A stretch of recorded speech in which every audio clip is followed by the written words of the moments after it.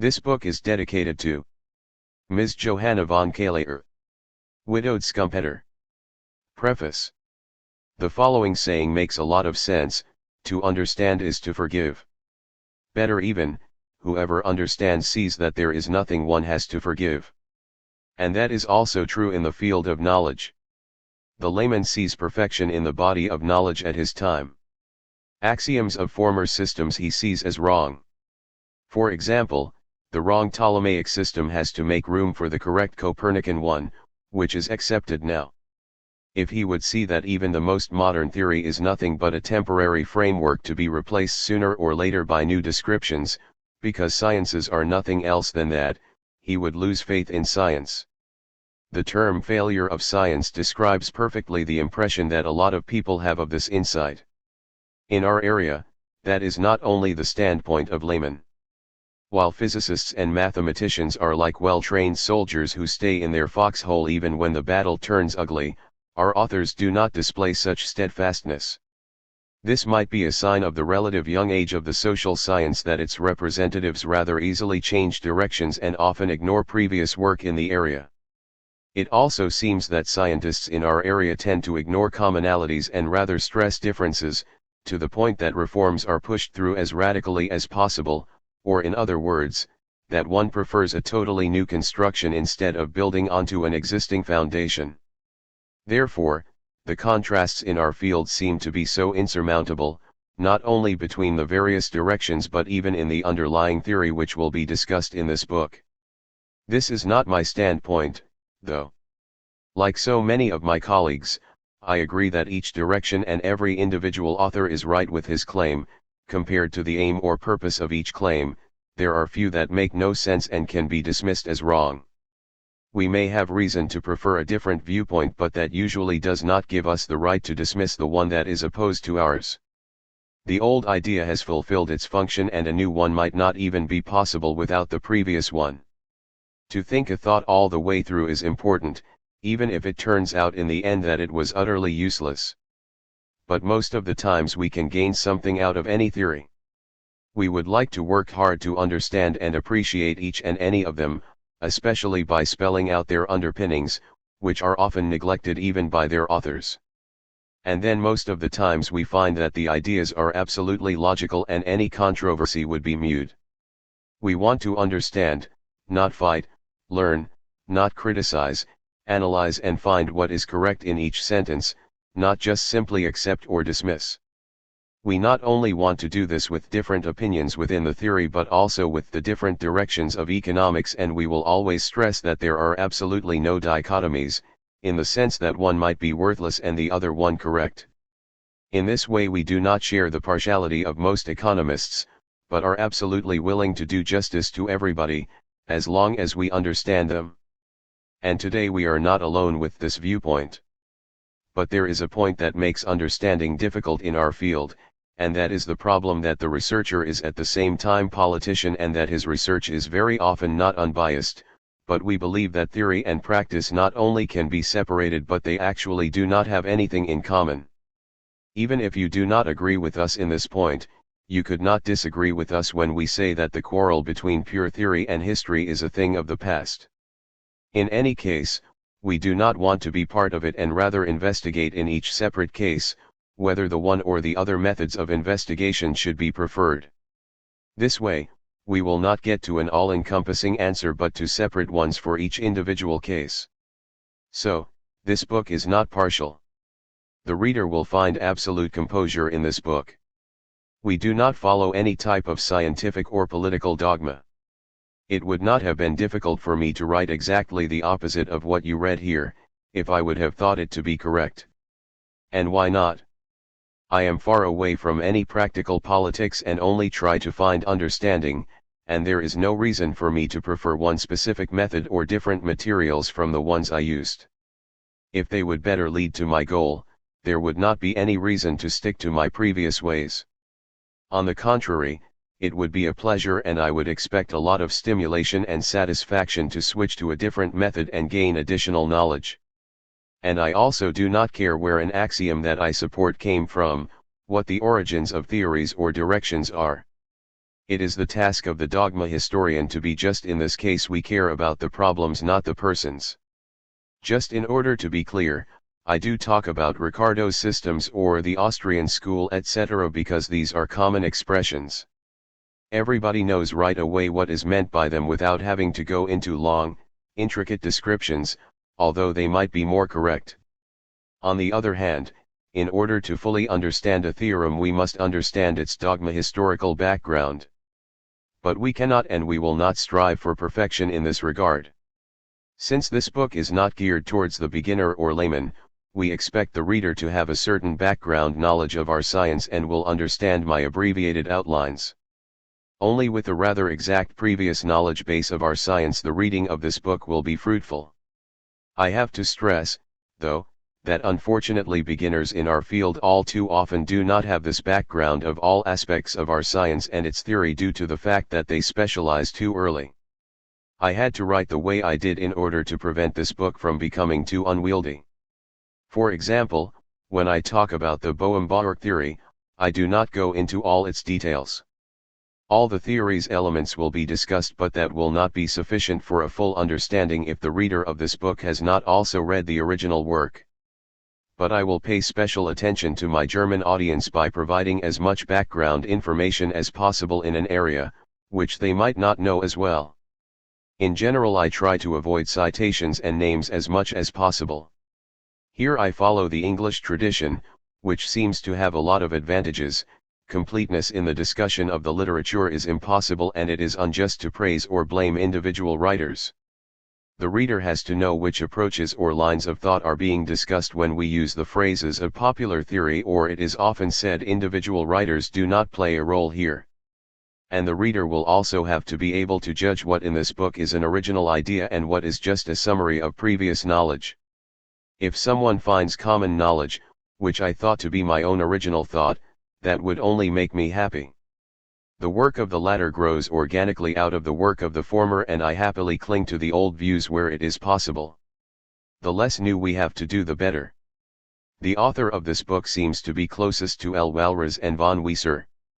Although you will not find many names mentioned in this book, it nevertheless contains most ideas of the current science of theoretical economics, and it therefore gives a complete overview of our discipline.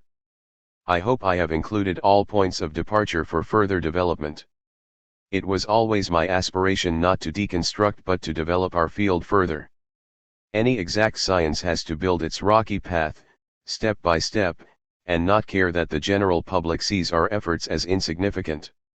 Unfortunately, that does not happen enough in our area. Often it seems every new book wants to found a new economy. That will improve with the maturation of our discipline. We want to remember and appreciate all the previous work in our field, but also not deny that there is a lot more left to do. The number of basic thoughts is small, quite a few, but not all yet are complete. But still, the reader might not find full satisfaction in this book. Some points, which we think are especially important or previously not addressed well enough, we discuss in depth, but others we only touch upon briefly. What we see as having been discussed thoroughly in the past, even if it is very important, we might not cover at all. Please, dear reader, remember that this book is neither a textbook nor a systematic work that sees it as its task to cover all aspects of our discipline in equal depth. What is being offered here is supposed to add to the existing knowledge, not repeat what already has been done.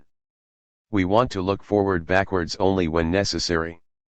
Furthermore, we are not very interested in the theorems as such, but more in their nature and their place in the system of our science. We use important practical questions just as examples for the types and findings of our thinking processes. So, we probably will sometimes stop our discussion at a point where it will become interesting to some readers, and in those places our incompleteness will become apparent. But it lies in the nature of this cause that only few questions can be discussed in depth. I still do not think that anybody who bothers to read this book will accuse us of superficiality or a lack of knowledge in our area. The topic of our discussion is just a very narrow area of the social sciences, which allows for a very exact discussion. It may be that just the term exact economics will make some readers shudder. Those of you who do not like exact disciplines, please put down this book without reading it. I would not want to blame anybody for it. And those of you who are of the opinion that we cannot deduct answers to practical questions, you are right. Some things are important for the practitioner, others are important for the theorist. The classic system of national economics lies in shambles. Nevertheless, it is still seen by some as the economics. Many authors turned their backs on it and instead dedicated their work to other areas, which do not have much in common, neither methodologically or content-wise. In addition, a new theory was developed, based on different basic assumptions and different goals. That looks confusing, even chaotic. What is the relationship between the theory and the other directions, and what is the relationship between the old and the new theory? And what can we expect from these relationships? And in general, what now? Are there paths that lead forward, and where are they? All this has been discussed in detail, but the picture has not gotten any clearer, although an answer starts to shine through. We got to this point through basic, general, and a priori argumentation, often from outside from our field, but never going into details. The discussion looked more like a political fight, slogans used by partisan supporters instead of calm analysis piled up many misunderstandings, which will be hard to get rid of. Although advanced researchers are beyond this bickering over methods, we can say without exaggeration that many economists are utterly confused by these questions and do not know where to go from here. Every one of them can say where he stands and defend his stance with commonplace arguments, but they cannot say anything about the basics, about national economics in general, about its problems, its nature, meaning, and future. Unfortunately, all these areas are shrouded in a fog, and not only for people at the fringes of our field. We want to try to find answers here. But not with common argumentation, which would not be wrong but would lead nowhere, not through a dialectic approach that proves everything and nothing, but rather through our work. We always will try to clarify each of our theorems, its value, and its nature. Thus, we will develop something like a cognition theory of economics, or at least try to move into that direction. I am convinced that only this way we can solve all problems, not through common argumentation. Up to now, every economist has started his analysis with a priori axioms about the nature of economic activities or human activities, and then deduced assertions for this or that method. That cannot lead to any results. The sentence "everything that happens is subject to causality, therefore exact laws have to be possible in the area of economics" does not prove anything. Aside from the fact that the modern theory of cognition would reject it, the question still is whether the causal connections are simple enough to allow for axioms of a sufficient interest. And that's what is important. On the other hand, a sentence such as "laws like we have them in the natural sciences cannot be used in the humanities" is also worthless. Again, besides the question whether and in what sense it is correct, it does not exclude the existence of regularities, which can be described exactly. And whether they really exist can only be shown by the analysis of individual problems. That leads us to a second point that often is neglected. General methodological books often do not deal with concrete problems, they discuss common assertions. Often they show a lack of knowledge of details of the theory, and that is not only true for the works of Wundt and Siegwart but also of trained economists. Even the field of economics is staked out through general reflection. And even methodological discussions in prefaces of books that deal with concrete problems show this dilemma.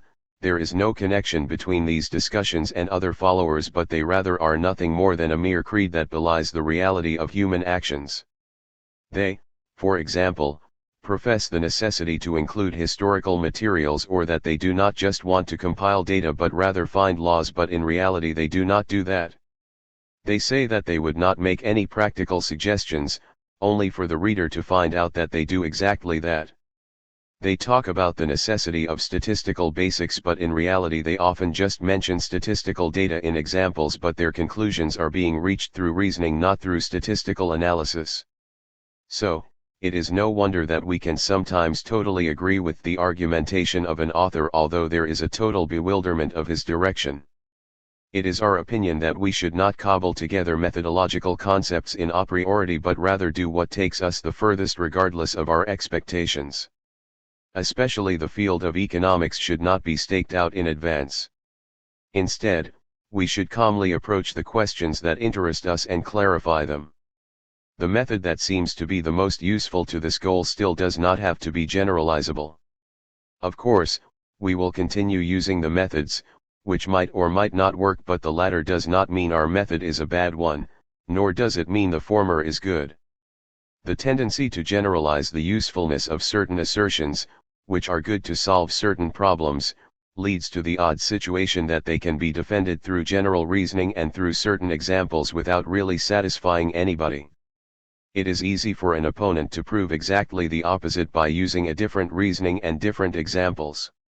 And since both look at those aspects close to their heart, they will not be able to agree on anything. Each of them is totally convinced that he is right, and can actually prove it, but the beginner in the field cannot get a grasp of anything. These words summarize the whole history of the method dispute. It is not our goal to find generalizable axioms.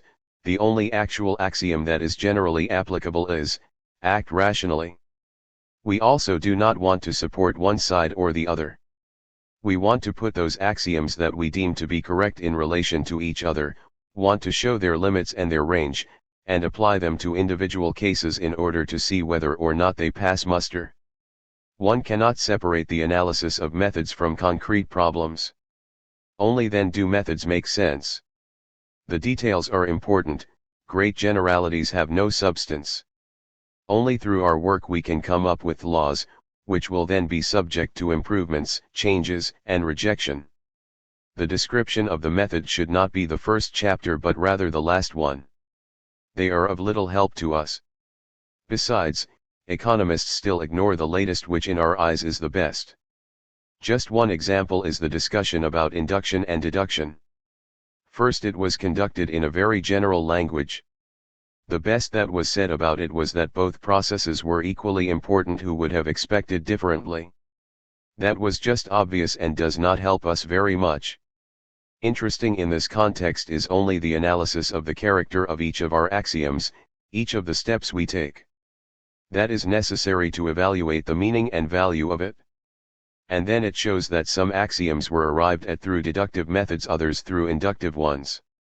Each path, if based solely on one or the other method, had to be dissatisfying. When the field of pure economics was defined as deductive, the field was not treated fairly. While some of these attacks are not totally baseless, they went way too far. The controversies within the pure theory are quite similar. One example is the so-called value controversy. At first, people operated with the terms false and true instead of useful and not useful. That the sun rises is not false and does not contradict the axiom that that phenomenon is caused by the movement of the earth. Both axioms are descriptions of the same process and are in themselves both true and false. Towards some goals the one is more practical, for other goals the other one is, that is all. We then will not even try to have a general discussion about value or cost hypothesis. Instead, we will indicate why in the one case we use the one and the other one in a different case if we do not use both. This, let me call it, pragmatic approach has not been used up to now. It allows our findings to be much more precise as if we would try to be very general. In addition, the controversy loses a lot of its edginess, it dissolves automatically, and it will become clear that justice and injustice can be found on both sides. This approach to our problems might seem a little odd. But it is in line with the modern cognitive theory, which has grown out of practical work of the exact natural sciences. We do not want to go into more detail, because we want to avoid being perceived as biased. Our comments should be seen as natural and impartial, as they were written unaffected by any axioms. Just in case that some of my comments or phrases will be seen as partial, I would like to note that I am not alone with my view of the cognition theory. I am prepared to take criticism for my comments on the value hypothesis and some related questions. I still believe that my approach is the only one that can expose the nature of the economic theory. And it should not be sacrificed for a more popular approach. In this context, I also want to mention that I do avoid the terms cause and effect but rather use the more poignant functional concept. We cannot go into a more detailed discussion at this point about how important it is, how it can add to the clarity and purity of reasoning. But I believe that it is especially important for exact economics to use rigorous correctness, even if the writing becomes dry and lifeless. For people in our field it is much more important than for people in those disciplines, which already have achieved a certain level of clarity in their foundations and reliability in solving concrete problems. Clarity in the foundations and reliability in the solving of specific problems, that is what we are striving for, something for which we admire the exact sciences, and to which we want to contribute. There are many stumbling blocks in our path before we can even tackle the real problems in our science, and all the discussions we have already had have not been able to push them aside completely. Our task is not so much to find new ways to solve problems but more to prove that it is possible to navigate around them and not get stranded. The questions of telos and causa cannot be solved in the framework of an exact discipline, they can just be neutralized, so to speak. One can show that they do not barricade our path, and that is the same with many other similar difficulties. It would be unnecessary to quarrel whether economics is a life science, as it is often described, and therefore closer to biology as, for example, mechanics, if one can show it is utterly irrelevant for our results. And such comments have made a big impression on a lot of people and shaken their trust in our discipline. There are a lot of such slogans, and all contributions to a cognitive theory of our science are full of them. We finally have to respond with precision to the question what of that is actually true and which implication they have. And this response to many important points will come out of this book. We want to work out what we should think of today's pure economics, what its nature is, what its methods and findings, and where we should go from here. We want to show its limitations and weaknesses, and we want to show to the reader how the latter can be improved. Even in this point people are too rigorous, either one thinks the existing is perfect and does not need any further development, or one rejects it totally. Both are equally superficial and convenient. Looking at individual cases, though, we see that neither of these two opinions is totally correct, but rather each has elements of the truth.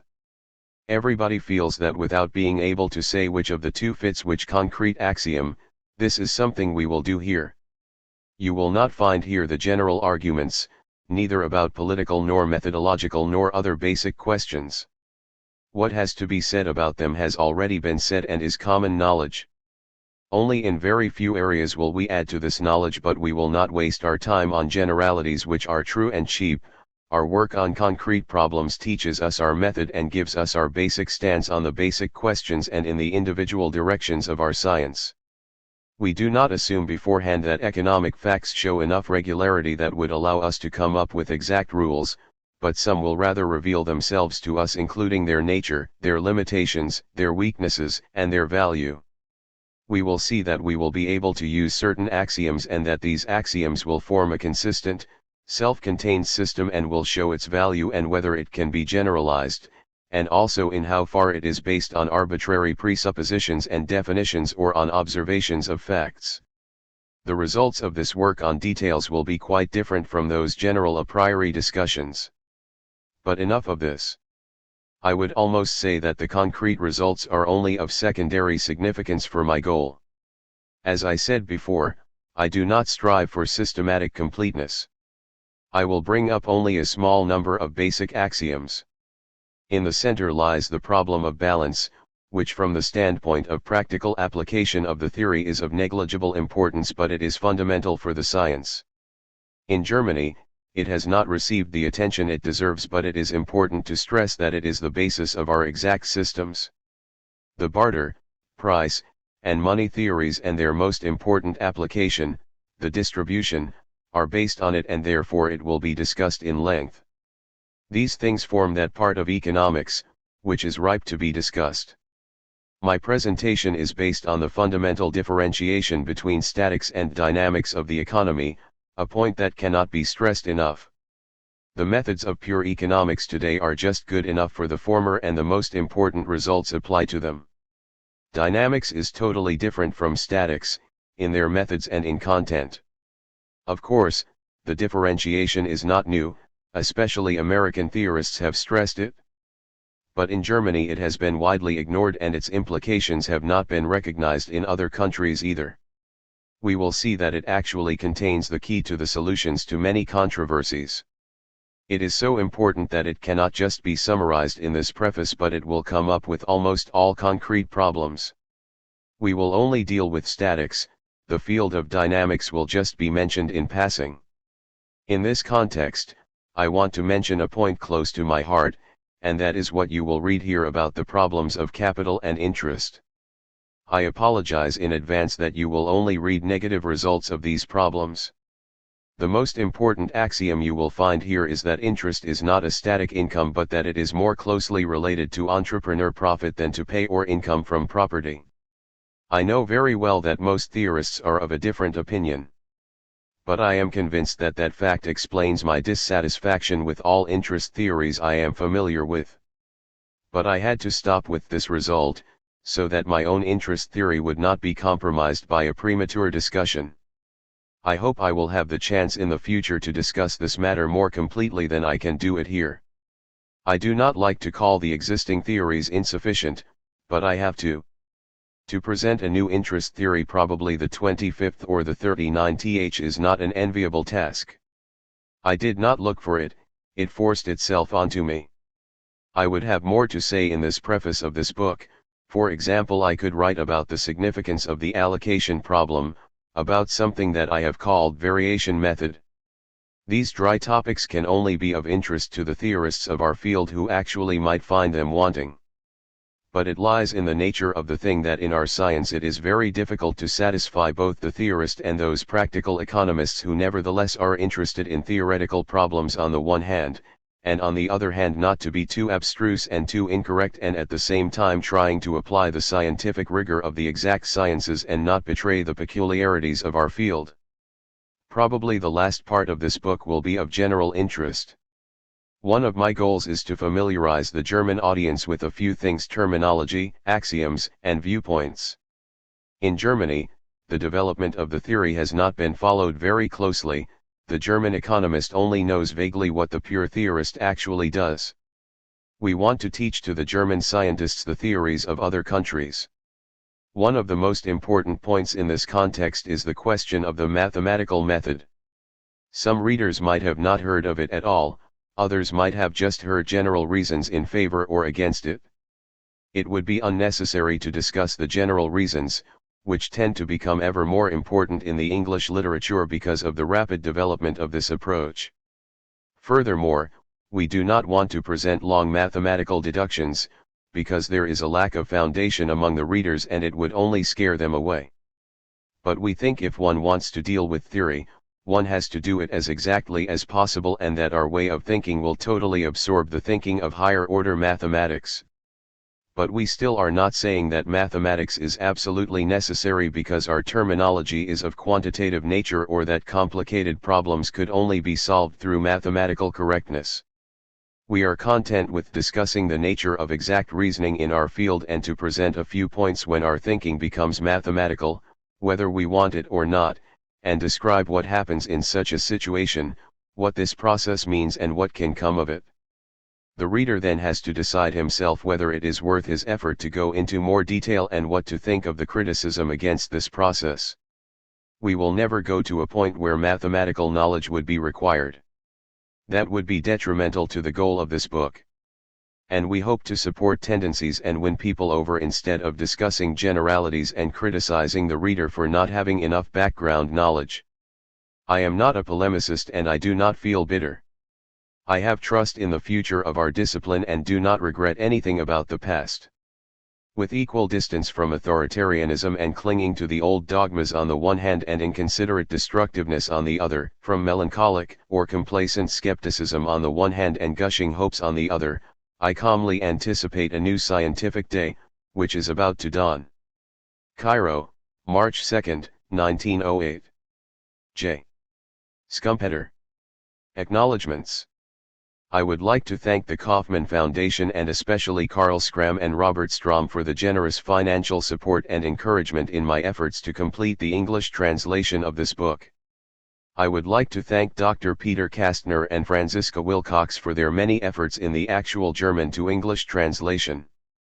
Also, I would most importantly like to thank my mentor, Professor J. Ron Stanfield, for continuing to encourage me to read the works of Joseph A. Schumpeter during and after my doctoral studies. Introduction to the English edition. At the young age of 25, Joseph A. Schumpeter published his first book in 1908, The Nature and Essence of Economic Theory. Published in German, this book is little known and has not been acknowledged as a major accomplishment in that era in the field of economics. Given the detail, complexity, and depth of this text, such an undertaking would not be attempted today by any but the most seasoned professional. Yet Schumpeter, in this book, undertook the overwhelming task of producing a coherent, formal, and complete analysis of market capitalism. At this early age, Schumpeter attempted to strongly differentiate between static and dynamic economic theory. An example of this dynamic analysis includes his attempt to show innovation as an ongoing integral part of economics and place the entrepreneur at the center of market capitalism. This book set the stage for his myriad of later works. More importantly, most of his contributions, including his work on entrepreneurship and innovation as well as his concept of creative destruction, can be traced to this original text. Entrepreneurship and its activity, innovation in the form of new products and new production methods, according to this first Schumpeter book, would disturb the conditions of static economics and could only be fully understood and analyzed through the development of dynamic economic reasoning. Schumpeter's work on general equilibrium analysis expands much of the early works of Leon Walras and is combined with his studies at the University of Vienna. In addition, through his travels to England and his personal discussions with Alfred Marshall, Schumpeter built his analysis on the base of classical and neoclassical economics but expanded his views with the incorporation of a vast array of works from economists and sociologists from the 1700s as well as the 1800s. These formulations in the book, comparing, contrasting and at times refuting a wide variety of economic and social thought from over a century ago, makes this original text from Schumpeter a most compelling read for professionals from a wide variety of fields. As economists, sociologists, social scientists, and other professionals look for solutions to the many social and economic problems facing society today, they are increasingly drawn back to the classical writers to search for forgotten or missed ideas from the past. One such source would appear to be Joseph A. Schumpeter's first text written in 1908. Since this book was originally published in German, this is the first opportunity for professionals to explore the original Schumpeter in the English language. This was Schumpeter's first attempt at a complete, comprehensive, integrated analysis of how economics becomes part of the social, political, and institutional structure of a nation. Schumpeter forms the foundations for much of his extensive social and economic thought in this first work. His later analysis of how society accomplishes economic growth, material advancement, and income and wealth distribution and redistribution find their origins in this book. Schumpeter may be most recognized for his concept of creative destruction, and although the phrase is not used in his original book, the groundwork and conceptual frameworks for this concept is developed in this 1908 text. As he attempts to develop a comprehensive general equilibrium analysis, he integrates much of the classical and neoclassical economic thought of that era. The book is at times tedious with lengthy and complex discussions and developments, but remains an important contribution to the early attempts at understanding the discipline of economics and its relevance to society. He attempts to add to and further develop the works of economists such as Marshall, Pareto, Walras, and many others. In this process, he attempts to explain the many facets of economic analysis, including moral, ethical, scientific, and theoretical, as well as delineate the differences in each area. For example, he explains that entrepreneurial wage has social justification and therefore is not part of scientific theory in the economic sense. Schumpeter viewed market capitalism as one of the few social structures that allowed social advancement through increases in income and wealth. He explained that while systems such as the aristocratic or the caste structure prohibits such advancement, market capitalism offered both economic as well as social advancement. Part of this upward mobility was defined by Schumpeter to be the result of the entrepreneurial efforts of members of society. Schumpeter proposed the concept that the negligence and complacency of the economically and socially powerful would allow an opportunity for the entrepreneur to profit and redirect income away from the more elite in society. He stated that this upper class did not want change, but the less advantaged were often, if not always, looking for entrepreneurial opportunity to better themselves. These opportunities would offer economic advancement first, and then, because of the individual freedoms of market capitalism, social advancement would follow. The book is divided into 5 sections covering the methods and theoretical foundations of economic analysis. Schumpeter starts the book with a lengthy analysis of value and prices. Schumpeter writes the text in a style that constantly refers to previous explanations or suggests that a more complete discussion will occur later in the book. At times this proves quite difficult for the reader, but this style was quite common 100 years ago. The second section develops the concept of equilibrium, and Schumpeter states that this concept is essential for economic theory. The third section focuses on production and distribution and includes an analysis of rent, wage, and profit theories. Schumpeter goes to great length here to discuss and contrast static and dynamic economic analysis. The fourth section discusses the analysis of comparative statics. The fifth section attempts a long discussion of examples and methods to analyze the concepts set forth in the first 4 sections. Parts of this last section review and repeat earlier parts of the book. At the end of the book, in this last section, Schumpeter explains through many different examples how dynamic interactions between society, institutions, and government actions such as taxation work to bring about social as well as economic change continuously alters society. These interactions and the results are reasons that Schumpeter argues that economics is and must be a dynamic analysis, and therefore cannot be fully explained with the static models of classical and neoclassical economics. According to Schumpeter, this process of dynamic interaction is an integral part of income and wealth creation as well as income and wealth distribution and redistribution.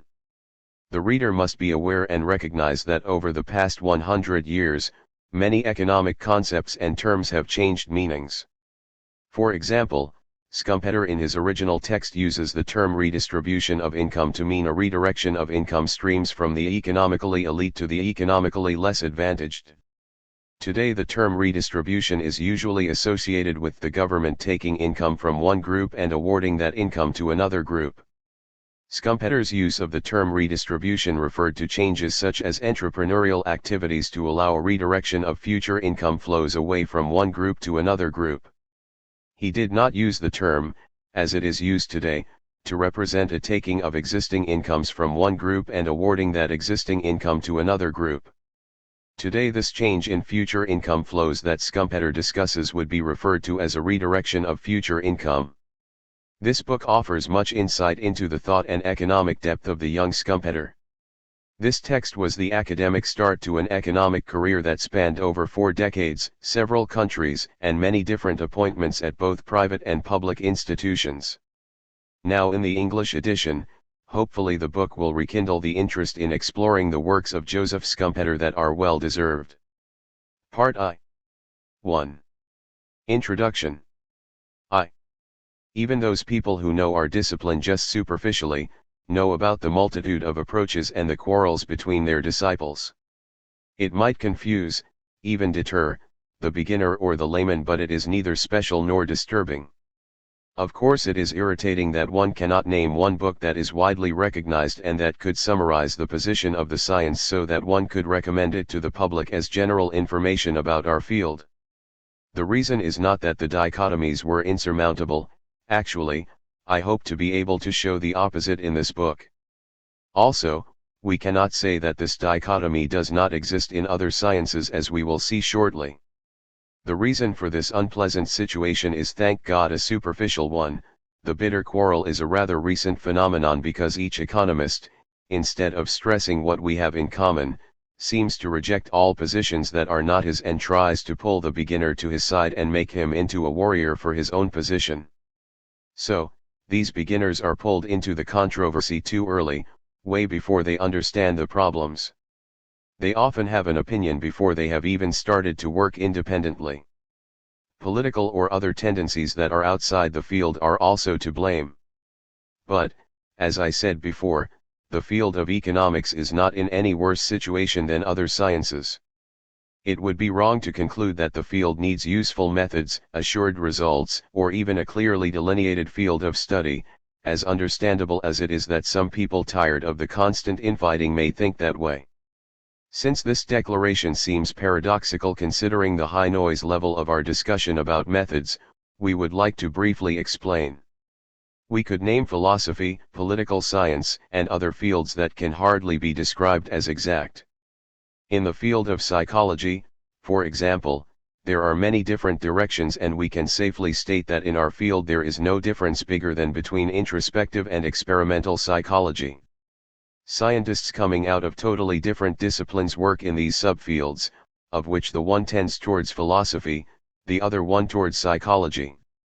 Methods and findings of these two are hardly related, and psychologists spend at least as much energy on the defense of their basic viewpoints as economists do. In the field of logic it is not any different. There are worlds between categorical and modern, and these two areas have not been found together. But please do not confuse this dichotomy with controversies about single problems, not a single question but rather whole approaches, whole systems with all their basic assumptions are at stake here. It is even more significant that we also find this phenomenon in the exact sciences, which the laymen see as the quintessence of certainty and unity. The best example is chemistry. The exact and the experimental are represented by different people, and they have little in common concerning their methods and their goals. They go their separate ways and only meet to quarrel. And the same is true for the most exact of them all, the mechanics. That is especially peculiar since all the workers in this old traditional field have a remarkably similar training, career path, and opinions phenomena in their field. In addition, they pretty much agree on all concrete findings. But all of this still cannot create unity when it comes to methods and basic principles. Not only is the difference between classic and modern mechanics considerable, which is the natural result of scientific development, but there are also clearly distinct parties within modern mechanics that fight about more or less everything, the complete interpretation of nature and the values of the discipline. And as in our field, the practitioners do not seem to be interested in anything but what is of practical interest. Scanning the battlefield, it becomes apparent that today the foundation of this proud building is shaken and that there is a general feeling of dissatisfaction. Doesn't this show us that all sciences go through these quarrels, not just economics, that all systems have to make room for new ideas? And wouldn't it be wrong to be in despair over the fall of classic economics? One could actually interpret it as a sign of its capacity for development. One could reply that the discussion about methods in our field is characterized by such a high level of intolerance towards the viewpoint of the opponent, that people do not even know their approaches and findings. But that is the case everywhere. The introspective psychologist feels misunderstood by the experimental, and the latter is inclined to deny the former any right to his way of thinking. The mathematical and exact chemist often disdains the experimental one, and the latter, as I have experienced, sometimes does not even know the first one exists or what he does. And today the field of mechanics is in a similar situation, and even pure mathematics suffers from it. We actually should not be too surprised, since not only is the knowledge so vast but the methods also so varied that only a few people have a handle on one whole discipline with all its subfields.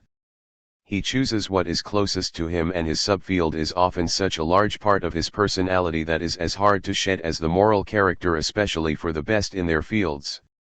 The result is often the incapability to compromise. But compromises are a necessary result of scientific development, and fighting them is as futile as trying to unify the world religions. So, we do not take the inner strife of economics too seriously. We are pretty sure that the state of our field today will not lead to a destruction of our discipline in the future. We are supported in this by the observation that things have turned around recently and that a healthy communis opinio is developing. At least, that is a result of our discussion. On the other hand, we cannot and we do not want to deny that the situation is not completely satisfactory and that we will state here what we think the reason is. Let me take the fight between the representatives of the abstract theory and of the historical school. Usually, both are right in their general assertions. But we do not look at their limitation that they often deal with different problems.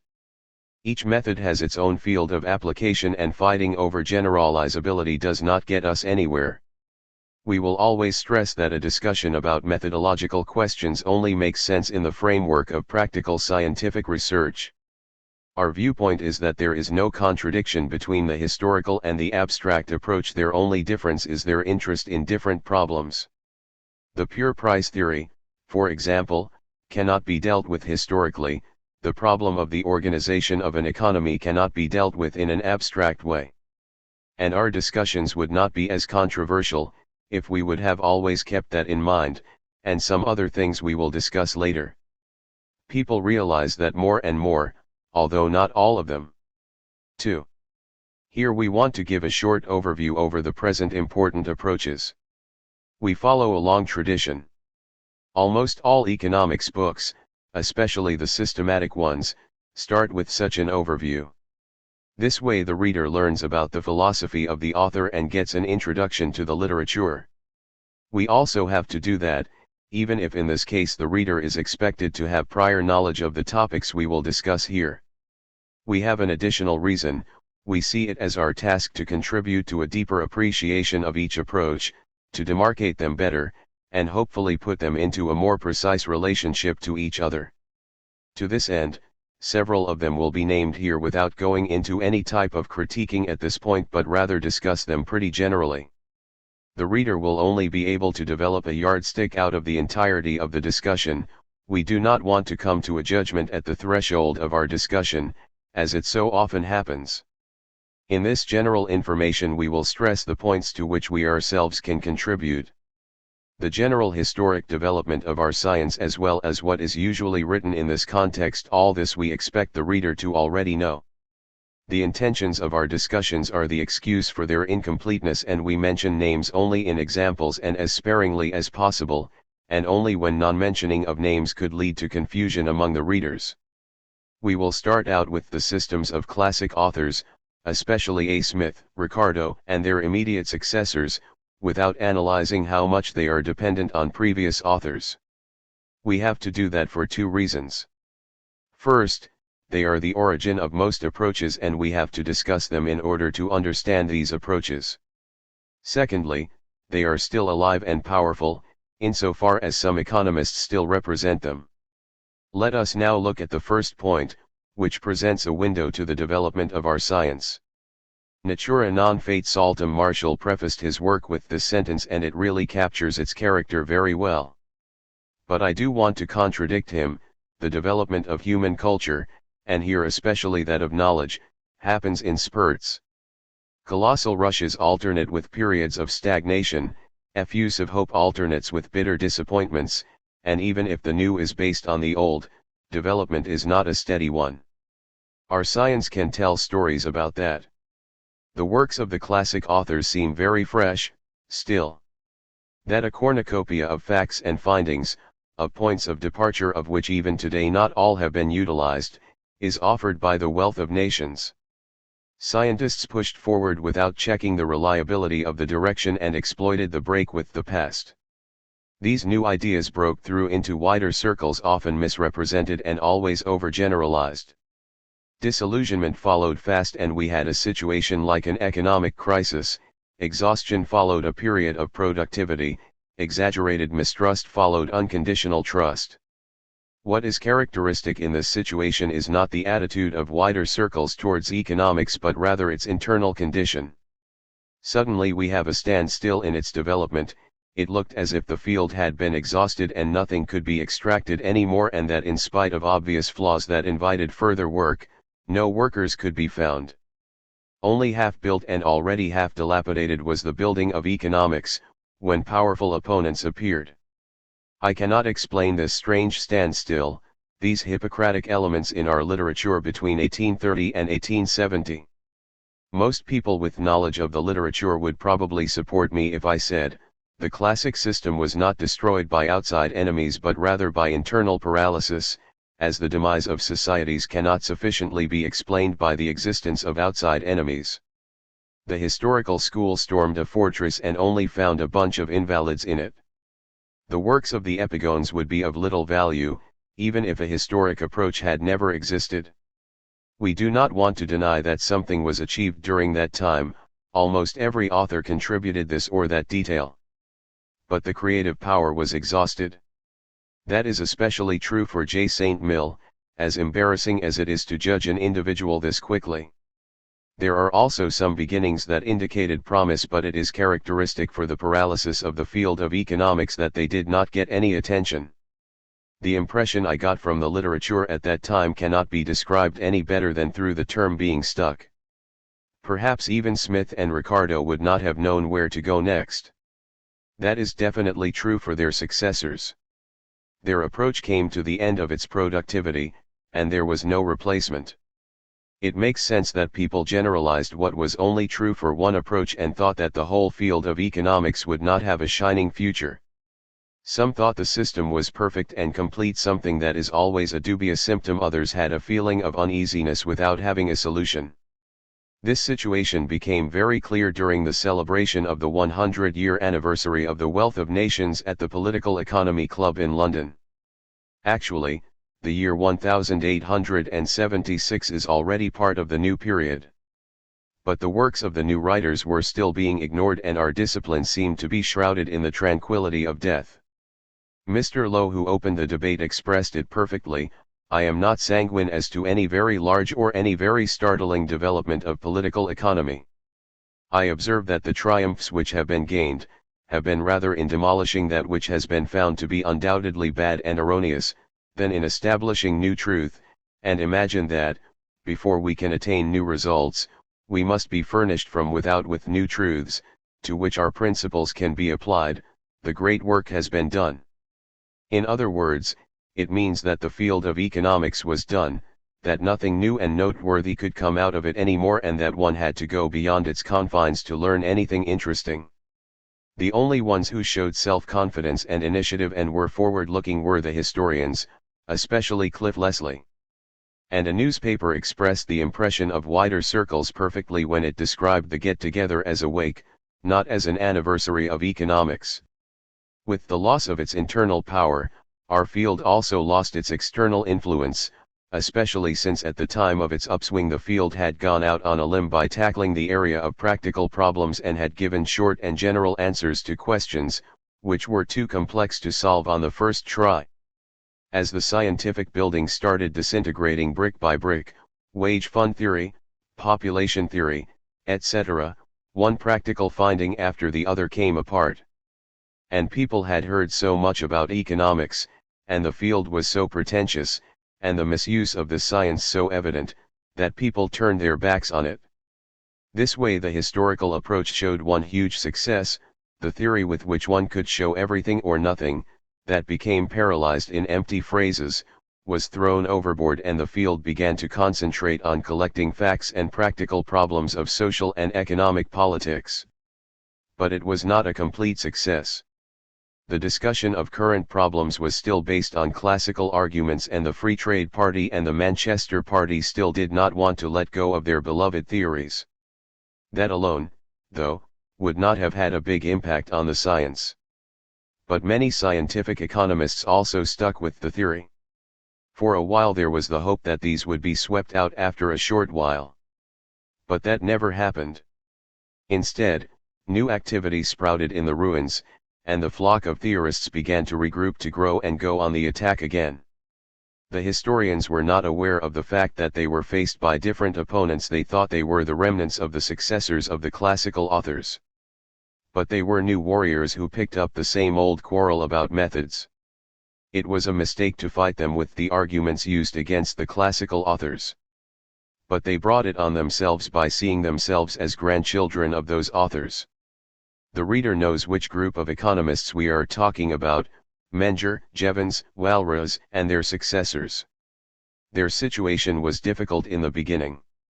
The period of being ignored was followed by being attacked and of many misunderstandings.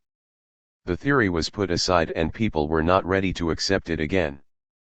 But the new approach weathered the storm, made progress, and today we can say we are on a theoretical upswing. The classical system did not benefit, though quite the contrary, it suffered another attack, which totally shook it. In order to fully understand this, we have to be clear on the nature and content of what we call the classic system. The first thing that is striking when one reads the classic literature in my mind is the fact that it consists of many different elements. It is astounding that this fact has basically been ignored, and we think the reason for that lack of results of the methodological discussion is the fact that these different elements were not sufficiently isolated and arguments that fit just one of them were overgeneralized. The heritage of the classical literature consists of a scientific part and a political one. I do not think we go too far when saying that the big success and the devastating defeat of the classical system can be explained by the latter rather than the former. The attack of the historical and the newer socio-political approaches were directed against free laissez-faire trade, the victorious catchwords during the first half of the 19th century, and against practical extremes of other theories. These circles had no interest in the real economic theory. Still, it was expected that this theory would fall if faced with those practical assertions and postulates. Those are not necessarily consequences of the pure scientific classical literature and can be separated from them. It is not difficult to prove that, for example, it is easy to see that the theoretical content in Ricardo's chapter on wage does not necessarily lead to what the author calls poor laws. If one rejects the latter, the former can still be true. And we are only interested in the scientific heritage of the classical authors. But even that is not completely homogeneous. Yes, economics is its most important and most valuable part. But it also contains philosophies about the topic of individualism and collectivism, about the motives of people's actions, etc. That all that does not have anything to do with economics, we will show later. We can and have to admit that the attacks were legitimate in this point, too. But that is all. The pure economics of the classical authors, as paradoxical as it sounds, remained almost untouched. Attackers did not even get through to it and only charged it in general, in connection with everything around it. We can still observe this phenomenon in today's discussion. It was the representatives of the new theory who investigated the classic economics. Did they destroy it and put something new in its place? That is a question that is being answered in many different ways. We do not want to solve it here. The following discussions in their entirety will give an answer, but we do not want to hide our opinion. Yes, the system of the modern theory is mostly new, and even those findings that concur with those of the classic system have been derived through a different method. Of course, we are indebted to the classical authors for the terminology and thought processes. Sure, without the old one the new theory would not be possible, but the former has become obsolete as the older literature in every other science. I regard this as very natural and is of equal distance to all extreme opinions we hear so often. The preceding discussion builds the basis for a brief description of today's parties in our discipline. We already saw, and will see again soon, that we can trace back almost all directions of our field to the classical authors as their take-off point. It does not matter whether one followed their orbits and tried to substitute what was dismissed, whether adored or attacked, one always started with them. One might be inclined to deny that. Each new direction tries to stand on its own feet and denies the impudence within older works, but it still exists. The historical school started from a criticism of classical findings. The classical authors provided its terminology, its systematic representation, and one finds classical thinking in this direction's work whether it was uttered consciously or subconsciously. And that is, of course, even more true for the new theories. So, we can see a clear development of our discipline, even if it has not been a straight, constant, and calm one. Like the branches of a river delta, the individual directions came from a common source and are closely related. One often hears that especially the German economists have lost contact with the classical authors. That is not true for the theory. As far as theory is being discussed in Germany, the classical authors are being stressed. but they are also very active outside the pure theory discussions quietly but profoundly. The economist who in his introduction discusses the different directions of economics, usually differentiates the pure theory which he, depending on his viewpoint, calls exact, speculative, or deductive, then especially history of economics and description of economics, and tries to characterize them with some general remarks. That is not sufficient because there are so many differences within the theory that a general judgment can only be made in very general terms. We therefore want to keep the different groups separate.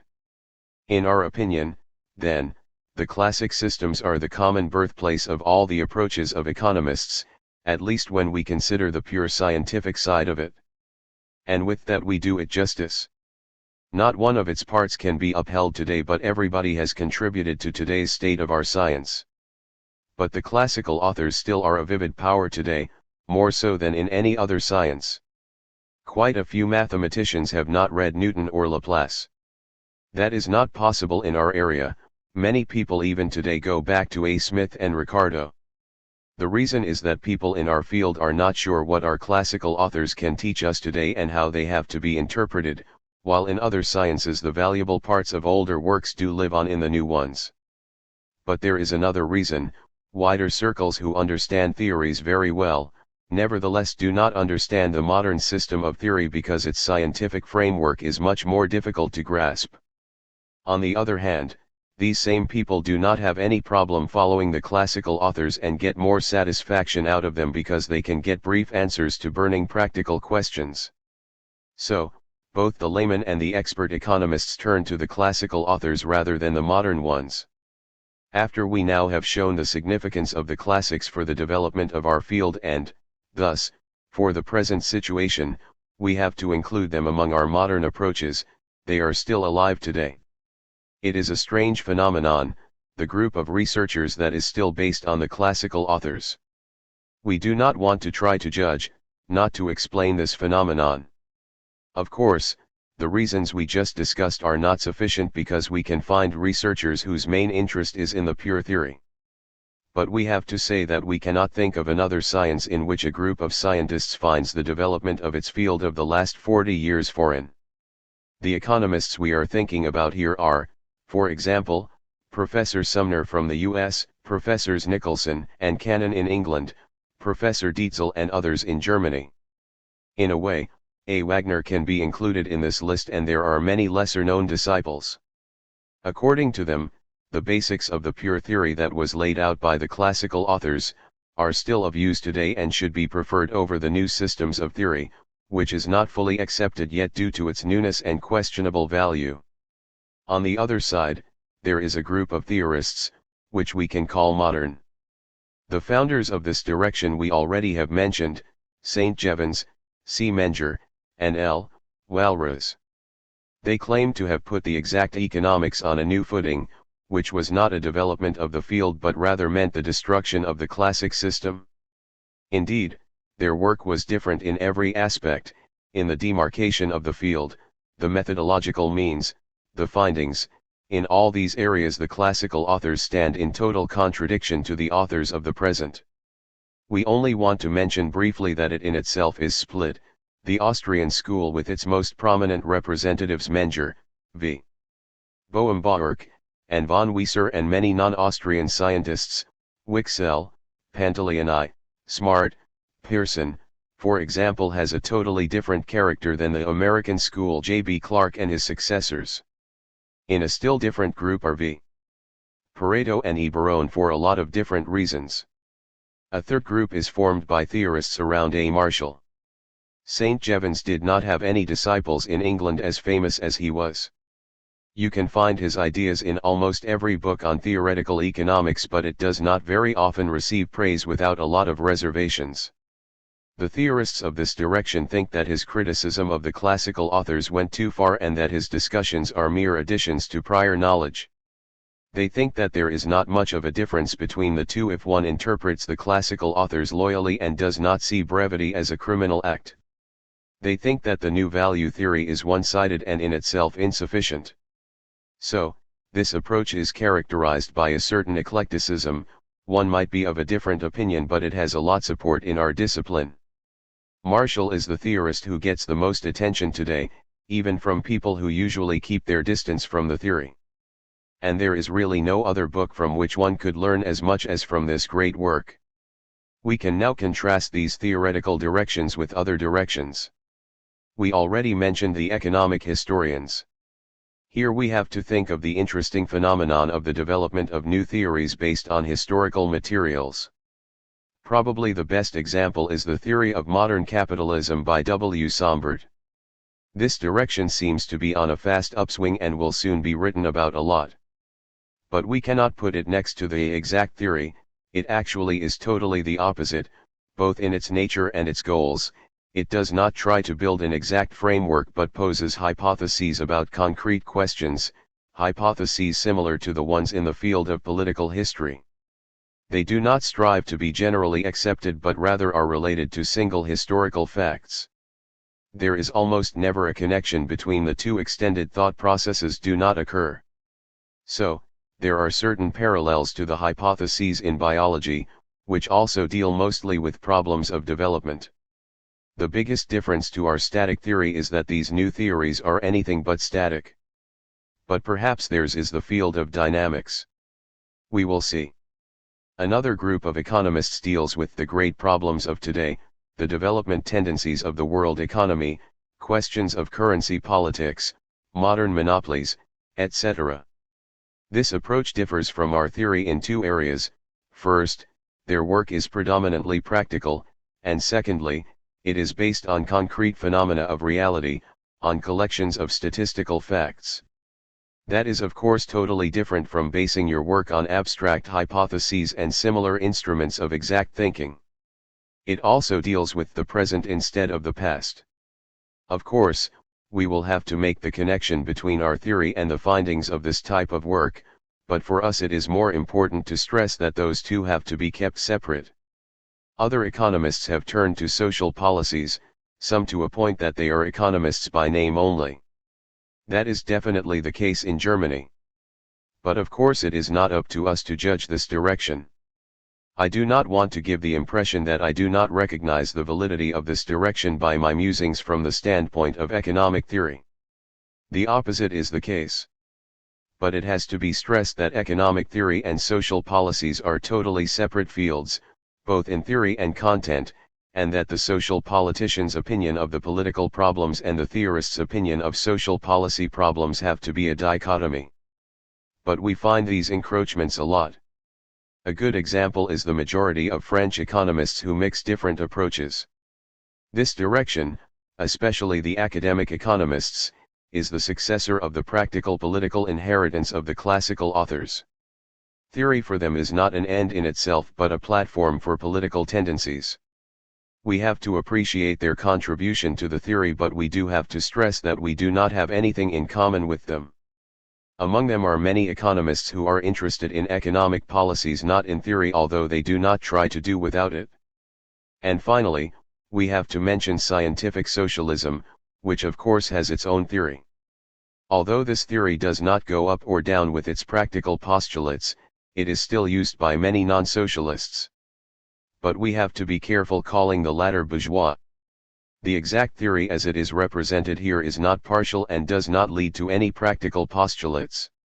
Very often, we find attacks against socialism in many theoretical works on the present distribution of production profit. It actually has to, since its theory proves that free competition leads to profit maximization. We do not want to analyze this here. Not because we would be against socialism but because of theoretical reasons that do not have practical meaning. This is all we have to say here. This book is purely theoretical. It tries to dissect as exactly as possible the basis, the methods, and the main findings of pure economics in order to gauge its nature, its value, and its potential for further development. This should be enough for an introduction. More remarks about the relationships of our narrow field will be found further into the book, especially in the second part and towards the end of the book.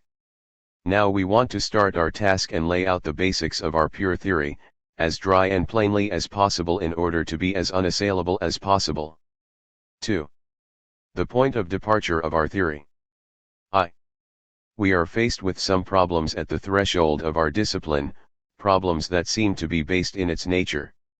Every discussion of economics starts out with many undoubtedly highly interesting and highly important problems. The motives for human activities, the fluctuating forces of society, the reasons for economic activities, etc. Scientists think they have to discuss all of this and much more before they can start to tackle the real problems of our science. They force upon us ready-made opinions on topics such as the types of human needs, how they can be explained and then satisfied, and how these different types should be evaluated. And everything that follows in their work seems to rise or fall with their opinions. Mostly they are general axioms, presented in a very authoritarian tone.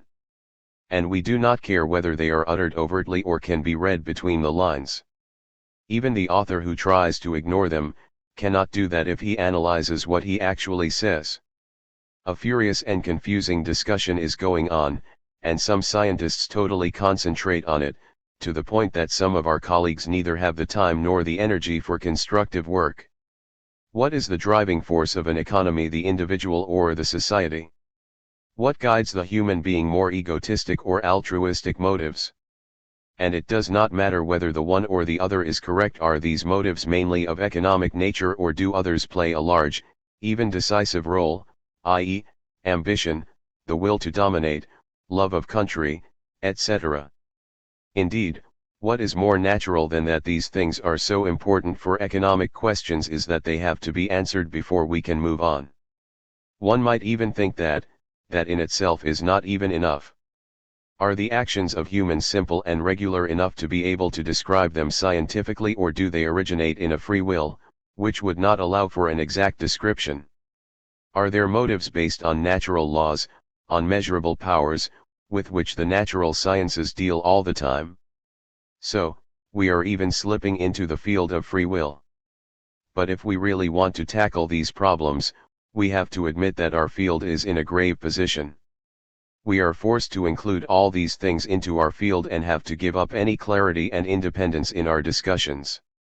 We would give up clarity because the indicated problems exclude clear and precise solutions. Partly, they are in the area of metaphysics, and this fact excludes any type of real exactness. Foggy metaphysics would shroud our discussions. And we would give up independence because some of those problems belong into other disciplines, like psychology, physiology, and biology. Since we are just dilettantes in these fields, we need constant help, and so we lose our independence. Indeed, in all these questions we are being attacked by enemies of our science. As a matter of fact, the sheer fact that we deal with these questions explain the mere existence of these enemies. We are embroiled in a quarrel that will not lead to any results, and it will only end when everybody involved in it will just get tired. And as long as not everything is on the table, we will not come to an understanding, and people will not develop trust in our discipline. But do we really have to wait until mankind has answered all these questions? In this case we would have to give up economics altogether, because we will never run out of questions. So the question has to be posed, whether we really have to solve all problems, whether we have to blow up all hurdles instead of trying to navigate around them. Other disciplines do it, too. If the field of mechanics wanted to answer the question what power, movement, and mass really are, the beautiful building that we admire today never would have been built. Wouldn't it be possible, then, in our field to also tackle problems without having to do all that groundwork that saps all our energy? When we look over the arsenal of our findings, we observe something that shows us the correct path. The discussions that have provided us with the most valuable findings in our discipline are virtually free of all these controversies. For example, the person who asks what the interest on capital is and what its laws are, does not really care whether economic or artistic interests have greater power over the economic subjects. The same is true for the money theory, and one could find many more examples. Questions like this should only play a role in introductions and very general discussions. In the real work environment, in the practical part of our science, they do not play a role. So, one can assume that they are a lot less important than it sometimes seems. This seems to be a path out of our quandary. So, let us use this path. We neither want to strive for new ways to solve problems nor do we want to produce ammunition for any of the quarreling parties. I have started on a different path, one that avoids fruitless controversies, a path that does not add anything to the popularity of our field but can be recommended to anybody who is serious about scientific work, and who prefers precision and cognitive correctness instead of unclear phrases and colorful generalities. It is the following: we look at a group of concrete findings, which are typically called pure economics, and ask ourselves how we can understand them with a minimum of background and axioms. We analyze which underpinnings we really have to know and use, and we refuse to comment on any problem unless it is necessary for our cause. In other words, we analyze which of them are necessary for our theory and, further, what economists want to do with them and what they do when they come up with these overgeneralizations. It is not important to us what these assertions generally mean or whether they are true, but rather what they mean to us and whether they are useful for each of our cases. It becomes clear right away that the whole thing becomes clearer because it is more limited. In addition, it takes away from the aggressiveness of our quarrels because we do not try to solve the problems in general but rather in very limited cases. We do not want to embellish the basis of our discussion but word it as boringly as possible. We want to say as little as possible about things that are not really part of our domain. Our introduction should be bland and formal but therefore as clear and correct as possible. It has to be purged of every word that is unnecessary for what follows. The less the reader has to digest the better. We especially will avoid getting too deep into questions that are not part of our domain and to try to explain our presuppositions. If we go into philosophical, sociological, physiological, and other underpinnings of certain phenomena, it appears that our discussions are dependent on their level of correctness, and thus could be refuted by philosophers, sociologists, physiologists, etc. I cannot stress enough that would be wrong. We would like to contribute to a critique of our science in order to show what the exact content of the wordy presuppositions is that we meet at the threshold of our science and that we are given when we ask about the foundation of theoretical economics. We gladly sacrifice the interest in our field for scientific rigor. We put dry assumptions which might not say anything interesting but there is no doubt about their sense in the place of the most beautiful philosophies. Everybody can embellish them the way they want. As long as he accepts them, we do not care what his reason might be. We will limit ourselves to a very small area because that allows us to control it. What is, then, the result of this form of proceeding? Does it do what it is supposed to? The reader might want to judge that for himself, but we want to mention in advance that we will accomplish what we wanted. In a quite surprising fashion, a whole bunch of controversies simply disappear. If one does not deal with them with general arguments but really analyzes what they really are about, one finds out that there really are no roadblocks but one can easily avoid them. All others, and I really think all of them, can be rewritten in such a way that the sticky points do not have to be touched upon at all and can therefore be neutralized.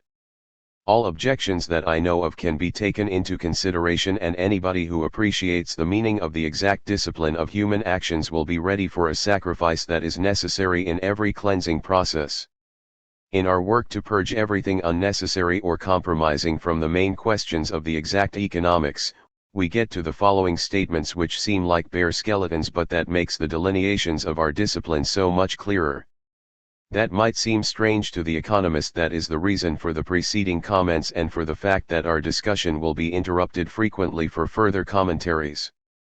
But everybody who is interested in the exact sciences will find in them well-known ideas. They will lead straight to the problems with which we will be dealing. 2. If we look at any economy, we will find that each subject owns a certain quantity of certain goods. At the basis of our discipline lies the realization that all these quantities, which we want to call economic quantities, are in a state of interdependency, in a way that if one of them gets changed, all of them change. That is a simple insight that is so obvious that it does not need any further explanation. We say that those quantities form the elements of a system. Even if they altogether are arbitrary and random, the individual ones in themselves cannot be random and independent. Now, if we find there is such a connection, that each quantity of one element or a few of them relates to only one other one, we call this system unequivocally determined. We call this state the state of equilibrium. The individual quantities in this state we call normal or natural. When given any state of an economy, it is our task to deduce those changes of the quantities, which will happen in the near future if nothing unforeseeable happens. We call this deduction explanation. We get there through a description of the interdependencies. We therefore define our task as the description of our system and its tendencies of movement. If that can be achieved unequivocally without having to use axioms of our field, then there is a self-contained economic discipline. Our descriptions are therefore economic laws, as long as they are of high significance. In their entirety, they comprise the discipline of the pure or theoretical economy. 3. Let us halt here to discuss what we just wrote, especially the advantages of our method. Above all, it allows us a precise definition of our topic, free of any type of vagueness. Of course, it can only be fully appreciated at the very end of our discussions. In general, it is a characteristic of a strictly scientific approach that the reader or the listener only learns during the discussion which direction the author is taking and why he chose the specific organizing principle. Although they can be found in the very beginning, the first sentences are always the result of later discussions of what is necessary in preliminary deliberations to understand what follows. Just looking at some definitions shows us what economists in the past did not do, but also how inadequate their definitions are.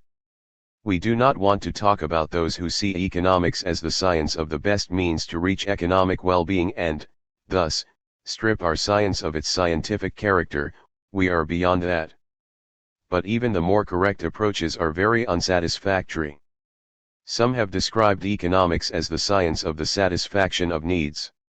The satisfaction of need is a question of physiology or, looked at from a different angle, a question of engineering or, from yet another viewpoint, a question of cultural history. Such a definition creates all kinds of expectations, which will be disappointed but not those which would be justified. This definition does not indicate at all the nature of the pure theory nor its concrete problems. In addition, it does not delineate the field either. And finally, it infuses a lot of problems and vagueness into our science by using the term satisfying needs. The definition of economics as the science of economic activities does not fare any better because that would necessitate a full explanation in our discipline, which means some information on the nature of human activities, especially the economic one, how economic ideas and habits can be explained, etc. Biology covers these problems.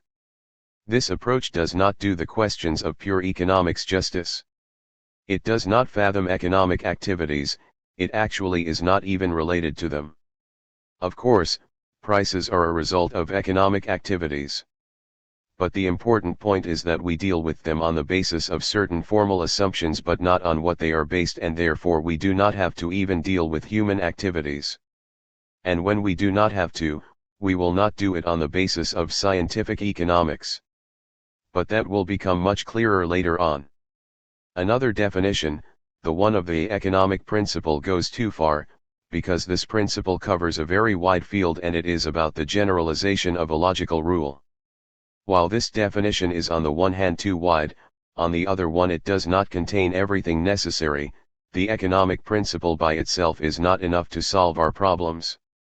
We need more building blocks in order to erect the building of our science. At least this interpretation of economics is more correct than any other I know, especially the one that sees economics as a function of the egotism of the individual. This definition also is too wide because one can also act egotistically outside the area of economics. But aside from that, this definition creates a lot of problems for our field, which easily could be avoided because the element that it stresses the most does not even play a role in our problems. I would like to mention yet another definition. One often calls economics the science of production, distribution, and consumption of goods. But theory does not deal with everything that is entailed in this production, for example the technique of production. As far as consumption is concerned, we only look at certain elements such as consumption delay, meaning saving the money, in general it is behind the processes we are interested in. And we also do not deal with the distribution problem as thoroughly as necessary but just one side of it. We never say which parts of the three phenomena we are discussing what is missing is the characteristic element. All these definitions, perhaps even all that have ever been written, fail because they were written a priori. Instead of looking at the concrete problems, theorists have always tried to explain the name of their field. Here we do not want to deal with definitions that encompass more than the pure science. And this name is economics or some such thing. Isn't it only natural that it is the task of an economic science to research economic actions? But that is not necessarily the case, as other sciences show. For example, the field of psychology does not deal with the nature of the soul, it does not even comment on the question of its existence. So we can say without a problem that economic theory does not have anything to do with the nature of economic activity, that it does not even have to be defined. That is not a paradox at all. And when we then keep in mind that the scientific nomenclature is an inheritance of bygone periods and that the development of the science leads to a specialization of the disciplines and to a shift of their problems, we should not be too surprised when the terminology does not meet today's needs. But it is still a good idea to stick with it, even if that might lead to misunderstandings and a skewed perception among people outside of our field. We looked at the concrete problems of the pure theory and peeled off anything unnecessary and got to the dry but exact definition, which you read above. When evaluating it, one has to keep two things in mind. First, we do not want to define the whole field that today is called national economics or political economics, but rather the much smaller field of pure economics. There are other theories dealing with economic problems which do not belong to this group, so that, for terminological reasons, we have to differentiate here between the areas of theoretical economics and economic theory. The latter is much wider than the former. The reason why we pick a group of economic theories instead of their totality is that that group forms a self-contained system. We use the term system in two different ways, as a scientific system of theorems and a system of connected quantities. I hope that does not lead to any confusion. We definitely do not want to limit the field of economics. We just want to analyze a part of the field in its true form without any impurities. Secondly, please do not forget that we want to give an exact definition, which only contains those and only those elements that are necessary for the following discussion and which really forms the basis for the following train of thought, but not a popular one. If we wanted to show which material theorems the reader can expect, a different one might have been more useful. We just want to work out the exact content of the known definitions and cannot deny that the beginner might not be able to work with ours. 4. Let us proceed. Certain interdependencies and functional relationships are what we are interested in. The fact that the economic quantities are in such interdependencies justifies dealing with them separately, as long as they are accurate. The accuracy of a system of quantities is a very important scientific fact. It means that we, as long as certain data is known, have all necessary elements to understand the dimensions and movements of the quantities. In this case, a separate, independent discipline about such phenomena is possible, and that is what we have to prove. Even if an equation system offers nothing but the proof of a clear-cut interdependency that is worth a lot, that is the basis of a scientific building. When we have proven its existence, we have as the first big result, that the economic quantities are not random numbers but are rather determined ones. This axiom has often been misunderstood. But controversies about this point have almost always been about socio-political consequences. Nothing seems to be clearer as the fact that economic quantities are not unequivocally determined but rather determined by social power relationships, which can be manipulated. From a socio-political standpoint, this axiom has therefore been criticized continuously. Indeed, it seems to judge all socio-political endeavor rather harshly. Especially the representatives of the workers always assume, and often rightly so, that there is always a political commentary behind them. Therefore I want to stress here right away, that for example the axiom that income is not determined haphazardly but in a certain sense determined by nature, does not mean anything but that it can be deduced from a certain set of data. We do not judge socio-political attempts to change the existing income distribution, since nothing is being said about whether this data can be altered or not. But our sentence also seems to contradict everyday experience. For example, there can be a wage increase without any change in the financial situation of the company or without any other type of change in economic circumstances. We only mention this objection at this point. We will discuss it at a later point. There are other reasons why one has a problem accepting terms such as natural, regular, and normal in this context. Partly at fault are the economists who only too often abuse these terms, but partly it is of non-scientific nature. We do not want to discuss these questions at this point because it will become clear that we can avoid them altogether. What is important to us is to protect the words natural and normal against the suspicion that we in the end mean something different from what we said previously and push philosophical and political axioms. These terms only relate to the given condition of our systems of quantity of goods, which we do not want to judge. We do not care whether there are normal or abnormal, desirable or deplorable conditions, or whether they all have the same relative justification. We will see that our discussions are totally independent of any concrete condition. We do not want to claim that the economic subject's ownership of goods, or as it is sometimes called, the distribution of goods in the area of the researched area, could not be different. We also do not claim that the distribution, which is the basis of this theory, is the best one. Certainly a violent event could change it, and one cannot claim that that would be bad for an economy. What we do claim, though, is that from a given distribution plus a few more certain data we can deduce another one if nothing unforeseen happens, like a violent intervention. Each economic quantity within a system has a certain given dimension. Now, if an economic subject receives a different amount of a certain good that is abnormal from the perspective of our theory, a different reasoning would have to be found. That does not mean we would not accept such a case, nor that we see it as an abnormality or a temporary phenomenon. Perhaps the term normal, and even more so the word natural, suggest both. In this case both terms are misleading, and we want to stress that we do not want to be associated with the group of economists who say that. For practical reasons we do stick to the terms but do not want to put any different meaning into them, thus we take away their controversial character. But the price for that is high. We relinquish every material assertion and demote this terminology to a harmless but meaningless means of scientific thinking. But in our area we only use it as that.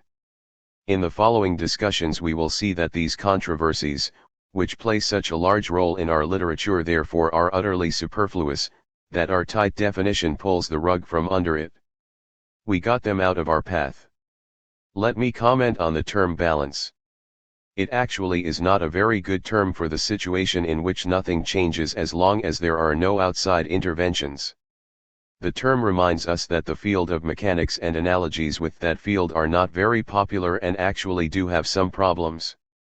We again would like to stress that we do not want to draw any conclusions from such an analogy, and that we want to stick with the term, and we do not want to use it in any other form as the way we have defined it. The basis and the central problem of our theory is what is necessary to determine the balance of our interdependent system. Details will be discussed at a later point. V. The description of the interdependency of the elements of our system in order to be able to interpret the different conditions of that system is the task of our discipline, as we have said. And we also have said that a scientific explanation of phenomena in the discipline is nothing but their description. So, for us the two terms explanation and description are synonyms, or in other words, we cannot and we do not want to contribute anything to the understanding of economic facts but their description. It is not normal, and might even sound like a paradox, for a theorist to say that he only describes facts. Usually one sees explanation and description as opposites. Theory is supposed to find the reasons for the facts, the forces, the laws, which determine the facts. But when you look closely, you figure out quickly that the core of every theory is nothing but a statement about the functional relationships between certain dimensions. Everything else is just garnishing and not important. That is the most obvious in those sciences that do not speculate, especially in the exact natural sciences, and here specifically in the famous definition of mechanics by Kirchhoff. We cannot find reasons here, but we do not need them in order to get to concrete findings. We now claim that that is also the case in our science. Everything worthwhile that has been written about pure economics is just a description of facts, and that every time economists claim to do more they are wrong. At least they are wrong in how they express things. Often, axioms that look like speculation are in reality supported by facts. They really are description of facts. Then it is possible to hold on to them and defect any attacks simply by correct language and shedding of any speculation. But often people are simply wrong and the findings have to be given up. A good example for the first mistake is the axiom that everybody strives for a most complete satisfaction of one's needs. It seems to be one of those important axioms which get heavily attacked by historians, and rightly so. For our axioms, though, only the observation is necessary that everybody wants to buy as cheaply as possible and sell as expensive as possible. This observation is the result of the description of processes of the market, and it can be generalized to a large degree. An example for the second type would be the claim that individual freedom of the individual and of a society is always of the highest advantage. This axiom and all its consequences cannot be defended anymore, at least not in this generality. We will show that in general the theorems of economics can be expressed correctly and are independent from axioms of this sort. But still one has to ask, how can we claim that economics only describes? How could we be so sure about our findings? Does the theoretical economist describe single acts of bartering? Is there a history of prices? The answer to these questions contains the core of a cognition theory of pure economics. If we want to understand any problem, we have to look at all individual facts that are related to the problem. This is the only way to perfect results. There is no other one, at least every other one would be speculation. And it also would not lead to the nature of things but just describes the relationships between them.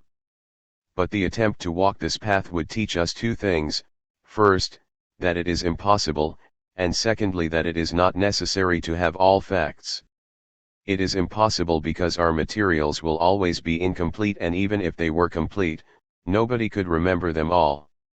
And it is not even necessary in order to control all facts. Despite its variety, we can observe certain similarities of the phenomena of a class.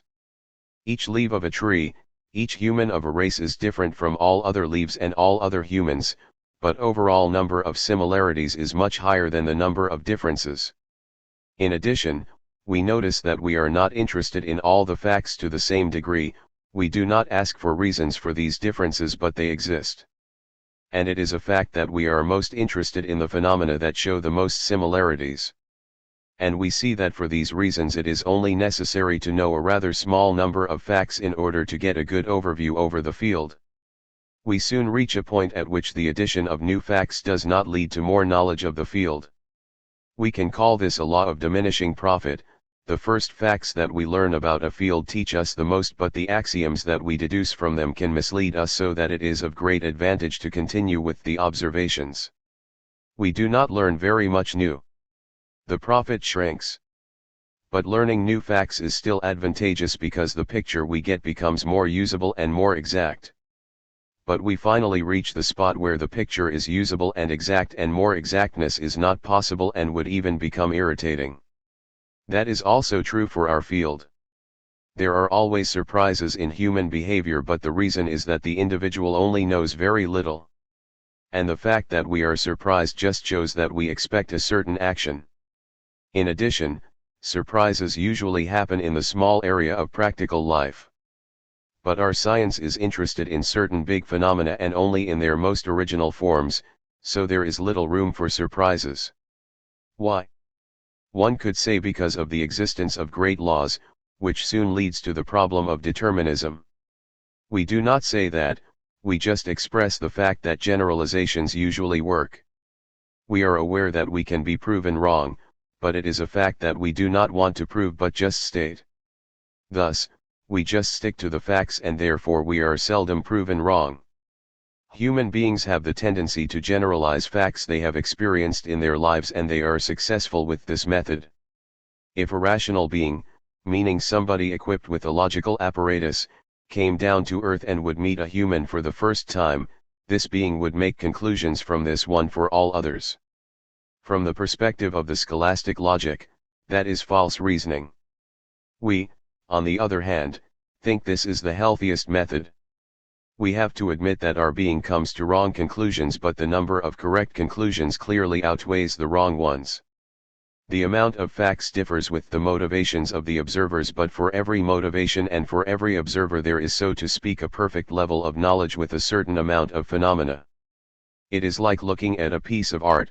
There is a perfect distance between the piece and the viewer, but this distance is different for each person and for each motivation to look at the piece. That is why theory and description are so much more important.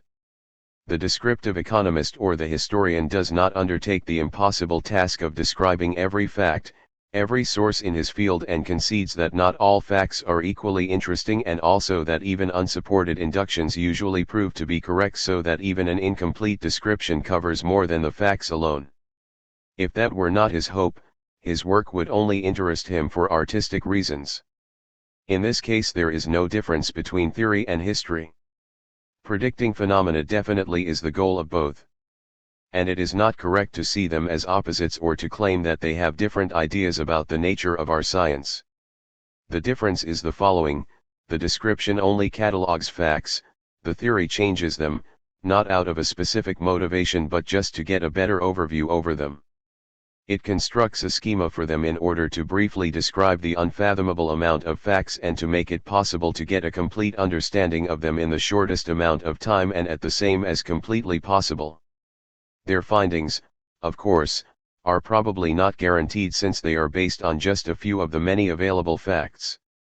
On the other hand, the findings of the description also are not sure if you even try to get findings out of it.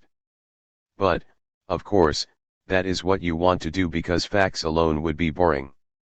But in our field, there is a big difference between theory and description, but this difference does not lie in the nature of the field but in the fact that theorists and historians deal with different problems and they differ in their selection of facts. No wonder, then, that the theorists and historians call the other approach worthless. Since description and theory use different approaches being embraced by people of different talents and thought processes, the dichotomy is easy to understand, especially when both go beyond the demarcation of our field in order to tackle the same practical questions. 6. The explanation that our field offers is therefore a description of functional relationships between the elements of our system through short and generally accepted formulas. These formulas we call laws. The term law in economics is shrouded in a mist of misunderstandings and, as we already know, the target of criticism. The question whether there actually can be laws of human actions or whether there has to be a discussion about the problem of free will is being discussed constantly. Metaphysical and political hesitations for and against the term makes this discussion a messy one. We think that our definition of it avoids all those problems. According to that definition, economic laws are not postulates like moral directions. They do not represent an ideal but rather are an image of real processes. We do not claim that we want them to be generalizable, nor do we want to base economic policies on them. Actually, that was the philosophy of many economists and still is.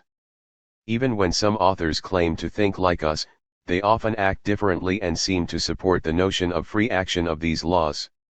It seems then that they are independent factors in the economic activities, as if they had eternal powers. Even if his might sometimes just be a less than perfect utterance of a correct thought, it is enough to contribute to the discrediting of economics. Now, we do not have to stress that we do not want to find great causal connections, but we just want to describe visible processes. Not even historians could condemn speculations of any type more than we do. We do not philosophize what should be based on a certain necessity, but we describe what is. We expect that the same might be true in other cases that we do not analyze. We do not want to explain these expectations, but we find them nevertheless to a large extent. We could add a few words to our definition that expresses this fact. We could call our laws generalized observations. But we do not want to do that because we are not striving for a complete generalization in the sense that we exclude any possibility of an instantia contractaria. Of course, we expect that our axioms are also true for facts that we did not observe, as every historian who has read thousands of sources about a certain law expects that the same will be applied at the same place and the same time. Otherwise we would not even come up with axioms. And we try to write them in a way that we can be rationally calm about. But we do not claim in principle that it has to be like this. Too often exact laws are seen as the opposite of static ones. We see now, that dichotomy does not exist. Both are based on observation of facts. The former often lacks the collection of facts that supports the latter. That is because they relate to such well-known phenomena that everybody knows from his own experiences that new statistics do not seem to be necessary. Everybody finds enough facts in his experience that is necessary in order to have the perfect number. Where that is not the case, as for example in the problems in the money theory, we simply have to collect more facts. That all seems clear and simple to us, so that there is no reason to describe our laws as statements of tendencies, as A. Marshall did. All we want to say here is that different circumstances can lead to findings different from what our laws predicted. That is very logical and does not prove our formulas are wrong. Even every law in the natural sciences is subjected to eventualities.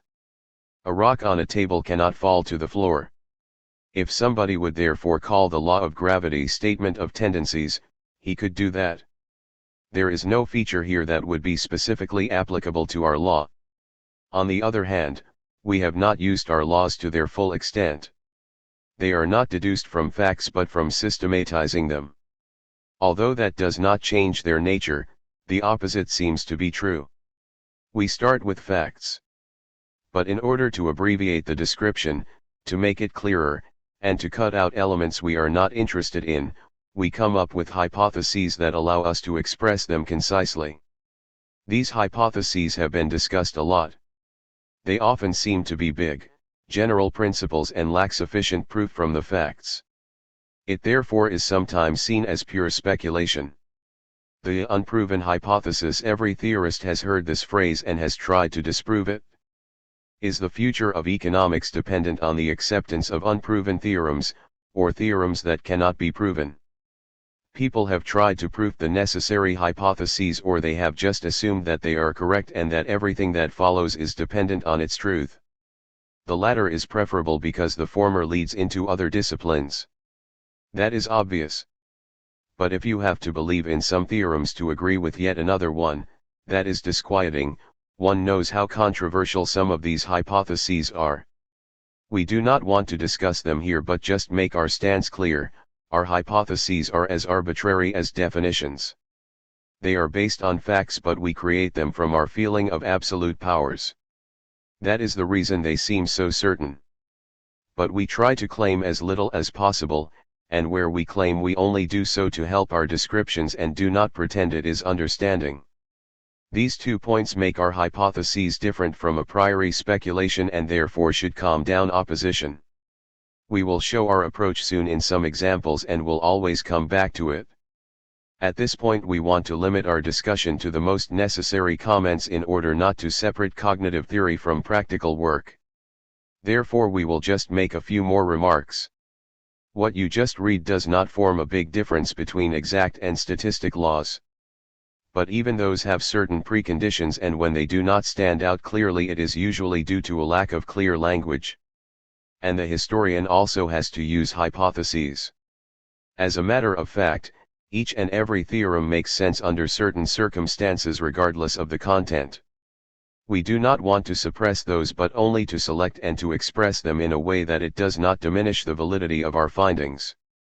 The difference then between our description and the field of statistics is a more complicated instrument but in no way a difference in a priori axioms. It is based on facts the same way history is. Like history, we do not want to have anything to do with philosophies. We even go so far as to avoid the terms cause and effect. For higher precision, we do not want to talk about causes of phenomena but rather of functional relationships between them. The term function, defined in detail by the field of mathematics, has a clear and unquestionable character the term cause does not. We have to do that for general reasons but especially for our topic. We cannot follow down to the last detail what each single element of our system is and why it is the way it is and why a certain economic subject owns a certain amount of bread. We accept these elements as given and we will see that the concrete findings in our discipline are based on certain interrelations, so that the term of function and not the term of cause seem to be more important.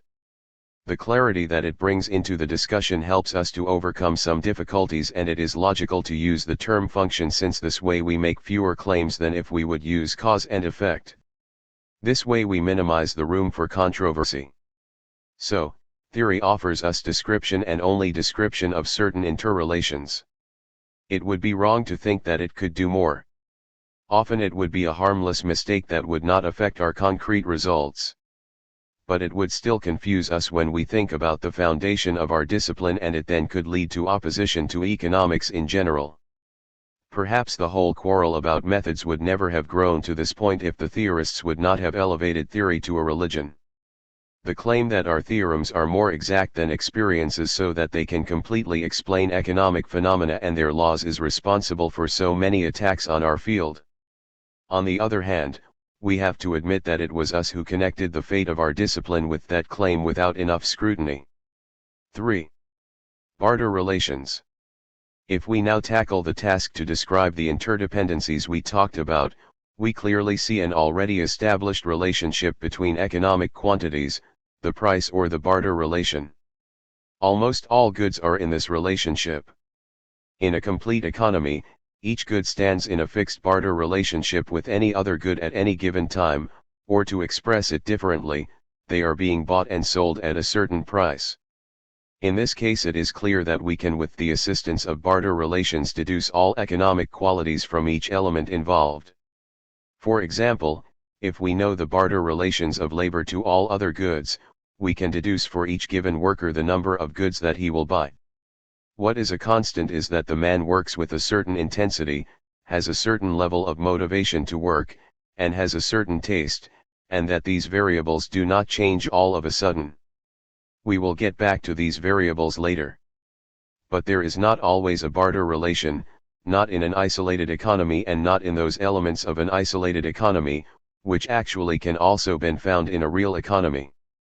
So, in order to not have to do without this available tool or the generalizability of our findings, we want to plug it in where it is missing by assuming that all economic activities are being defined as barter, and assume that even where there is no barter relation, the economy functions as if there were one.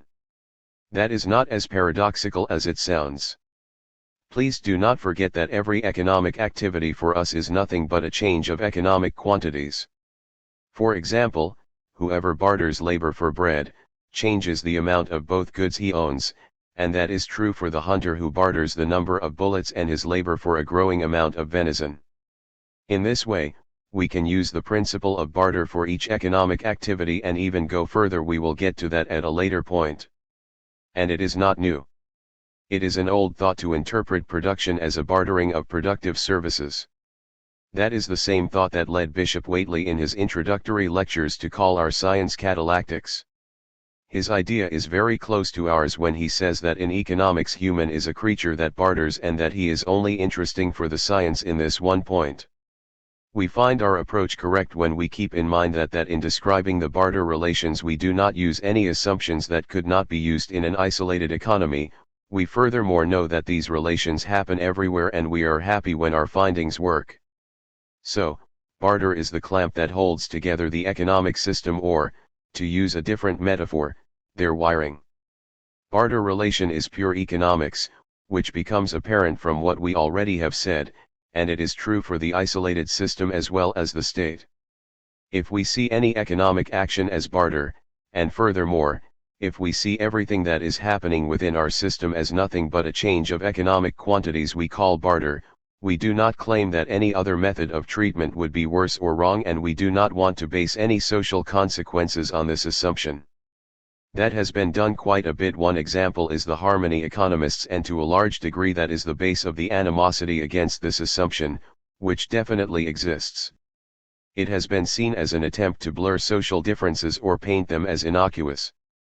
The harmonists as well as the classical authors in this point often took escapades into the world of social warfare, and the other side often stressed that the economic terminology does not fit the reality of social differences.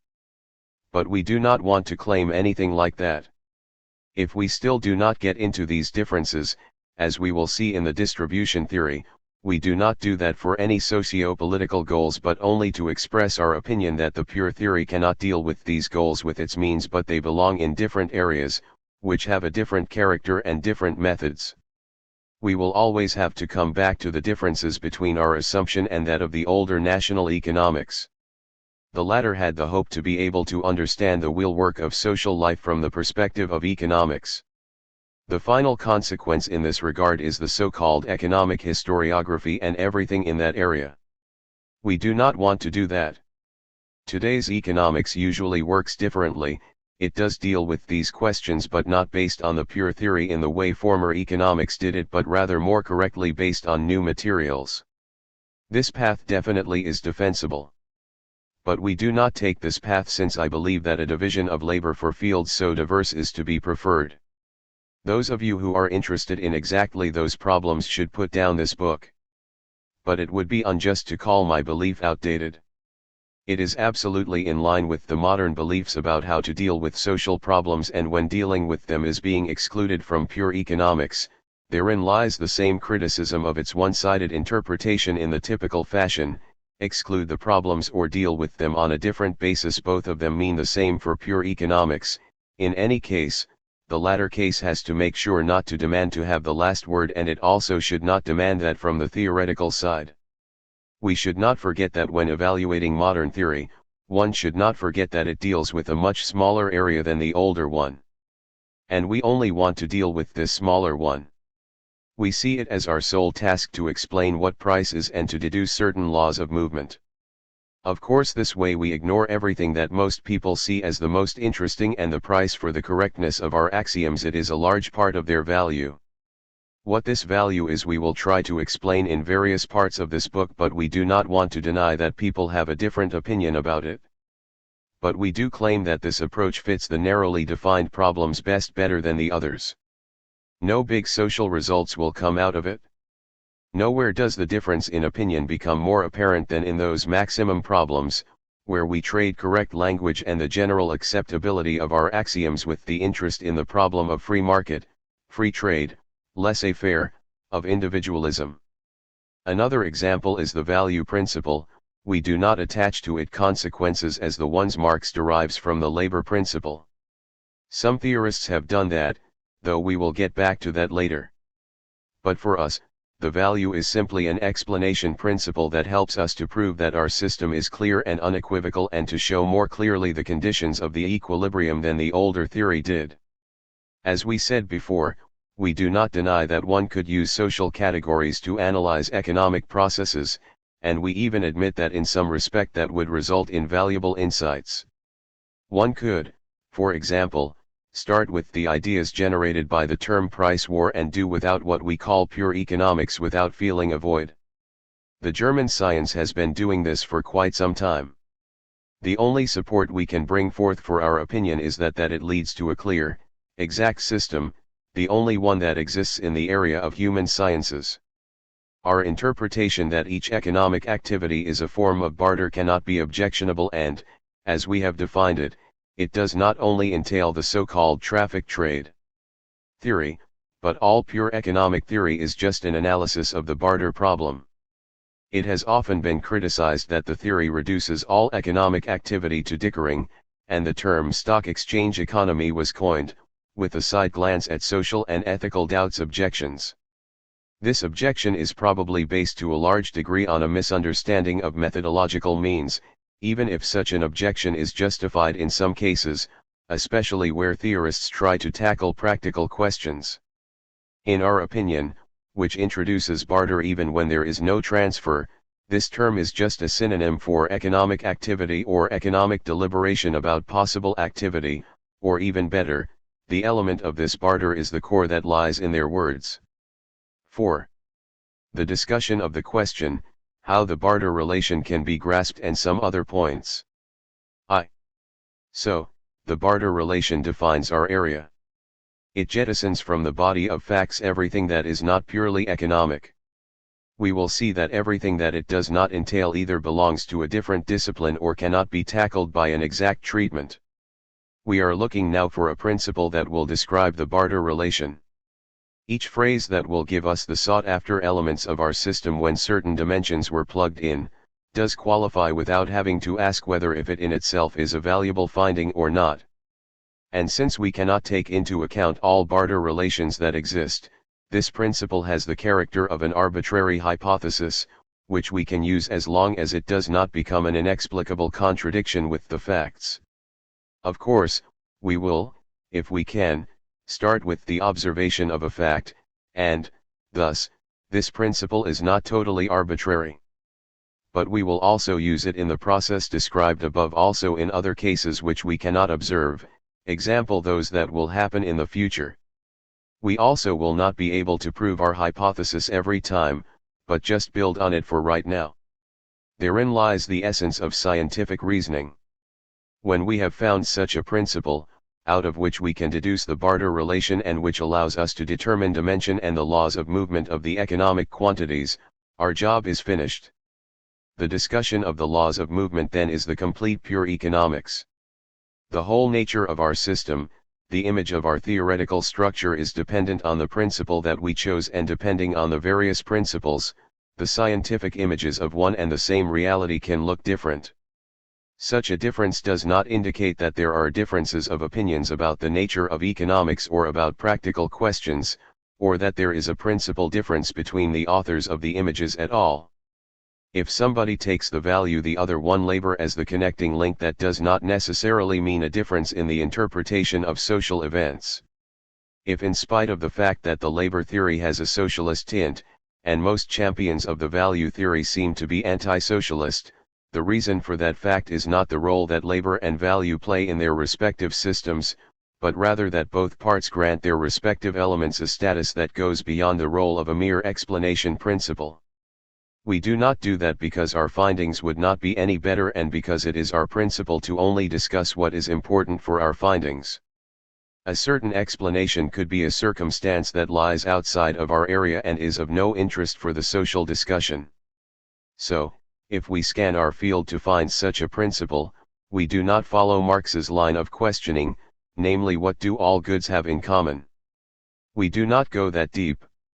We are not looking for any type of metaphysical similarity of certain characteristics. We do not ask ourselves how it is possible to compare things that are so different. We are content to know that such relations exist. The best example to describe these relations is the cost principle. It allows the deduction of quantities of goods to those of others and a number of barter relations to others. In a similar fashion, the number of goods is connected through the element of the amount of work, which, as we know, leads to a concept different from the cost principle. And finally, we have the value principle. Now, the selection between these principles does not depend on an a priori discussion of their correctness. In general, it is our maxim to not quarrel a priori about principles, and in addition, we would not be interested in their correctness but in their usefulness. We want to stress here again that we want to deal with the big controversies of our science. We want to avoid such a priori discussions, and we want to get to our findings step by step without calling the one or the other approach right or wrong. We will use the value principle, but not because we think it is the only correct way, but because it is the most practical to get to our findings, because it takes us the furthest. But we will not claim that all other approaches are wrong and could not lead to usable findings, as it is often said. Of course, it is apparent that in general the prices of goods are usually closely linked to their costs, and that the barter relation can often be defined as the relations of costs. In these cases that is definitely not wrong, and to say that the price is a function of the costs cannot be denied in most cases. If one says, though, that costs are the cause of the process, we will contradict because we want to totally eliminate the concept of causality. But if one says the only thing that is meant by it is that the price in a lot of cases can be deduced from the costs, we do not have any problem with that. It is the practical shortcomings, the shortcoming in the practical scientific work, that makes us reject the cost principle. It fails especially in the case of non-increasable goods and in addition in the explanation of monopoly prices. Furthermore, it says nothing about the most interesting problems of our discipline. Because if we go through the deductions the cost principle allows us, we end up with labor and land as the final elements. But these stand in barter relations to other goods than the ones that produce certain quantities from them, meaning they have a price but we cannot subject them to the cost principle. That is not good because the pricing of labor and land is one of the most interesting problems in economics. Ricardo's systems show clearly, though, that this is the situation. Nothing is clearer than the fact that the cost principle is not able to present a theory of wages and ground rent. Ricardo then has to look for other elements to fill this void. In the rent theory that is done through a totally new instrument, the law of the decreasing ground rent. It is very clear and very logical that land actually should not have a price, but since it does, the whole system should collapse if it is built upon the cost system. Ricardo goes the only correct path here that leads out of the cul-de-sac when he tries to eliminate the price of land in calling it a plus. So, the rent is deduced without calling it a price. The fact that land actually does have a price is explained away in saying that this price is not a price. Very similar is the case of the wage. When Ricardo starts his chapter on wage with the words that work is a ware that has a market price like everything else, we have to respond that when he does not want to see work as one of the non-reproducible goods like old paintings, he will either have to explain away wage as he did rent, or he will have to interpret work as a reproducible good and wage as equal to the reproduction costs. From the standpoint of the classic system, this latter theory is the only possible one. Outside of this system it has a totally different position and a much diminished meaning for the theory. This is a nice example for the difference between the theoretical and the practical interests of a theory. Typically, the practitioner does not care for what motivates the theorists to come up with theories. For the theorist, of course, it is critical, whether a theory is essential for his system or is just based on an ad hoc element that one can drop again without doing harm to the rest of the system. Even for this case our axiom is a good example for how different a position one and the same theory can have within one and the same discipline on different developmental levels of this discipline. If the cost principle is accepted and made the basis of the theoretical system, it leads to the theory of the reproduction costs of wages. In a system of economics that is based on the value principle, no such theory can be deduced. The only way that such a theory can be advanced would be based on overwhelming facts. In the former case, it is just necessary that the theory is not being proven wrong. That leads me to the following comments. First, such a theory can become a real legitimate criterion between two systems of one and the same science, legitimate because it is a system of a priori axioms and general basic principles. If we, on the basis of a system, get a deductive finding, as this theory, we have to check all other like findings in reality. The result of this reality check will contribute to our selection between two systems. If the finding is correct and valuable and if the same is not yielded by the second system, that fact supports the first one. If reality negates the finding, it seems to support a system that does not say anything about this point, but we do not necessarily have to abandon our first system. Generally, we will not do that just because it fails in one point. Of course, it makes the whole system suspect because one has to expect to find more discrepancies with reality, but if we have good reasons to stick with this system we will use an auxiliary hypothesis. Perhaps the best known example for such proceedings in the history of science is the history of the Ptolemaic system.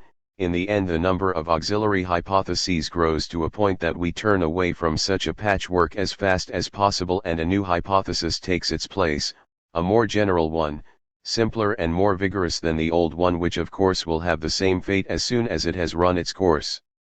Nothing would be more wrong than to make fun of the old system and call it wrong. Besides the fact that it still can teach us quite a bit, one should not forget that there is nothing absolutely correct and perfect, that on various developmental steps one just has to believe in certain things, and the new system would never have come into being without the existence of the old one, and that we have to preserve the organic path of development. But it is not only fair to pay this respect to his predecessors, but it is highly detrimental to science if one tries to build too much new and leaves the old too soon, and works with new devices ahead of their time. When the transition has to take place is a decision that requires a lot of tact. Secondly, the thoughts of the classical authors have powered their way into the practical life. One can doubt whether that was to their advantage. They have been misunderstood a lot and they have been abused, and of course the result was it was completely discredited. But especially neglected by the scientific economists was the interrelationship of their axioms. Of course, their system was not completely homogeneous in several respects, especially not because it was not purely economic, as we already have indicated. But still, one cannot hold on to some parts and discard others, at least not when one operates in a purely economic sphere. But that has happened a lot. Axioms which only make sense and can be understood within the whole system of the classics are often represented by people who stand on a totally different principle basis. The best example is the rent theory, which is nothing but the flip side of the cost principle and loses any justification when the other one has collapsed. But it is advisable to continue to discuss this problem in another context. Now let us get back to what we talked about before. A stopgap for the missing determination of wages is, among others, the wage fund theory, and the key to understand it lies in the basics of the classical systems. One should not assume from Ricardo's axiom that we cited that he wants to deduce the price of labor from supply and demand, in the sense of the modern theory. He did not want to do that at all, and it is part of the benevolent misinterpretations of Ricardo in order to save him and deny the modernists their originality. But if Ricardo really would have looked for an explanation of wage in the value of labor, that would be a confirmation of our contention that here the cost principle fails, because supply and demand lead to the value, as we will see, and one has to look for a different tool. But, as we have said, that would not be too bad and we would be willing to go that way. But when we find a principle that does not require an auxiliary hypothesis and that produces a neat, pure, homogeneous system that generates many valuable findings, without having any disadvantages, it would simply be stupid to reject it, especially since we are free to formulate it in a way that in many cases would fit both conceptions. In addition, it would not help us a lot if we would attribute labor and land to other quanta of goods. Because if we would be able to dissolve labor and land in such a way, we would run in circles, since those quanta of goods cannot be attributed to labor and land. So, we can never get to a complete analysis by using the cost principle. What really convinces us the most, though, to stay away from the cost principle are not its problems in the description of our system, but rather its incapability to supply us with the axioms, which are our most interesting findings. Nothing is easier to see than the fact that when we change one of the elements in the system, the cost principle is not able to grasp all resulting variations. After all, when something is being changed in the economic system, not only the costs but at least also the demand is a deciding factor, if we for a moment want to use a term that we have not been using enough. If there is more of a certain good, e.g., as the result of a good harvest season, our principle cannot tell us anything about the effect of that fact on the price. Whenever the classical authors and all those who stand on the same ground talk about movement axioms, they always use the element of demand or presume some type of its efficacy, or use non-economic elements, example the law of diminishing profits, certain axioms on population increases, etc. What we have said about the cost principle we can easily say about the labor principle. It is, if not totally the same as the cost principle, nothing but a harsher wording of the same, or better, a step further into the same direction. 2. These shortcomings make us use the value principle. You see, we are not interested in a quarrel about principles. The only reason we prefer the value system is because it does better in the real world than the explanation attempt just discussed. But that was not the standpoint of those researchers who first represented it. They cared less about the pragmatic value than the truth of the value principle, and tried to prove that it contained the correct conception of the economic processes. We do not want to follow them there, for two reasons. First and foremost, we are not concerned about the correctness of our hypotheses. They are not part of our results for which we have to vouch, but they are just methodological means, the value of which we only recognize in their fruits. Their role is just a formal one, and our laws do not gain any by knowing that they in themselves are truths. Secondly, by going this path one has become entangled in an a priori discussion which, being discussed in general reasoning and allegories, cannot easily lead to an agreement, and which can be avoided easily by using the path I have shown. Furthermore, the attempt to explain the value hypothesis leads into areas unknown to the economists, that is, the fields of psychology and physiology. One starts with the needs and defines the economic goods as things from the outer world that stand in a causal connection to the satisfaction of needs. The barter relations are being deduced from the relative intensity of the barterer's needs, and to that end the laws of value are being determined on the basis of psychological observations.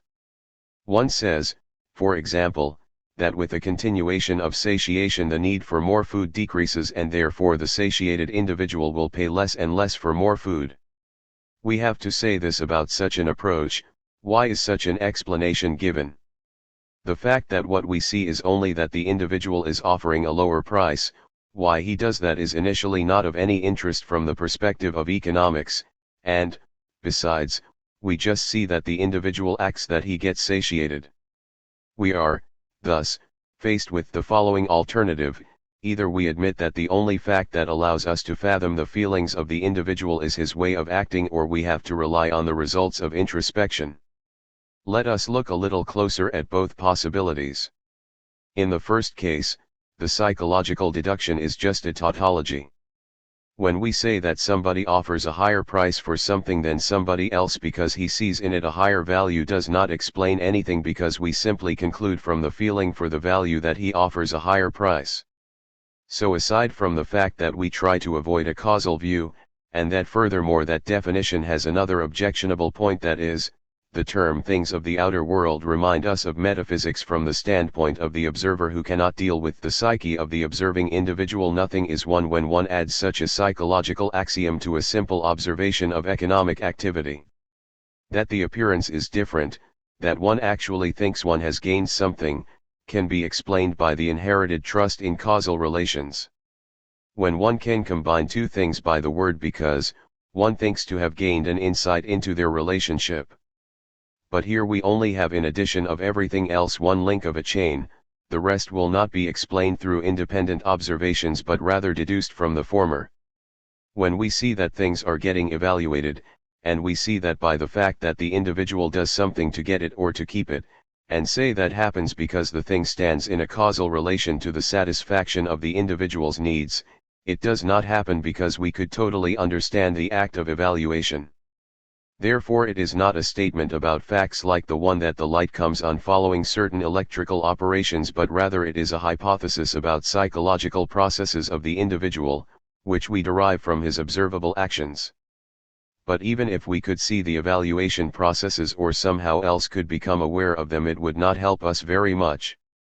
We would then have two sets of observations, one of them consisting of evaluation processes, the other one of economic actions, and could find out through experiments whether there are interconnections. But we would still not know anything about the nature of the latter. How the evaluation processes become economic activities, and especially whether they are their causes, would still be a problem about which one still could have different opinions. Only under the assumption of the existence of a free will that guides our actions without any determining influences, the whole thing would be pretty simple. But this assumption would be shot down. The modern psychology and biology are of a different opinion and would hardly be willing to give the will that status.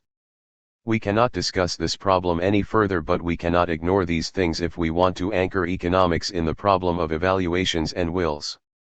It is uncomfortable to admit that our science is dependent on an opinion of a different field, perhaps that it has certain metaphysical preconditions. It is fairly simple to convince somebody that it is a good principle to stick with what one can see when one deals with problems of a natural scientific nature. That is different in our discipline. We are closer to our problems, we are right in the middle of things, and scientific explanation seems to be able to go one step further. Because we are talking about ourselves and our actions, we think we can understand the processes better and in a different sense than those of nature. Everybody thinks that he understands his own actions, that he dominates them through his free will and judges the actions of others with a great deal of certainty. Very seldom does one admit how narrow the basis of this so-called understanding actually is.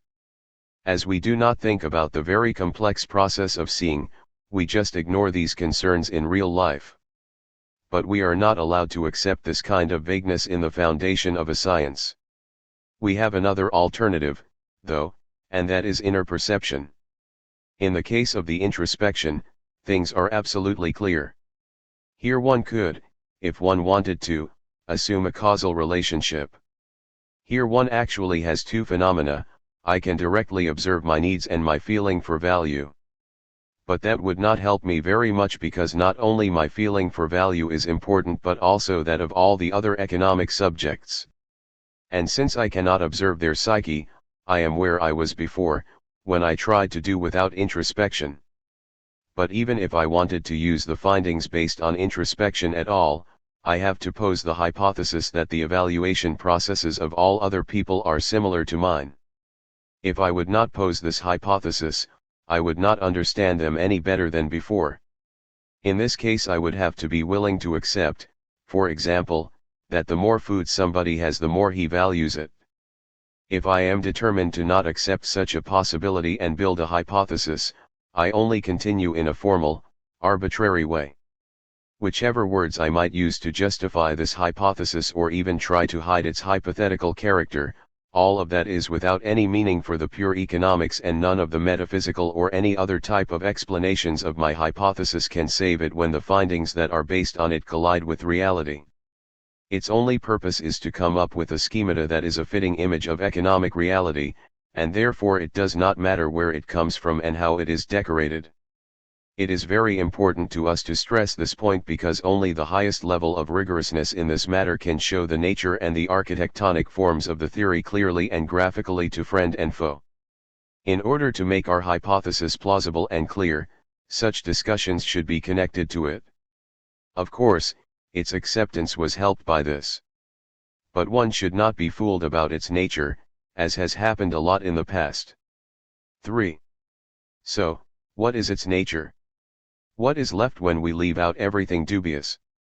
Doesn't the value principle fall with the permissibility of its psychological justification? That last question has to be negated, and it is what opponents of the psychological economics have overlooked. When in all our psychological deliberations we leave everything out that does not seem to have a solid footing, we still have something left, a formal assumption for methodological purposes. That is the essential thing, the exact core of those deliberations, that what is gained through them. We will do without the value hypothesis as a statement on realities, but we do not want to do without it in general. Here again we seem to accept and to reject simply for general reasons. Only the detailed analysis shows us what is usable and what cannot be defended. We have to and we can forego a theory of needs if we want to be very correct. Was that actually the starting point of our value theory? Even if that were so, we would not change our verdict. Something can be very helpful as a heuristic tool even if it is not necessary for a deduction of the results. There is a difference between finding a theory and its description. Not everything that led to it has to be absolutely tenable. There are a lot of examples for that in the history of the sciences, and many ideas that have been of great importance for the development of a theory has to be dropped when one starts to look at the achievement critically. But that does not mean it is necessarily false or that the deduced results are necessarily unusable. It is a common experience that the path that actually led to valuable findings does not stand the test in the long run. And it happens especially often that something that in the beginning seemed to be solidly based on facts, in the end proves to be an arbitrary assumption. It seems to lie in the nature of things that the first conquerors of a new field do not look with fear at cognition theoretical basics, but rather leaves this work for future phases of the development. So this shows that the structure is not as solid as previously thought. One only realizes the audacity of this process when one looks back at the path taken, and often one gets dizzy. The exact natural sciences are going through a process right now in which everything seems to get questioned. But that is not that bad. Yes, some basic assumptions that were deemed irrefutable have to be given up and some hopes have to go, one notices that one has gained less ground than one had thought and that one's work is really not that important, but the exact findings are not affected a great deal by any revolution in the basic principles. One could almost say that all of that just leads to a correction of the way everything gets expressed. And that is the case in our field, too. I think, though, that the foundations of our science are an excuse for the cognition theory, that one has to formulate it differently when one wants to be correct, that this wording stresses the hypothetical, arbitrary, also takes away the popularity and interest from economics and shows that its boundaries are narrow and that there is just a loose connection between economics and the big questions of human will and actions, but I also think that none of its fundamental findings really suffers. When one gives up certain starting points after they have achieved what they were supposed to achieve.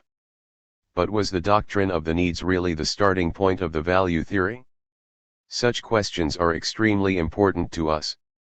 Nothing is more instructive and nothing leads deeper into the understanding of this theory than this answer.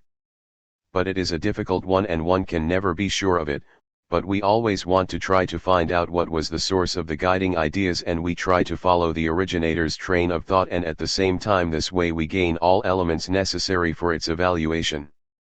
This is the only way to actually own them so that we can continue building, so we know what we can expect from them. If one now asks the economic subjects what they are willing to give for a certain amount of a certain good rather than live without it, they will almost always have a certain answer. For each economic subject and for each amount of a good there will be another good that they are willing to give up while with just a slightly higher price there is no barter anymore. Of course, one could try to describe this price through the cost principle. For example, one could say that this price is the cost for the buyer to produce the good in question, but that would have the disadvantages described above.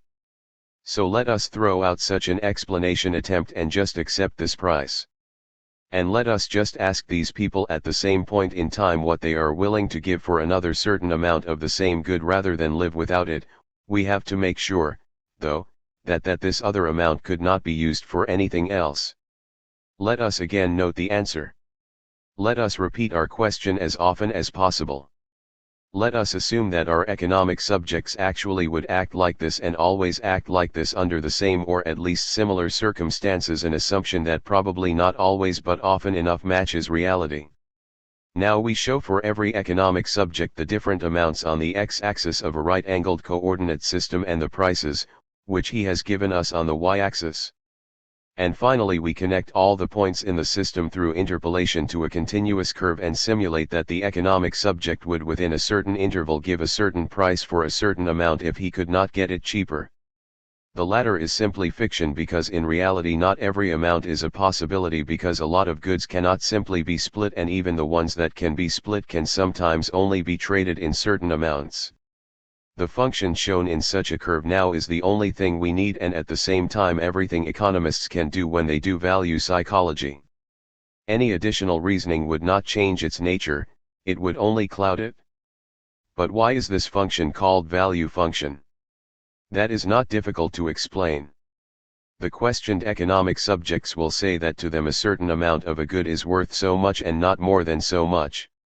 If then asked why they are willing to pay a price for the good at all, they will say that they need the good. Indeed, one could not express the basic thought of value theory any more precisely and in a more popular way than through the sentence, prices are being offered because the goods that are being paid for are needed. And that, now, is the starting point of the newer theory. It is in its nature, not to analyze but rather just accept a certain behavior of the buyer, or better because more precise, to just accept a certain scale of demand prices. What leads us to this method is the fact that an analysis of the quantities of goods, as we have seen, leads back to other quantities of goods, so that we would, if we would attempt such an analysis, run in circles. For this reason, we take a step back from our system of quantities of goods and from the outside build a superstructure of such functions over the quantity of goods, which should reflect for us the interdependencies between them. This is our opinion. But the psychological economists also mean the same thing. We reach our conclusions through a different method, though. They also refuse to conduct the analysis with the help of the cost principle. They also start out with observable facts. But they express these facts through the term of needing, the value, and they try to analyze this term by basing it on needs and their psychological and physiological basis. The latter is nice garnishing that is not necessary for the heuristic principle of our value hypothesis. But the term of needing is too broad and does not focus on the core of our problem, the observable configuration of a price. The term in itself is an attempt to justify our hypothesis, and which is not very correct in a cognitive theoretical way, even if it was very useful in the beginning stages. The correction that we propose therefore is mainly one of language. The role of the value principle in the reality of scientific work will not be diminished, and that is what many of our opponents tend to overlook when one has a different opinion about its nature. Let us therefore be precise in what the value principle really is, a hypothetical function, in itself unsound and arbitrary, but that we have to get to through observations of facts. We have already said what of it is hypothetical and what is observation of facts. The everyday diction makes us call our function the value function, but it does not contain anything psychological or metaphysical. As we will see, we always only looked at certain economic facts when we talk about it or grant it certain forms of characteristics. The latter is necessary. We could not do anything with our function if we could not comment on its form. We do not have to give its exact equation in order to be able to use it in our line of thinking. It was often said that it is worthless when we cannot do that, and a rejection of the whole method was deduced from that.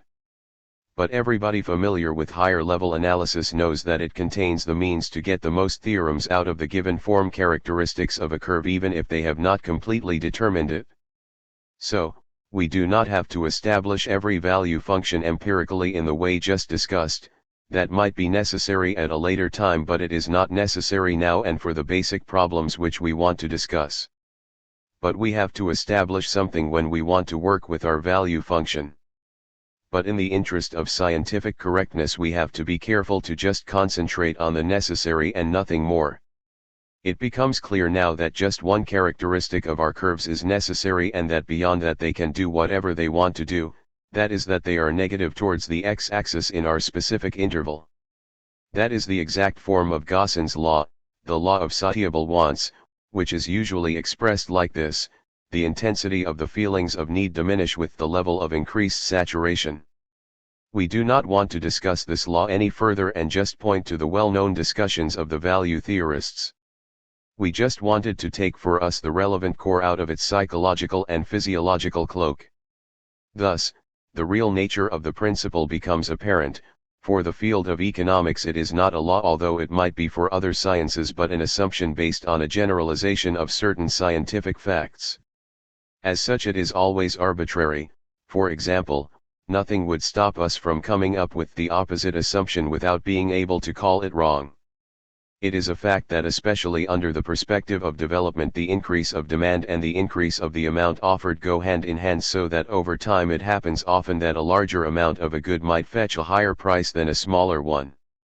Sure, this assumption would contradict others that we made above, for example, that our questioning of the economic subjects concerning the prices they are willing to give for different amounts would have to be conducted at the same point in time, etc.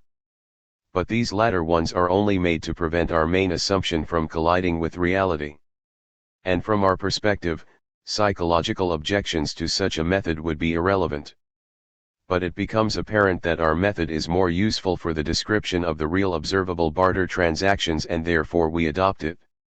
I have spent so much time with this dry matter because it seems to be fundamentally important to me to show that the fundamentals of our discipline can be shown exactly and clearly, and that they are unobjectionable. So much more should be said, but I do not want to tire the reader, and also for a lack of room do I have to omit a further discussion of the psychological value theory itself and additional details.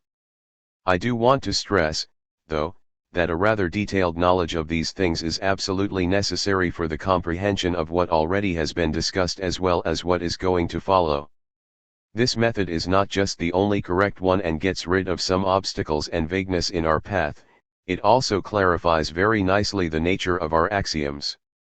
These discussions will contribute a lot to understanding its nature and specifically to the demarcation of economics and its position vis-a-vis other disciplines. We will get back to all of these points if necessitated by various reasons, and the reader only gets a clear picture of our opinions by reading the whole book. Furthermore, we will be more specific about the nature and the value of our systems at a later point. But certain points will have to be discussed here. 5. More remarks about our method. The path that we would like to go on and how we contrast it to other possible paths is what we mean by exact. We describe such a path as an exact discipline. Its nature is that only those steps have been taken that are necessary to reach our goal. And the goal is to give an overview over a bunch of facts, not by simply describing them individually but by coming up with a schemata that not in itself but just its findings have to reflect reality. What we mean by not in itself but just in its findings, and that is neither a fuzzy concept nor splitting of hairs, the reader knows, and we do not have to further explain this. The advantage of such a method is its brevity and simplicity, and in the differentiation between the important from the unimportant, or to say it simply, to only use the necessary words and only those. Now it has become very clear that we want to stay as far away as possible from a priori speculation and a one-sided deductive method. We are not free of arbitrariness, but that is only used for methodological reasons. So, this term exact is not offensive, and even if it has a bad reputation for some economists, our version of the term should not raise any misgivings. We do not define it as the exact philosophy does. When we describe our method as exact, we do not denigrate other directions of thought, and we do not sidle up to physics in an improper manner, although we also do not see any reason why one would want to construe a different term of exactness for our science than for theirs. As we already discussed in the context of the law term, not everything in nature is exact either. If one pretends it is nothing more than functional fiction. The most important and most practical advantage of exact definitions of our starting points is we do not have to get into the psyche, the reasons, and the laws of economic activities as such. It is a sentence of fundamental importance that has never been stressed enough: exact economics is not a philosophy of the economic actions of humans. Of course, it is not a philosophy of human actions in general. Even that has been claimed. It has been said that human actions can be explained solely by economic motivations. We would like to stress now it is not a judgment whether that is correct or wrong, but rather it makes no difference whatsoever for the bunch of facts we define as the subject matter of economics. Pure economics is not dependent on it and cannot say anything about it. It is not a theory of economic motives. Whether those play a large or a small role in the wants and the actions of people is not one of our problems. We do not ask which motives determine people. And that is the sole reason why we cannot include ethical motives. So, we are not principally against the so-called ethical school. We do not deny the meaning of ethical elements. Since economic actions are independent from the motives for these actions, ethics and economy are different types of dimensions and therefore no opposites. On the one hand, one can have economic motives but, let's say, out of clumsiness not act economically. On the other hand, one can have altruistic motivations and still act economically. For example, when you pull somebody out of the water, that is considered to be an altruistic act. And still, basic economic fundamentals can be applied to this act. One swims to the person the shortest possible distance, grab him in the most useful fashion, and one tries to get back to the shore as quickly as possible and with the least expenditure of energy. The formal principle that we use for these acts we call the economic principle and put it in the place of the hypothesis of egotism. That is definitely progress, but we do not need a principle such as this anymore, as we will show later. We do not care about the rule of motivations, the realm of judgment.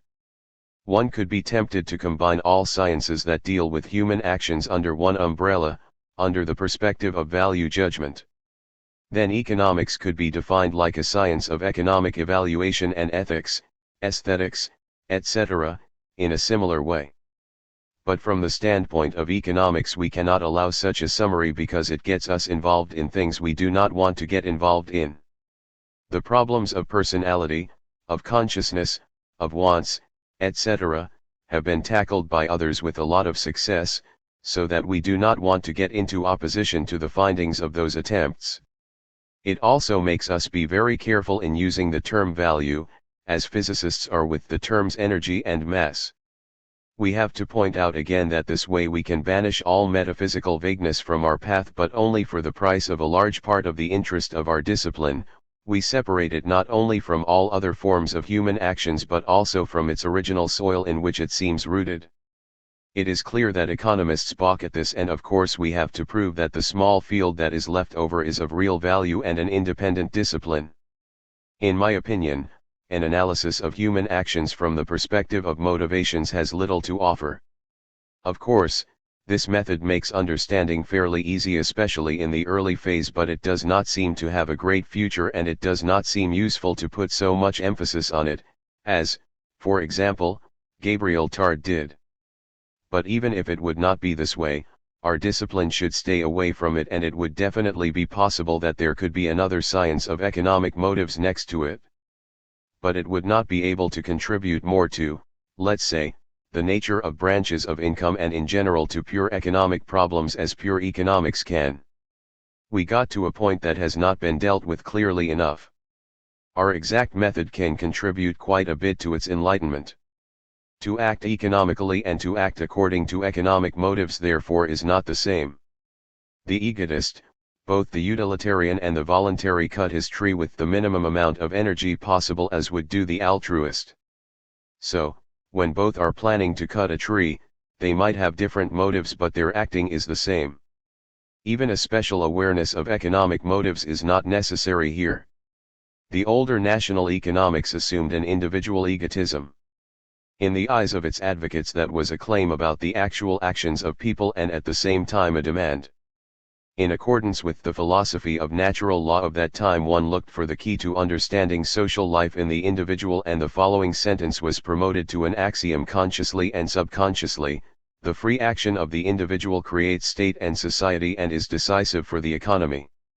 Then one tried to prove that the individual is guided and should only by egotistical motives, because the free actions of the individual also advances the whole the most.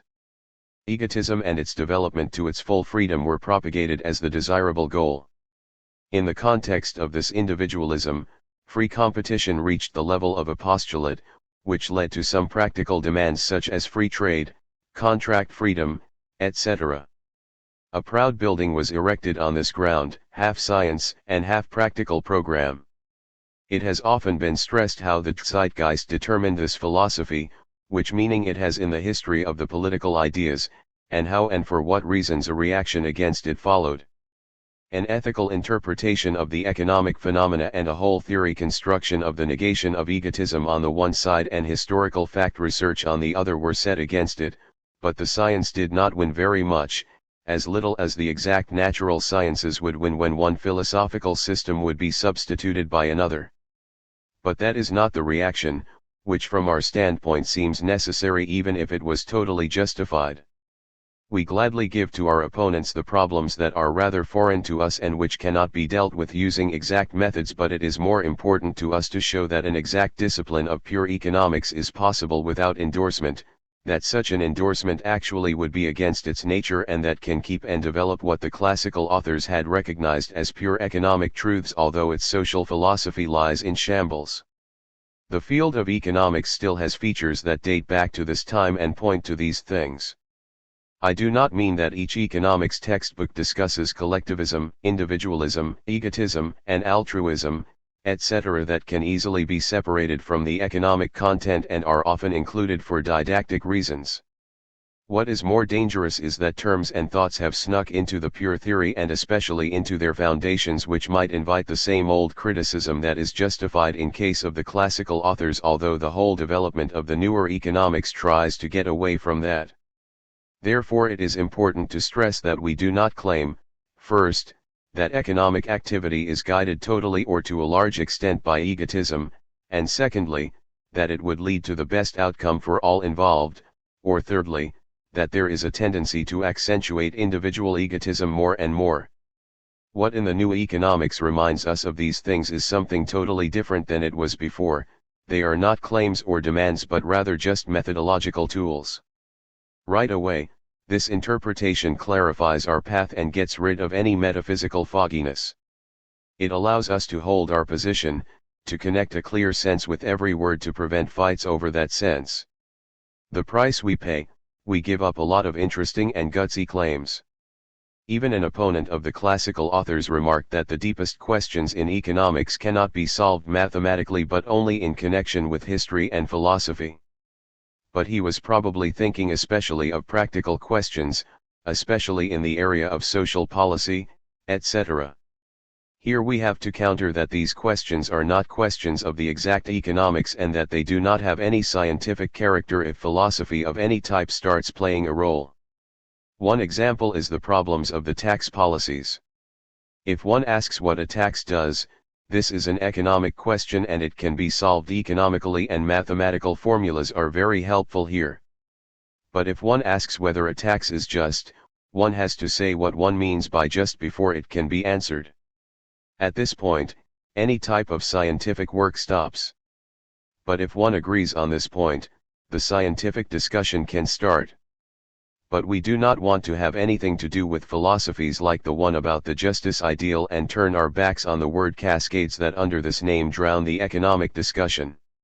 Sure, such an analysis of economic facts is possible, as the multi-layered actions of humans lead to different opinions. They can be looked at from many different perspectives, scientifically or non-scientifically. But we just want to describe and nothing else. We do not condemn other opinions, but we want to stray away from them. 2. Let us be more precise what we have to say about the element of egotism as the foundation of pure economics. That element is actually a hypothesis, which is more or less correct, more correct than its critics think, if one does not share our doubt about the motives as starting point. As it has to be stressed at this point, one could say egotistical action is an order of nature and ignoring it means the death sentence, and that therefore egotism is going to play a major role among the motives of humans. Therefore it definitely can partly explain human actions, and that while the extent can be discussed it is considerable. Aside from that, it is interesting to observe conduct based on egotistical motives when one knows for sure that the human being does not act according to it, because he would always consider carefully his egotistic and his non-egotistic motives and try to find out what he gives up when he does not act egotistically. The ethical motives also have their law and are neither indefinite nor arbitrary, but rather are in a solid relationship with the others. For this reason, the consequences of individual egotism are not as insignificant as some writers seem to think. But if we make the hypothesis if individual egotism is the foundation of our discipline, we cannot avoid the question in how far it really dominates and which goals guide it, although that would not be important for the correctness but just for the significance of our findings. One would always have to analyze, though, in how far that hypothesis is actually needed in order to limit a possible controversy to a very small area. It is clear that the human being does not only act according to egotistical motives, and also that individual egotism is not only based on economic elements but others as well. The first insight destroys the theory that the human being is just an egotist, but not when egotism is defined so widely that it also includes all acts out of altruism, since it also satisfies a need, a statement that degrades the theory to a truism. The latter insight takes away from the individual egotism the simplicity and uniformity, which would make it an ideal explanation tool. Thirst for power, enjoyment of exertion and similar things make it necessary to differentiate between eudaimonic, hedonistic, and an energetic, voluntary egotism, and we cannot be criticized for not using this very simplistic tool. If we do not want to know anything about egotism, not even to speak of the criticism of historical and social nature of such a point of departure, whether this criticism is justified or not. Rather, we can be happy that we do not need hedonistic or other hypotheses for the explanation of prices, and if at any point anything like that would be necessary, it would be a good idea to limit one's assumptions to the minimum and to the concrete problem for which it is necessary. We do not deem it necessary to construct a homo economicus, sort of an embodiment of hedonistic egotism as has happened in the past. Not that we think that this would be wrong in principle. We totally understand that the authors of this construct have the correct thing in their mind, but we think we can do without it and therefore avoid it. We also do not look a priori at a homoyen. Sometimes it can be useful to claim that the value functions of different individuals are similar. But we cannot prove that, and a finding gotten this way definitely has to be supported by facts. It could happen that it proves to be correct, more than we had expected, and it might be more true than its assumption, and also that a finding based on a wide foundation and deduced from the surest presuppositions or induced from the richest observation can fail miserably due to any reason, but we will wait with this assumption until the opportune moment and limit it to the case at hand. Finally, we do not find it necessary to limit our findings to the ordinary businessman as A. Marshall does. Sure, this construct is related to our philosophy because it is a construct, although it seemingly is based on an observation of reality. But we do not want to look at the acting humans at all, but rather only on the amounts of goods they own. We want to describe the changes, or better, a certain type of changes, as if they would happen automatically, without looking at the people who are responsible for those changes. For many ends of economics in their wider and usual sense, this method might not be good enough, or a different one would be better. From the standpoint of pure economics, though, it is the correct one in our mind. This method more pointedly stresses the nature of its axioms, and it is nothing but the exact core of what the economists can tell us about motives. Even at first sight it might not seem too promising. So this is it, what is left of this part of the older system of economics, besides political, ethical, etc. objections in their various forms. And if one limits oneself to the area of purely theoretical discussion, one can say that three different paths have developed through critical work on an uninterrupted development path, which represent achievements which are not without value, and positively compared to methodological tools of sciences that are developed even higher, that with the help of Homo economicus, the hedonistic calculator, that of the ordinary businessman, and mine. All three are correct, that means free of vagueness and flaws in their principles, and they have their roots in the beginnings of our science, but they are still very different. Homo economicus is a construct whose hypothetical character has been noticed by now, in which it differs from the economic existence of the former, whose real existence was claimed. The ordinary businessman represents the consideration of new perceptions of motives of people, and the most loyal attempt to combine the teachings of the classical authors with these new perceptions. Our approach is definitely the most rigorous and most clear, and in our minds superior when we try to define the nature of our discipline, but only there. In other cases people can choose between the other options. 6. The methodological individualism. Now we have gotten rid of the vagueness around the value hypothesis and the problem of the motives of human actions. What is left to do is to stress that we, too, start with the ownership of goods by the individual. We have to expect a lot of opposition because, as everybody knows, that the individual approach today is perceived as a failed one. The atomism is one of the most popular points of attack by the theory's opponents. The reflections of the classical authors started with the individual, and the new economics followed that more or less, and thus was subjected to the same type of attacks, which were directed against the first ones initially. The opponents of the theory usually do not know that there is a difference, and what the difference between the old and the new system is in this point, and most of the times criticize both without a difference. The theorists gave their answer, and now we have one of those controversies, which shows this lack of results, which we find in so many of the discussions dealing with the foundations of our discipline. Both parties whack each other with general arguments and defend them with a bitterness born out of the assumed political and social importance of their argument. Of course, an understanding cannot be reached in such a manner, and often it seems that is not even a goal. But that is exactly what would be necessary to solve the problem of which problems and goals the two diverging interpretations address. When one does that, the fight loses its odious character and the difficulties disappear automatically. This is what we want to do without haste. First, we want to look at the criticism of the theory's opponents against the individualistic interpretation of things, and then the various tendencies within the theory itself, which follow the same goal. What did the critics of the classical system want when they attacked its individualistic foundation? As almost all attacks against the classical system, it was directed against some practical extremes.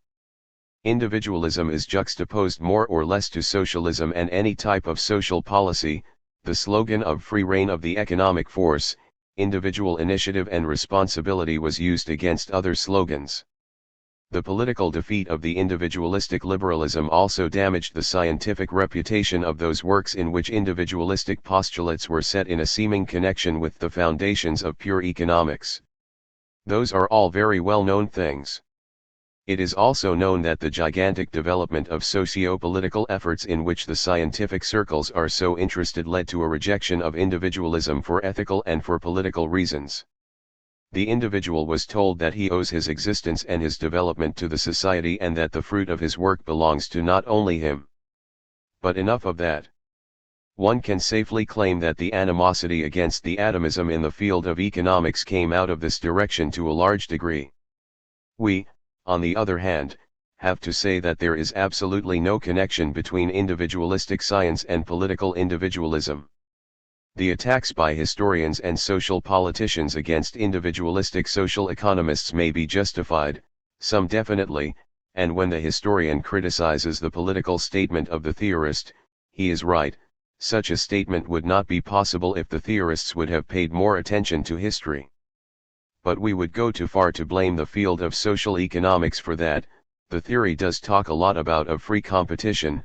It does say to a certain extent that it would lead to the highest possible satisfaction of the economic subject, but this axiom loses everything objectionable and also any practical interest when it is posed correctly, as we will see later.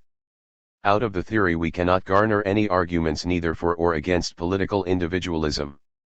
Whoever denies such a possibility is absolutely right, and we agree with him when he opposes the misuse of the theory for a defense of indifference in the eye of social misery.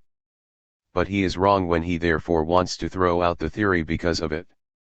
To summarize this part of our argument, we have to differentiate clearly between political and methodological individualism. Both have absolutely nothing in common. The first is based on general axioms, such as that freedom contributes more to the development of the individual and that of the society than anything else, and makes a whole number of claims. The latter does not do anything, like that does not claim anything, and does not have any specific precondition. It only means that when describing certain economic actions, one has to base them on the acts of individuals. The question is now just whether this point of departure is useful and leads far enough, or whether one should take the whole society as a starting point for some problems, or even the whole field of social economics. But that is just a methodological question without any principal meaning. The socialist can answer it in the sense of methodological individualism, the political individualist can answer it in the sense of a social interpretation, without contradicting themselves. So, we have achieved something. We have taken away from our question the practical implications as well as the crown of thorns of the immediate interest. In the newer economics that already has happened to a fairly large degree already, and this is a big, perhaps the biggest, difference between the modern and the older system. With the first, it is often difficult to separate pure theory from practical positions, although it is possible. The latter tries to stay free of digressions, and many theorists have rejected any relationship with Manchesterdom. This principle often gets violated, though, and here the opponents are right, but in general we can say that the science got rid of this drag. Now we turn to the second part of our task. We have to say that here we cannot do much more than to show that we know the objections and what we think of them. An exhaustive answer to the whole question can only be given by this whole book. To replace the individual approach by a social one, or to at least stress it more, is one of the most important requests, one that gets mentioned a lot. If somebody were asked what in his opinion is the most necessary reform in our field, this one among others would be mentioned without fail. But how should that happen, and what would be the advantage? It seems to us that the tendency mentioned grew to a large degree out of the one we just discussed. The social politician and the social economist are often one and the same person. While the first one stresses social elements, the second one probably does the same. We will show that it is not a necessary interrelationship. But we cannot simply ignore the scientific opinion of this group, but rather have to look at it. In addition, we get ideas from the fields of biology and sociology that point us in the same direction. Some biologists talk about a individualist, meaning one looks too closely at the individual itself while it is nothing but a link in a chain of a long development. In a similar vein, some economists think that the human being cannot live by itself and can only be understood in the context of his social environment, and that he furthermore is controlled by 1,000 social influences, to a point that they cannot be studied at the individual level. Individualistic economics therefore is of no value. Many sociologists are of a similar opinion. The influence of biology was even more direct, especially through the medium of the so-called organic interpretation of the state, but we are not very interested in that at this point. The third element of the tendency discussed here is formed by some theorists who operate with the terms society and societal value also within the pure theory. Let us look at it a little closer now. It would not be of great use to us to step into the general discussion, which is all too well known. If we wanted to examine the nature of the social economics, for example, we would have to comment on the two interpretations, which are totally opposite of each other. Those are the interpretations of the economy as organism on the one hand, and on the other as results of the economic activities and being of the individuals. Again, we see here that it would be easy to defend both interpretations with very general reasoning. Each mass manifestation of course consists of individual manifestations, and one could assume that in order to understand the first, the latter have to be examined. And it is also clear that all members of an economy or a class of any type are connected through many more ties within their group than with members of other economies, so that economic, and other, effects and interdependencies, cooperation and antagonisms play a big role, which do not necessarily show up in the individual. That leads to the consequence that one has to take a social group as a point of departure for one's train of thought and at the same time as its yardstick. The one party can always prove to the other one that the state is no animal body and that every machine consists of different parts like the first one, that humans never live alone and a machine is more than the sum of unconnected pieces of metal. We always stress that analogies and generalities do not lead anywhere, only the detailed analysis can lead to valuable results, but here we talk about something different. What the economy actually is and whether the individual is the engine or something else is the engine is not important for us. In general, we would be happy to accept everything the social politician or the historian has to say about this point, and we would not even deem any abstract construct, let's say, in the sense of a natural law worth discussing. We absolutely admit that social influences determine the actions of the individual and that the individual is a tiny factor, but that does not matter here. We do not care how actually things act, but rather how we have to schematize them in order to reach our goals, and that means which interpretation, from the standpoint of the results of pure economics, is the most practical one. That is a paradoxical and at the same time fundamental sentence.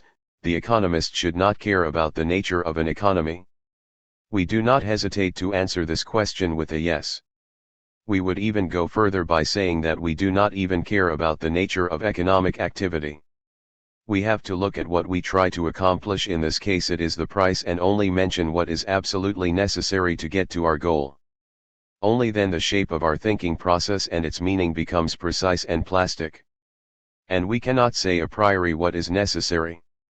When we apply this to our question at hand, now we understand the nature of our approach, which we want to call methodological individualism.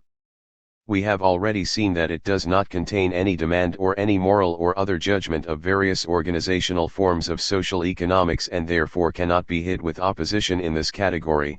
We also see that it does not say anything about facts because we do not say anything about what determines people's actions. We want to describe certain economic activities, and even that very narrowly.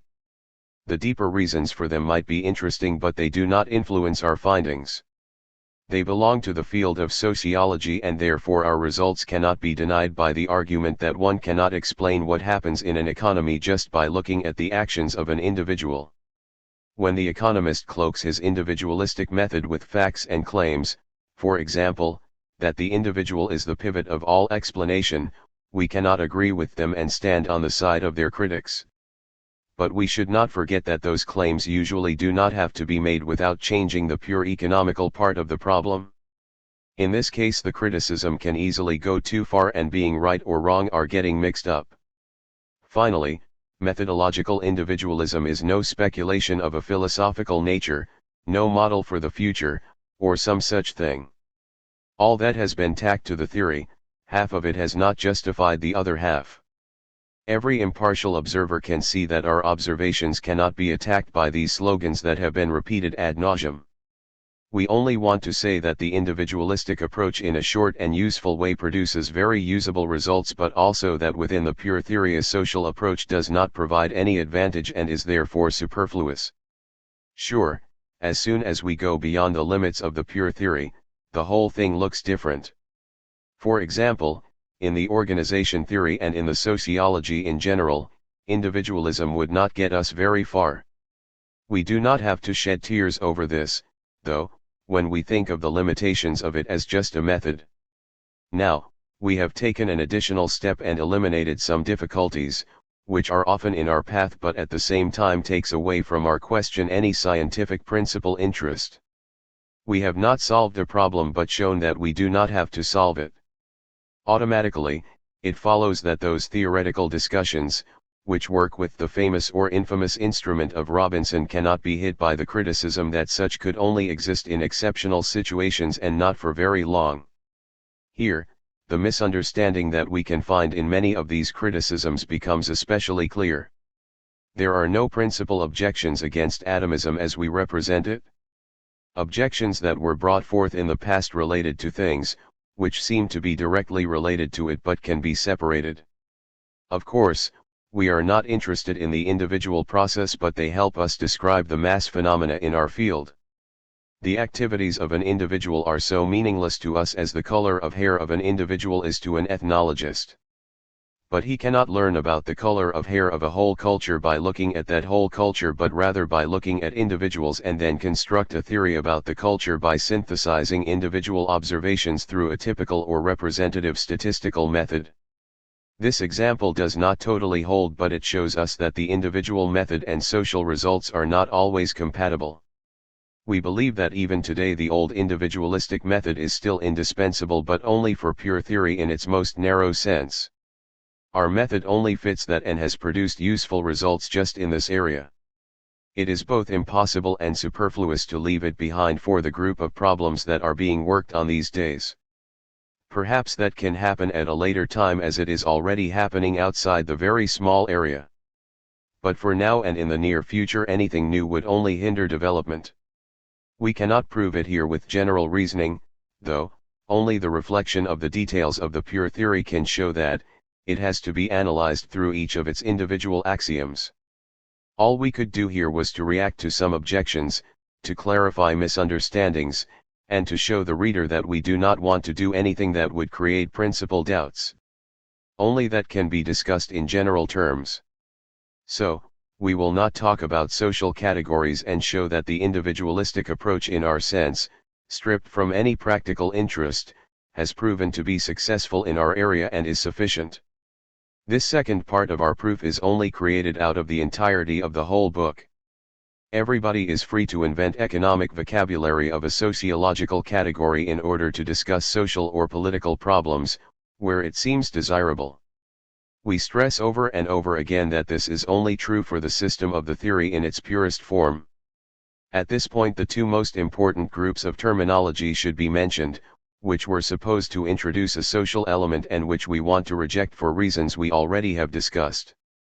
The first is characterized by the words national income, national wealth, and social capital and plays a big role especially in the German literature, Held, Wagner. Especially Stallman stressed the necessity to introduce it. But nothing supports our standpoint as much as the fact that he actually does not use it very much in his discussion of theoretical questions. Where he uses it, it only has an effect on the language but does not change the individualistic foundation of the theory. When one builds the construct of our theory unencumbered by prejudices and any demands coming from the outside, then one will not even find this terminology. Therefore we will not even deal with them anymore. If we would do it, it would become clear the amount of vagueness and problems attached to it, that they are closely related with a lot of skewed opinions, without leading to just one really important axiom. The second group is anchored in the term of social value. Even in the earliest phase of the theory we find first hints, but it has reached principal significance today, in the social value of the American authors. Some of the terms in this context have no use at all, for example, the value for mankind, which actually does not even have a precise meaning. More about this in my article on the concept of social value in the Quarterly Sick Journal of Economics 1908. But even this one we cannot discuss here, but rather just say that we can live without it and that when we reject it we only do so for methodological reasons. Something else, we often find the terms collective demand and collective supply. Those are not social categories but just combinations of individual ones. When we use them we do not do so out of consideration for social elements. That would mean we see social phenomena just as a sum of individual ones, a standpoint we reject emphatically. Those terms stand on a totally individual foundation. 7. About the term value. Although the full meaning of what we will talk about on this topic will not become apparent until later, and although it is our principle to discuss things where we use them, a few necessary remarks have to be summarized here. They are not only of interest to the theorists. Just when we ourselves are clear on the explanation principle we want to use, we will go on to the study of the amount of goods, whose methodological superstructure are the value functions. Value functions and amounts of goods, that is all there is in our area of research, all that creates our image of reality. We only see the latter, the former we just create around them. Let us look closer. During the following discussion we will not avoid psychological terminology since it often easy and brief. First, I want to mention that we do not differentiate between the terms value and benefit but rather see them as synonyms. Psychological value theorists have made that differentiation as far as we know in two ways. First, they said that things get evaluated even if they are not beneficial, for example alcoholic beverages, etc. It could be useful to express the subjectivity of the valuation linguistically. But there is neither anything absolutely beneficial nor anything absolutely valuable. Benefit and value are both expressions of individual assessment and therefore we do not see a reason to differentiate between them. If one wanted to avoid misunderstandings through secondary meanings of our terminology, it would be best to create a new word, like Pareto's awful-limity.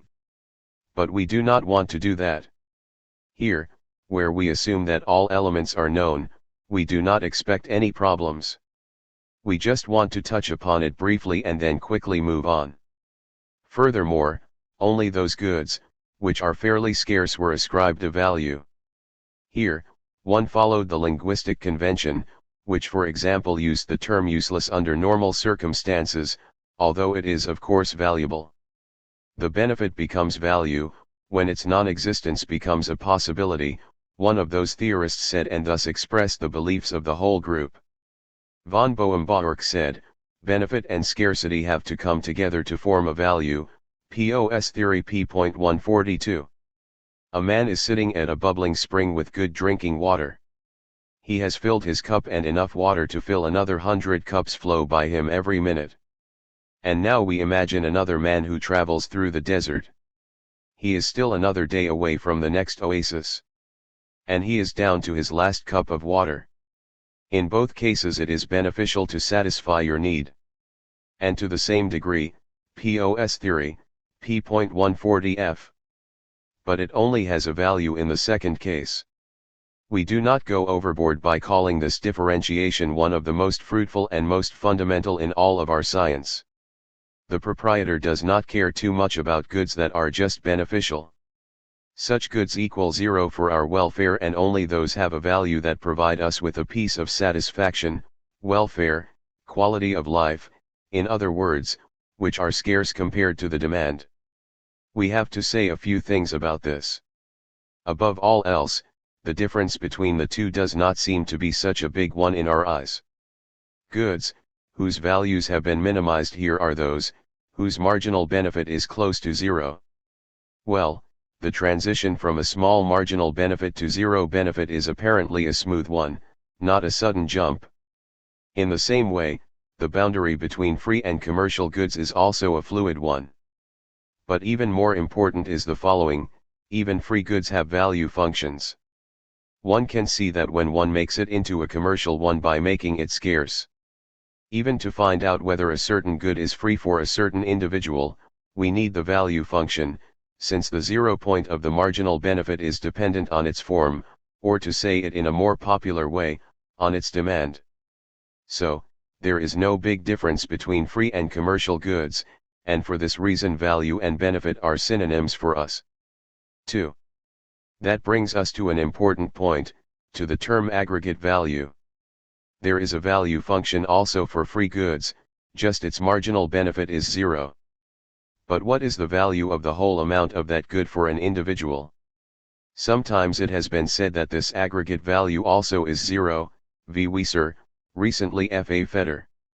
The train of thought that led to this result is simple: each growth would have the value 0, even the last little part. It often gets overlooked that this claim is only true if the piece is very small, and because every small piece can be seen as the last one, and that all pieces of a good, if available at the same time, have the same value, so one thinks that the aggregate value can only be 0 because it is nothing but sum of the values of the parts.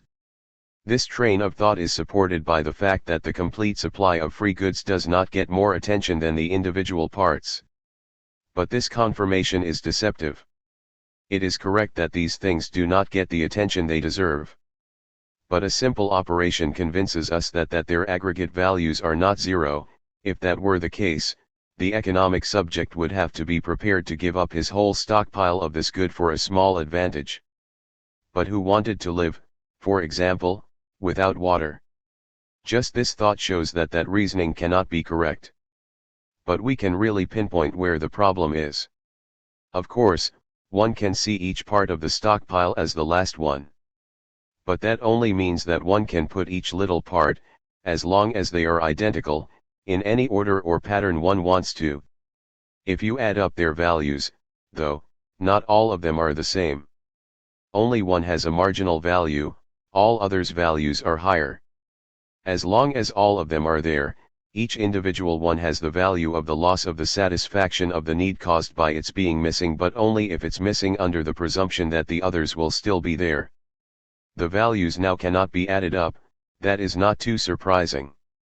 That the aggregate value is higher than the value of its parts is only a paradox as long as we give them the marginal value. The axiom becomes clear when one thinks of the sense of the different operations.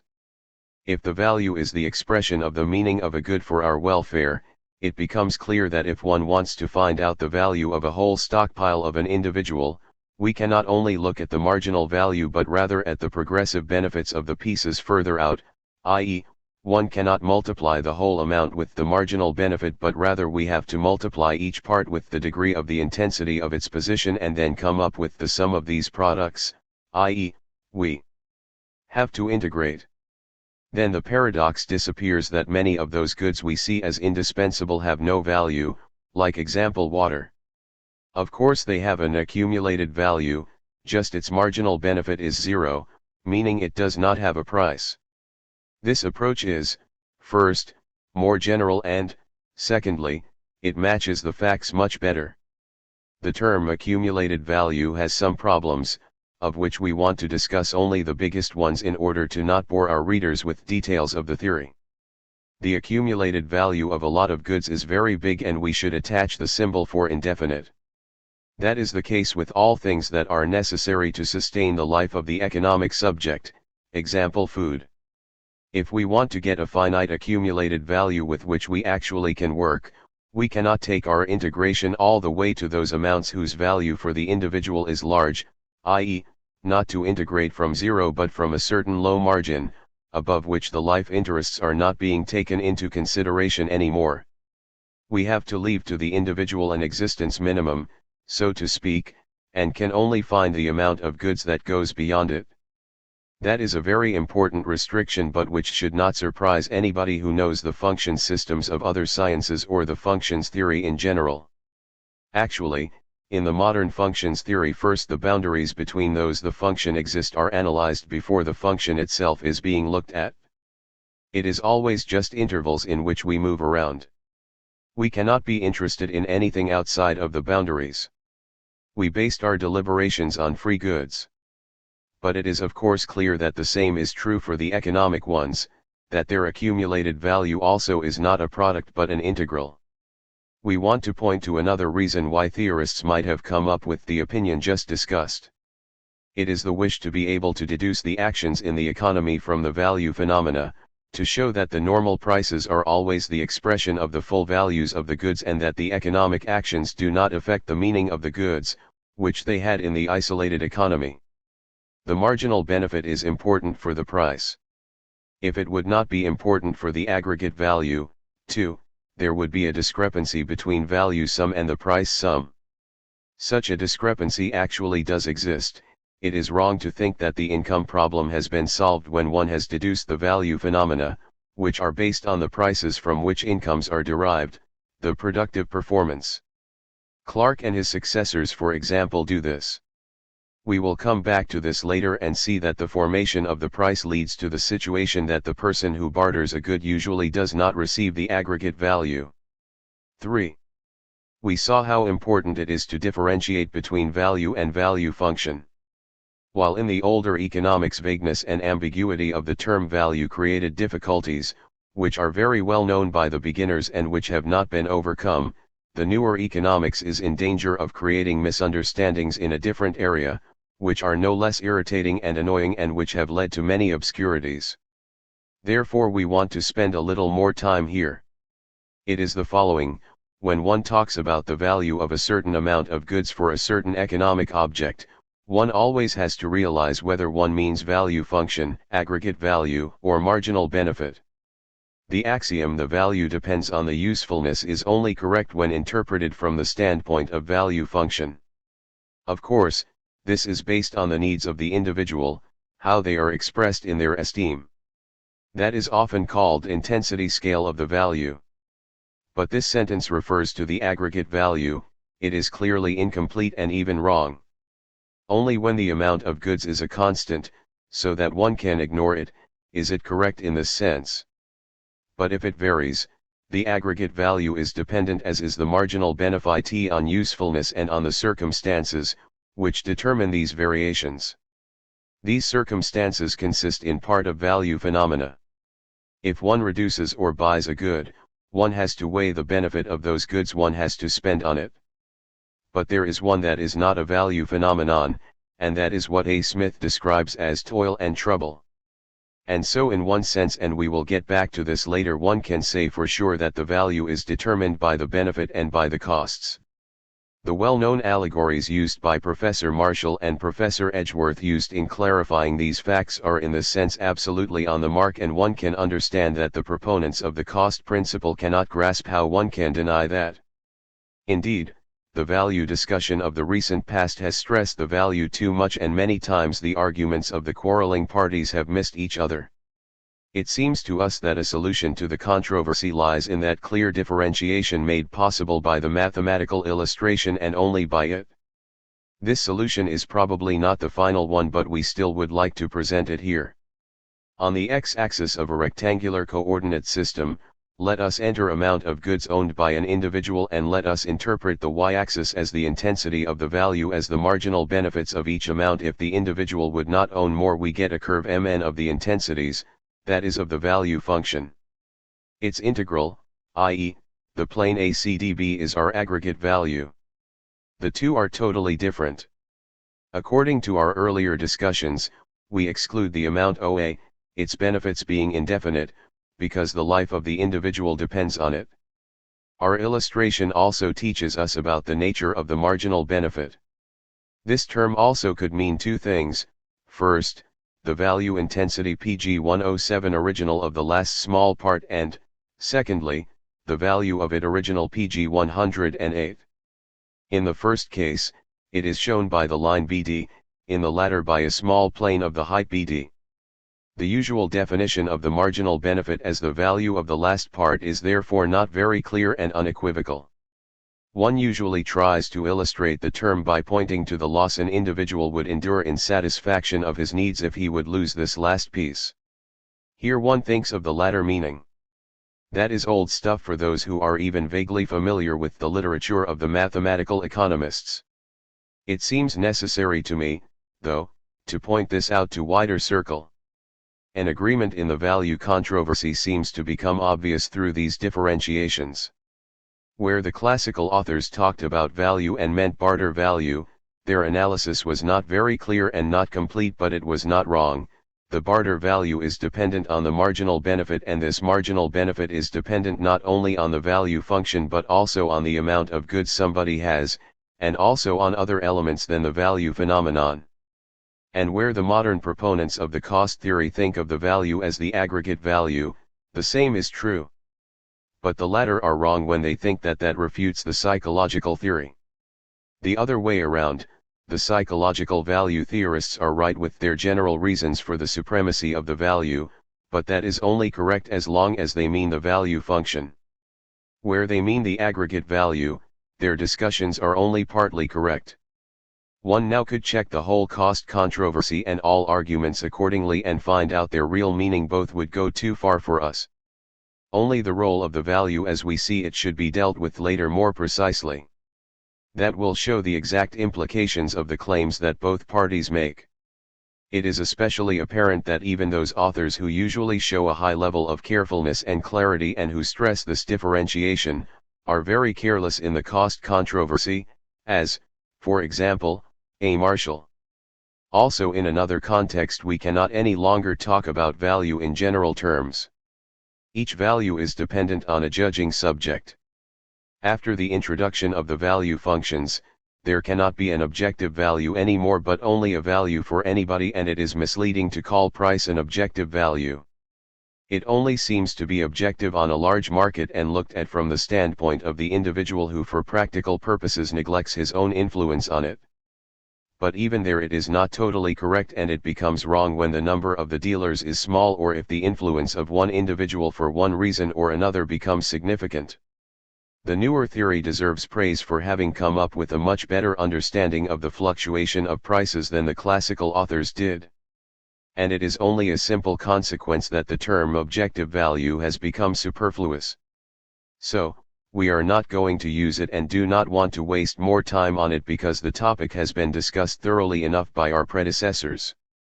But another term has to be discussed more thoroughly, that of the barter value. It has often been stated that the difference between commodity value and barter value is not as fundamental as formerly assumed, or better, that in the modern system it has lost the fundamental meaning it used to have in the system of the classical authors.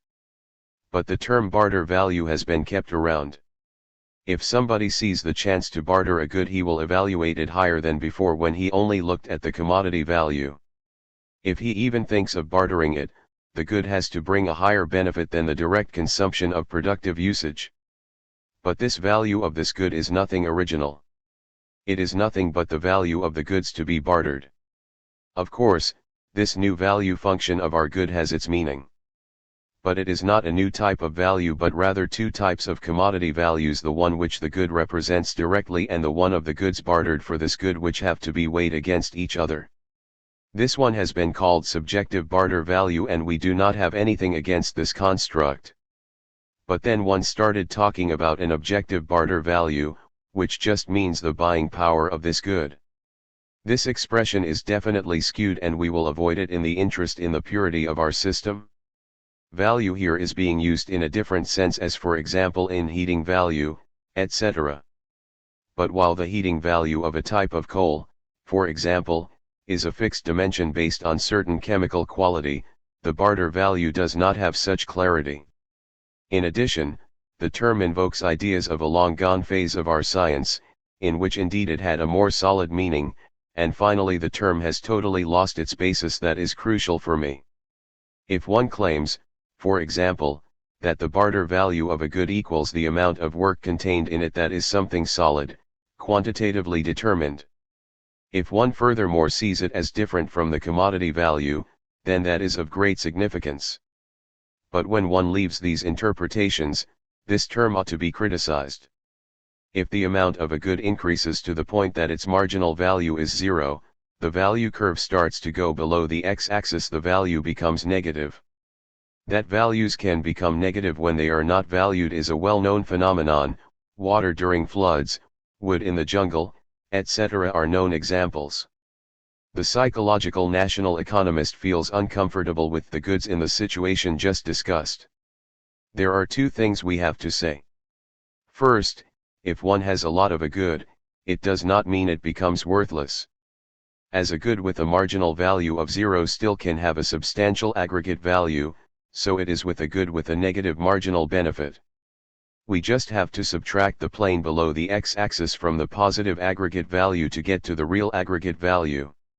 Obviously it would be wrong to multiply the whole amount with the negative marginal benefit, with the result that the economic subject does not want to have the good at all, which clearly would be wrong in most cases.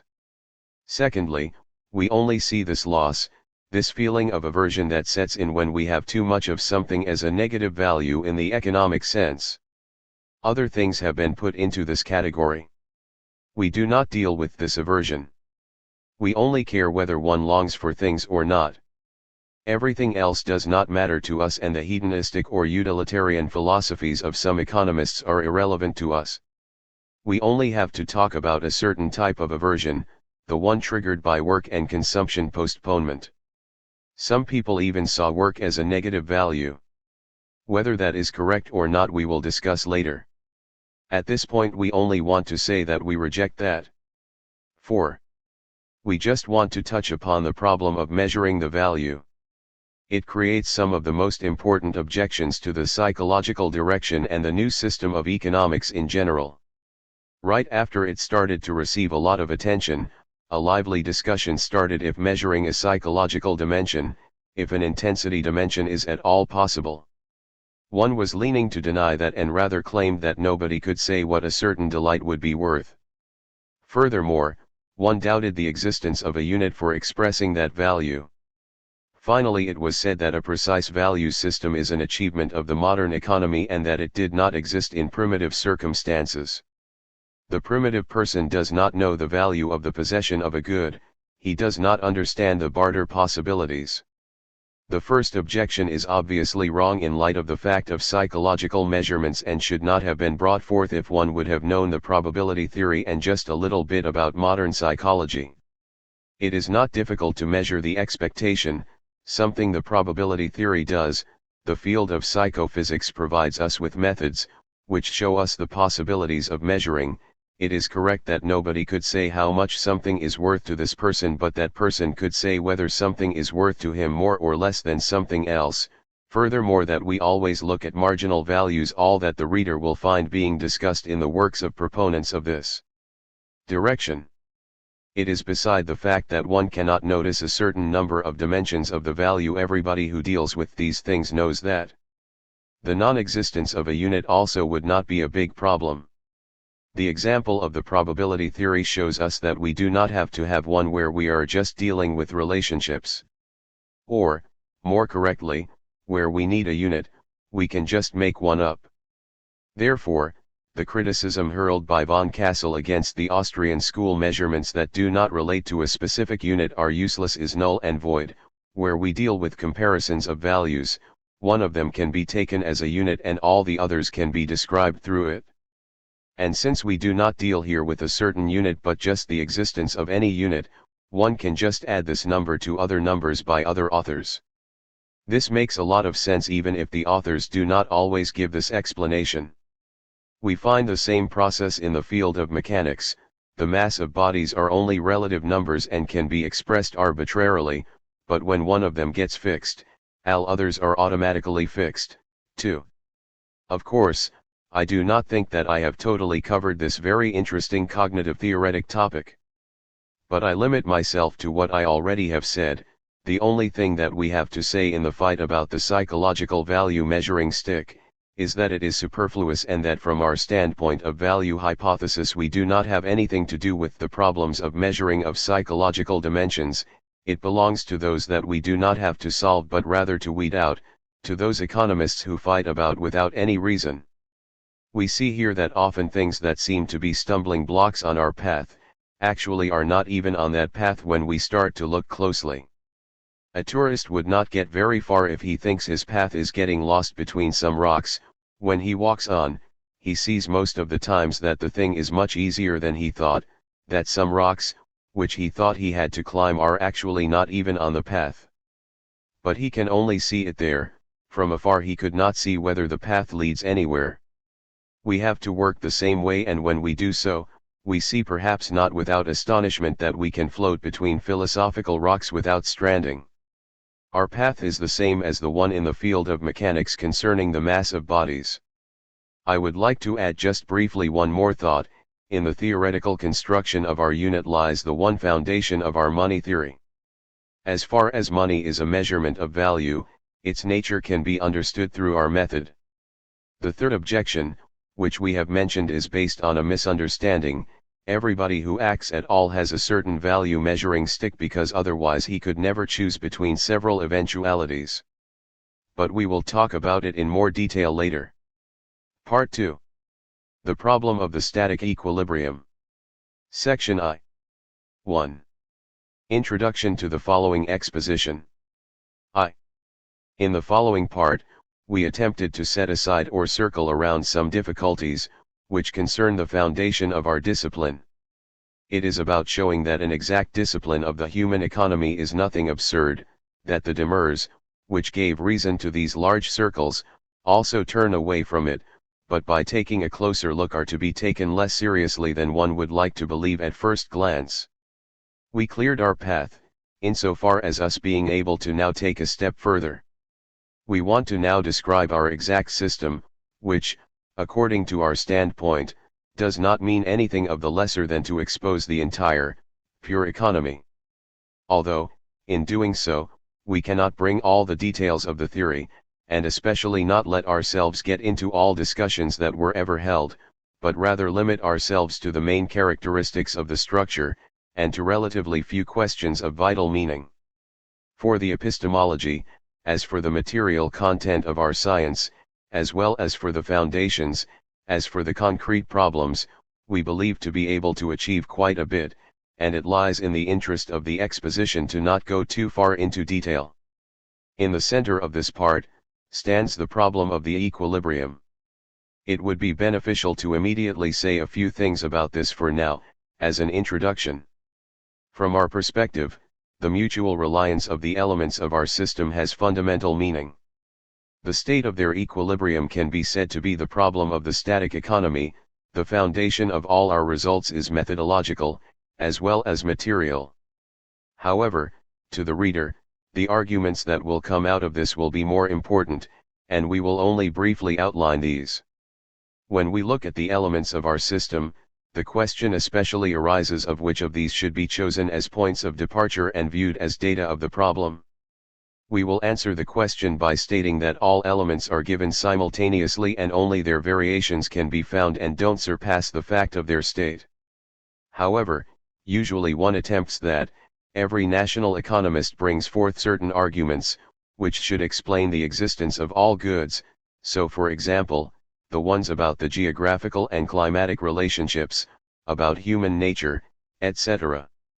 We also have to concern ourselves with these things, although for another, merely negative reason, namely, in order to prove that these things demonstrate foreign elements in the economical system. This is the first point.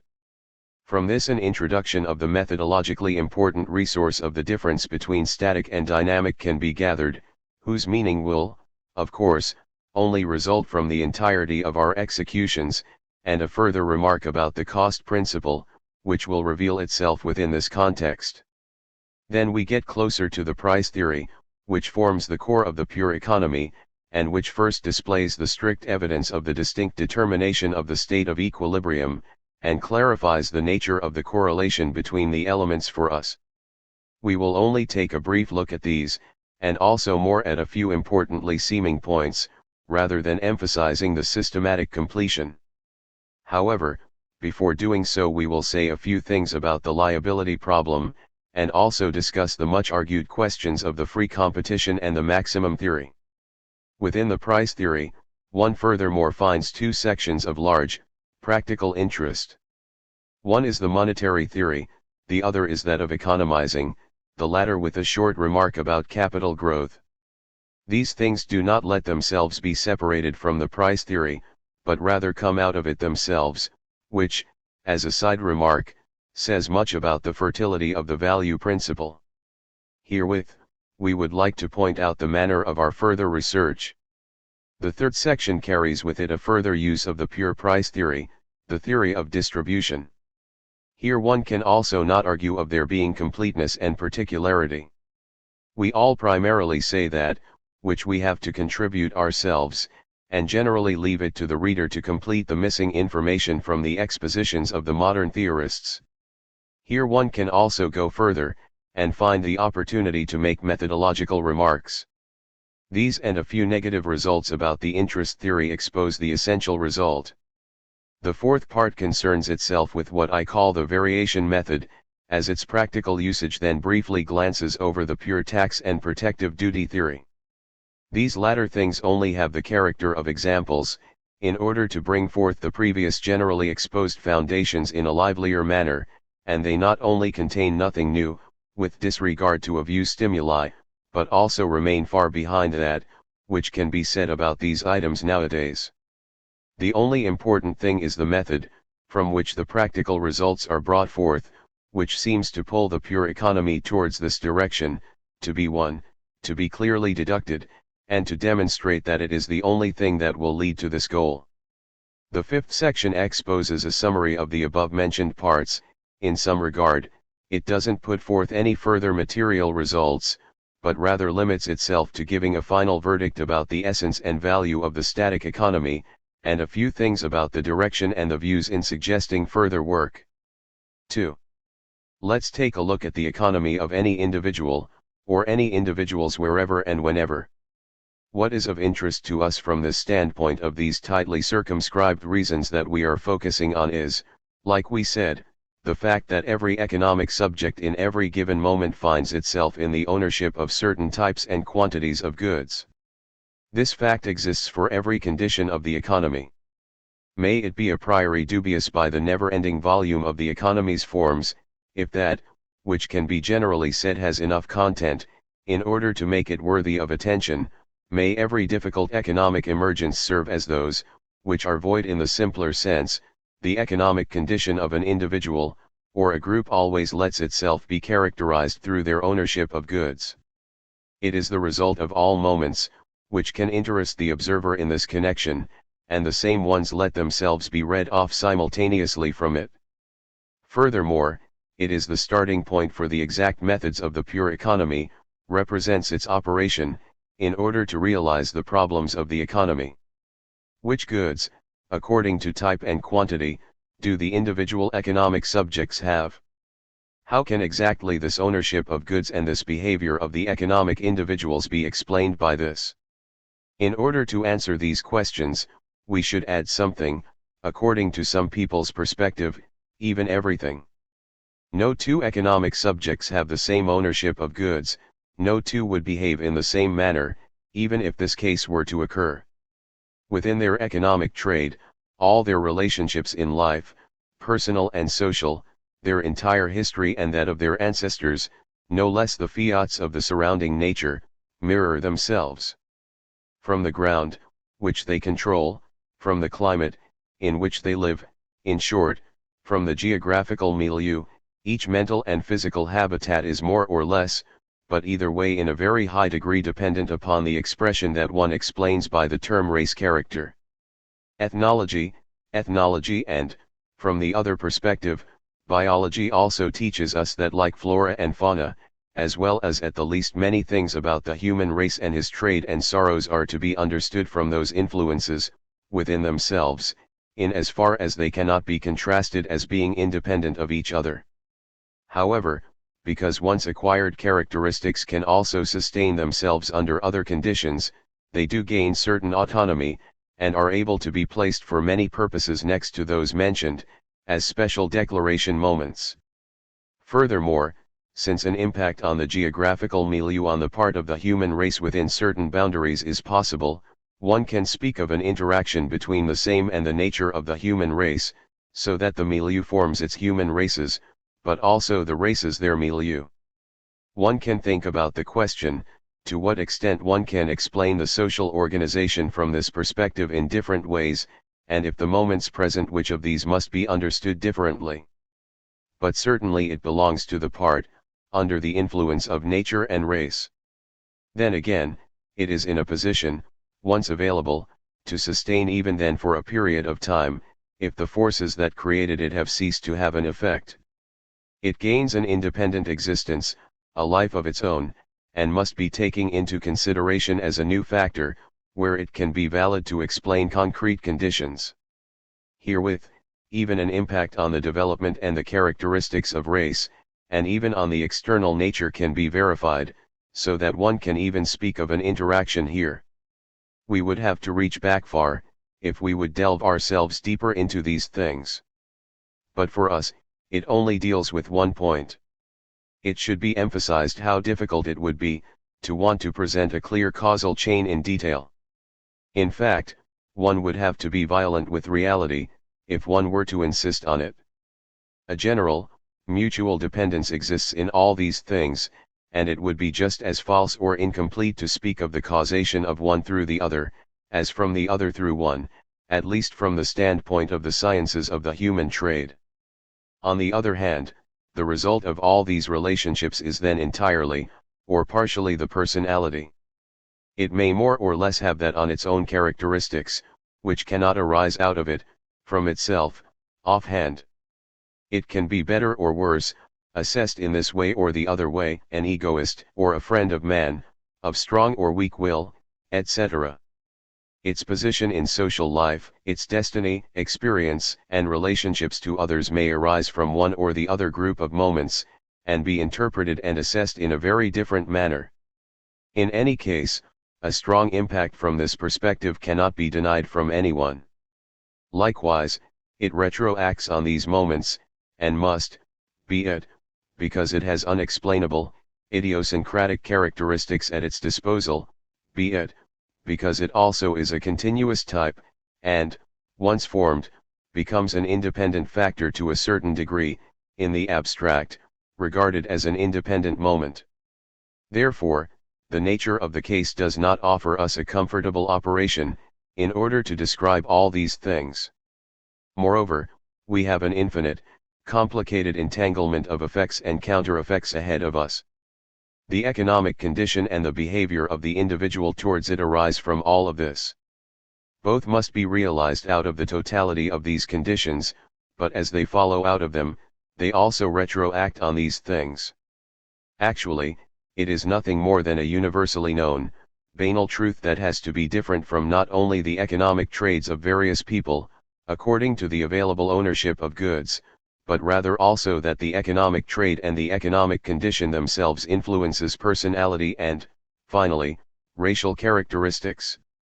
It is clear that, for example, type and quantity of nutrition, influence the physical and even the character traits of the consumer, that the entire races can transform themselves mentally and physically through deficient supply. It is equally known that the type of activity of daily work stamps a person and leads to the acquisition of mental and physical traits, which can then play a large role in the further development of the individual and the nation. And also these things become independent forces, and the marks, which they leave behind within each person, do not suddenly and quickly disappear. Surely, the foundations of the economic trade may generally realize themselves from the milieu, and such a view will be sufficient for many purposes, although, in the national economy and its closely related disciplines we often have to be concerned with such singularities, and with such short periods that all these things can be viewed as independent, interacting factors from this standpoint. For example, if one were to consider the coherence of the physical and moral habitat of the human race with the surrounding nature, one can also still agree with the claim that the first is completely explicable out of the last, with the only presumption that one can adequately explain the discrepancies through migrations. However, from our standpoint, meaning through the explanation of a concrete, scientific emergence, it is completely indifferent if one can explicably acknowledge a specific character trait out of the milieu, which previously belonged to an individual. It is there once, and one an independent life. Therefore, if one were to say that the economic condition and the economic trade is dependent upon the totality of all these relationships, then this would only be one half of the situation. The other is that both retroact on these. Just as that, which arises out of these that everyone acquires and devours, therefore, again, affects all surrounding relationships of what everyone acquires and devours. Therefore, the economic trade cannot be explained without the economic trade itself, and never the economic condition without the economic condition itself, or more properly expressed among the moments, which one must gather for the explanation of the ownership of goods of the regarded individuals, also exists the former ownership of goods. So if one were to follow the history of the human economy step by step, then out of each given condition, one would indeed be able to read off the former, but one will never reach the point of restoring one or more of the explanation moments to others, rather, one will always find the same. The effect and interaction of these moments on one another is the actual matter of scientific observation on a social area. It is of utmost importance to acknowledge that, since through this, light can be shed on many fruitless disputes, and a deeper understanding into the social events can be reached. But we want to no longer dwell on these thoughts.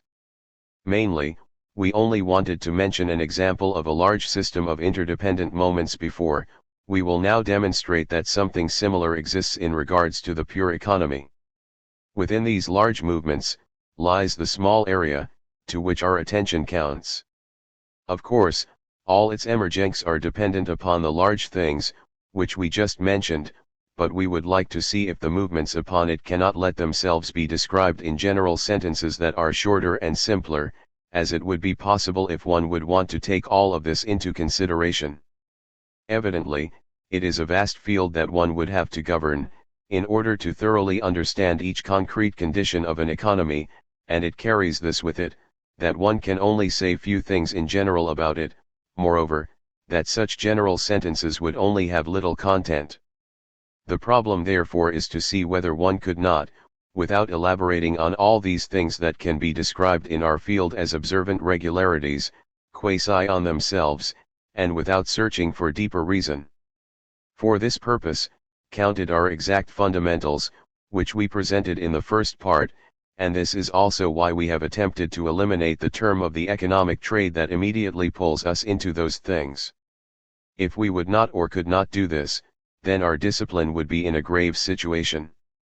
The historical school tells us nothing new, when it points out that each economic emergence is a result of polymorphic forces, and complicated processes, but the demand to yield to all this, means a relinquishment of an economic science. In the attempt to obviate these difficulties, lies no renunciation of their existence, rather only a methodological operation. And this, not the general arguments of the theorists, one can point out to the historians. 3. However it may be, every economic subject always has certain quantities of goods. And we have to describe the changes, that it performs on the same subject, that it gains, and from which it expresses itself. We are sooner to look at how the meal is prepared, not how it is consumed, and we adhere to the amounts of goods before the act of consumption, just as we also do not have to be concerned with the technical production processes, but rather with its pure economical condition. The economic subjects can get their goods in very different ways, exchange them, or produce them themselves. However, we want to understand all of this, as explained earlier, according to the trade's point of view, and we also want to not differentiate in regards to this, for the purposes of this overview. The first thing we can think of is that the individuals have, in no way, all those goods, nor have they undertaken all those changes on them, which lie in the area of possibility. To arrive at this, they could just as well own other types of goods and quantities. Point 1 Certainly, they furthermore own and reach also the goods, whose ownership really carries the character of contingency.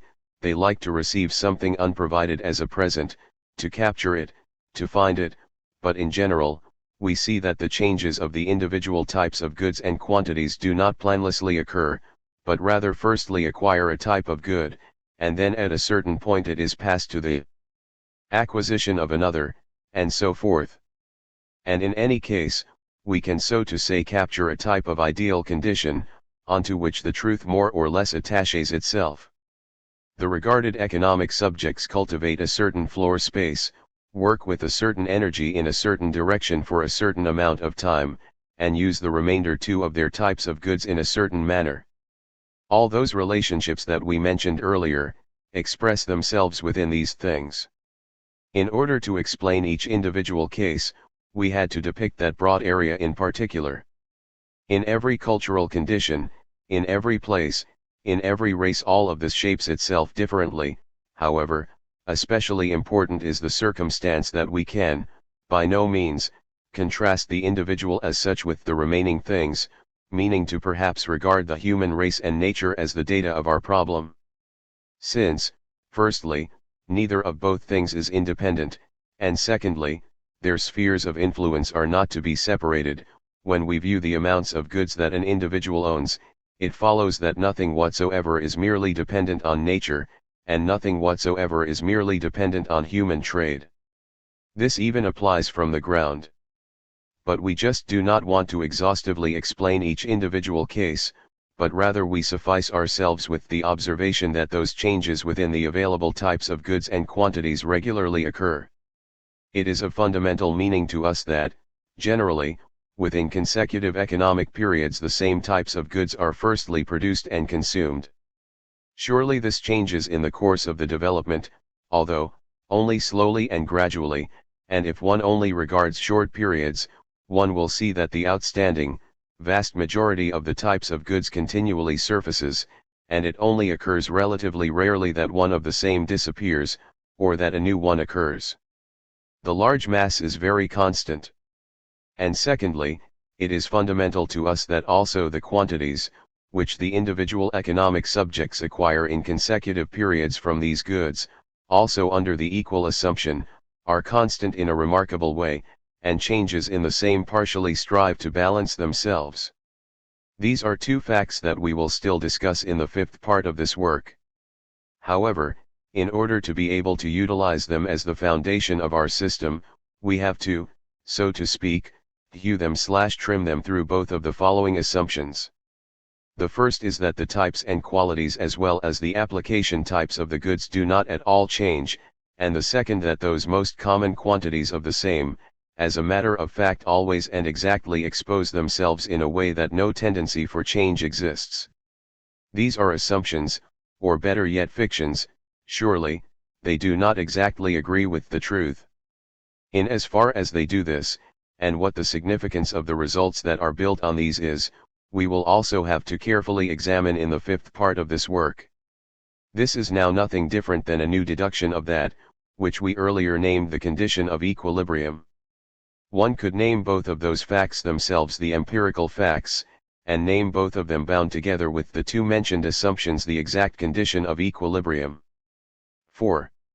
We already said that we cannot exhaustively explain neither the concrete trade, nor the concrete economic condition of an individual, and that it must be our only endeavor to see, if we cannot, regardless of this, be in a position to find any sentences, which can of course only be of formal and general content, in a similar way, just as mechanics describe movements, without further fathoming them and the other characteristics of the moving bodies. We cannot justify why a specific individual has a specific quantity of a specific good, product. We do not know anything about the individual or the good. For example, if the latter is nourishment, then the physiologist can say something about its meaning of the former, and the biologist can say something about its type, and how the trade of the individual regarding the good is connected with that meaning. The cultural historian may interest himself with the notion of whether clothing or jewelry seems more important for the human race. And we equally do not concern ourselves with the technical process of production. In short, we are not concerned with goods themselves, but rather only with the relationships between the same, and also not with the relationships between specific goods, but rather we only concern ourselves anyhow with such between goods, or even better with quantities of goods. We are therefore not examining onto which type of goods the first, and onto which then the second choice is made, etc. but we note that whichever good may be produced first, always stopped at a certain quantity, and will be passed to the acquisition of another, etc. The point at which the acquisition of each good stops for each economic subject is therefore of fundamental meaning to us. In the position of all these points to one another, the relationship expresses itself between the quantities of the goods that were acquired from the economic subject, and a certain relationship, and based on that, which was said, one will understand if we further say that in the system of limiting points of the acquisition of goods simply lies this formal moment, which we can handle without concerning ourselves with concrete types of goods, and concrete individuals. What we need are therefore not theories about the reasons of the economic trade, but rather formal assumptions, which submit these boundary points to us in a short, simple, and formal manner, and functions, which express the requirement that further acquisition of a good stops when its quantity is in a certain relationship to the amounts of the other goods that lie in the economical area of the economic subject. These functions may or may not sensualize something really in existence. This something we can call whatever we want, all this is irrelevant. The only essential thing is that they have certain characteristics, and whatever the economists may have to say about it is secondary. And now a short, mathematical remark, whose meaning will immediately become clear, that the increase of the amounts of goods disappear on those boundary points means that the differential quotients of our function, concerning these quantities have to be zero immediately. Let us measure all goods with one and the same unit, for example, in money 3, and let QA, QB, QC, etc., be the quantities of the goods A, B, C, etc., so we come to the equation. This function, symbol from above equation, is nothing different than a type of total value function of the ownership of goods of our economic subject, and this equation expresses a state of equilibrium and maximum. With your help, we can also reach this relationship between the quantities of the goods that the individual owns simultaneously. Since namely the price sum of the sold, and the price sum of the bought goods have to be identical, then we have the equation, when we indicate the prices of the units of the particular types of goods with PA, PB, PC, etc. Out of which, and in connection with equation 1 follows. Which equation expresses the fundamental law of the marginal utility niveau. In the diction of the psychological theory, this means that each good is being acquired in such a quantity that the lastly acquired sub-quantities satisfy all identically intensive necessity movements. It is this universally known theorem that we also differentiated. It is nothing other than equation 3, it is only made bite-sized, and decorated with all kinds of ingredients. Whoever does not take offense at the same, and finds this deduction too dry, can always adhere to this diction. I only wanted to demonstrate that the root of the matter lets itself be captured strictly exact and sound, and that scientific correctness, in terms of the physicist, is also not an impossibility in our field. However, regarding the practical results, no difference exists between us and the psychologists. Nothing different is intended and reached with all the psychological discussions, than what we also intend and reach with our stricter action. It is also to be noted that within the things said, there lies a somewhat different deduction of the worth function, as the one that was presented in the first part. We will not look at the same any further, since this would lead into theoretical details, which lie outside of this work's framework. Therefore, the equation system 3 delineates everything that we retrieve out of the lively truth, the section that contains the pure economy. Not the economized individuals, also not the individual concrete goods, but rather certain processes or relationships, schematized in this expression, are the substrate of our discussions. It is a structure of our arbitrariness, but not just made up, it is a conception of the researcher, but not without relation to the truth. For who understood that, there are no longer any doubts about the foundations of the economy, and the controversies about this resolves themselves. However, we want to come back to these things later, and no longer dwell on them here. A belt of equations limits the economical sphere of influence of the individual.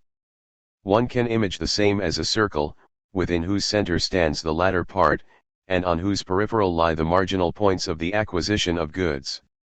they are all relatively similar to the individual.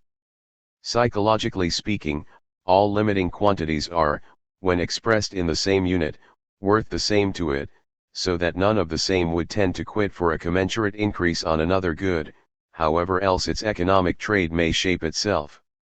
And this and only this proves the phrase that the individual in the state of equilibrium reaches a maximum of the requirement satisfaction. In the said things now lies the exact foundation of the economy, according to my perception, and it must be understood if one wants to understand the essence of our discipline. I do know well that my rushed exposition stands in the way of this comprehension. I alone could not have been more thorough. Each sentence has meaning. The reader, whom these things interest, is asked to dedicate some thought to them. Another lecture of this explanation may also be advisable. I regret not being able to recommend a repeat of this chapter, since it is absolutely essential. On the way to precision and to true correctness, our discipline must naturally distance itself from popularity. This is not my fault, even if my explanation may be very incondite.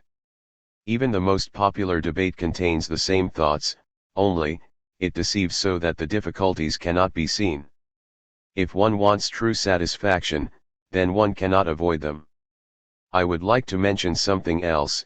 Even the older economists are not completely alienated from our cognition. We find our law of the marginal utility niveau already by Ricardo, in the law of uniformity of the profit rates. Moreover, almost every economist has recognized a larger or smaller part of the matter. The new one lies in presenting, in detail, the root of the same, the interdependence in its universality, and fundamental meaning. One often finds sections from it, and individual ones of coherence, which we indicated, have already been handled in an isolated manner. One of the same also shapes the content of the cost principle, by which one is easily assured through some reflection.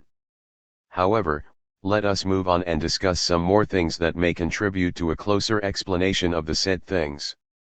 V. Our law of the marginal utility niveau, and our state of equilibrium counts for each economic subject. It may be an isolated one, or stand in relations to others. Certainly, both cases differ from one another, namely more and more complicated possibilities for the economic process exist in the latter, but the process is essentially the same in both. The marginal points of the acquisition of goods of an individual are always dependent on one another, only, in the second case it is added that they are also dependent on the analog marginal points of the acquisition of goods of all other individuals. Therefore, one can easily move forth, and assume an unequivocal, certain marginal utility niveau for even the political economy. The simplest way to clarify the existence of such is by regarding the political economy as an economic subject, John Bull & Co., for example, and by sensualizing the same, by means of a representative company, according to the process of A. Marshall. The image alone is inadequate, and obscures the essential character traits of the commerce economy. It is only completely suitable for the closed economy, without commerce. For the first, the construction can only supply a preliminary image, destined for fixating a first perception of the matter, but otherwise, one better speak of a system of marginal utility niveaus within the political economy. Nevertheless, it is a grand truth that unequivocally determines, even in the political economy, as the entirety of all types of goods and quantities, and with it also the politically economical marginal values of all acquisitions of goods that are dependent on one another. Only, one has to understand this accurately. In the commerce economy this condition is not induced through a central, social action, and the effect of social needs, such as each image of the representative company could suggest, but it is rather the result of the interactions of the individual marginal utility niveaus on one another. Therefore, in any case, again, our law achieves a dual function equally for the isolated, or closed, as well as for the political economy. It differentiates the relationships that are to be described by the economy from the others, and it does so both from other ethical, social relationships between the economic subjects, and from other, technical, etc. relationships between the goods. And so then it delivers us the basic law of these relationships, out of which everything further follows. it describes the relations of the quantities of goods to each other, which occur under certain assumptions, and will maintain themselves. It provides us, by using another term, the production and consumption combination of our individuals that follow from their idiosyncrasy, etc., and from their economic possibilities. It is a problem of economical efficiency that solved there is a logic of economical things that are being achieved there. This problem must be separated from that of the technical efficiency with which especially its first part the production combination can be easily mistaken, but is methodologically analog to it. The following views may now be recommended for the attention of the reader. All appearances or conscious matter that constitute the world, are interrelated and are mutually dependent on one another. If one were to comprehend a part of the same as a given, in order to derive another part from it, then this is always merely a methodological aid that may be useful or even necessary for certain aims, but never contains the entire truth.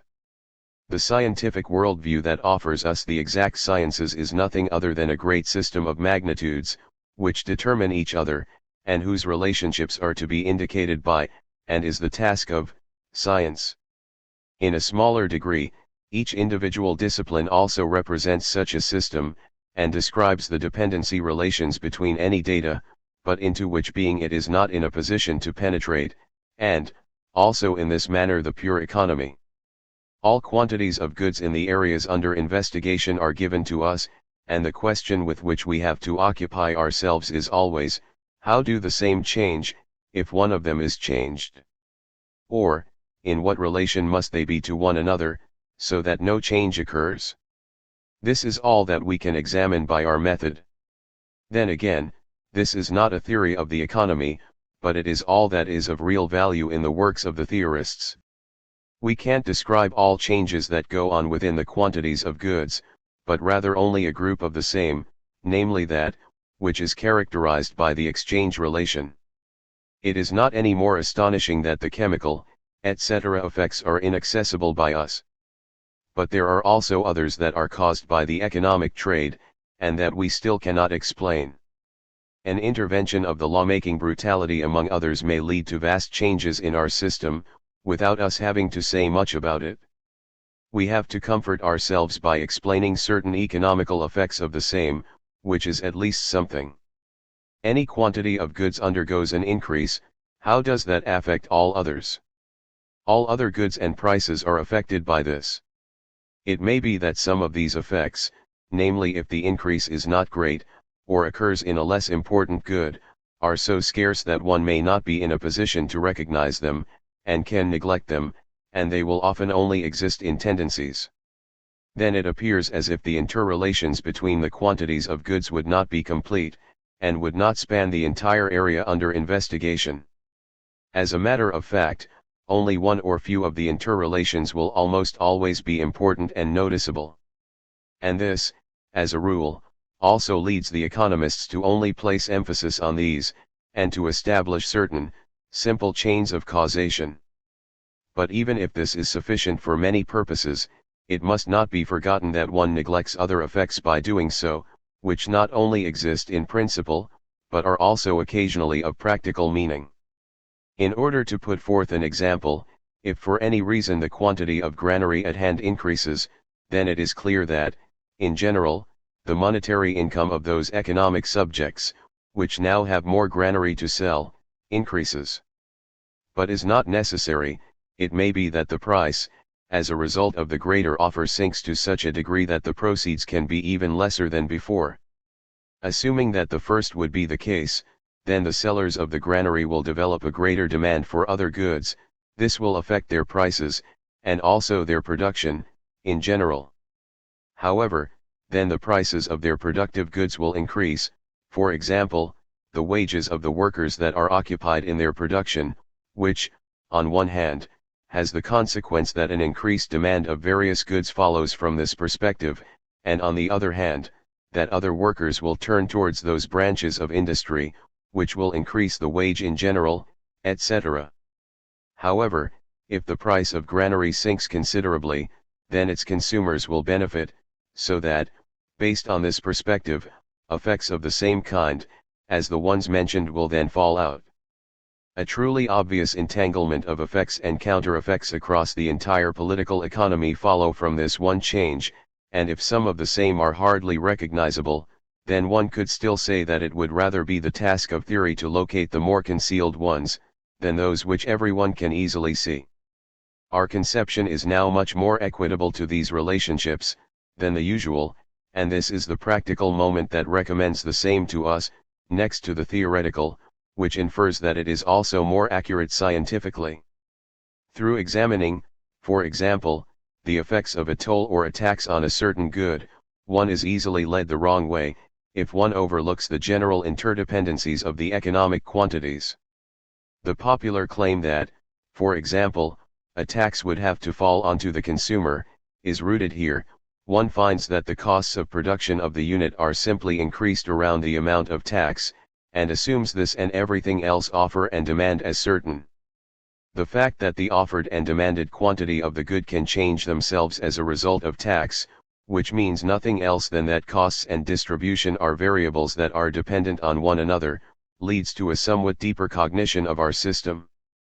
But all effects of tax that go beyond this foster to be neglected, and if such a further effect once presents itself, then it appears to be a special discovery to emphasize it. Our conception has a special, theoretical interest in the clarification of the cost discussion.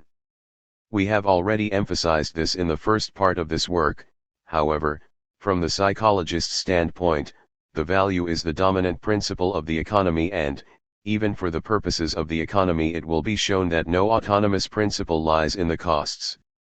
But the total value of a certain quantity of cost goods, and the total value of a certain quantity of consumption goods are variables that are dependent on one another, and are connected with each other in a reversible, functional relationship, which does not contradict the statement in the least, which is to be comprehended as the foundation of the psychological theory of value, namely that the same principle that of value underlies both. We will come back to this again. We only want to point out here that the setting up of a chain of causation between the two will only obscure the issue.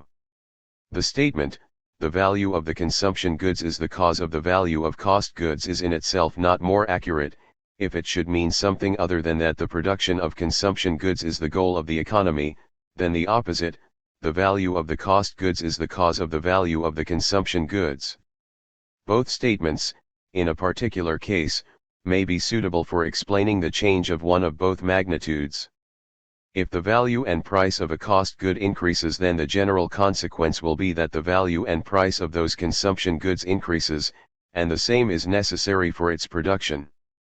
And, in order to describe this case, it is permissible to regard the first magnitude as being an independent, and the latter as being a dependent, variable. Therefore, the latter statement is accepted. In the case to the contrary, the opposite counts. However, the entire truth never lies in it. It is, in reality, rather indicated through the recognition of the general interdependence. For each such chain of causation, another lets itself be opposed, and in general, one will find suitable examples for both. To argue for its prevalence is idle. The same counts for the instrument of the marginal productivity. It is not incorrect that the yield of the lastly expended dose of a production means determines its total value. However, one has the same right to say that the value of a production means determines how much of it will be expended, and what the yield of this last small portion that will be the marginal productivity is. All of these statements are correct as establishments of functional relationships between the elements of our system, and they are all contained in our conception. But their absolute value is scarce. They were useful as points of departure of the scientific train of thought, and depicted discoveries of a part of the system of interdependent economic quantities.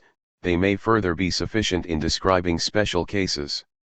However, in general, and where one is concerned about being strictly accurate, they are no longer permissible, and they depict an evidently incomplete, even primitive, conception.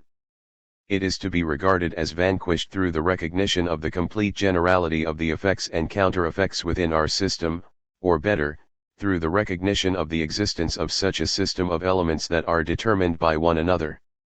One sees that we attribute a fundamental meaning to this recognition that fundamentally contains nothing more than a rather banal truth.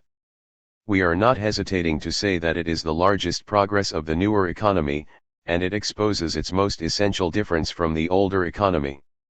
It is perfectly characteristic of the classical economists, namely of Ricardo, and of its followers, that they only mark individual parts from it out of the system, and attend to it with each other, without organic coherence, and it seems that within this lies the most important theoretical deficiency of the same. Our recognition places the entire theory onto a new foundation, it gives it a clearer, more accurate form, and shows us its essence and its task in a new light. We gain a uniform method and cohesion and a connection between our results, and finally a firm standpoint for the judgment of nearly all purely economical disputes and special theories. Everything follows more or less directly out of what our theory can accomplish, and where its boundaries lie. The national economists, who first and fully recognized this issue, are L. Walras, V. Wieser, and A. Marshall. They did this in an original manner, and by using different points of departure, Walras through his admirable system of equations, V. Wieser through his liability problem, and A. Marshall through further development of the foundations of the classical economists. The latter circumstance explains that Marshall's exposition still adheres to much of the older exposition, and the same does not attain the purity and the uniformity of Walras' work. Especially in the question of cost, his generosity towards the classical economists causes him to not place sufficient emphasis on the fact that the reform of the economy does not lose meaning by the value theorists through this, and that one deprives Jevons' chain of causation of an absolute worth. This does by no means hinder, as we explained, that the introduction of the value functions places the entire theory onto a new foundation. Otherwise, he even retains more of the classical system than my consideration justifies, and it needs deeper insight, in order to recognize that even his system in its essence is completely modern. In any case, his numerous successors, and he is the only one out of those three, who really attended school, have mostly overlooked it. This is why even today the overwhelming majority of the economists hold a standpoint that must be considered as being obsolete. 6. Let us sum up a part of our argument. The ownership of goods of an economic subject and its behavior towards the same is the product of infinitely complicated relationships, the product of an obvious entanglement of effects and counter-effects of various types, and different in each individual case. Why, of all things, does this or that economic subject have these types and quantities of goods, and why does it behave in this manner but not another towards it? According to our conception and in opposition to the typical conceptions, it is in no way the founding question of the economy. Not much less than the entire field of knowledge, the entire host of disciplines that the human mind created, would have to be gathered, in order to answer it. Fundamentally, this is not more than being self-evident, and we believe to have emphasized it sufficiently in the former. And even then it would be questionable if the answer to this question that sounds so simple, but is still so extraordinarily immodest, could turn out to be sufficient. Our entire endeavor is much more focused on switching over from the plenitude of life of the occurrences, into the clear and simple field of certain formal relations between the same, without doing violence to the first, without analyzing it, and without saying anything material about it. We cannot go into the details of its explanation, because this leads far into fields that are foreign to us. We do not need to do this, because, as shown through closer examination, arguments about it do not contribute to the completion of those small groups of results, which we would like to gain, and we do not want it, in order to make the recognition of our discipline not dependent on statements, which only other disciplines can judge, in order to not involve them in their foreign controversies, and finally, in order to not take its exact character, and its methodological and textual uniformity. And our problem is much more narrow and modest, namely, as explained earlier, the description of certain relationships between the quantities of goods in the study area. I believe that this rationale of raisonnement of the economy is not suspended from those demurs that foster to become ascertained against the typical demurs. We do not explain everything that lies outside of our field as being meaningless. We also do not claim that it is governed by economical laws. We demarcate our discipline, without running into any principal view about these things. Race, cultural background, social status, upbringing, personality of the economic subjects, all of these determine its economic trade, and all of these moments affect one another. The possibilities of the surrounding nature and social organization, and the own work of the economic subjects determine their ownership of goods. Both groups of influences are dependent on one another, and even economic trade and ownership of goods determine each other. However, all this presents an abundance of problems, and also an abundance of possible views of one and the same phenomenon, especially that of the economy. We are attempting to appropriate one, and believe that it also has its warranty. Fundamentally, it has no exclusive right to the title economic. There are also other ways that are possible and useful in dealing with the economical emergence, for some purposes perhaps better than ours, that nowhere leads into the essence of the things, as the driven forces attempt to show. Only for reasons of the terminological expedience do we retain the designation pure economical for it. However, we believe indeed that it is best suited to find especially those formal statements, wherein our interest lies. Figuratively, one can sensualize our processes in approximately the following manner: we are capturing, so to speak, moment photography of the political economy. The image shows all processes in a certain stage, and in seeming quiescence. However, we realize that in reality, lively movement exists, and we wish to describe some of it. This description should put us in the position that is its only purpose, the momentary image that would offer us the truth in the next moment, and to divert us from the first, without taking a new picture, however, not to explain something about the picture in every detail, and to penetrate into the essence of the processes. On the other hand, our construction of the new momentary image should limit itself to the changes within the quantities of goods that find themselves in the ownership of the individual economic subjects. Only this is the purpose of the economy, and the assumptions and construction aids, with which it confronts the emergence, serve only this purpose. The epistemologically most accurate definition of the pure economy would therefore be, the same as the quantities of goods that are located in the ownership of the individual economic subjects in any point of time, to lead back to those that previously owned a moment, and on the shortest way at that, which is that of the formal assumption. This cannot alienate. Similar things could be said about all the exact disciplines. The purpose of the exact science is to extrapolate the world of appearances, how it presents itself in a given point in time, through the description of relationships that exist between them, or that are assumed to exist, from the immediately preceding condition. And the purpose of each special discipline is to render this work for certain emergence, and certain relationships between these. We can no longer dwell on this, even if this may seem unsatisfactory to some. The modern epistemological theorist will be satisfied with it. Thereby is a point of special meaning. We derive the ownership of goods of the individuals from another that immediately precedes it, in terms of time. This latter one is therefore a datum of our problems. All quantities of goods are in every moment dependent on everything, and determine one another. Even if only one element of our system were to be different than it is, then all would be different. And, according to our conception, they are definitely determined only when they are all together. This was already explained. We always reduce an ownership of goods to the other, we never explain the advent of things.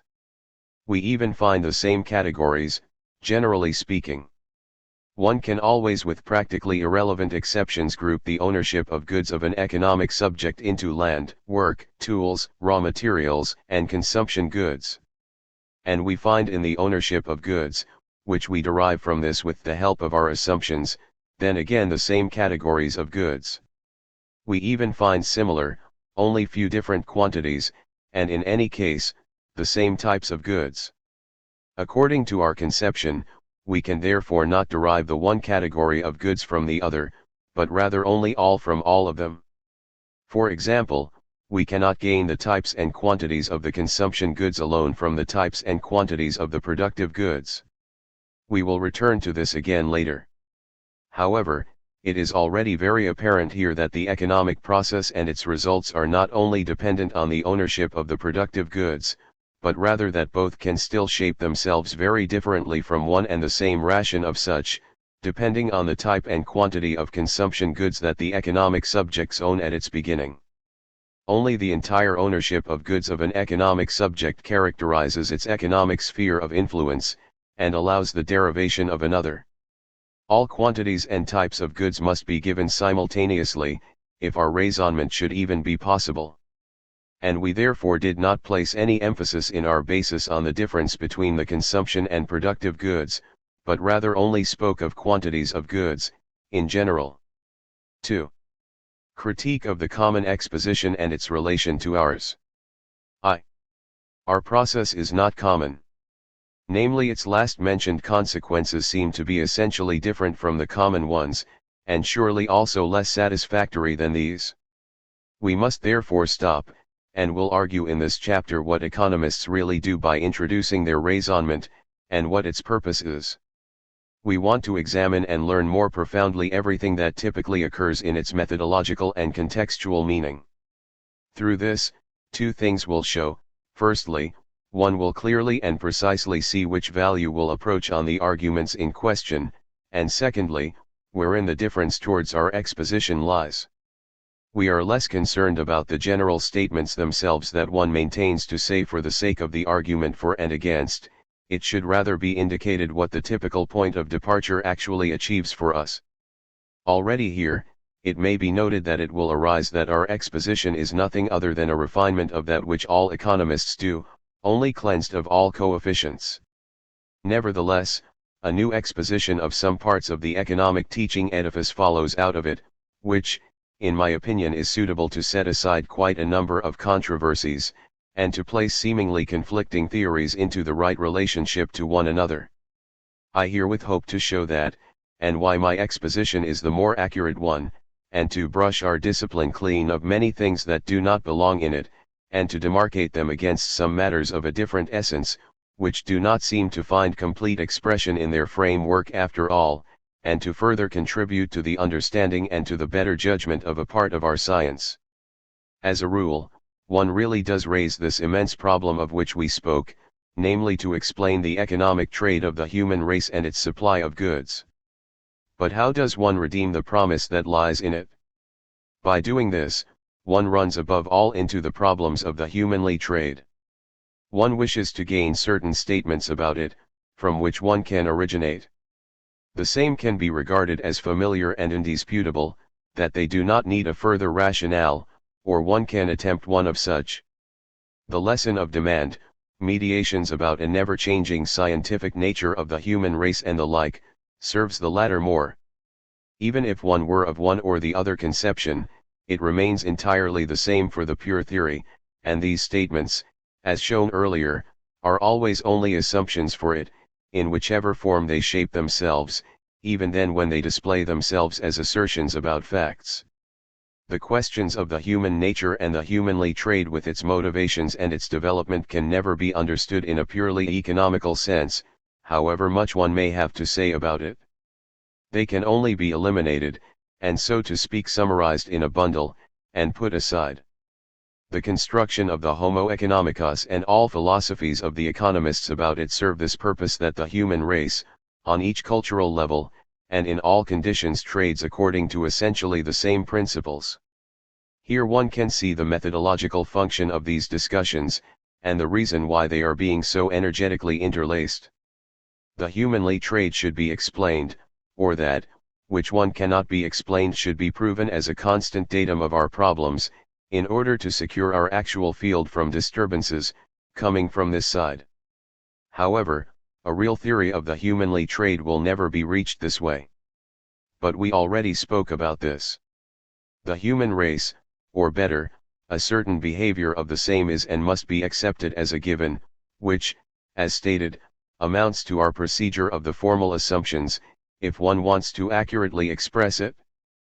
But even if the humanly trade were to be crystal clear and coherent, and would offer no problems, which is, in fact, the standpoint of many economists, Without wanting to reproach them because of it, the economists could not explain everything that is to be explained about the economy, because the supply of goods clearly depends on relationships that the human race is not in a position to change. In short, it depends on the surrounding nature and its possibilities. These therefore form a second bundle that must be disconnected from our explanation, and whose content presents itself as a datum for the explanation of a certain economic condition. On the other hand, it is irrelevant if one accepts the same sans phrase, or contemplates it. We will make some remarks about the latter very soon. According to this, if one analyzes the basis on which the teaching structure of the economy lies in this regard, then one finds two groups of data, which let themselves be characterized by the words human and nature. They form its boundary and cornerstone, and lie outside of the actual theory. We saw that one cannot simply contrast the two with one another, since a mutual dependence exists between the two, but also that one could, for certain purposes of the theory, refrain from the same, and regard both as independent of one another. In this case, the problem of the economy would restrict itself to explaining those emergents of the economic life, which were called forth by the humanly trade in a given milieu of the outer nature, and on the strength of certain assumptions about the humanly trade after all. And the restrictions contained in it would surely be generally recognized, and would not be further noticeable. These data alone are by no means sufficient. For example, it is clear that a certain technological standing position must be given, in order to explain a certain condition of the economy, and similar things can be said about this, just as about both of the other groups of data. The national economy could tell us little about the development of technology, since same is in fact partially dependent on circumstances, which detract themselves from strictly scientific treatment, because they do not present remarkable regularities from discoveries, etc. Finally, one also regards that the organization for the concrete formation of the economy that exists among the economic subject is of vital importance, and it is certainly also a merit of the historical school to have emphasized this. It is therefore currently typical that every systematic work brings longer or shorter arguments about this topic. We will still have to talk about this. However, with that, which we called pure theory, the same has a right to do little, and from the standpoint of the first, this must also be regarded as a datum that must be disconnected, and cannot be thoroughly explained. The analysis of the economic teaching system therefore leads us to severely stinting its problem, and to show us this questioning, which we regarded as being typical, is much too far. This is not, however, the only demur against the same. We have already numerously pointed out that absolutely nothing from the economy is solely dependent on nature, and absolutely nothing is completely independent of it, and with it the mentioned contrast does not appear to have a purpose. For example, undiscovered ore deposits, or those that are not accessible through the technological resources of a certain cultural level, are economical, not available, and therefore it can easily and generally be shown that nature is not authoritative to the economy in a bad way, but rather that what the human race does with it, how much ground will be cultivated, and in what manner, certainly does not solely depend on its physical state alone. It will, in any case, not be definitely determined by the same. Conversely, it is evident that the economic trade is never and nowhere entirely independent of the relationships of the surrounding nature, which is almost too banal to have to be said aloud. But can one not at least deter the ownership of consumption goods from any data, so that its explanation becomes a problem of the economy? This is in fact the goal, and the typical apparatus of our discipline is configured to attain it. And one could also be satisfied with it. After all, the acquisition of consumption goods is the purpose of the economy, and the supply condition of the political economy is characterized in it, at every point in time. Therefore, the just mentioned moments that one suitably called development conditions of the political economy are given for any political economy, and the same is furthermore equipped with certain productive goods. Then the problem of the economy would therefore be to find all prices, incomes, and the quantities of the consumptions goods that are being produced from it. The types of the latter are already given by the moment's human nature and cultural level or technology. Those productive goods are grouped into the categories land, labor, and capital, and a discussion is devoted to each of the same, which can easily disguise the fact that they are accepted by the theory, as being data that cannot be further analyzed. The function of the teaching of the production factors land, capital, and labor, among those can also be counted one or some of the conditions of development. For example, from Marshall, the organization in the organism of our economy is a double. For now, it should communicate a certain amount of knowledge to us. We will still talk about this. And secondly, it should form the point of departure of the actual theory, quasi the anchorage ground of the raisonnement. The moments, which the pure theory cannot explain by itself, are being grouped around those three terms. However, their results rest on them. One must have certain quantities of goods, if certain prices should be deterred, and the same may not change themselves arbitrarily, because these prices would then immediately no longer count. As long as we do not have a guarantee against this eventuality, our structure is up in the air, and our train of thought has no steering. Since it does this, we must somehow stabilize our system. We need, so to speak, ballast for the same. One does not want to accept all quantities of goods as being given, because it surely sounds paradoxical, if the science of the economy would have to ascribe the results of the economy, and the goods to its data. Hence, one accepts some quantities of goods as given, namely due to easily apparent reasons the productive goods, with which the economic process starts, and then does flatter itself by being able to explain this latter. This realization and the practice that follows from it, to put the teaching from the production factors at the top of the teaching system, is surely a progress, even if its deeper theoretical meaning is mostly not recognized or emphasized. As a rule, it appears as if this section and the later following pure theory would not have much to do with the other at all, and the first would only stand in its place out of favor to its material content. Its indispensability for the typical teaching structure does not occur at all to most of the authors. Looked at it this way, the teaching of the production factors emerges in a new light. We will still come back to this. For now we would only like to point out that an important admission lies in this acceptance of the production factors as data of our problem, which helps us to transfer this conception into ours, and to show that the first is only a lesser imperfect form of the first, namely the admission that not all quantities of goods let themselves be found with the help of the theory, that at least some of them must be given. What can now be thought of this modus procedendi? Is everything all right? It really seems this way at first glance. The consumption goods consist of production goods, economically speaking. If it works to restore the quantities of the first that find themselves in the ownership of the considered economic subjects, to the quantities of the productive goods that own the same, then we feel satisfied, our work is done, our curiosity is stanched, and we have, as economists, nothing more to ask. Our system seems to be restored to those data, upon which it is naturally dependent. By watching more closely alone, the satisfactory appearance of the matter disappears. If the available quantities of land, capital, and labor would be soundly given, or would in fact be independent variables, then much could let itself be said about one being supposed to use them as points of departure. But this is not the case. They are subjected to changes, and stand in dependence to one another, and to the quantities and values of the consumption goods, as we already said, and as one easily sees. And these relationships are being obscured by the standing conception in question. The same paralyzes and tears the general interdependence between the elements of our system to pieces. I believe I have already said enough in regards to this matter. However, it leads over to another. Entirely as well as or as little as one can find the quantities of the consumption goods out of the productive goods, one can also conversely deter the first from the latter.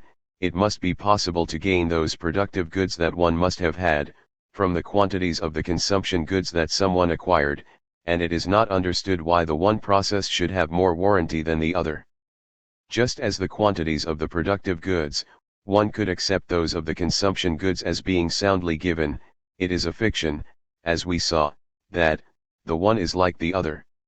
It surely appears that if we regard the consumption goods as unknowns, After solving the problem it is causa finita, while the deduction of the quantities of the productive goods does not really satisfy us, since it opens a door to new problems. Then in particular the question is raised, why our economic subjects own just these, and no other quantities of land, capital, and labor? This difference is only specious, and this satisfaction is illusory. Because this question also remains open-ended in the first case, it only forces itself on us in a lesser apparent manner. What we gain is essentially the same in both cases, namely quantities of goods from other quantities of goods, and however we may grasp the matter, an unexplained remnant always remains, just as it cannot be different after what was said earlier. The third demur that we have to bring forward, however, is vital.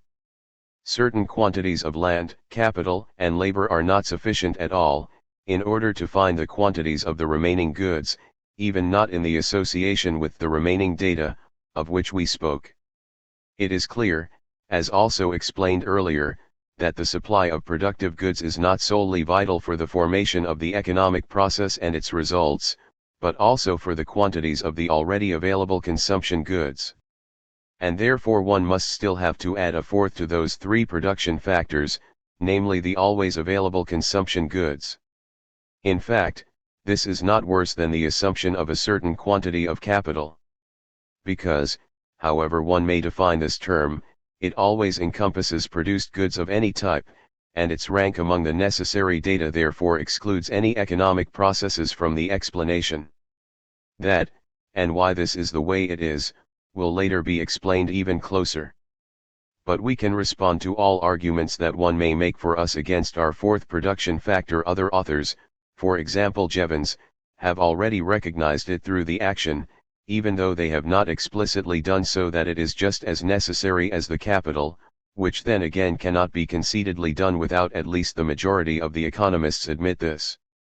There are therefore no elements of our system from which we could say that they determine the others, or rather all belong in this category. And herewith we have then again arrived at our own conception, and have justified the claim that the typical is nothing else, a primitive form of the same.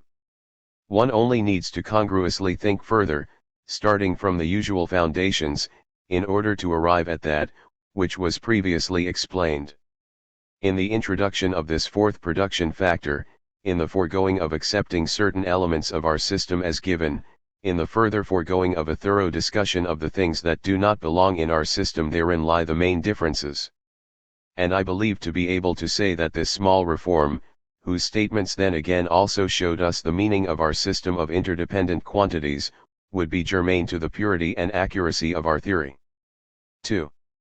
After we have stated the principal position and methodological function of those moments, for which we would like to suggest the expression system-determined facts, it is now still spared to say some words about the knowledge matter itself that economical works foster to convey to us, in the teaching of the developmental conditions and production factors.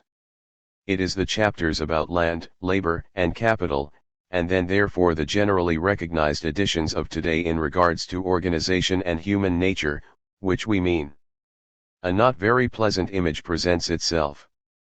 These sections represent, so to speak, hybrid disciplines that show no progress, and cannot live and cannot die, inadequate and incoherent statements about things, which are only thoroughly developed in other disciplines, and therefore cannot contribute anything to the credit of our science, as they are. Nothing is clearer than that the economist must always be an amateur here, and that which he says must be underdeveloped and unsatisfactory. We will see that we will not forego anything especially valuable, when we eliminate these things from our discipline, and that really the only thing left to criticize, is that, which we also want to grasp, the assumption of the permanence of these facts. Our discussion will therefore serve to justify our boundary of the economy, according to these views, to raise its being, and to clear it from these strange parts of continuance, and to unify, and finally, to support our claim for the division of labor in the sciences of the humanly trade. Other results will also arise only through the discussion of capital. We have already said so much about the moment of the human nature that we want to pass over it, after a short remark. Philosophies about the motivations, examinations of it, and conclusions of the diversity of human nature, according to place and time, and the teaching of necessity of the psychological national economists, these are 3 points, which we have our eye on. We saw that we do not need these things, and that the purely economical results from it are independent. We would now still like to add that only the psychologist, ethnologist, biologist, and finally, the cultural historic can say something noteworthy about it, and that we must turn ourselves to the latter for everything that should surpass the circle of banalities, without actually being in a position to follow all these disciplines individually. Since our discussions are therefore not necessary for our purposes on the one hand, but on the other hand they are also not autonomous and of little value themselves, therefore the conclusion follows for us that we better eliminate them from our field, and furthermore, that this loss is not grave. Now to the teaching of organization, the teaching of the forms of government, etc., does not solely belong there, but also rather secondly, that of the forms of law, and the remaining social relations and structures, and thirdly, that of the economical organization in its actual sense, on the one hand, division of labor, etc., on the other hand, cartelization, worker groups, etc. Now these things can be regarded from very different standpoints, and for very different purposes, which we want to realize for the overview via 2 gradations that cross each other. The first is the following: one can consider all these types of organization, but especially the former 2 from the religiously legal standpoint. It is the oldest and important for the political discussion, even still today. However one may think about it alone, it is certain that it does not fall into the field of strict science.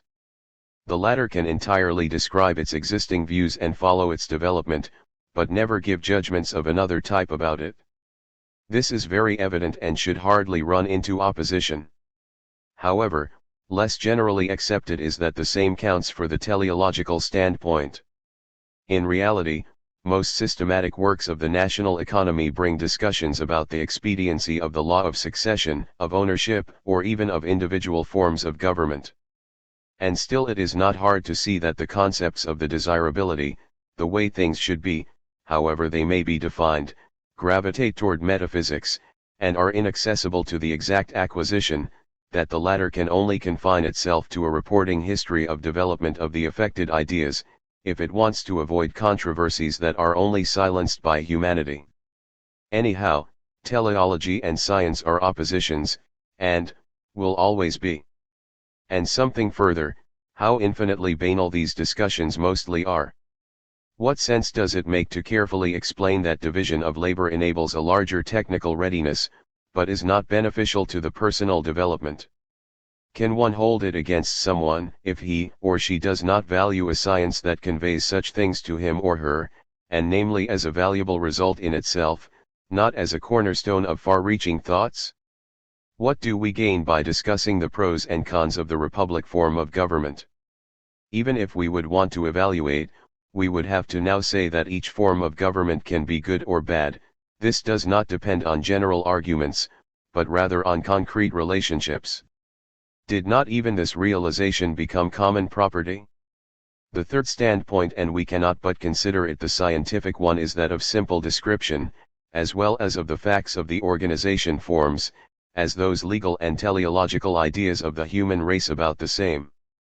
Only it can come into consideration, when we are speaking of science, we can eventually include only it into the national economy, if it should be considered a science. Mind you, no judgment about the principal position of the national economy in these questions lies in it. Its meaning within the history of the political ideas will not be diminished. Surely the same is vast, especially that of the German national economists. Only, this moment must be separated from the scientific. This promotes the life interest of impartial research. The other grouping of the standpoints that are of importance to us here is that into practical and theoretical. The first belong to the social politic.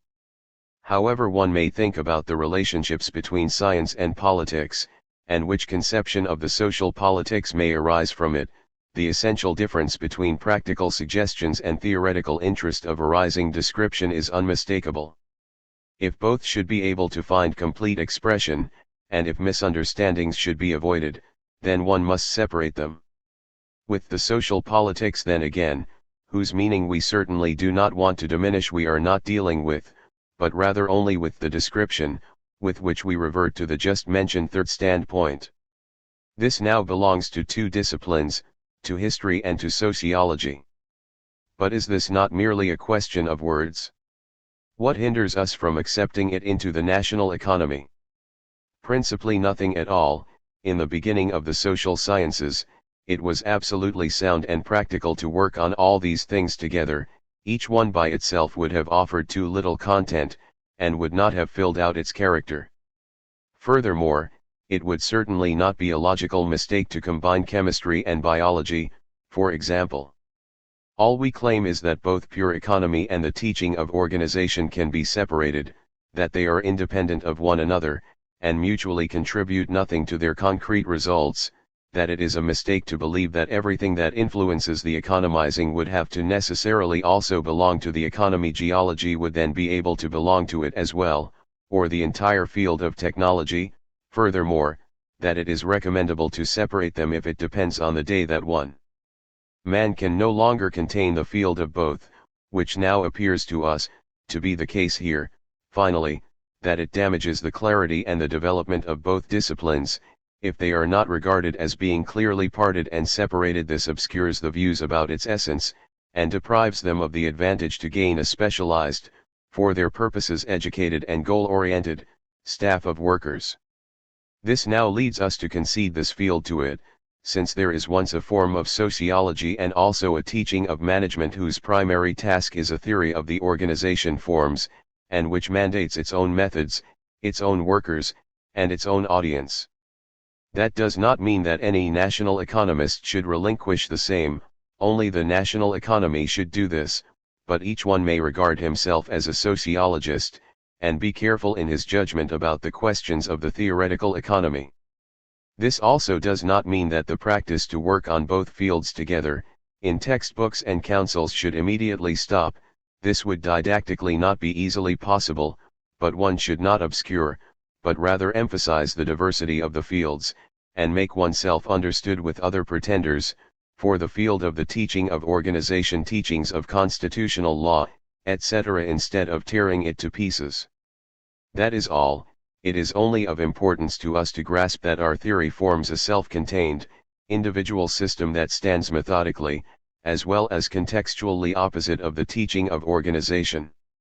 Let us now go on. Wherefrom do we take the justification to say something about the land, and the remaining relationships of the geographical milieu? Are we climatologists or geologists? The consequence of our pretension is not forthcoming. If we do not want to say anything false, without having to become geologists, etc., then we must restrict ourselves to the commonplaces of the saddest kind, especially to the fact that the land relationships, etc., are of more relevant importance for the economy. We can say that the temperature of the North Pole is not very beneficial to the viticulture, that the demand for clothing is lesser on the equator than in Greenland. And whoever reads this, what will he think of our discipline? For us, a further argument follows out of it.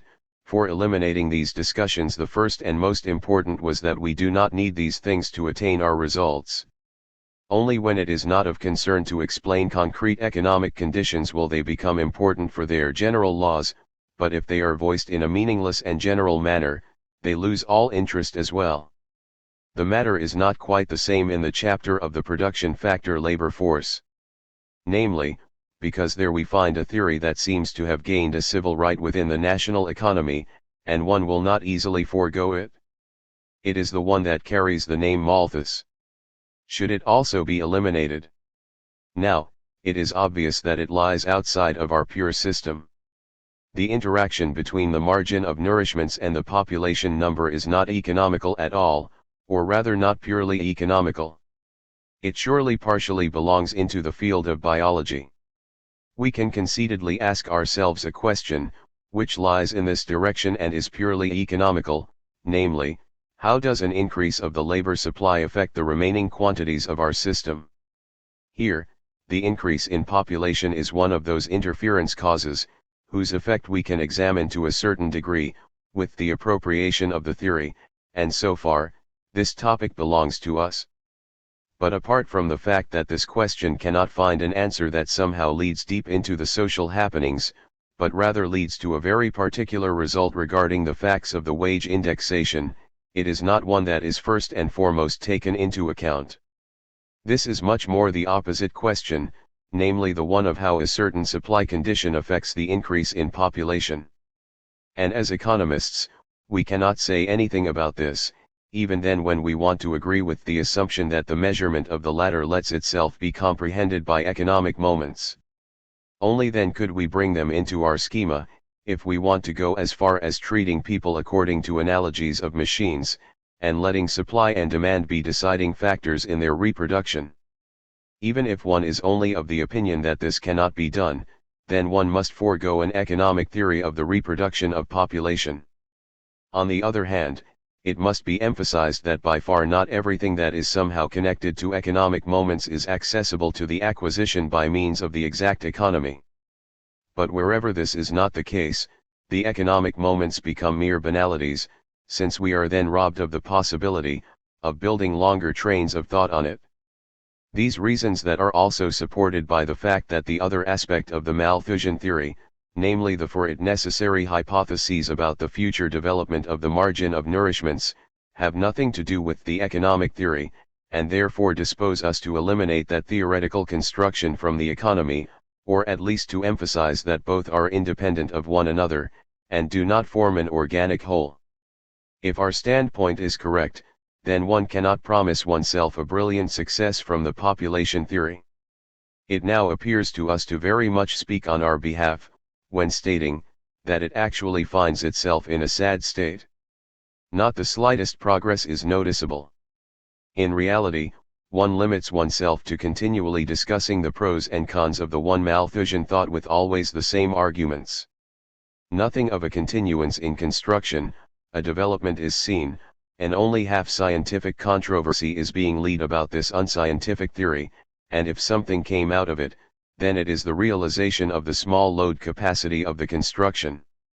However, since we cannot put anything else in its place, is it not better to abandon even this constituent part of the national economy, which brings it neither methodologically, nor contextually a constructive ornament? However, then nothing of the economic population theory remains. I hope that the reader will be under the impression that the nature of the matter, and not narrow-minded shop talk, brings me to my approach in all the questions, over which I grazed in this chapter. Again, if these topics would be adequately treated, then I would still, in the interest of clarity, stand up for not having one throw it together with the pure theory of the economy, but apart from that, to gladly accept each effort. Surely, a national economist can also be an ethnologist. For example, Professor Ripley wrote The Races of Europe. But then he must also be organized about it, and, if he does not already measure craniums himself, he should at least familiarize himself with the literature on these things. It is however impermissible to voice assumptions about it that lie hundreds of years behind the modern standpoint of those disciplines, and namely to construct theories based on it, as it happens from time to time. An earnest renouncement, which is in fact absolutely possible, is better. It can also by no means be denied that new, fruitful cognitions will once let themselves be won out of the combination of ethnological, economical results, etc. Only, one must here also require that one proceeds with experience, and does not mix these fields. It seems to me today that the next and most important thing is to perform a separation, and especially to process our field of activity free of foreign elements, and without rambling outside of its boundaries. Only by doing this, can one figure out the same, and what it can perform. And what one foregoes through this is, at least today, not much yet. 3. Our task is a rather different one, in relation to the third production factor, to the capital. What is fostered to be said about it lets itself be characterized through the words, discussion of the term, assumption of the capital, as an individual production factor, and finally, discussion of capital growth. and we also have some things to say about these points. But we want to attend to the third in another passage later, and we already spoke about the second, so that only the first remains. We now, by no means, wish to further continue the well-known, long discussion of the term, also not, for us to decide on the one or other. This could occur in one sentence, but we would like to contribute something to the better understanding of some capital terms, because it seems to us that various things can be mentioned for most of them, and that by taking a closer look, many an obsolete conception has a better effect than one would like to believe that the older economists were more conscious about this, what they did, and there is more to their statements, which seem like definitions and word battles, as it appears.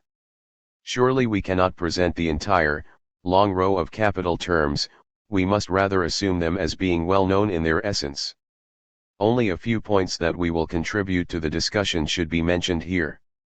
Apart from that, the reader is referred to the analyses of V. Boehm-Bawerk's, J. B. Clark's, and to a row of articles in the Economic Journal, and finally, to the work of Irving Fisher, Capital and Income. It is decisive to the judgment of the role and the meaning of a term, to know the purpose that the creator of the same has in mind. Since the scientific concept formation is naturally arbitrary, it makes no sense to argue about correctness or falseness of a term. One also cannot juxtapose the terms that carry the same name in advance, and want to once and for all decide on one that is connected with the latter. In reality, it is absolutely possible to choose one for one purpose, and another for another purpose, and all that one can require of every theoretic regarding this is firstly, not to create confusion, and secondly, not to reveal anything about the content of any of these ideas that does not pertain to it. This principal high-handedness explains the numerousness of the available capital terms. Without seeing something so very deplorable in itself, the matter also has another aspect. Let us immediately say how we want to proceed with the capital term. We will avoid it as much as possible, and simply say what we mean everywhere that it applies, for example, tools, etc. This has the advantage of clarity, and also another, at which we will soon glance. But even where we need the word, we will by no means cling to one definition. However, we only do this when no doubt can exist about its meaning. What are the purposes now that the capital term serves in the economical literature? It is the merit of V. Boehm-Bawerk to have separated two entirely independent ones. In the Systems of the Political Economy, he says in the introduction to the positive theory of the capital, one encounters the name and the theory of the capital regularly twice, in two separate fields, the first time, in the teaching of the production, the second time, in the teaching of the distribution of goods. The first time, the capital is represented to us as a factor or tool of the production, as a lever, who serves the human race, in order to wrest forms of goods from nature, with that much great success. The second time, it appears as a source of income or annuity fund. It is shown to us here how it functions as a magnet that pulls a part of the national product towards itself, and hands down to its owner as annuity. For the social controversies about the jointly created product, it appears with one word as the source of the interest on capital. This separation of two roles of capital, and two groups of capital terms that follow out of it, seem, in fact, of essence to us, and we also want to make it. However, we would like to comment on two things about it. Once, we must remind ourselves of what we said about the role of the production factors in the system of the national economy. It exists in quasi-stabilizing the same, eliminating things, and to explain those, which we cannot explain again ourselves, using our resources, as data of the train of thought, to characterize the niveau, level, of the economy, from which we must go out, but not in completing a separated chapter about the production. One of such does not exist for us. Now, this role of the term of capital will teach us to understand many of its definitions. But then, however, a further third moment, a third role of the term of capital that one can consider the characteristic of the capitalistic economy must be pointed out. In fact, the economists want to also make a contribution with their terms of capital, and maybe above all a contribution to the analysis of capitalism, to the understanding of the capitalistic economic processes and to the social happenings. This gives occasion to the following remarks. Firstly, this moment by no means already lies in the other two. Which supply of goods must be presumed, in order to characterize the economic niveau, which supply of goods that must be given, we should depart from a pure theoretical question, or better, a methodological question that has nothing to do with the one that is the characteristic of the emergence that is described as capitalism. We can solve the first, without even knowing or wanting to know wherein the essence of capitalism exists. But just as independent of it is the question, where interest comes from. We can by no means a priori say that it only appears in the capitalistic economy. It may appear to be this way to it, but it is not necessary. For example, the claim that interest follows from the battering of the advantageous production detours, and the one that claims that the essential characteristic of capitalism lies within it, are absolutely independent of one another, and do not necessarily stand and fall at the same time. We will therefore have a third group of terms of capital, or of the same types, or, even better, of elements within the terms of capital to differentiate. For example, Marx's term will be attributed to it. Secondly, one cannot go wrong in believing to see the main role, or even the occasion of the formation of the term of capital within the just mentioned. The word capital is entirely superfluous, if we want nothing more than to characterize our economic niveau. Its use saves us the recital of categories of goods, which belong to it in this sense. The same can in no way and any further occur so briefly that that terminus hardly offers us an advantage. One will not as easily admit this for capital as a carrier of income. And still, the matter behaves exactly the same here. However, capital and interest are well knowingly related in the linguistic usage, if one just examines where interest comes from, for the purposes of science, and finds that it is reducible to, for example, the productive output of the tools, then one could in fact say that the capital exists, in this popular acceptation, in tools, but one could not say offhand that the essence of that, which another popular acceptation denotes as capitalism, lies in the use of tools. However, if one cannot say this, then the terms capital and tools are merely synonyms, when answering the problem of interest, and the first is dispensable. The only place that the term of capital is in its element, the only place it is not dispensable, is where it deals with the analysis of capitalism, and only therefore, because the theorists also want to achieve something for this, do they introduce this terminus. However, only the first 2 points matter to us, and therefore we actually do not need term of capital at all, which is the second reason that causes us to avoid it at all costs. Thirdly, it is now distinctly shown that through this latter role of capital, as a characteristic of capitalism, we are not dealing with a mere definition, but rather with a problem, when we ask for the essence of capital, and that discussions about words and adaptation of terms are not completely futile, just as one would otherwise often find in our discipline. Moreover, that by doing this, one does not argue about words, but rather about theories. Therefore, when we said that the concept formation is arbitrary, then this only applies to one aspect of the matter. This does not apply, in so far as answers to the problem already lie in the terms/concepts, and the affected controversies gain meaning and interest only become explicable at all, however abortive the method of the argument about the meanings of words may be. This leads us further. The same applies to the other two roles of the term of capital, and theories express themselves within its fixation. And then we recognize that these very boring disputes, namely, those of the elder economists about their conception formations, contain much more than one could believe. Let us now explicitly pose ourselves the three problems, which correspond to the three roles of the terms of capital, and hide themselves behind their definitions.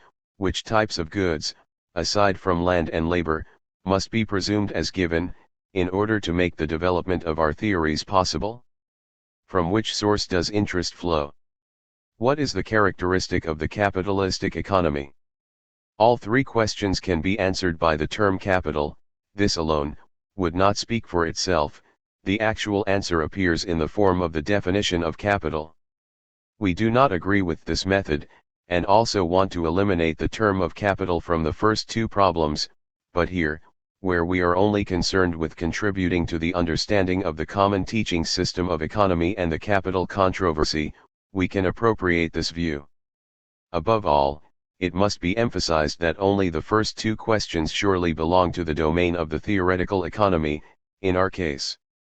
The third does not belong to its system in its simplest form, already not, because the same should apply to all forms of economy, while one cannot easily speak of the phenomenon of capitalism, whatever else its essence may be, in the economy of a Bedouin or an Austral Negro. However, it is still to be added that maybe we do not want to make a final verdict the same is characterized much more by ethnical, social, and other moments, than by economical. Furthermore, it is characterized more by concrete moments, for example, availability of entirely unpropertied economic subjects on one hand, and very wealthy ones on the other, rather than by general, abstract ones. This is one thing, separation of the moment of capitalism from the pure theoretical applications of the term of capital, and recognition of the fact that this emergence does not belong in the empire of this economic logic, as what one could describe our system to be. The other, which renders us this cognition, is the understanding of some arguments in the term of capital conflict. One fought against includes the labor in the capital. This happened with different motives, however, we are only concerned with one here. One says that by doing this, one turns the worker into a capitalist. What does this do? It is very secondary for the pure theory. The difference between the worker and capitalist class that one does not want to see blurred, is very important for the social view. Its contrast is an essential moment to the understanding of the social event, but to us, what is its place in the theory? Here we have an example of a modus procedendi in front of us that already wreaked havoc in the economy, and led to many a discussion with no results. To discuss each tendency, concepts, and theories with general reasons, without considering that the purpose does not only hallow the theoretical instruments, but also makes it foremost understandable that what can be useful and right for one class of problems, is wrong and inexpedient for another. Now to the second role, before we turn to the first, which is most important here. Why does Jevons define capital as supply of consumption goods? Why do many theorists name non-perishable goods, with the exception of land? Why other tools, and even other tools, and raw materials capital? Simply because they derive interest from it, and hereby want to remain in conformity with the popular contiguity between capital and interest. Capital is by now means to be understood as the soul of capitalism there. If some theorists believe to have killed two birds with one stone, so to speak, through their procedures, then this is a mistake, a beautiful illusion.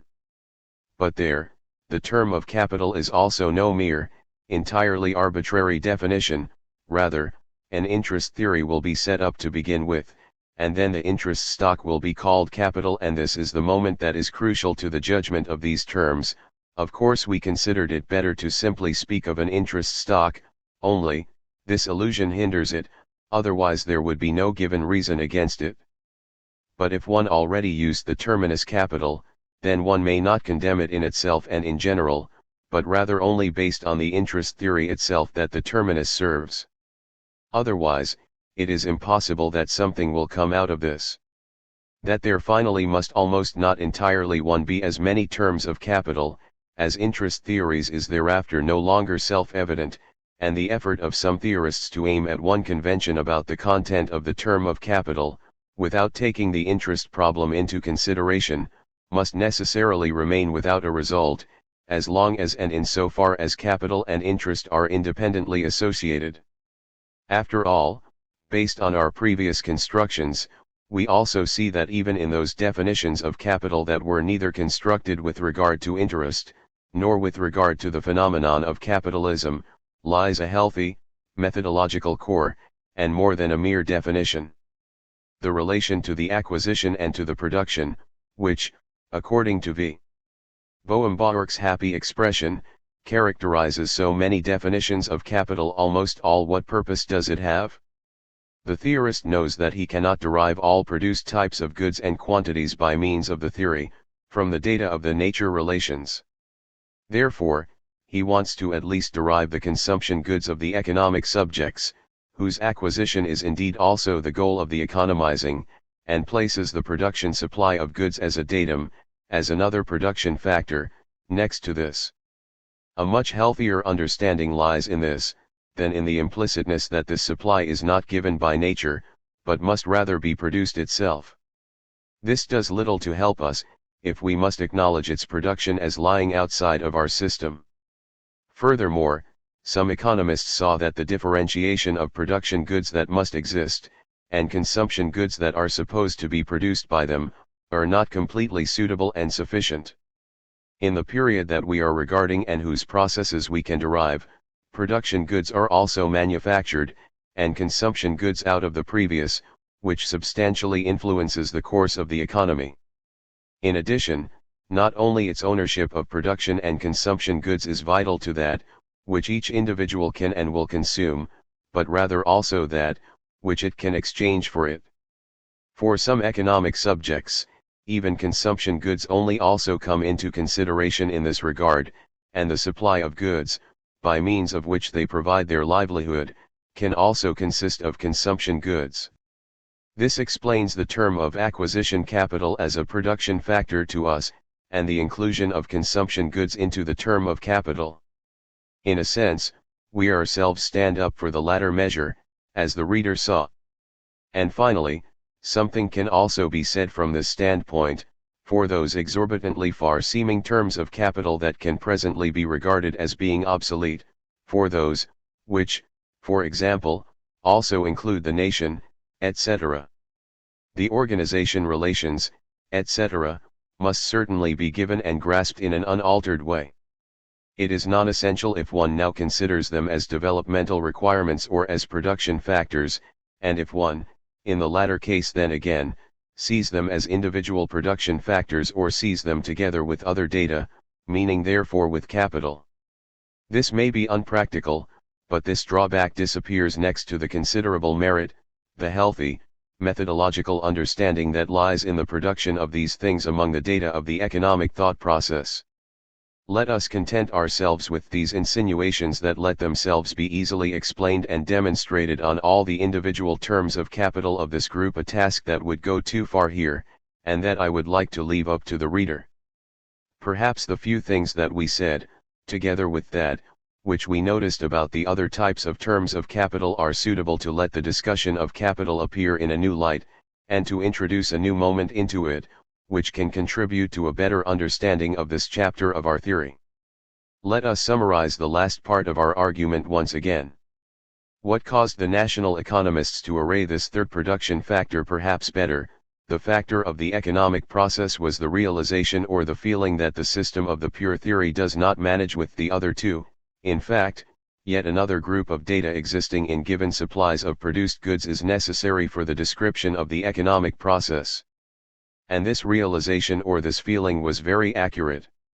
The collective core of all these constructions lies in it, and this core is healthy. Of course, one had different opinions about the type of these even further necessary data. Sometimes one believed through the assumption of a supply of imperishable goods standing capital, sometimes through being able to manage with one of such of productive goods, sometimes one went even further, only seldom did one construct the thought to its end, and went as far as we are. But in looking at the whole picture, always the same and in its essence the right methodological measure exists here. Point 2. Something else comes out of these discussions, namely a verdict of the frequently undertaken dissolution of capital in labor and land, or even, only in labor. One particularly from time to time, not without a side glance on social political moments, defended himself against placing the capital, as an independent production factor, next to labor and land. Alone by doing this, one merely obeys a methodological necessity that, as we have already seen and will still see, entails that a theory of the formation of capital stands outside of the pure system of the theory, and forces us to originate in given quantities of goods. Therefore, nothing shocking can lay within it, as the attempt to steadfastly support the demand of the owners of capital for income, and to place capital importance on the independent role of an independent factor, in their interest. We certainly condemn the same, but this does not lay in this methodological measure in itself. We do not deny that the capital exists as labor, or from work and land performance, only, we are of the opinion that we cannot describe the process of its development from these elements in the framework of the exact system that the pure exchange theory does not readily lend us a hand, rather its apparatus eliminates this problem, and also that we do not need to describe it for the small group of results, which we will later term as the content of the static economy. We could still undertake this dissolution. Perhaps this actually has its advantages. Except that, in place of the present datum capital, we would then have to adopt another one, namely a given quantity of previously done labor and previously accomplished land performance, a type of labor and land performance jelly. We could not have examined how this supply was accumulated, our static methods would fail at doing so. It would have to be given, even if not in exact goods, but as an abstract stock of productive power. We could possibly explain how it is used, the relation of quantities of the productive goods, which were produced from it, to one another, but not its existence, the fact that these labor and land performances were subserviently made for the future and the development, and not for the present, because this lets itself be explained from moments that do not show themselves in the state of equilibrium, and our system today suits only this one in a sufficient way. Nothing stands in the way of the assumption of such a stock. We do not need the same, since we are simply regarding all types of goods and quantities as given, and only regarding the relations of the latter to one another, and the variations of the same that lead to the equilibrium. But we do not have any objections to it in principle. We do, however, object to every differently natured dissolution of capital in land and labor for the purposes of our field. Every connoisseur of the new theory now knows that we just now defended and learned to understand a construction, which gave occasion to the lively discussions in the present, namely Professor J.B. Clark's term of capital. In these discussions, however, other points than those that interest us were emphasized, namely the question, whether or not something in reality corresponds to this construction.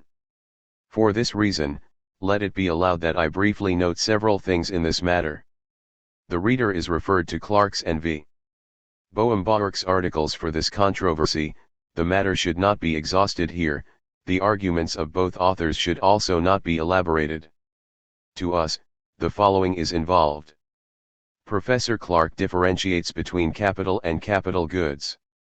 The latter term encompasses raw materials and production tools, therefore that, which V. Boehm-Baruch's term encompasses which is used more and more, and besides this, the land with all objective production factors, a summary that well emphasizes its essentially equal position from the standpoint of the pure theory. However, capital is something different, according to him. It is a constant, permanent stock of production capability. In each given moment, it coincides with the embodiment of the available, concrete capital goods, but otherwise, it differentiates itself from the same, because, like it is usually not destroyed through the production, but rather continues to exist. Clark points out the fact, or he regards it as a completely indisputable and simply fact, that the capitalist keeps his capital throughout all production periods. The capital goods perish, or, as one can express from the economic standpoint, in partial opposition to the physical one, they merge into consumption goods. Others step, according to Clark, entirely by themselves into their place. However, the capital as such remains. He strives for the expression of this thought with numerous images, in newer and newer variations. Just as a river always remains a river, even though other water droplets always compile it, just as a human being will always remain the same human being, even though all tissues in his body regenerate themselves, so is capital also, despite the unhesitating change of its concrete components. Now to our comment on this capital fund represents a fiction, but a practical one, and from Clark's standpoint, a necessary one. However, he may fulfill his task as a source of interest, to serve it as a departure point of the economic raisonnement, as a production factor, etc., it truly has a purpose. Herein, we are different from both authors, from Clarke, for the reason that we do not assert its reality, like he does, and we also comprehend it, as a fund of piled-up labor and land performances, somewhat differently, from v. Boehm-Bawerk, due to the reason that we do not deprive it of a healthy sense and utilization. So then we understand in what sense one, along with Clarke, adjudges this fund of complete movement, and to be able to say about it that it could move freely from one industry to the other. Of course in reality we only see formed, concrete goods, from which this abstract production power does not let itself be easily extracted. However, if one would want to explain the availability of precisely these goods in these quantities, then one could proceed in the manner that one equips each economic subject with a certain quantity of such production power elimine, and now quasi observes, if it uses the same, out of which must arise analog mediations, those actually available goods and the limiting value, with the help of our law of the limiting value niveau. Furthermore, thirdly, Professor Clarke says that his term of capital corresponds to that of the business practice.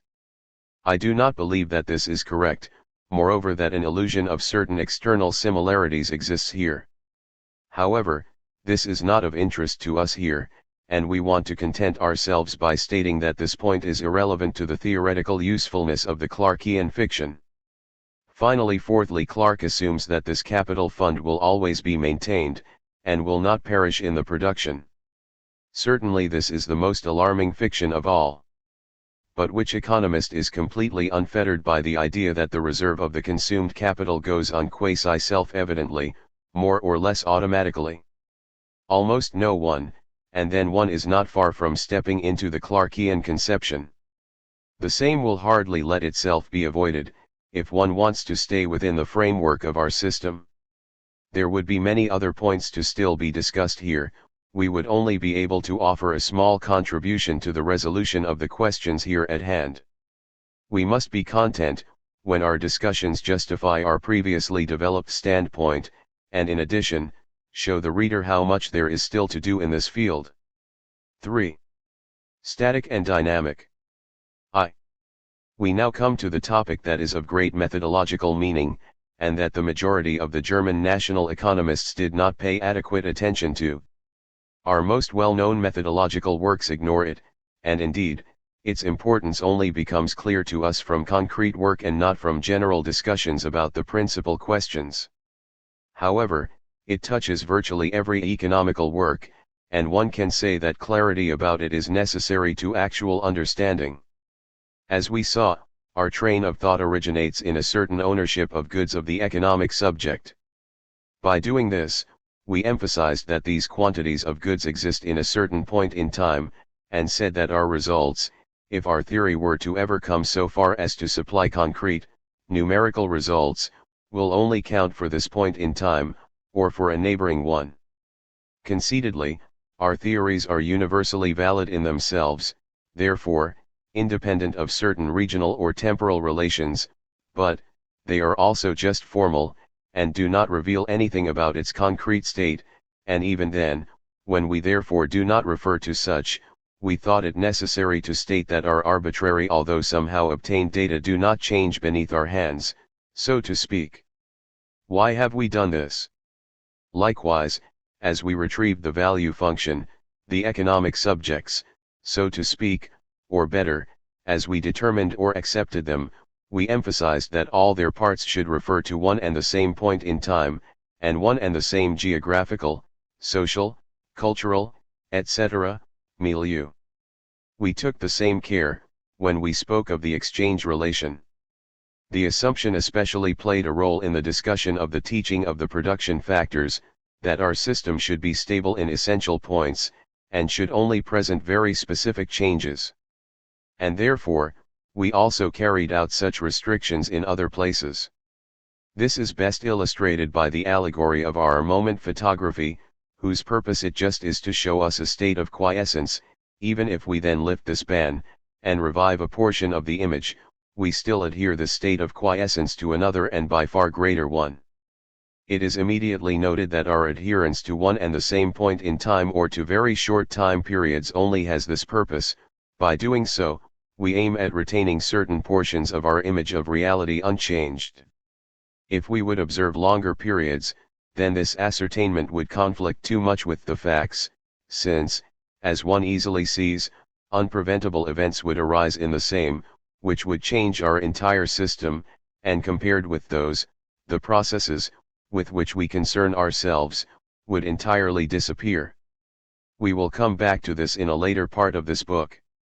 Are all these suppositions that adhere to all our phrases now just sayings that one might as well omit? Of course, the answer is negating. We are not proceeding in this manner out of temper or arbitrariness, but rather simply because we cannot do otherwise. And not only we cannot proceed otherwise and see ourselves compelled to recognize an important constraint of our methods here, but rather each theorist, in the narrow sense, is in this position, whether he may acknowledge it, or not.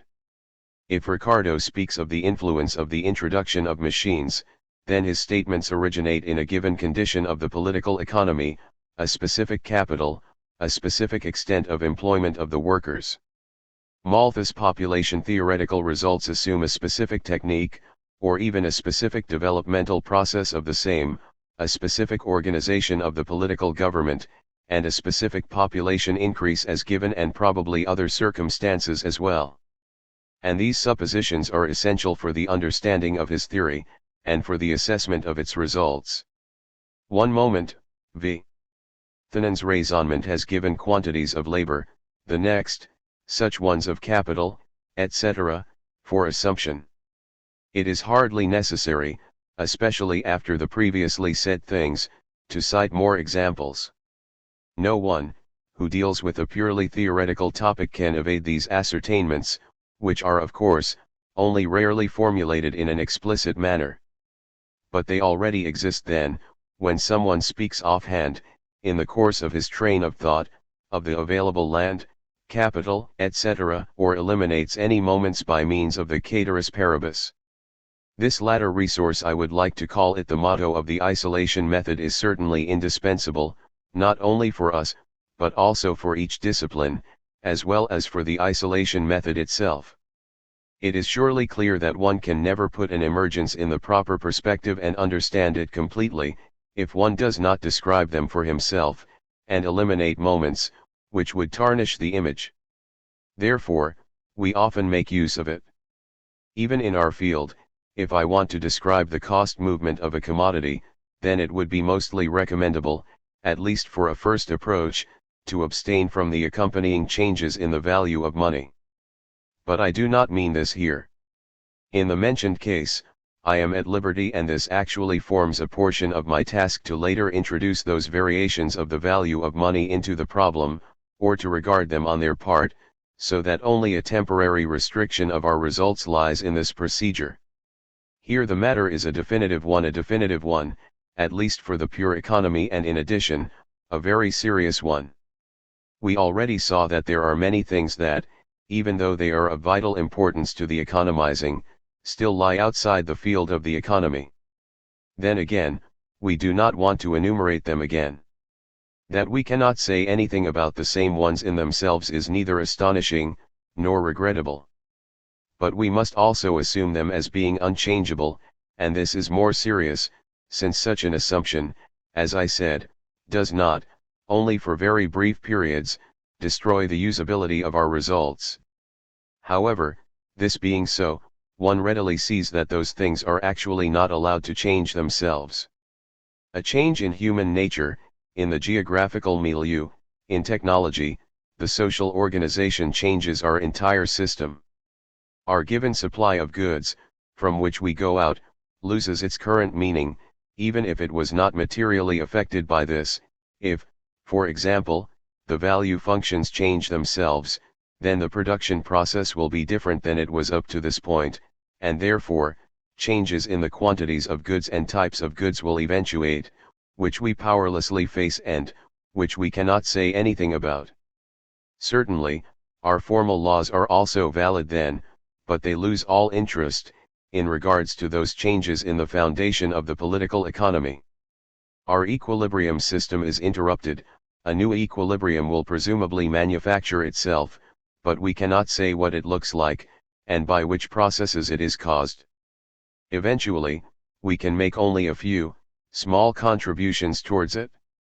Subsequently, great problems escape us, for example, so that, of the tendencies of the distribution of income, and even all, for which those things play the main role.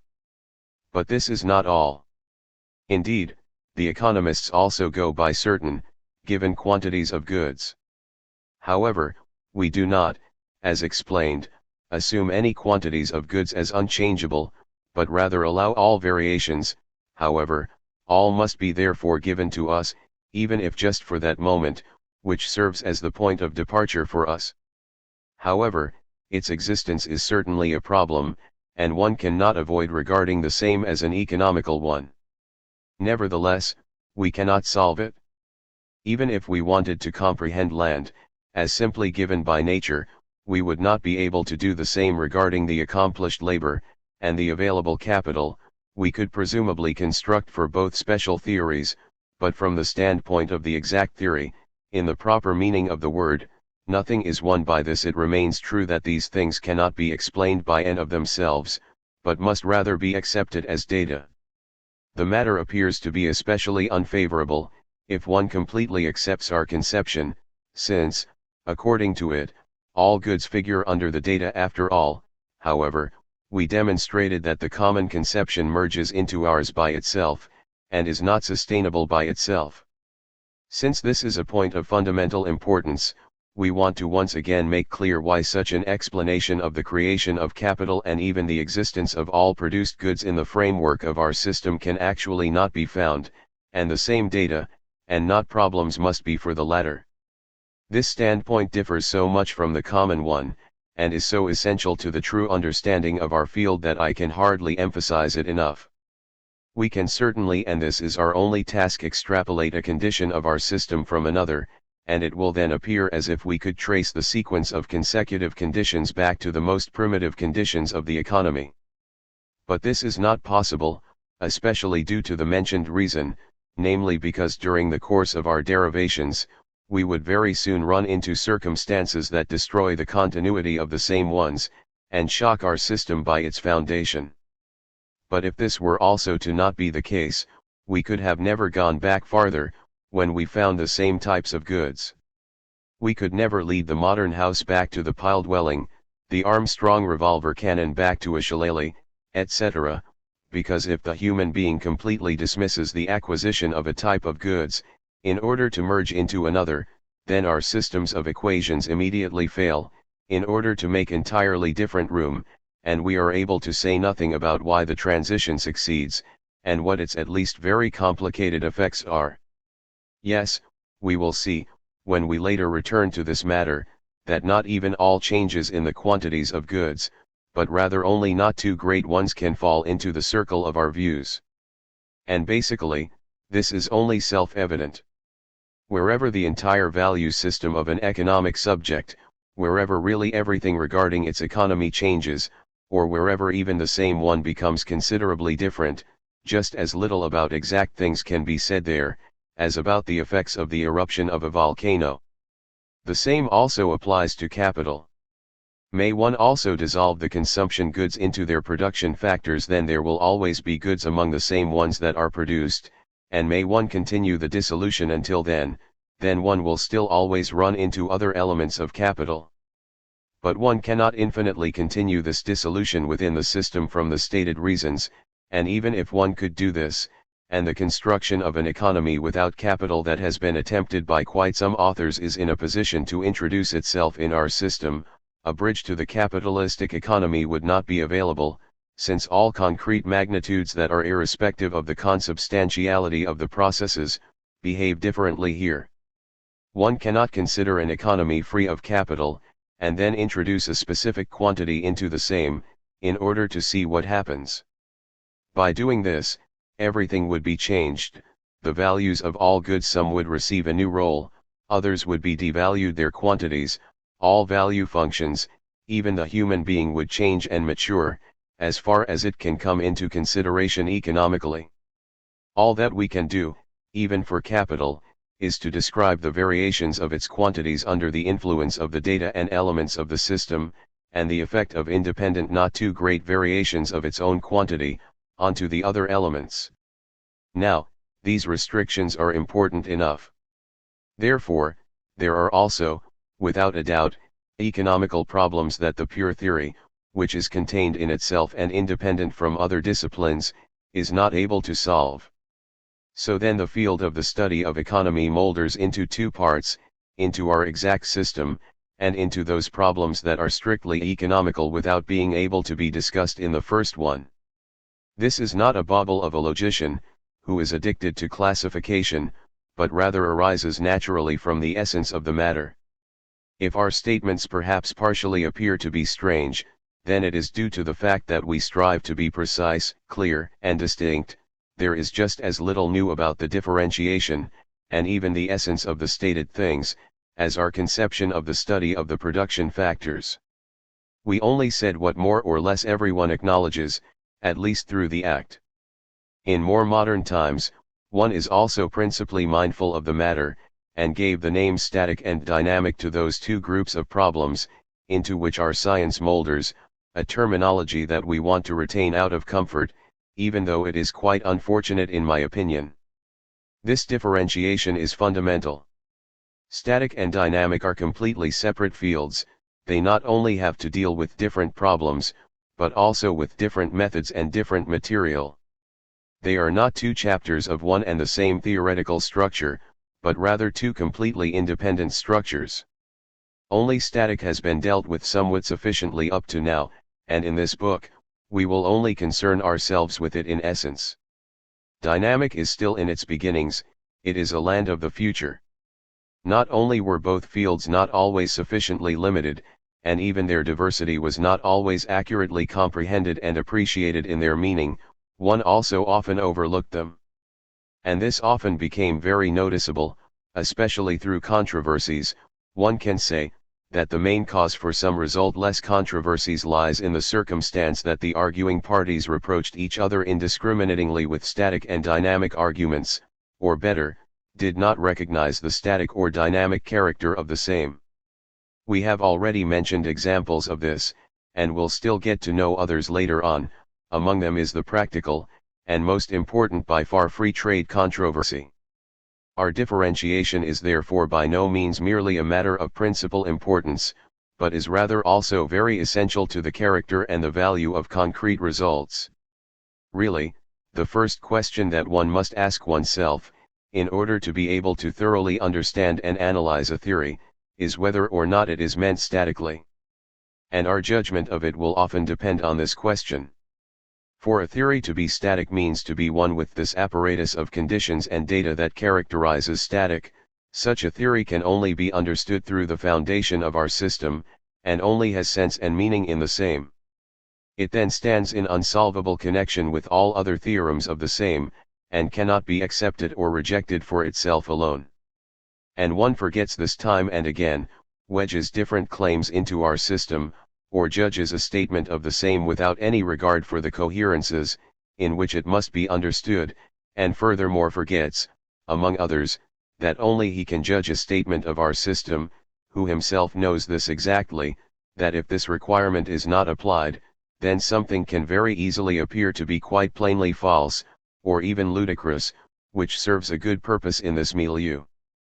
The very real meaning of the demand to keep static and dynamic apart also shows itself in another manner. Their neglect particularly explains the insufficient stand of some parts of our economy, based on the biased opinion that the economical theory must be able to cope with all economical problems, and in the belief that static contains the entire economy. One often attempts to apply their methods to materials, which react against such a treatment. Then one contents oneself with quite some exiguous statements about it, and even quite some workings of terms that one cannot pass over and that have been repeated since the classical authors without having made any progress. I am thinking of the theories of the development of capital or assets, for example, of the economizing theory, the massive problem of the economical progress, and more of the same. As the most important example of a stunted theory through this wedging into our system, we will get to know that of interest. It is ruled out of having vital importance for all these problems, to be freed of the straitjacket that becomes the apparatus of static for it. Only then can it become the adequate treatment for them, to which, as already may have been emphasized here, the supply of new factual materials most of all belongs. Here lie the points, where the criticism of the historians is often far too entitled much more than towards our system in general. However, this separation is only possible through the precise knowledge of the essence of our exact raisonnement and its foundations. What is now the precise limit of static compared to dynamic? We will mind ourselves to generally answer this, and to give an unyielding rule at the outset.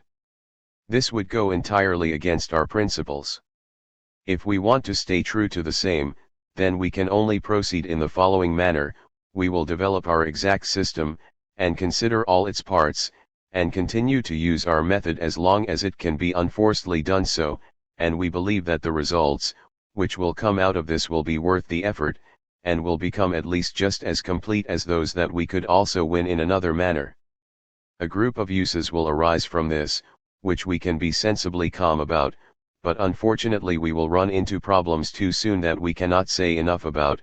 We will just concede these to dynamic. However, a field exists between this that is methodologically and epistemologically highly interesting, namely this field, in which it is advisable to apply our methods, even though their conditions do not, strictly speaking, exist, because they lead to de facto, useful results, and where, on the other hand, it happens that we prefer another method, even though we could apply ours, because too little comes out of the latter. It requires tact and judgment to proceed correctly from here, I would almost like to say instinct, and here we encounter perhaps the most attracting question of epistemology. We will speak of this field in another place. Here, we only want to say few words about the two unequivocal ones. Generally speaking, we must take two opposite considerations into account, by limiting the scope of our method. We must be aware of its limits, and make the necessary reserves, everywhere we want to permit ourselves a deviation from the strictest correctness. However, this may not misguide us in being too afraid and too nervous to prove whether we are really standing on solid ground. Because by doing this, we would surely come to the point of limiting ourselves to very few and moreover meaningless statements. Then it would be of advantage not to establish the conditions of the method for all our purposes once and for all, but rather to adapt it to each of the same, and to be as liberal as possible wherever exemption clauses appear to be proper. Malthus population theory, for example, we would surely term static, if we would want to include it in our view, though we are not doing this, even though we usually assume the population number as being constant in static. But this theory captures so many moments as being constant, and loses so much of its meaning, if one takes the economic development and its possibilities, as well as possible changes in the habits of the human race that are explainable in another way than by the margin of nourishment, that it is obviously most likely suitable for static relations.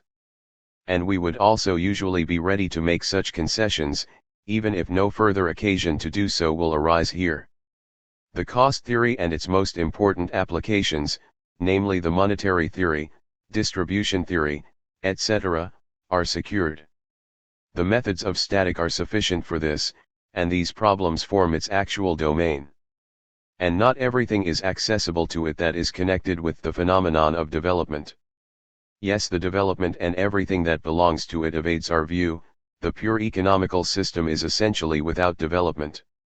We will still speak of this limitation again, which is the most painful of all, but it arises naturally and inevitably from the essence of our system. Completely different moments are decisive for this great problem, than those that expose our system, and the complexity of the relationships that come into question will still rule out an exact approach for a long time to come. And yet, one cannot misjudge that the development is the most important one of all phenomena, whose explanation we strive for. We would anyway also state how unsatisfactory the image of reality is that static reveals.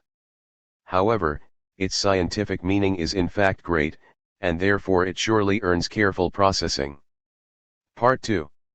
The problem of the static equilibrium. Section 2. 1. Preliminary questions of the cost theory. We will now turn to the derivation of the trade relations, in and of whose laws of motion the entire pure economy lies, as we explained. We believe to have sufficiently countered the demurs that can be raised against this conception of the latter, but even if one joins the same, one can also face the problem of cost in a very different manner. Even if one were to accept everything that we said about the purely economical, about the derivation of the study of organization, etc., if one has willingly followed us here and is now ready to study the trade relations themselves, entirely descriptive as we recommend, then one could still accuse us of one-sidedly limiting ourselves to one way of dealing with the matter, apart from the fact that this way is perhaps not the most complete, and even partially wrong. The data of our problem are the quantities of goods in possession of the individual economic subjects and the value functions that belong to them. We ask for the cost of all goods, and arrive at their assignation through a formal process that we give general validity. One could now say that the formation of cost in general happens in a very different manner, and also very often does not happen how our image indicates it. Even if one had overcome those demurs that keep some national economists from placing the manner, in which the savage trades, next to the processes at a modern stock market, and had one even recognized or admitted the consubstantiality of both, then still enough remains for one to go mad, due to our method of treatment. Very many costs are for now not at all determined by the participating parties. Such a case that often plays a large role in history, and also plays a specific role, is that of the authoritarian taxes of costs. If it is also added here that the seller must offer a specific quantity of the concerning good, so that he cannot freely regulate his supply, as, for example, the cabby, who must stand in his place for a certain period of time and accept every ride, or that the buyer must take a specific quantity, which was the case, for example, of salt in the ancien regime of France, therefore, the rules that we want to eliminate are really completely or nearly completely checkmated. The influences that determine the cost here are others from those that we are regarding. May they now be of economical and non-economical nature, both are possible. It was the case for both, without this difference being of importance to us. A contemplation of the appearance of cost, which originates in the social power factors, and is in a position to grasp this case fairly well, while ours seems to utterly fail at the same. Of course we can say that we can do two things for such taxes of cost. Firstly, we can introduce them into our system, where they will then form data, and secondly, we can examine the effect of such a tax of cost on the income formation of the participants, and that leaves more or less to do, depending on whether the authoritative establishment leaves more or less leeway for commerce. Furthermore, the tax of cost will mostly not differ too far from the cost of our theory, and finally will always be compared to the latter. However, it still remains true that our theory only plays a secondary role here. A very important case of this type just now emerged in the present. It is that of the cost politics of great ventures. The first example was provided by trains, on whose tariffs the governments secured their influence, and also other groups of interest gained interest. These influences were validated in very different ways. In any case, it is certain that the cost appointments that would have been expected according to our theory, would have been increasingly modified through this, without us having a means by which we could work on these influences with the method of our system. In the present, the formation of cartels and trusts has stretched the field of these emergents more and more. The cost politic of the same has very soon directed the public's attention onto itself, and on the other hand, governments, parties, groups of interest, public opinion, etc., have influenced the same in a very different manner. Already the far-reaching interests of such powerful organizations and their rulers implicate that such simple functions, which are how we need them to be, can be difficultly constructed, and the cost formation is much more under the influence of national and political relations elsewhere, so that completely different things are going to become determinant and interesting for the observer. We included that we would also have to search for the explanation of the cost formation, at least partially, in moments that are not purely economical, and it actually appears that our exact approach will be applicable. Some national economists have drawn very interesting consequences from this. This is how G. Cohn brought up the analogy with the taxation for handling the train tariffs, because by having regarded this principle, to him, the same appeared to have the ability of being explained more easily, and Ackworth has partially agreed with it lately. Even though we cannot share this conception, it must be admitted that in such instances, the cost formation is, so to speak, placed into our system from the outside, and cannot be explained offhand by the same. We will still say more about this point later on. In addition to all these difficulties, it is still added that the cost formation becomes monopolistic here, which already makes our problem more difficult for itself alone, as we will see. Furthermore, through such great emergence, our interest is greatly occupied by other points of social nature, development theoretical nature, etc., rather than by the formal laws of the cost formation, that the former still receive little attention, even if their results are more adequate. Therefore, the viewpoint of the social power factors seems to completely suppress our view here. But besides this, there are still other moments that make our approach more difficult. The costs display certain hairiness, namely even then when, according to our laws, a change would have to follow. This teaches us above all that other moments, for example, habit, custom, etc., than the ones that are regarded here have an effect. It is often the case that one adheres to certain costs, even though all relations change themselves. The costs are much less sensitive in the retail business than in the wholesale trade. Another cause of disturbance is that for some goods, a portion of the cost is paid in the form of a present, which the seller counts on, and without the cost being a different one. These component parts of the cost now have great permanence. It would be redundant to mention further examples of these universally known facts. We further learn from these facts that at the same time and under the same conditions, different costs are in fact possible for one and the same good, and they permanently maintain themselves. However, it is now of fundamental importance to our theory, which will still be discussed later on, and has already been said, that it is in a position to derivate an unequivocal, specific cost. Nevertheless, a cost will maintain itself just as well in the usual practice within oftentimes considerable limits, as another. This teaches us that the margin is not as scarce, as the theory portrays it. One summarizes these things under the name friction resistors, and it is then alleged that these things are of no principal importance. However, one can now say that it surely does not involve magnitudes of a higher order that one could so easily neglect. Moreover, it much more involves important, constant moments here that substantially influence the course of the economy, and bring about important results.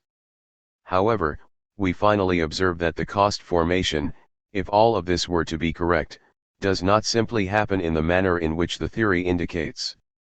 One very easily convinces oneself of this, if one looks at the usual manner of the theoretical derivation.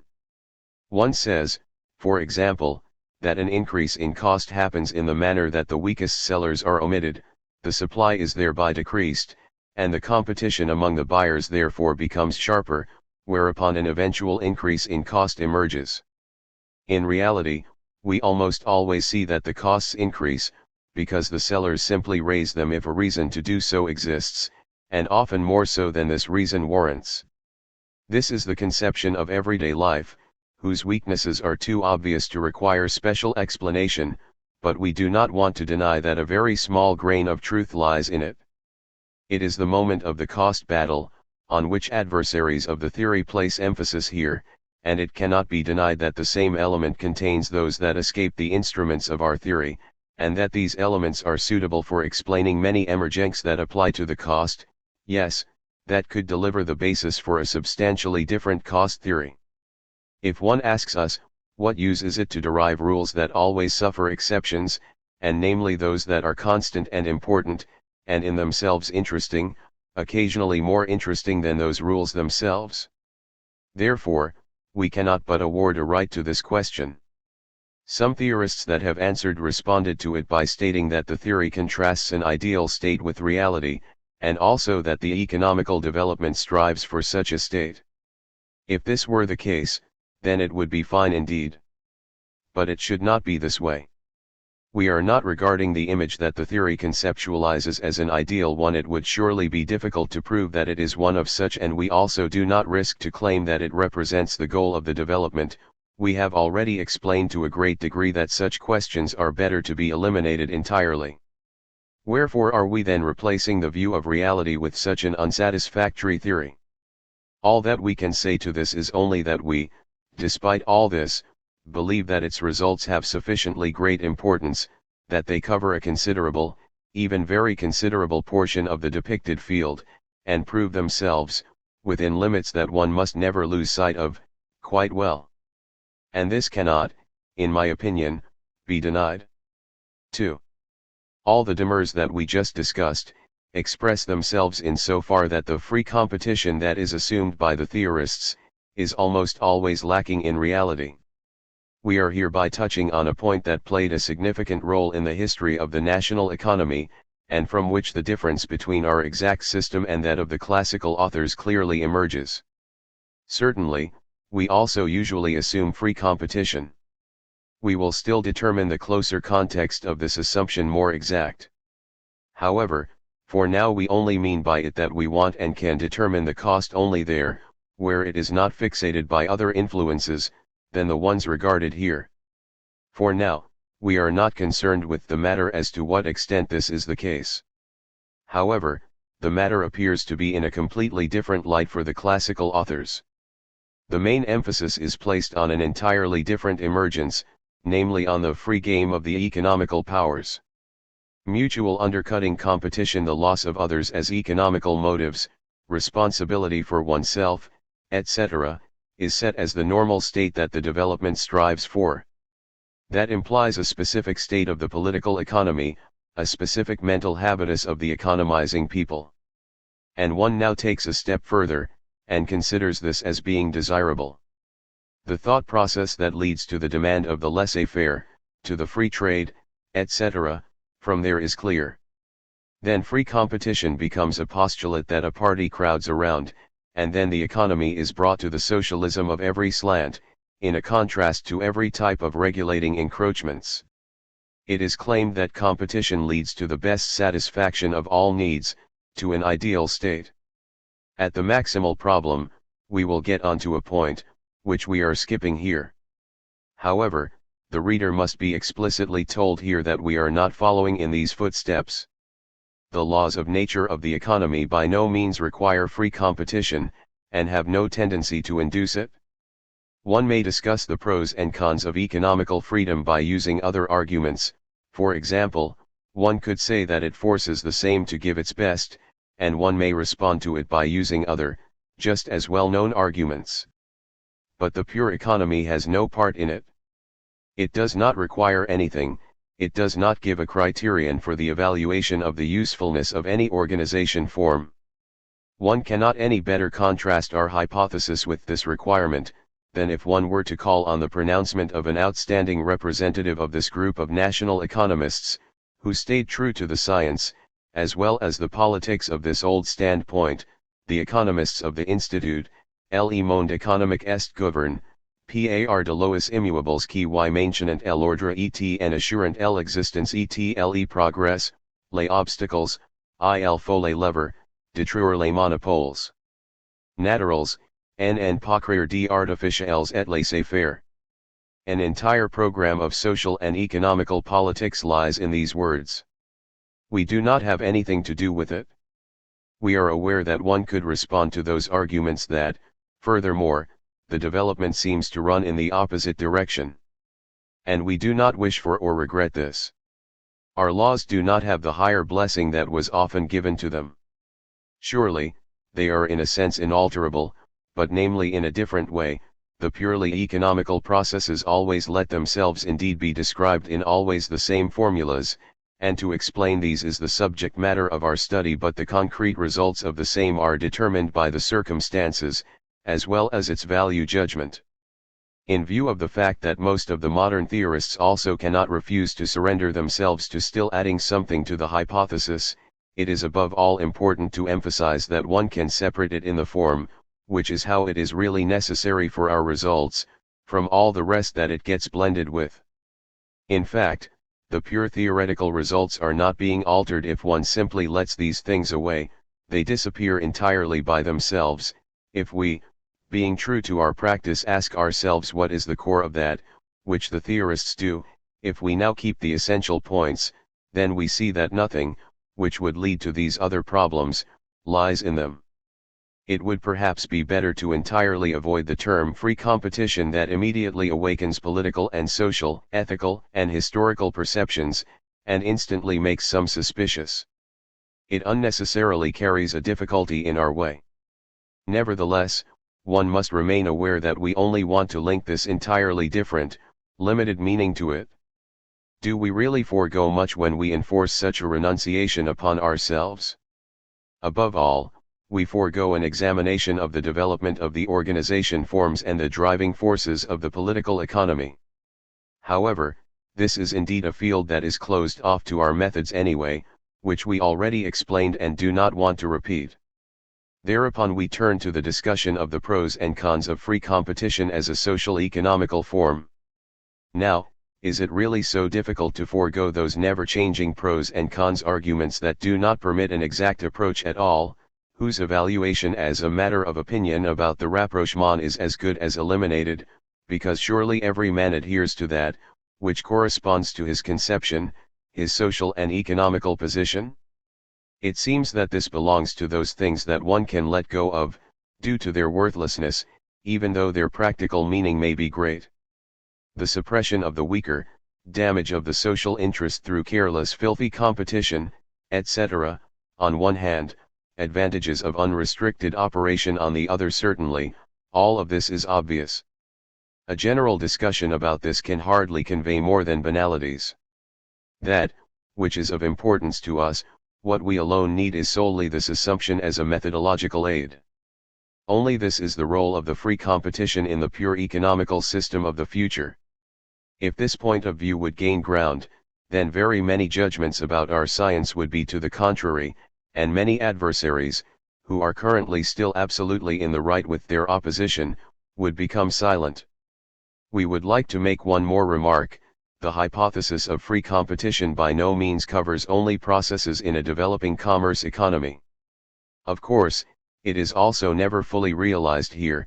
However, by observing some of the processes, it can also be used in economies, whose organization seems to involve the exact opposite of free competition. When farmers traded apples for nuts on a sausage farm, I do not know if this was also forbidden of them. Then free competition exists between them to a certain degree. And even in the economy of a Robinson, one can say that something similar exists between the possible uses of a good, just as free competition. The principle that lies in it is also not completely checkmated in an economy without commerce, perhaps communistic, that would not be surprising and lose everything paradoxical, if one limits it to its exact content, and detaches it from the circle of associations, in which it tends to emerge. Strictly speaking, the same means none other than the loss of moments, which would paralyze our system or attract our attention so much that its results would lose its interest towards it. Its function in the organism of the pure theory is therefore a predominantly negative one. It does not claim nor require anything, it only eliminates what does not belong in it. Therefore it is only an isolation apparatus thus far, and this is just about everything that remains from its former meaning. 3. We now want to remove another stumbling block that lies in the way of the pure theory, in a very similar manner, as it just occurred in regards to the hypothesis of free competition. We are referring to the well-known and notorious maximum theorem. The theorist, found guilty of the crime, will have claimed that the free game of the economical powers would lead to the greatest benefit and use to all limbs of the political economy, while it is nevertheless responsible for so many unpleasant emergencies of the modern competition battle. Furthermore, that every intrusion in the same that it moreover covers up by its harmonistic conception is damaging, and all attempts to remedy the social destitution are necessarily powerless and, yes, only worsen the evil. If this accusation is correct, then this is very alarming. Because despite the question of whether the theorist is right about the claims or not, our science will be wrapped up in a boundless discussion, is necessary in order to take a stand on the arguments of the social parties, and is suspended from the unscientific misuse on one hand, and lively hate on the other. And it is surely partially correct. We could deny this, when faced with the clear statements of numerous national economists, who do not allow any doubt. The rescue does not, however, lie in the evidence of the truth of the same. Rather, I would like to emphasize above all that I am completely convinced of its falsity and take the view that a great benefit and a gain for science, such as politics, lies in its combating by historians and social politicians. If our theory should collapse, then it must be freed from this gangrenous limb. Therefore, it must either be ascertained that the maximum theorem is not essential, and that it can be omitted without damaging the rest, or that it can be formulated in such a way that it does not claim all that, which we indicated. The first is not possible. We cannot do without the maximum theorem, which we will soon see, but probably the latter. Our theory itself innocently emerges from the process that was made for it. Most of its advocates also make this verdict. Thereby, we see again, as so often, even though not always, that the criticism of the theory's opponents goes too far. It almost always adjusts itself according to their circles of interests, above all against certain practical consequences, and does not penetrate into the actual theory at all, rather, thinks to have disproved the same unanimously with the first, without examining whether the bridge between theory and practice really is the solid. However, this means taking far too drastic measures, and mostly leads to passing general judgments, which the theorists can easily counter. However, on their part, these misjudge or ignore the true element of the criticism, and fail to emphasize the autonomy of the theory towards those conclusions. Therefore, it is often difficult to separate right and wrong, which are to be found on both sides. However, if one does this carefully, then the matter solves itself with ease. Of course, it also becomes apparent here that much must be thereby abandoned. Even our maximum theorem is completely flawless in itself, and as far as the theory needs it, as everyone will admit after the following explanation. But its practical content, its social slant, and great, scientific importance thereby vanishes. It is methodologically important to us, but what it reveals is nothing more than a banal implicitness. The problem of the economy is describing the state of equilibrium to the economic quantities and certain variations of the same. All acts of exchange tend to realize it, therefore realizing a state, in which a change of quantities no longer takes place, that therefore strives to maintain itself, and is hence especially interesting. And in this state, in which the acts of exchange stop, our functions, whose sole purpose is to simply describe the changes, must result in the value 0 for further changes. The state of equilibrium is thereby defined, and that is why it is called that. And the differential calculus teaches us that at this point, where certain differential quotients, which represent the measurement of changes, are equal to 0, disappear, certain functions, these are the value functions in our case, assume a maximum value.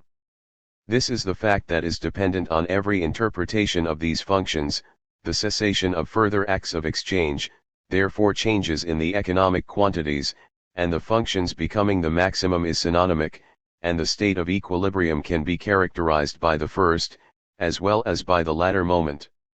In the first case, we can characterize it as the resting state, and the latter as the maximum state. Both terms convey the same / are synonymic.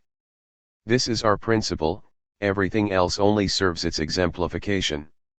The exact content of the maximum theorem, the core of all that, which has ever been said about this very controversial problem, is therefore none other than this phrase: no tendency for further changes exists in the state of equilibrium. And the role that this phrase plays in the theory is to solely define the state of equilibrium, which is our primary task to examine, and thereupon help us in the ascertainment of that cost, which must exist if an equilibrium should prevail. However, our theorem is indispensable for this latter purpose. We could not ascertain the state of equilibrium without the same. The one requirement for its existence is that the bought and sold quantities of a good are equal to one another. But it applies to every cost. In order to single out the equilibrium cost that interests us from the infinitely many possible ones, we must now express that it and the distribution of goods that emerges under its control strive to maintain themselves, therefore, that the further changes to the expressed symbol become zero.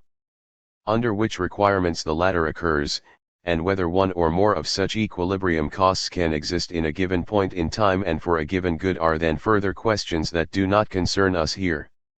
We have therewith answered the question that has engaged us. The maximum theorem expresses the loss of tendencies for changes in our system, and is essentially an ascertainment equation for the specification of the state of equilibrium of the same. Everything else about it is irrelevant to the theory, and the deep social problem that is therewith associated does not concern the same. Above all, we want to make our result clearer for ourselves by helping ourselves to a popular diction. When we speak of an economy, we say that it is balanced when its subject does not undertake any further bartering acts. Let us remind ourselves that we conceive every economic act among it, and among it in turn, only wanted changes of the quantities of good that are in its possession, whereby we interpret labor performances as attenuations of the ownership of labor because it could not increase its position or its satisfaction of needs through such. And we are interested in this state, because everyone sensibly seeks it. Indeed, we are not bound to strict accuracy at this point, and therefore the state can generally be attained and will strive to maintain itself, if nothing unusual happens, while all other states can be regarded as mere intermediary stages on the way to this one, and display no such tendency for hairiness.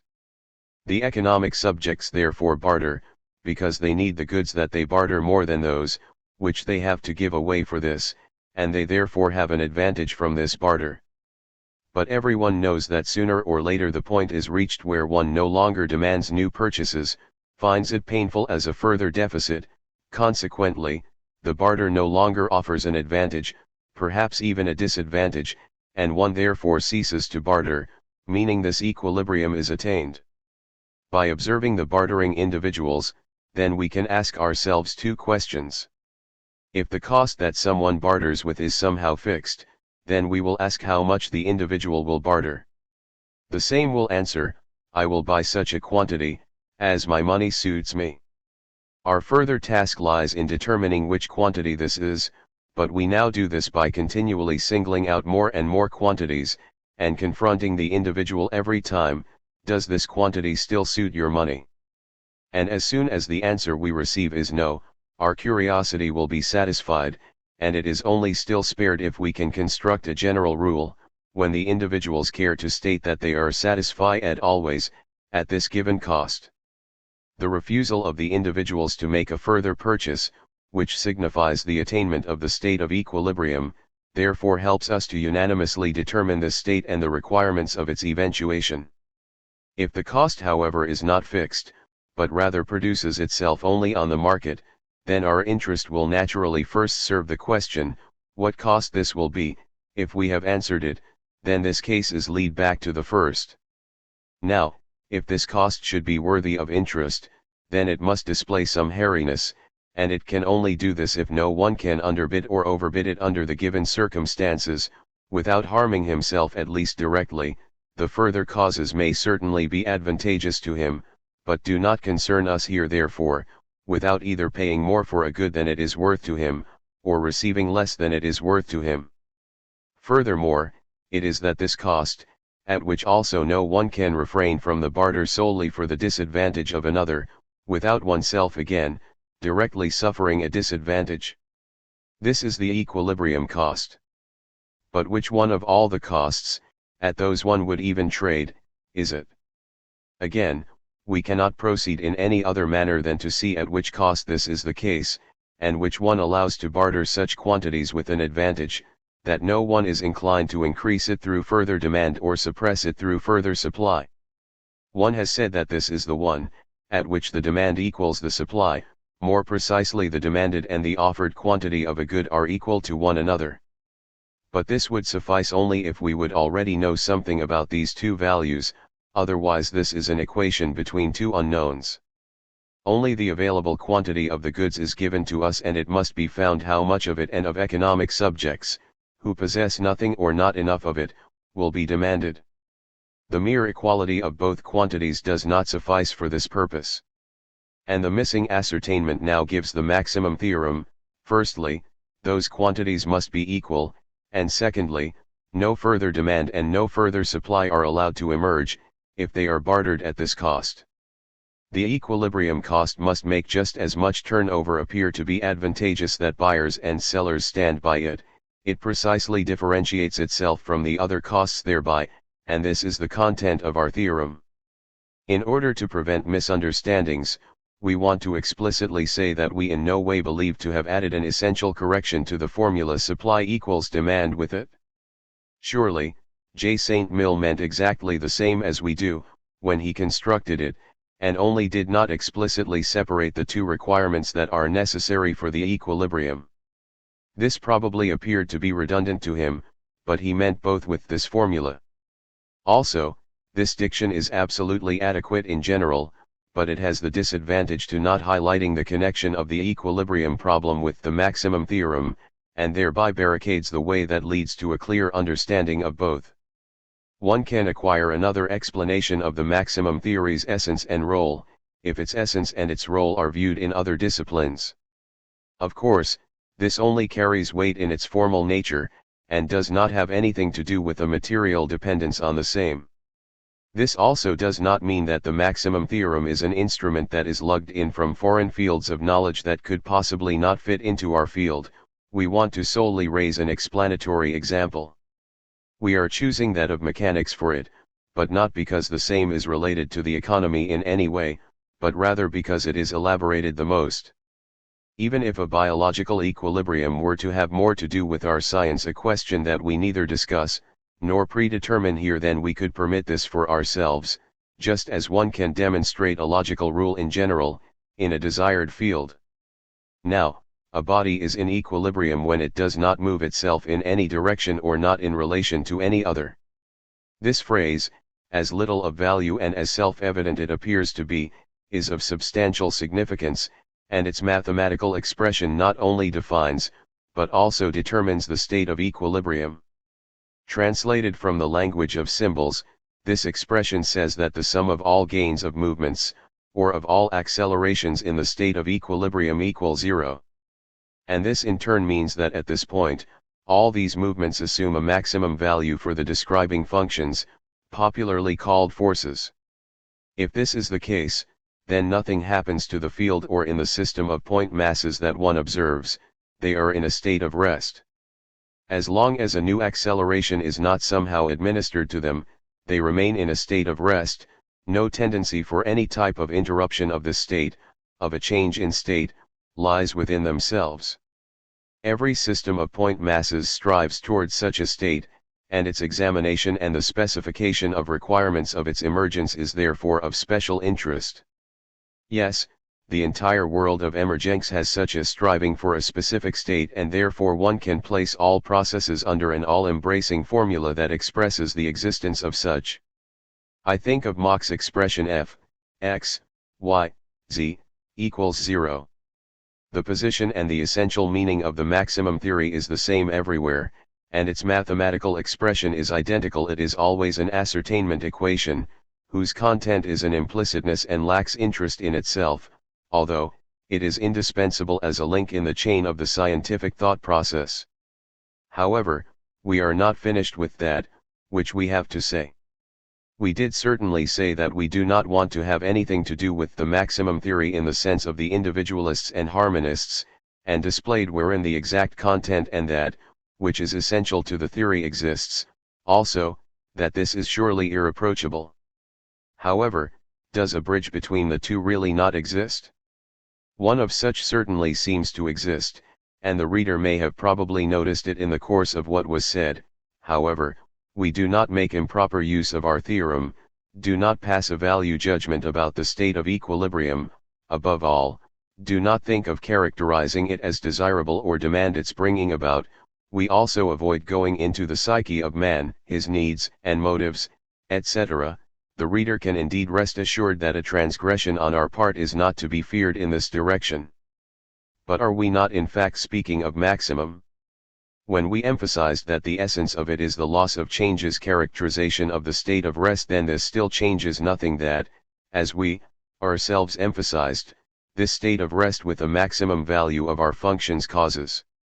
Of course, we said that the character of the latter is solely a formal one, and it is indifferent to its essence how we interpret it, but in fact, we did indeed call them value functions, if they are identical to the value scales of the psychological economist, according to their gestalt, and all our epistemological barricades will not protect us against the fact that one will express our maximum theorem in the following manner: in the state of equilibrium, every barterer receives a maximum of value or probably even of gratification. And this is that formulation that one can consider as being the usual. I will now forego on insisting on my principal standpoint all the more, as I wish to continue to demonstrate that also the psychological formulation of the theorem, meaning that form of the same that one encounters in modern, theoretical literature very distinguishable from that of the harmonist group in the here discussed relation, is irreproachable in itself, which does not however, rule out that some strings that are attached to it would like to surpass the field of pure theory, and are unsustainable so far. The role of the theory's theorem is not changed by this formulation, so that we in turn did nothing more than specifying its exact core, which all modern economists do. So where does the matter actually stand, if we accept this formulation of our theorem? Do we not in fact therewith claim that this equilibrium that occurs through free competition, leads to the maximal use for all limbs of the political economy? Above all, it can be said that value and satisfaction of needs in the sense of psychologists is indeed not the same, and the maxima of both can very well fall apart. Maximum of value does not imply maximum of economic well-being. The leaders of the psychological direction adequately explain this, and since we do not completely agree with this view, we will not dwell upon this argument. But another consideration can also only prima vista and preliminarily be replied to this question. Let us assume that some power deliberately fixes the cost of a good, and namely in a way that it cannot be coextensive with the equilibrium cost. Even then, a state of equilibrium will emerge after a certain number of bartering acts, if one would even barter according to this cost. And this one also corresponds to a maximum, in the sense of what was said earlier. We can imagine that the cost is fixed in one for all or a highly unfavorable way for a portion of the barterers, but we will still speak of a maximum of satisfaction. It is clear here that we do not regard the state as being ideal, and in what sense this maximum is meant, this degree of satisfaction of needs that is possible at this cost will be attained, and this is nothing more than self-evident, and also nothing more than we said earlier, namely the characterization of the state of rest. Our theorem is certainly not saved by this, since the claim that the equilibrium cost permits a greater, an absolute, maximum of satisfaction would still be possible.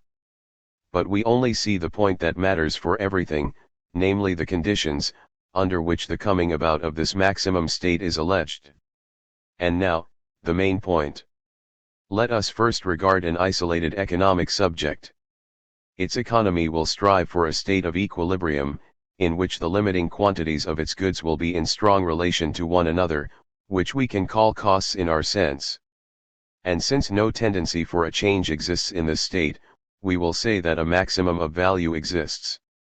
The psychological national economist, who believes to be able to see into the soul of our subject, will state that the same distributes his productive means in the most advantageous way, and has achieved the greatest possible satisfaction. We do not know anything more specific about this maximum that varies according to race, cultural level, and individual conception, and is attained in various ways. However, the fact that a maximum exists is certain, if the economic plan has not failed, because then our man would seek to change his economic situation. But is this maximum an absolute one? Is this satisfaction, for which the individual is even capable, reached? Certainly not. The obvious limitation is given in the data of our system. The highest possible satisfaction is certainly attained, but only the one that is possible under the given conditions. These are, as known, external nature, technology, supply of goods at the beginning of the economic process, and more of the same. All that our theorem requires is therefore that every man organizes himself as well as possible according to his taste, as the conditions allow. This is certainly an irreproachable phrase that we can incidentally formulate even more accurately and more irreproachably from our special standpoint. But enough of it. The usual form of the maximum theory also does not contain anything false, and I do not believe that a difference of opinion exists about the same. For the economist, who is free from our epistemological demurs, the matter is clear, yes, self-evident, even through this formulation. The doubts first begin in the political economy. Every bartering act that indeed continually comes about through free agreement, certainly also contributes to the increase of satisfaction of all parts here, otherwise it would simply not come about. And it is stopped. The state of equilibrium emerges because both parties that face one another believe that a continuation of bartering would not give them an advantage at this cost, and this means that they believe to have attained all attainable advantages, that the latter is a maximum. But after what was said, it is not difficult to indicate the true sense and the limitations of this phrase, where all doubts vanish by themselves. Indeed, it only counts among obvious conditions. We can surely also speak for the commerce economy among well-known reserves that every man can establish himself in various ways, under given conditions, which lead to various great satisfactions, and under which the one that corresponds to the state of equilibrium leads to the greatest. Likewise, that in general, every man seeks to establish himself as well as possible under given conditions, and a tendency therefore exists to cause the state of equilibrium. But what obstacles does this aspiration encounter? Above all, the same as in the isolated economy, of course, the limitation of the natural possibilities. No one will want to question this. Here, however, we then have that, which was not necessary there, to assume a given social organization, and that this one also forms a supposition, in regards to which our theorem must be understood, was admittedly not often emphasized, but will also not be contested, at least not today. However, there is still a third supposition, namely the cost, the equilibrium cost itself. Every man can evidently only attain the type of satisfaction that is possible at this cost bartering conditions. Now this is less generally accepted. The reason for it, why this moment seems to escape the majority of the national economists, should lie in the circumstances that this cost, a product of the general aspiration towards the maximum of satisfaction, indeed offers the guarantee in a way that it also realizes the same. Although, it can be above all countered that every man only strives for the maximum of his satisfaction. Let us adopt this view for a moment, which, as the reader knows, is not completely ours, but certainly practically that of all other national economists, and therefore the result of these individual aspirations is by no means necessarily the most advantageous for all. It is not clear in one's mind that the latter would first require special proof. But many a thing could be answered to it. So let us go somewhat deeper. What does that cost depend on? Certainly partially on the scales of need, but just as certain, on the quantities of goods that every man possesses and has to offer prior to bartering. The limiting uses, from which the costs arise, are, as we know, the result of the value function, as well as of the possessed quantity. And there we are at the crux of the matter. The maximum that is realized by the state of equilibrium is dependent on the previous distribution of all consumption, as well as production goods, which must be given to us. Only that maximum can be attained, that, based on the same, can be attained through free barter. This now immediately sheds light onto certain doubtful points, which have never been adequately gone into, as large as the role that they played in the discussion was. A hunger wage is supposed to potentially be the maximum of satisfaction that a laborer can attain? If one of such corresponds to the state of equilibrium, then the laborer is never supposed to be allowed to hope for something different? How often one has held this against the theory. But the answer is simple: certainly, through free barter and due to the given distribution of goods, our laborer will attain no more than what corresponds to the state of equilibrium, and that, which he attains, even though it hardly protects him from starvation, gives him that maximum of satisfaction, is the best that he can attain in this manner and under those conditions. The claim, which one so often identifies as being nonsense, loses everything paradoxical. Of course, much more was often meant by it, and that conditionality was overlooked, often then when important conclusions for the practice were extracted from it. Now, this is unsustainable and those conclusions are false. The opponents are right in this regard. And every infringement on that state of equilibrium is supposed to be damaging and reducing to the total satisfaction? The answer is affirmative. Under those conditions, the price of a good, for example, without anything else changing, especially without a development of any sort being caused by it, is increased by, for example, a tax about the equilibrium cost.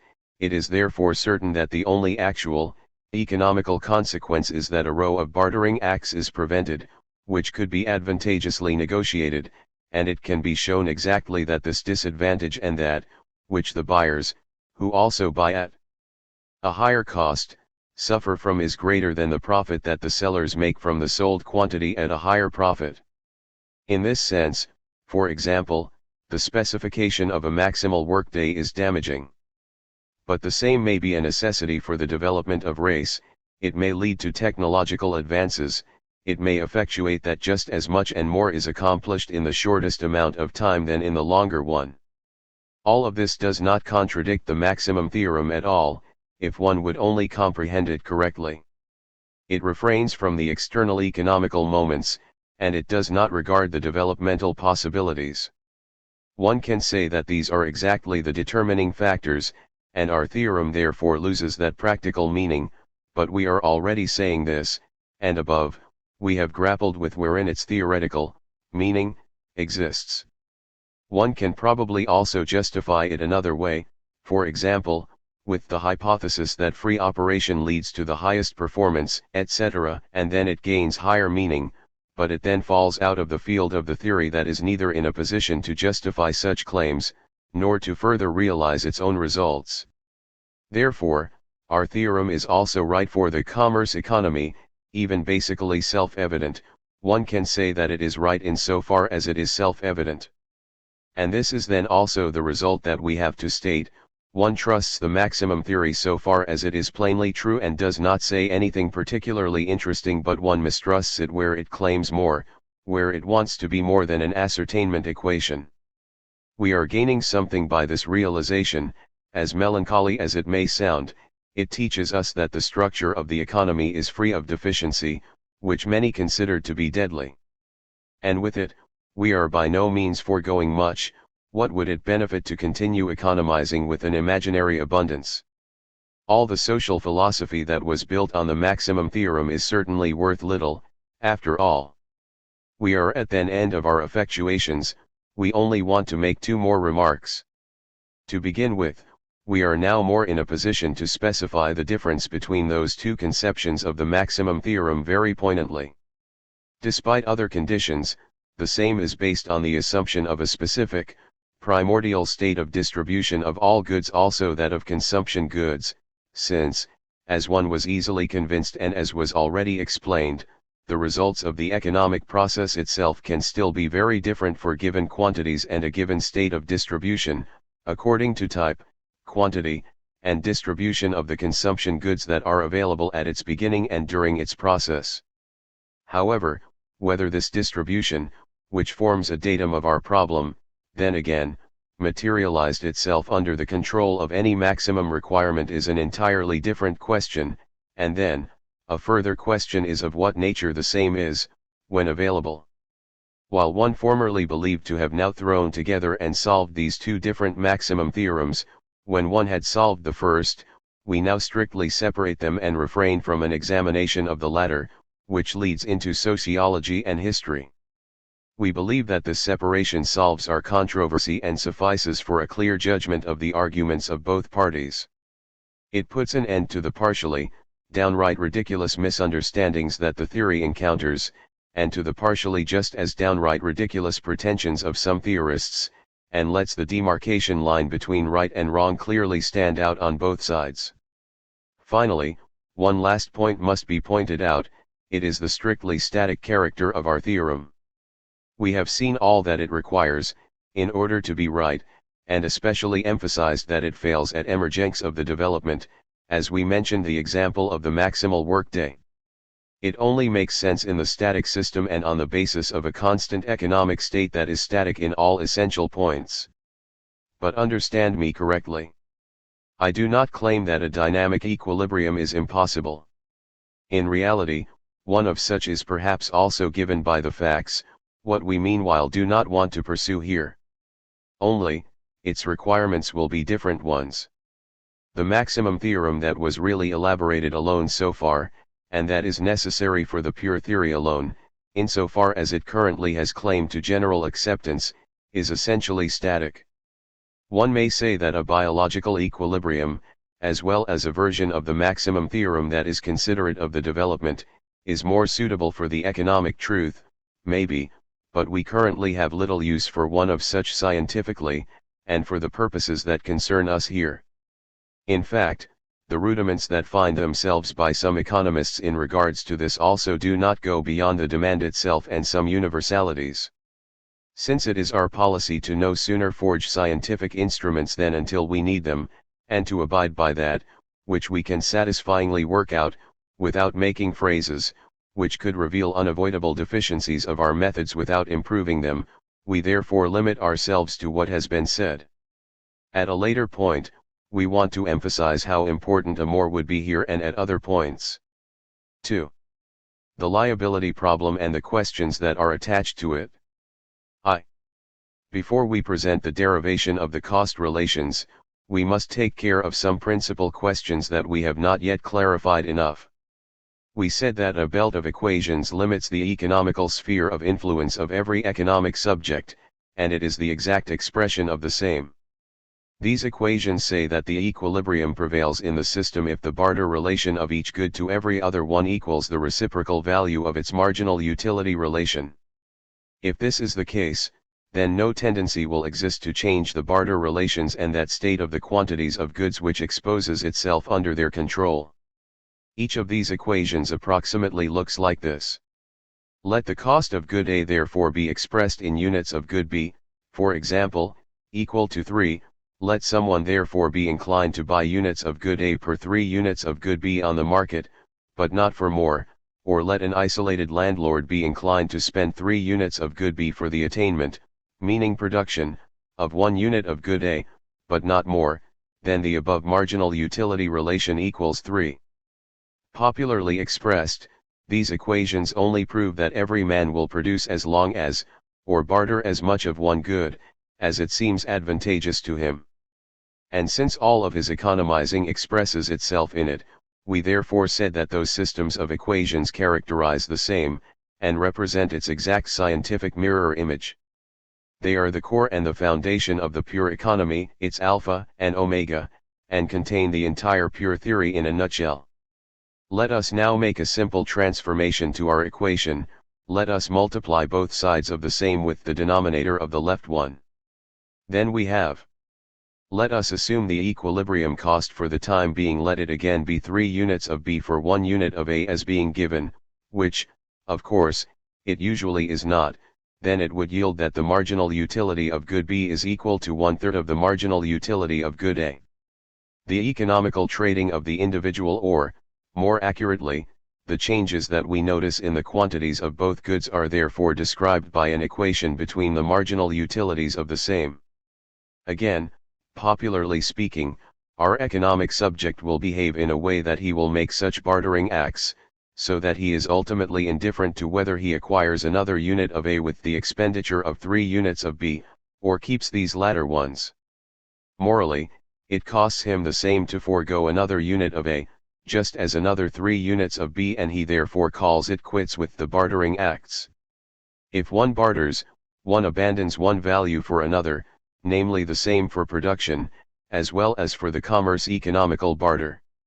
If one wanted to express that one expresses good A and would have to forego a portion of it, in order to acquire and savor some of good B, then one can do this by saying that the first, or more accurately, its value forms the cost of the latter. This diction indicates which good is the one out of the two that one foregoes. But nothing else, and strictly speaking, one could say the opposite. Therefore, one can also express our transformed equation as follows. Marginal utility of good A equals marginal costs of good A. This is now that form of our equation, in which it was first constructed. As you know, one did not derivate it in the manner that is represented, but rather constructed it based on conspicuous observations, and entirely different interpretation. Entirely different conceptions and ways of thinking adhered to it, and as the new value theory arose, it appeared as if one had wanted to construct a different definition of equilibrium cost. This is, however, as we saw, incorrect. The difference can only lie in the interpretation. The equation of marginal utility and marginal costs itself, along with mutual dependence of both moments, must certainly be acknowledged by both parties that face each other, because the new cost derivation also leads to it. This is now that, which we want to further conduct here, in order to also say a few words about the various possible interpretations then. We also want to forget our derivation for now and regard this equation in itself, which, in turn, leads into the discussion of costs. One sees that those economists, who abominate this controversy and do not consider it worthwhile, are in the wrong. Objections can certainly be made against the manner in which it was introduced, but it is by all means fundamental. We are not seeking it, and do not want to intentionally approach it anywhere, but it always gets in our way. We, so to speak, trip over it all the time. Now, what does our equation, marginal costs equals marginal utility, actually say when we take a deeper look? What should it accomplish? We must not search for the answer to these questions in clear expressions or in general discussions of the national economists. It is seldom that one bluntly says what one does and why one does it. Yes, I believe that one mostly does not even realize it. We must much more look at what is actually attained, and ask ourselves what is necessary for the attainment of the concrete results. I believe to have already done this, and can be brief here. Let us therefore say that the purpose of the pure theory is to describe the pure economical processes, and to therefore above all examine the state of the economy that the same tend to cause by themselves, the state of equilibrium.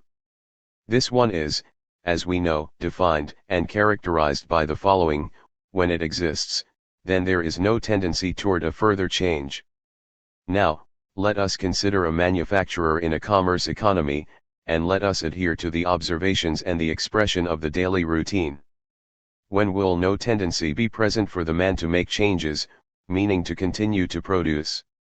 When the proceeds that he can expect from the sale of further products no longer displays an excess over the costs, which this further production caused, meaning, when the marginal proceeds equal the marginal costs. And we hereby have the origin of our equation.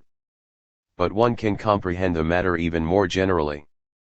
One could indeed reply to this formulation that due to various economical and externally economical reasons both more and less can be produced. In addition, it only suits the commerce economy. Let us therefore simply say that the state of equilibrium is that, where the tendencies, which work towards a further acquisition of a good, may it be money or different one, balance those, who operate in the opposite direction. This now expresses our equation. This is its most intrinsic content. It is indubitable that such an equation can be constructed, since it of course only speaks of implicitness. We therefore see that our equation is in itself entirely independent of what we call these influences or forces, whose equilibrium it expresses. Yes, it also always presents a maximum state of the same, as we exposed earlier. This has nothing noticeable, if one stays current, that, in fact, only the consequence of a mathematical rule as an entirely formal moment lies in it. To begin with, we do not find ourselves on controversial ground because of this. We want to express the existence of a state of equilibrium that is recognized by all theorists. One can do this very formally, without thinking about the nature of those forces that cause it. We have explained that the description of the economic equilibrium and those movements in the economic quantities, which lead to it, is our goal, and that we must construct certain formal functions, may they be value scales or something else, for it. The decisive factor is its form. If one agrees on the same, then one will reach the same results. As far as this is the case, there is little occasion to sputter about its nature. And this is the case in our theory to a certain degree. One only demands few form characters of our functions, and no doubt can exist about the same. Because of this, the concrete results of the value theorist define so little of those of the cost theorist, and their exact expression is often identical. If one has understood the truth that the essence of each exact discipline exists in the describing of processes based on formal assumptions, and if one is aware that the latter are only methodicades that owe their existence to our arbitrariness, then one will not see anything disconcerting in what was said. If one measures both sides of our equation with a common measurement, for example in money, which is of course necessary, then an expression arises that every man recognizes under certain reserves, and it is indifferent to its existence what the marginal proceeds and the marginal costs are made of. One equally knows that the greater the produced quantity becomes, the more the marginal proceeds decrease and the marginal costs increase, and this suffices in presenting both moments as two intersecting curves in the known manner, and to conceive an entire row of cost movements. Of course, all of this is not as simple as it appears to be, and by taking a closer look, quite a few not so uncomplicated questions present themselves.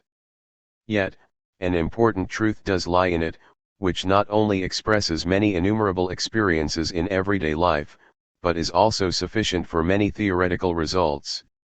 If one, for example, asks for the effect of a tax that is placed on the unit of a good, on the cost of the same, then one simply allocates its amount to its unit costs, and observes how the equilibrium consequently shifts. And the result is independent of what those unit costs are. The national economist, who concerns himself with such a question, justifiably does not go into the problem of value and costs. But we still must occasionally do this.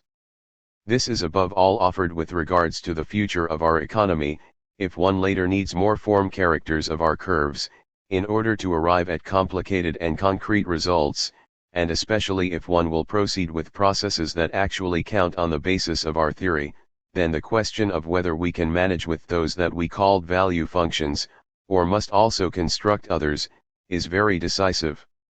However, the cost controversy is then essential to the examination of all exchange relationships between the quantities of all goods, and namely to the distribution theory, whose entire construction is dependent on it, as it has already been explained in the first part of this work. 2. Then what are the moments, which the two curves, as are well known as the supply and the demand curves, that determine what do the two limbs of our equation mean? No difference of opinion exists in the demand curve and the sum of money that stands on the left side of our equation. The demand curve is simply the value function 1 and the marginal proceeds measure a marginal profit. The classical authors would also not have argued against this, they did in fact not express it as clearly as the modern authors, but nevertheless meant it. And the so prevalent dictum of today that they did not voice, only because it appeared to be self-evident to them, give us right or not in case, the right to regard the matter residential judicata and to disregard further elaboration. But what are the costs? What are the moments that are sensualized by the supply curve? Different views of this are possible. The decisive difference is the following: the sum of money, which stands on the right side of our equation, surely is an equivalent of something, and namely either for the values of expended goods, or for a different kind of expenditure. In the first case, we only have a principle for the explanation of cost in front of us, in the latter, two independent ones. The first one is the answer of the marginal utility theorists, the latter, that of the cost theorists. So now, what is this independent principle of cost? As is generally known, one answers, labor difficulty and consumption delay.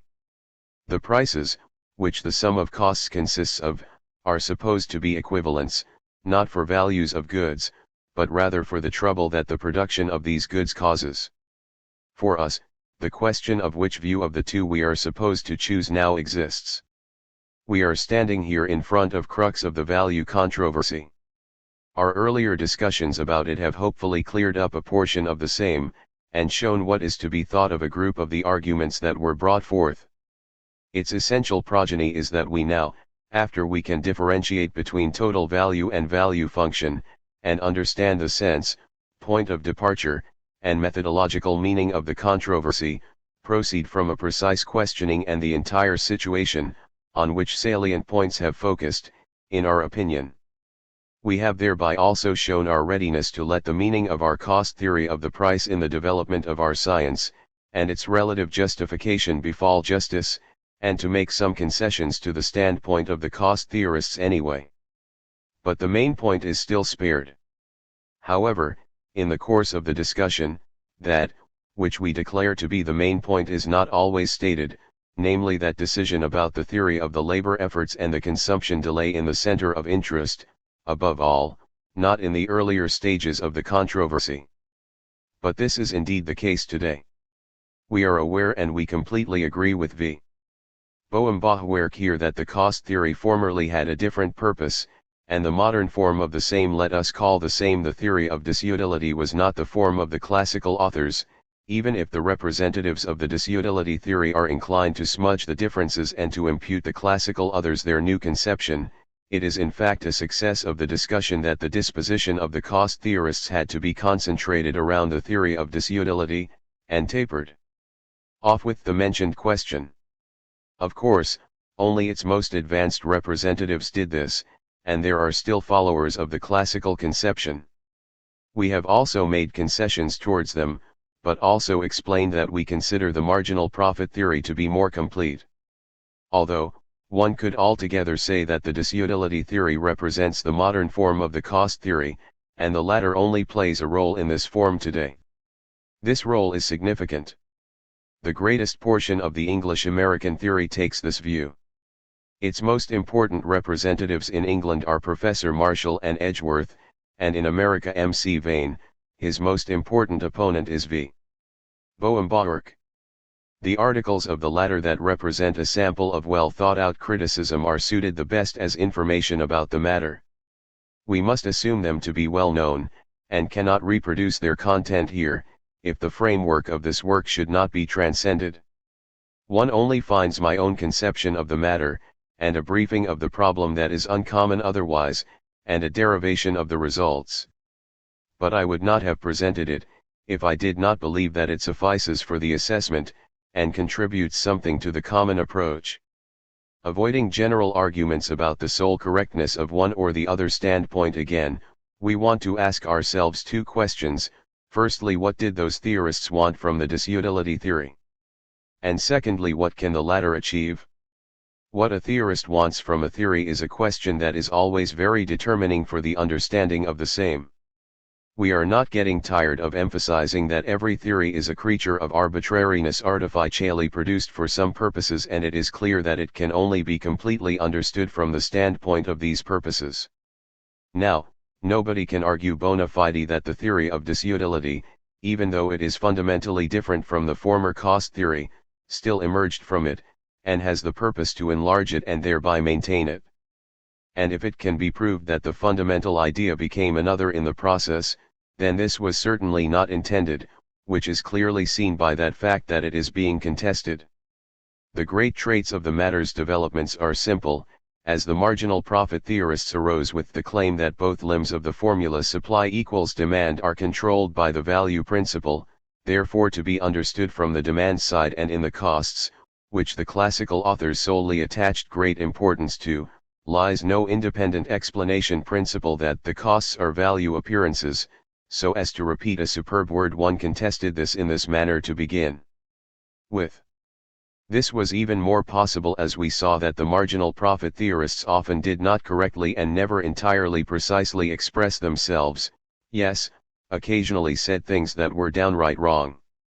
But eventually the stance became unsustainable, and there was no other choice than capitulation or withdrawal into the stronghold of such an independent principle for the supply. and one did also follow this latter path. In the search of such a principle, A. Smith's famous saying presented itself above all, that, which a good actually costs someone, is the effort and endeavor to acquire the same. This phrase, as A. Smith means it, is not only true, but even self-evident. Of course, every good must be worthwhile if someone should strive for its possession, and for the contemplation, whether it should be acquired. This effort will certainly play the same role as the profit that one expects from it. Alone in this form, it is so vague that one cannot do anything with it. One must be clear about the form of the toil and trouble, the form of the function that should sensualize it, if this moment should be introduced into the economical train of thought. So then, wherein does this effort and endeavor exist? In labor? This does in fact depend on the next thing. But the demurs against this conception are too apparent, as that one would have had a desire for the same. Above all, the analysis of the cost goods would never only be ascribed to labor but rather at least also to land, which would be extremely fatal to this theory, and therefore, the questions would then arise, whether the disinclination that is associated with labor would in fact be the defining moment or not, perhaps its value, which latter possibility would approach the necessity of a capitulation in front of the marginal profit theory dangerously close. We will see, whether one escapes the same. At any rate, one tried. The example of the socialistic value theory may still offer a base, but the same did not in fact lie in terms of those theorists. Rather, it answered that the moment of the toil and trouble exists in labor effort and in sacrifices, in effort and sacrifice. This formula now is very unfortunate, because what does sacrifice mean? None other than the surrender of goods for the purpose of acquiring others. And the amount of sacrifice can only exist in the value of those goods that are to be surrendered in production or bartering. If they would not have some kind of value, then their surrender would not be a sacrifice, and it only is one, in so far as they have one of such. All that one therefore achieves from this expression is that one separates one good out of the complex of the cost goods, namely labor, and explains that not its value, but rather its disinclination that is connected with its expenditure comes into consideration for it. More about this later on. Here, still more about the moment of sacrifice. If one wants to avoid this dead end, then a replacement for the moment of value must also be sought for the goods that are to be surrendered. To disperse them in labor is, as mentioned, out of the question. So then one thought of the consumption delay, waiting or abstinence, and hurried to mate this moment with that of labor efforts. Even though it is nothing new, it is known to originate some time ago, it was nevertheless new in this context, and in the English theory, its introduction is often considered to be a progress towards the former conception, a necessary correction of the former disutility theory, which only attached importance to the labor effort, which is what it is, the recognition that this moment does not suffice, it is a too narrow of a basis for the cost emergence. This is certainly an advantage. But what is to be thought of this instrument? One disperses the consumption goods into labor, land, and capital. Here we are passing over our objections as a matter of principle, against this operation, and constructs the supply of consumption goods from these three elements. The term sacrifice or waiting both amount to the same if one does not want to blunder into the marginal profit theory by means of the THIRD, therefore stands in the place of value of land and capital, or only of capital if one eliminates land by means of the classical bonds theory. And what this means is that the value of the productive goods that form capital is not determinant for the price formation of the consumption goods, but rather the extent of the feeling of disinclination, which causes the owner of capital to let his capital work productively instead of immediately consuming it, or better, that the value of the capital goods simply is based on this feeling of disinclination. But wherein does this latter exist? Certainly only in disinclination, which causes the renunciation of a satisfaction, and the extent of the same is, according to its definition, really none other than the value of goods, whose consumption is being delayed. With this, we have again arrived at an emergence of value, and this demur seems so battered to us that we will skip a row of others, which can be used against this conception. Therefore, nothing will come of this dualistic disutility. If one cannot get by with the moment of labor effort, then one will find no rescue in the moment of the consumption delay. The same is solely another expression for one emergence of value. And admittedly, one cannot do it. Let us now move on to our second question. What should the disutility theory achieve? The answer can be no other than the following: it should explain the gestalt of the supply curve. We need a supply curve that must firstly be useful to our purposes, and is secondly never allowed to collide with the facts. This is all, and this does not yet mean, as one will be convinced by closer consideration, that it corresponds to something in reality, but rather only that it must have certain form characteristics. The same can be said for the demand function. As was explained earlier, its psychological rationale only serves the purpose of determining such form characteristics and to eliminate certain economical emergence, with which we just do not want to concern ourselves in this context. If a new use would be possible for a good if, for example, its quantity has reached a certain amount, which expresses itself in the sudden increase, rather than decrease of its value, then the demand curve would no longer decrease, but rather increase. But then, it could happen that it does not cross over the supply curve at all, and no state of equilibrium, or even more, would emerge. If this should not occur, then this possibility must be eliminated, and this psychological law is just suitable to do this. The matter concerning the supply function is very similar.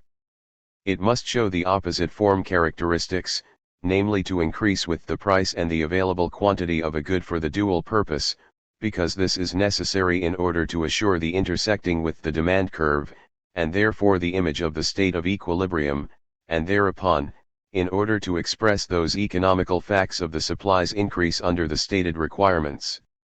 Let us look at the matter. Let us spread out all possible prices of a good on the y-axis of a right-angled coordinate system, and the quantities of the same that are offered and demanded at these prices on the x-axis. Then a demand curve of the gestalt Mn and a supply curve of the gestalt Ps arises. The intersecting point R indicates the state of equilibrium, Rq sensualizes the equilibrium price, and OQ the quantity that is turned over at this price. None of the two curves may have turnaround points, if our simple image is not supposed to be tarnished, and for this reason we are making a row of assumptions that are not supposed to be exposed any further here. We are generally far away from vindicating completeness or strict correctness for this exposition. We are aware that we are brushing many theoretical, detailed questions aside, and are letting the theorist be excused of some things. But we must not overload our work with details, and are satisfied to say the necessary things for our argument. At this point, one had sought after a hypothesis in order to explain this gestalt of the supply curve. However, we must above all remark that a difference in opinion about such only makes sense if something will be changed on the results by doing so.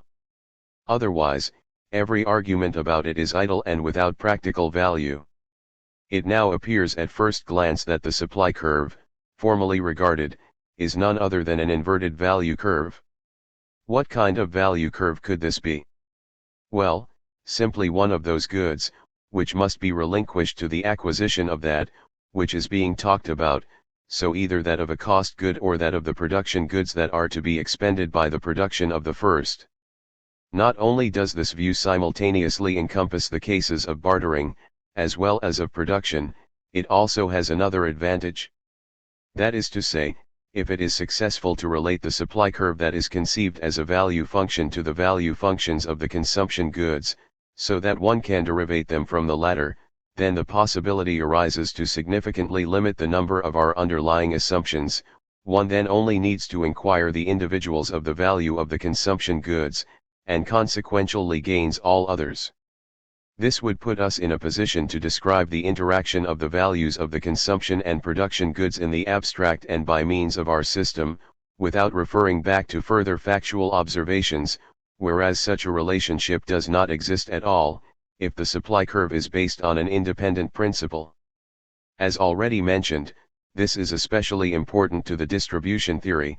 If the productive goods measurement of money, that equivalent that is on the right-hand side of our equation, lets itself be explained by value functions, then the distribution problem is therewith ascribed to the bartering problem, and one can say that it is herewith already principally resolved.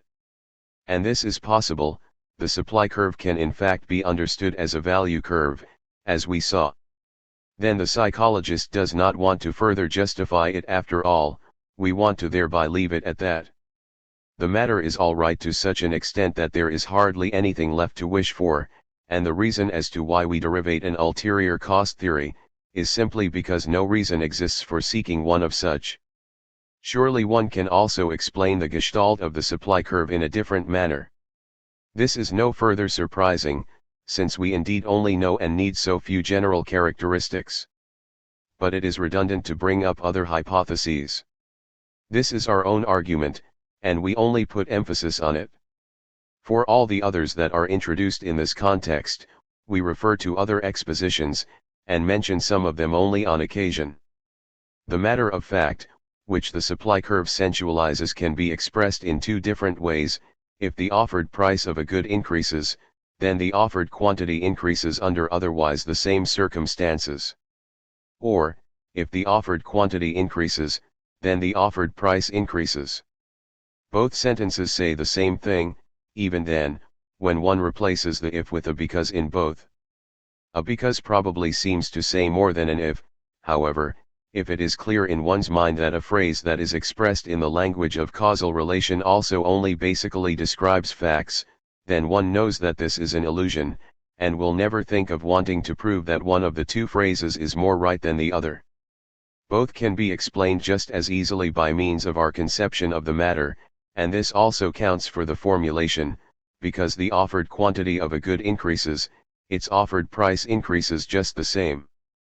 However, the same was the point of departure of other hypotheses. In a similar manner to how the physicists of earlier times imputed a Hauer vacui on water, in order to explain its increase in a vacuum tube, the national economists have also sought after a special force, in order to justify this increase of the supply curve.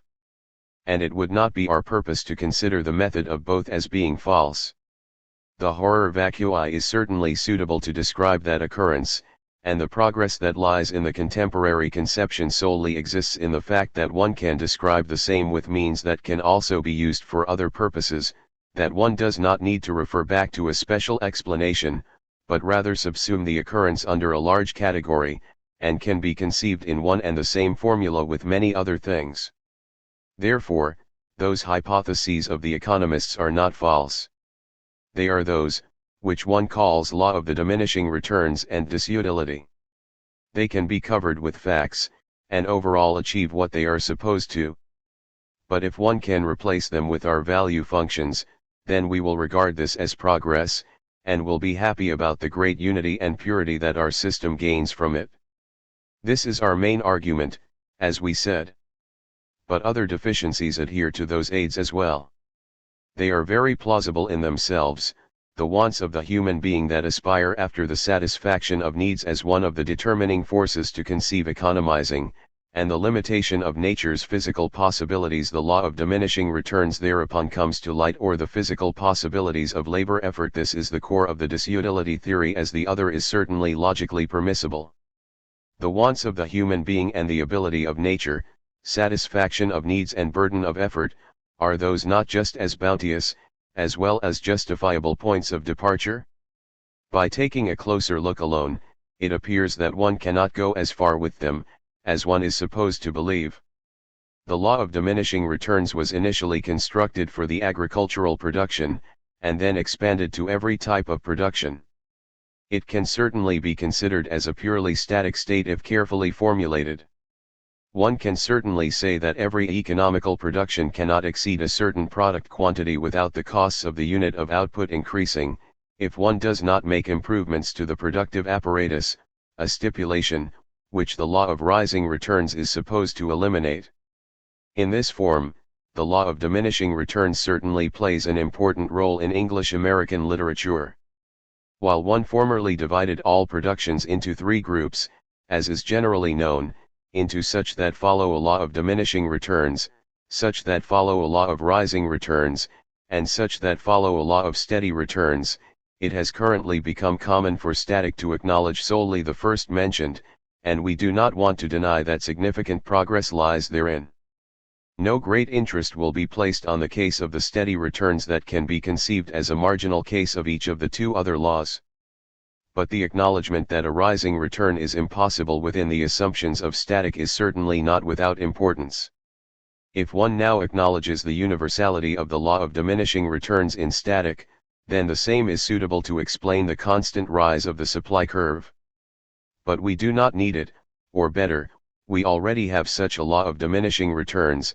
The more that is bartered from a good, the more the seller must deprive it of more important needs, or the more important uses must be deprived of the pertaining productive goods, and then the utility return of the sale or of production would diminish even then, when the growth of satisfaction that is expected from further acquisition remained constant, and only would be possible at an increased price. If the physical production return were to also decline now, then that growth of satisfaction would diminish even faster, as if this were not the case, but we do not need this moment only to acquire our supply curve. But something else, the mere fact of the decrease of the physical production return with the increase of the produced quantity would never suffice alone in determining the price of supply. A supply curve that only sensualizes this fact would be incommensurable with the demand curve that is indeed at least based on the value hypothesis, and we could never juxtapose the two.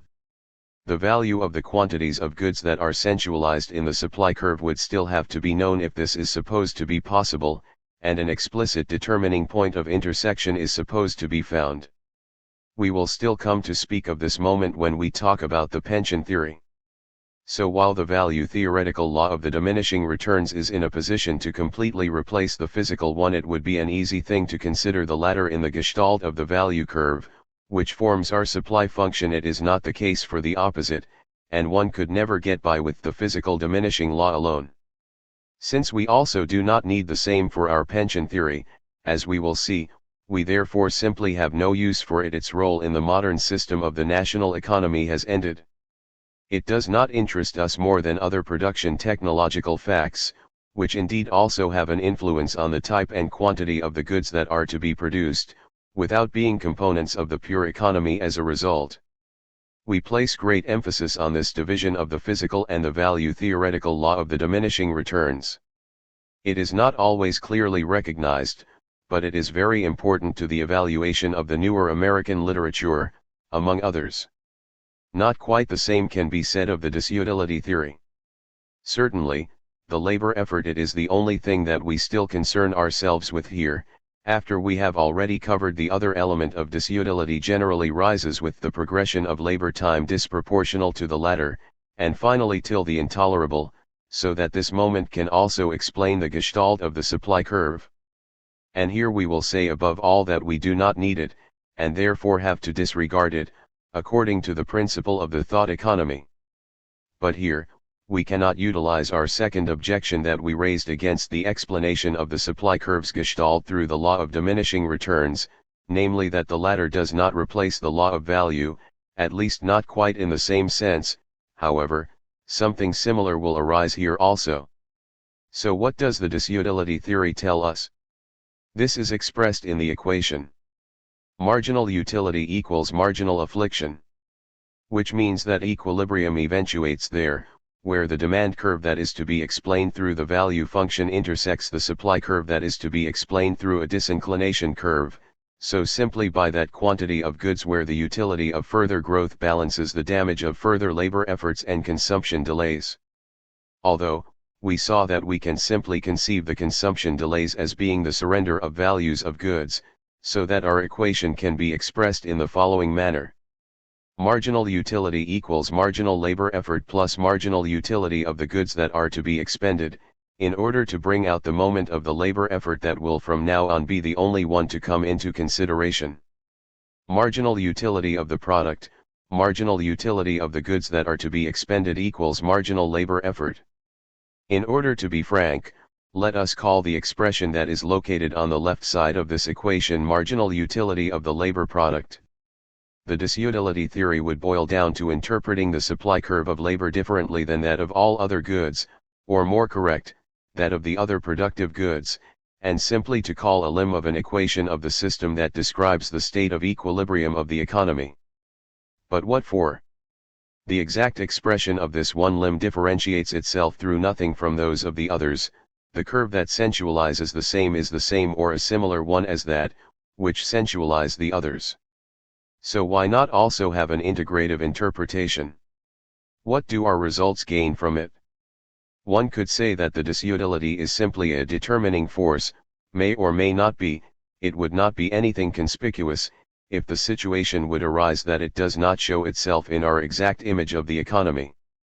It would certainly be solely possible to explain the supply curve from the disutility, and contrast it with the value curve. One could say that psychologically speaking, inclination and disinclination are commensurable values, and the disutility function can therefore be constructed without intervention of the value function. While I must first put the facts of the law of diminishing returns into the language of the calculation of value, and put the physical unity of goods into relation with the chosen unity of value for this purpose, this is not necessary here. Value and disutility can readily be measured with any common measurement. And even there, one can still not do without the help of the value. This was already emphasized from a different angle, and should only be briefly and popularly mentioned here. If an isolated value only produces one single good with its labor, then the interpretation that is expressed in the equation marginal utility equals marginal affliction certainly applies. It is unnecessary to explain that it will produce as long as further utility growth no longer balances out further labor effort. However, if it uses its labor if only for the production of two goods, then the situation is somewhat different. Then, it will probably also work up until this equation is realized. But it does not tell us how much of the labor time determined in this manner will be used for one good, and how much for the other good. This relationship that is in fact decisive for the quantities, which are produced from each of the two goods, is obviously dependent on their values. And what lies closer now than regarding the supply curve of labor from the standpoint of each of the goods as the reverse value function of the other? It is very similar in the commerce economy. The laborers who only have one labor opportunity available to them will also behave in the same manner as the isolated landlord. But if more are available to them, then the wages will be decisive for the manner of how they divide themselves into the same, consequently for the supply of labor in each of the same, and if the same have a tendency to balance themselves, then this is the cause of those movements, which the value brings about, better, describes.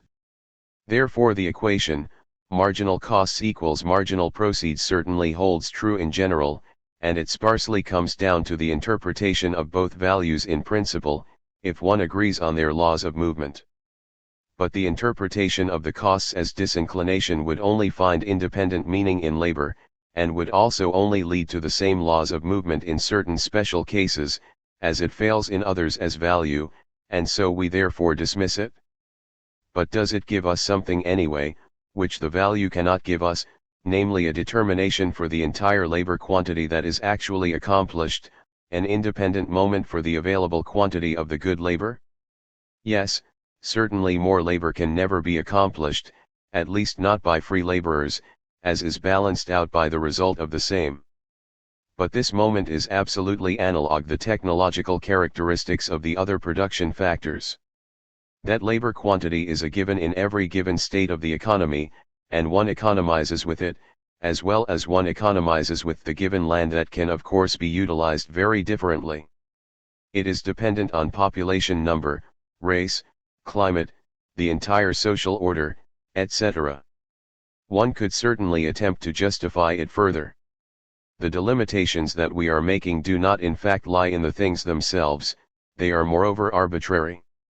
But we could only accept the disutility into our closed system, if in place of value we put it into labor, if we said that labor has no value, but rather only disutility. Because our equilibrium system is absolutely determined, we already have as many equations as unknowns, and can therefore not concede labor with value and disutility, since our problem would be overdetermined by doing so. So we must choose. No one knows this better than a mathematician like Marshall, and he therefore replaces the value of labor through its disutility. This cannot be done, as we see. We can also not do without value in regards to labor, so we must now simply forego disutility and incur it in those moments that stand behind our system, so to speak. The necessity is only a methodological one, but nevertheless imperative. One may consider this to be a flaw of our methods, but it has many of such. If one believes anyhow that it is of use for many purposes, then one must befriend oneself with it. And we constantly regard pointing this out as one of our main tasks. The non-mathematician does not see the content matter as clearly, and at the most, feels vague that the moment of disutility causes difficulties. He then either operates patiently with it, or seeks to prove its insignificance. But one can never come to clarity by doing so. In the innermost essence of our system lies the key to understanding. But enough of this. Our result is that we are forced to regard the supply scale as a value curve. There are therefore two demand curves that intersect, and not a demand curve and a supply curve that is different in substance. At least we believe that this conception preserves itself the best and most likely puts itself forward in its entirety and by weighing the pros and cons for all causes. If one believes to be able to justify them even more in depth, it is all the better. It is more important for our purposes to emphasize that a moment of arbitrariness lies in this arrangement, and to show that both of the curves are substantially independent of differences in opinion about their nature. Cognitions of this kind may seem to have a depressing effect on laymen, but true understandings can only be won with their help.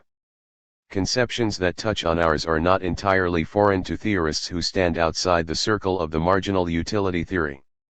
Mill has already said that in every demand lies a supply, and in every supply a demand, and many statements of similar kind can be quoted, from past and modern time.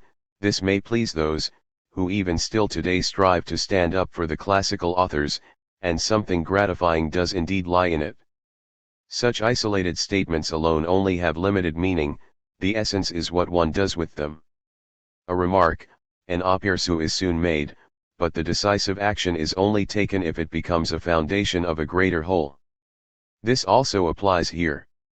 Despite all the examining of the recognition that the former view is incomplete, one still adheres to the dualism of supply and demand today, and despite the admission that it is not admissible to reclusively base demand on value and supply on the costs, which we find in advanced ones, everything will remain unaffected.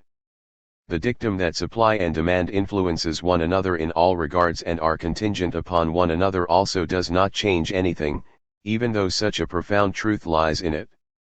So what is the point of, all right, we also know this is of course self-evident, which the arguments of the value theorists are always greeted by. In fact, one is not certain just how the matter actually behaves. We have just attempted to expose those points that matter. 3. But not all is said yet. We want to interpret the supply curve as an inverted demand curve, as a value curve of the production goods.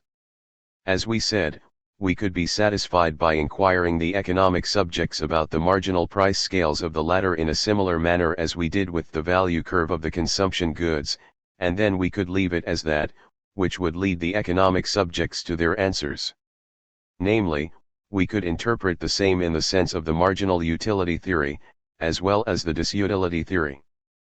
But we choose the first alternative from the mentioned reasons and assume the value functions of the production goods arise from the ones of the consumption goods, for whose production one can use them. We therefore consider the production goods as potential consumption goods, which is as descriptively as one could perhaps express it. We conventionalize or schematize the production process of a good for our purposes as an exchange of production goods against that good, whereby the former simply appear as potential consumption goods. Or even more explicit, for every production, one exchanges quantities of consumption goods that one could otherwise also produce with certain quantities of production goods, for a quantity of a specific consumption good, namely one that one actually produces. In every production, lies an abandonment of otherwise possible uses, that to the benefit of the necessary productive good of the same, one of the possible uses. This conception helps us in using the moment of barter for the derivation of the prices of the productive goods which yield the static branches of income to therefore base the distribution theory on the value curves, but in addition to also describe all changes in prices and quantities of goods that can happen within the static assumption with its help. This conception is therefore extraordinarily important. But it is essential for its understanding and its evaluation to be clear that it is an assumption, a principally arbitrary ascertainment. We cannot prove it, just as little as we prove that the value function of a consumption good rests on the psychological law of the satiation of needs. The psychological economists may attempt this, it is indeed plausible, it also greatly contributes to the popularization of the theory. But if one agrees with that, which was said in the first part of this work, then one will also readily verify the presence of a new hypothesis here. The same is useful and valuable, and does not collide with the truth anywhere, but other hypotheses are in principle just as possible and justified. The criterion between the possible hypotheses only lies in the results, and one can then say that ours is the most fruitful by far. Their introduction made generally known by V.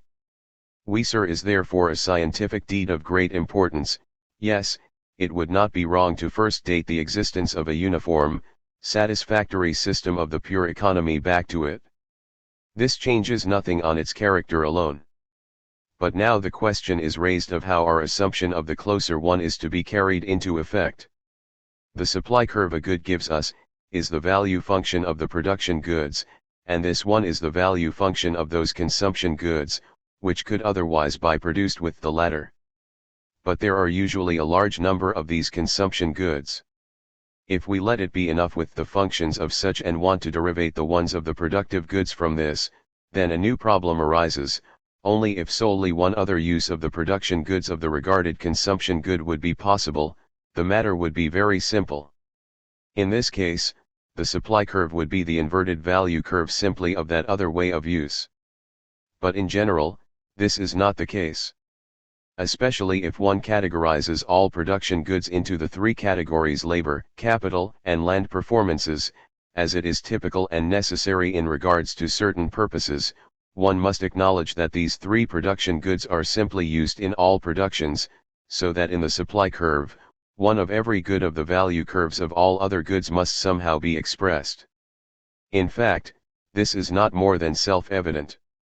In a closed, for example communistic, economy their performance can only then give a specific production from certain quantities of those three production factors, if it is convinced that no needs that are more important to the commonwealth are to be satisfied with the THIRD, whereby it is of course indifferent for our purpose to determine how something is a need of the commonwealth, and furthermore, the most important of these needs, and this conviction can only be won through the observation of the entire, remaining supply of goods. For every economical expenditure this performance will be under the pressure of the values of all other possible uses, and this pressure will have a specific influence on the magnitude of the THIRD. It is indeed none other than the consequence of the limitation of the provisions of goods and the desire to make the best of them. Our theory of the supply curve, and basically all our theories now, expresses the fact that both of these moments suffice in forcing a specific line of action under given conditions, and especially in very noticeably translating the arbitrariness for the quantity of the supply for each individual good. And it also makes us aware that only all of those elements combined, from which it takes its point of departure, value functions and quantities of all goods, are sufficient for the determination of each of the same. The matter is principally exactly the same in the commerce economy. The supply of a good will be dependent on the given price of the three production goods prices, and the more one produces of it, the higher these will rise, thereby putting an end to production at a specific point, and for the same reason as earlier, namely because they must be revoked of more and more important, other uses.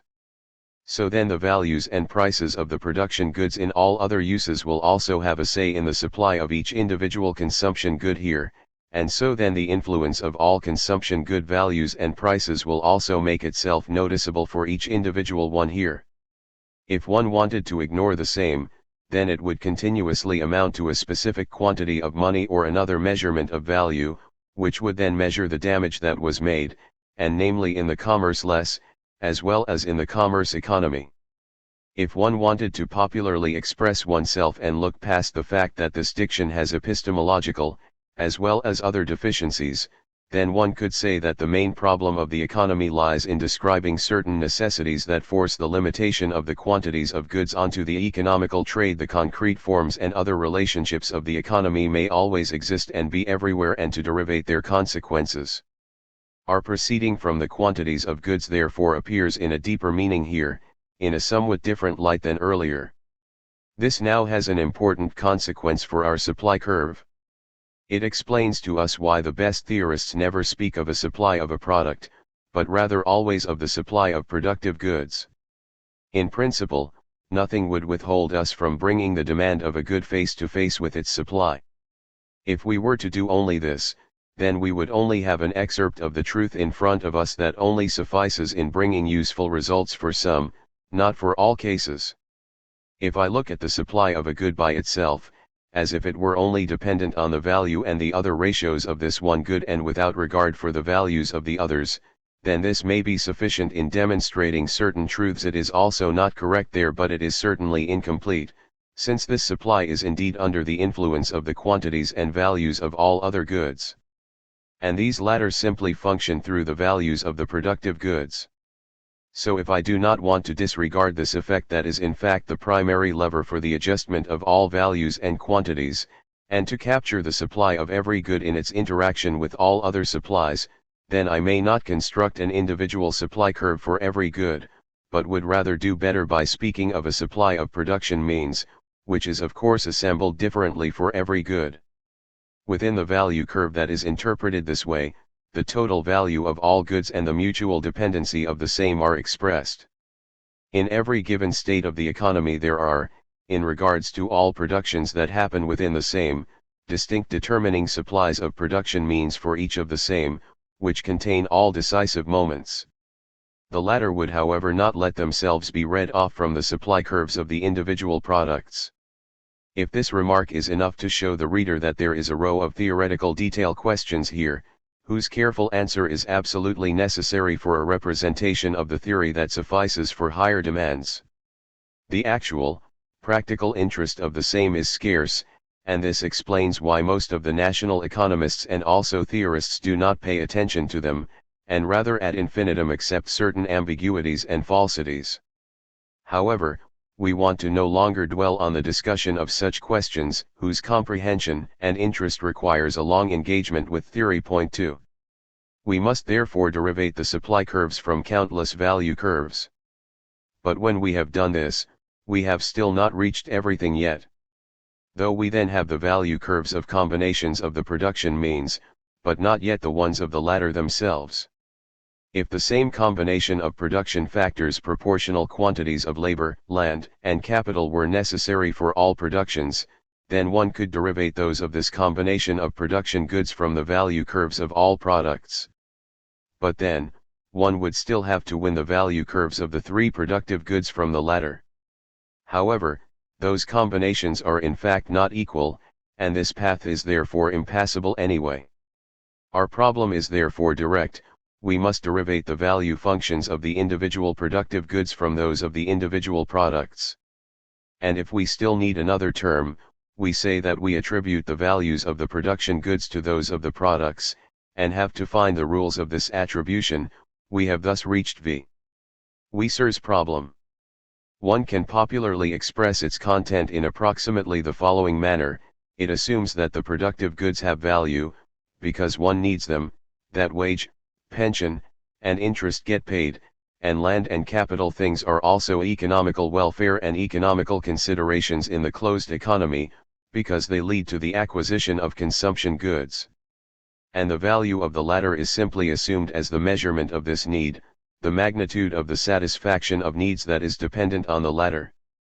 Satisfaction of needs only directly give consumption goods, therefore, the value originates within them. And this value reverberates, so to speak, on the productive goods, as the light of a luminary onto a dark wall. The question now raises itself of how this value reverberates on the productive goods, and how much value they receive through it. We have already presented the methodological importance and the essence of this conception. We presented those dry statements only for this reason, and in order to put them into the right relationship to other possible conceptions. Whoever all the grazed upon problems do not interest can be satisfied with what was just said. But one would then have no right to complain about unsatisfactory and unclear points in the theory. Surely, the deeper analysis that we attempted is perhaps not worthwhile, but then one would do better in abandoning the theory altogether. If one does not want this, then one must just go deeper than general argumentations for or against free trade, etc., permit. And since I am under the impression that many a person wishes this today, and, being tired of arguments about principles, wants to expand on the matter, so I hope that one will excuse my statements, as abstruse as they may seem to be. Of course, they are not fascinating lectures, but I believe that because of this, one will have an actual benefit, and will better understand now what the theorists actually plague themselves with. 4. It only still spares to solve the attribution problem, to therefore actually derivate the individual productive goods. In order for us not to have to be even drier than it is anyhow necessary, as we have up to now not always strictly held on to that diction that we view as the more accurate one, we also want to continue to draw on the same freedom, where it appears to be possible without any damage. But everyone who finds this important can be easily convinced that psychological dictions, etc., are never essential to us and can be easily corrected. Actual solutions to the attribution problem are only offered by the Austrian school. These are not exactly the same. However, it lies in the essence of the matter that such differences do not have any further reaching consequences. The only thing we want and can do is show that productive goods also have value functions, and are of the same type as consumption goods, and that the ones of the first let themselves be derived from those of the latter. The first point only serves the interpretation of the supply curve, and the second spares us from having to empirically determine the same, and gives us that relation, which the theory of the income formation, therefore the value and price formation of the production goods is based on. This alone is everything that is necessary. If one is in agreement about this and about the solvability of the problem, then all conclusions from the attribution theory will be identical, even though the solutions to the problem may be different. Since we do not execute concrete computations, but are rather satisfied with the mentioned general moments, then such differences cannot lead to differences in, for example, the distribution theory or otherwise have any ramifications. Namely, an incorrect solution will also by no means influence the further results, and even the lack of a concrete solution will not make itself very noticeable if the solvability itself is not in question. This fact explains why this fundamental problem was dealt with so late and so little. One can say that authors simply regarded it as being solved, and operated just as surely with the values of the productive goods, than with those of the consumption goods. All of those, who asked themselves what the share of the individual productive goods, perhaps labor or land, is for the productive effect did this. For example, Thinan's theory is certainly an attempt of an attribution theory in this respect, and one can without a doubt also understand the modern works about the distribution problem under this title. What other than an attribution theory is J.B. Clark's system? Yes, even many executions of the classical authors can be interpreted this way. Our problem is therefore nothing new, according to its essence, which of course does not rule out that it was just recently consciously formulated and recognized in its fundamental meaning. Up until then, a deep gap existed in the system of our economy, and even though it was mostly overlooked, and this, as we said, does not make a progress impossible, it did nevertheless exist, and every deeper analysis had to lead to it. We only want to occupy ourselves briefly with the solution of the problem and not discuss other solutions. Even then, the matter is still rather complicated. By the way, we want to simplify it for ourselves at all costs. Since we, as we said, cannot think about dealing with concrete cases from reality and must be satisfied with showing how the matter behaves in principle, nothing therefore keeps us from choosing our examples as easily as possible. For now, in preparation, a few illustrative cases, I would like to take a business trip, from which I will earn, let's say, 1,000 marks. For this purpose, I whistle at a cabby, in order to take me to the train station.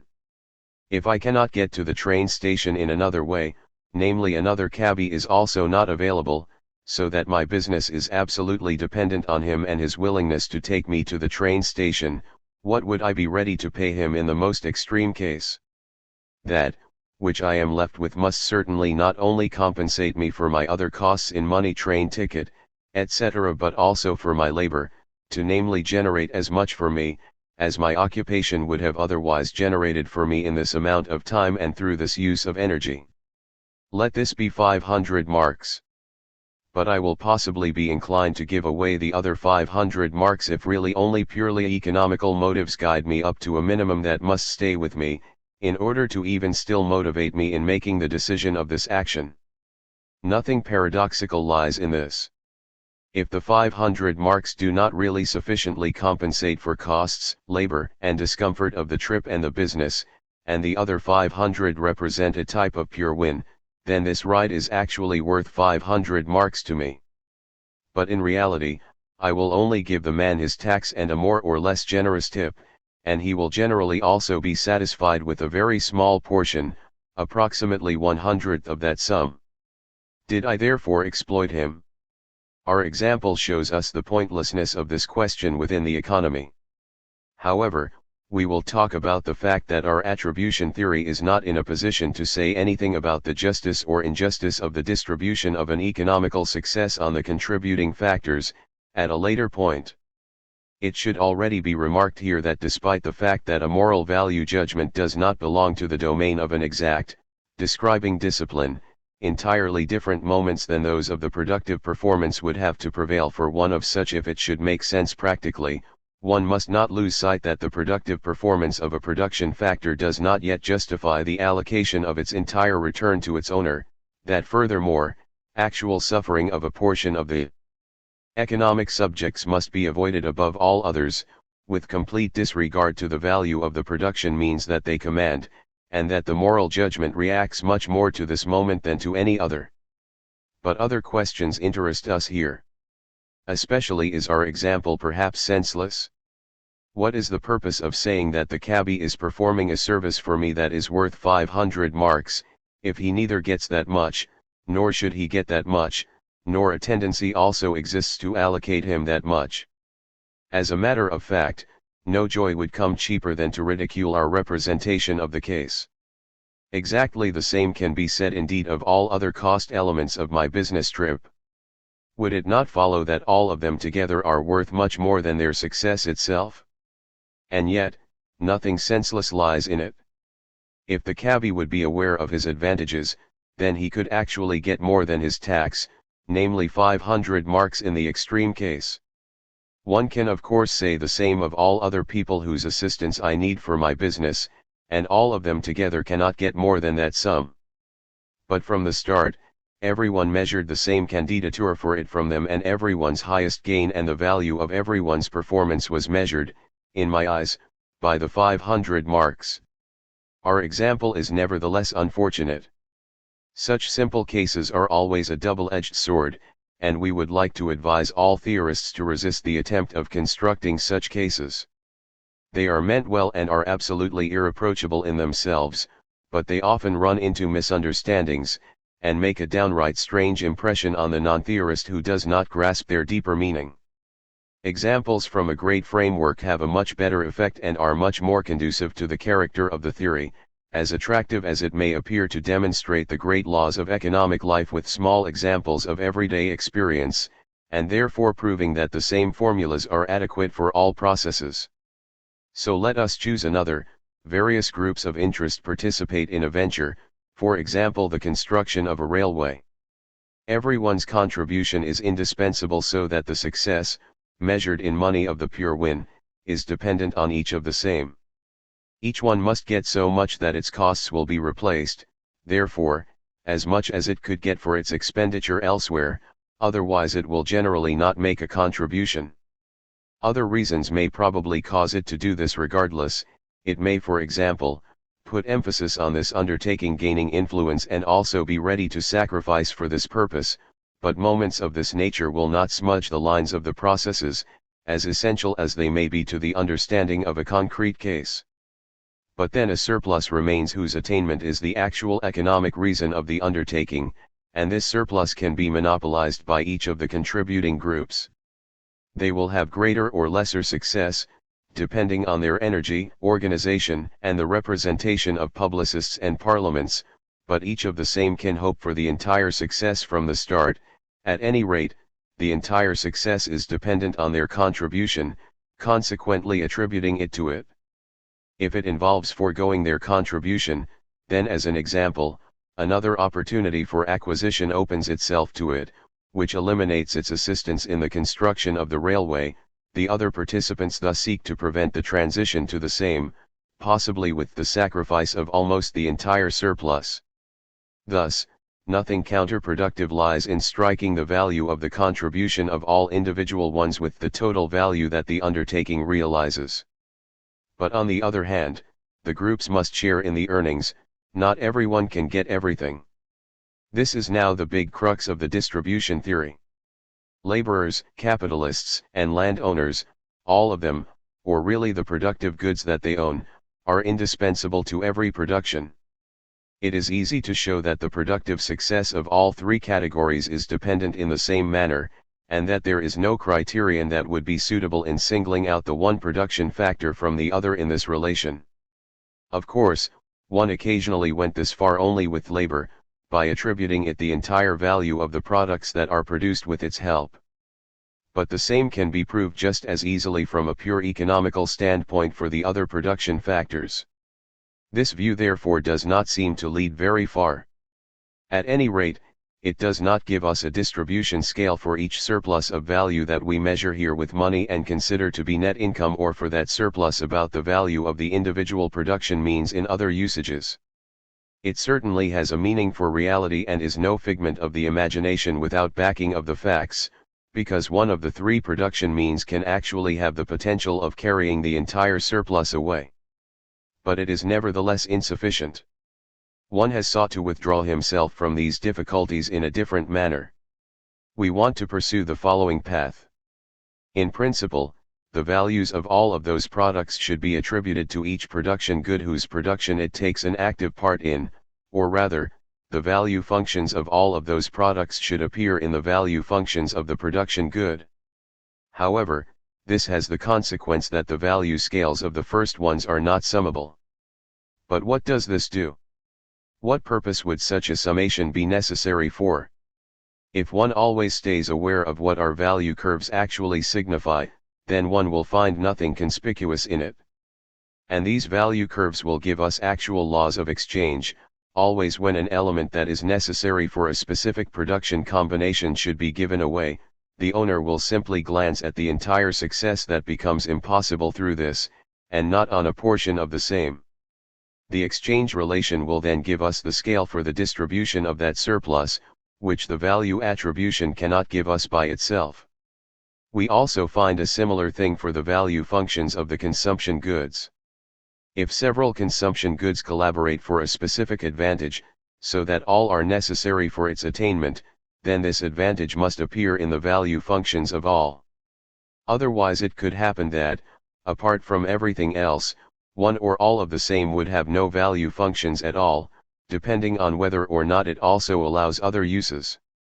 And this would lead to the absurd result that they do not obtain a price. One tends to call goods that stand in this relation to one another complementary, and our solution to the attribution problem refers to this case, as well as that of the productive goods.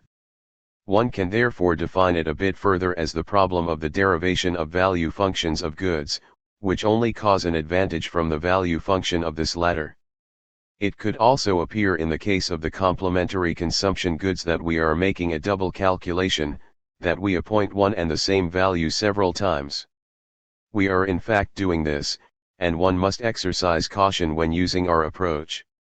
It would actually be monk if, for example, one wants to evaluate the total value of the ownership of goods of an economic subject due to the same. It expresses that each of the complementary goods must meet out to that economical problem that corresponds to the entire advantage, since it is dependent on each one of the same, that namely the entire advantage always comes into consideration in the exchange of a good that belongs to such a combination. And this is why we choose this conception. A summation of total values of such goods that come about in this manner would not make sense. It would give a value sum that would be greater than the value of the entire advantage. The difficulty that we spoke of only exists as long as one wants to make this summation and holds on to the idea that the value of a product must scatter into the productive goods of the same, like the warmth of a body onto a wall that is illuminated by it. If one abandons the first and continuously reminds oneself what our curves signify and what we want to do with them, then the latter disappears. In the explained cases, however, a moment was missing that seems to be suitable to give the missing determination of the value attribution. It is that of competition. Going back to our example of the construction of a railway, if the laborers, capitalists, and landowners do not form three groups like we said, but rather underbid one another amongst each other, then their portion will become determined, during completely free competition, from which it would arise that other railways would also be built immediately if the first one gives such a surplus of the costs 3, this surplus that should be divided up would furthermore have to have a tendency to disappear. What happens now?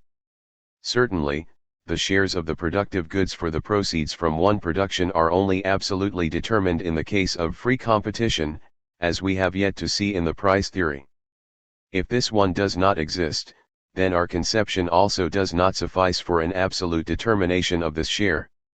Its advantage solely exists in the fact that it makes the use of the laws of exchange possible for us. But the result is not absolute. Let us further differentiate alone. That, which is only absolutely determined in the case of free competition and not otherwise, is none other than the price of the productive goods and furthermore their final marginal utility. According to our conception, their value functions are also completely certain otherwise. Here, it is a question of whether these ones can also attain a determination through the moment of competition, which they are otherwise lacking, according to some theorists. And the competition of other economic subjects does not come into question here, but rather another type of competition indeed, namely that of other possible uses. One could also argue in this manner: if productive goods only have a specific use, are only suited for the production of one good, then the value function of each one of the same is no longer determined. But for example, if one of them also has another use, so that it can be pulled out from this, then the entire value that the first use realized is not dependent on a concrete quantity of the same, but rather only on that from which one must forego if one pulls it out from the latter, that must necessarily be of lower value if the entire process is even supposed to happen. This productive good could only be struck with this lower value, and we would be in a position to set it into our calculation with a specific, namely this lower, value, and would only have to distribute the surplus onto the remaining production goods. But since almost all of them allow more uses, then the same specific values would also arise for others, and it lies in the sense of this conception to get to a place where our surplus can only be attributed to one of the contributing factors, whereby the same seems to be attained as through our conception, namely the determination of the values of all productive goods. In our examples, the value of the performance of the cabby would therefore only amount to as much as that of the ride, which he could have otherwise done, the value of the performance of our laborers in the construction of a railway only as much as that of that labor, which they could have otherwise attained, etc. And this conception would surely be more plausible than ours in many aspects. Alone the following concerns seem to make it impossible for me. Above all, it does not solve the problem, but rather only moves it a step back. So where does the value in those other uses come from? Either there is still another, or not. In the latter case, we are facing the exact same problem, and the first must also sooner or later be traced to a final type of use with the lowest value, whose value is then lacking for the explanation. So then we do come back to those difficulties that lead to our conception. So then, what happens if all the cooperative goods have such a lower value? Which one should the surplus be attributed to? Such a case is absolutely possible, and when it occurs, this surplus of value is completely in limbo. And this must not happen. The entire value of the product must be placed in the value functions of the productive goods, if we are supposed to regard our problem as being solved. Both of these demurs lead to the third. This conception overlooks something, namely the appreciation value, which is the cause of a new possible use for a productive good. The reason why it overlooks this lies in the mixing up of value function and total value, which we have been blamed for repeatedly. When a new advantageous use of a good becomes possible, then its value increases from two causes, mainly because a lower quantity remains for the previous uses. But not only because of this, but also due to its value function getting altered. Because the economical requirements for our construction of the railway are given, the labor becomes a more valuable good than it previously was, and this higher value is expressed in its value function.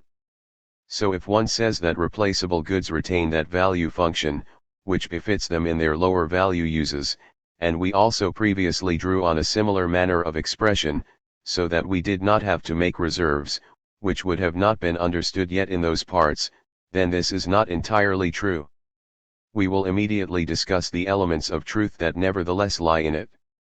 But it is final that in the construction of the value function of a productive good one must always look at all the products whose production it contributes to, and has no right to discard the value of one or some of the same from it. Point 4. Those elements of truth are the following. They also let us understand the origin of this conception. If it is a matter of foregoing a specific quantity of a consumption good or even a good, then one deprives the last, least important stirring of need of this quantity, as is known. By doing this, one therefore popularly foregoes, even if it is not correctly stated, the marginal utility. We only take the marginal utility into consideration for our considerations of the marginal utility in every exchange, or else for a renunciation of a small quantity of a good. And the psychological economists tell us that the value of a good is simply characterized by the loss of satisfaction that the abandonment of one of such marginal quantities causes. Now, it also applies to productive goods as far as this is even true. But since their marginal utility is certainly none other than their utility in the uses with the lowest value that are in fact still dealt with, and that it is certainly being taken from the margin for necessary quantities of a productive good for a new use, then it appears as if only the use with the lowest value must actually still determine the value of our productive good. But this is not entirely true, or better, this only counts under the assumption that the value function does not change. But since it does this conception is inapplicable. However, only as far as one bears in mind the total value and the value function. The marginal utility of our productive means is in fact determined by the value function of the use with the lowest value. And if the quantity that is necessary for the new use is so small that one and the same use has the lowest value before and after, then the marginal utility will only be little indeed. This means that only so much is changed as is caused by the decrease of the quantity in the same. Because furthermore, the marginal utility is crucial to the price, it can therefore happen that the new use will hardly exert influence in the same.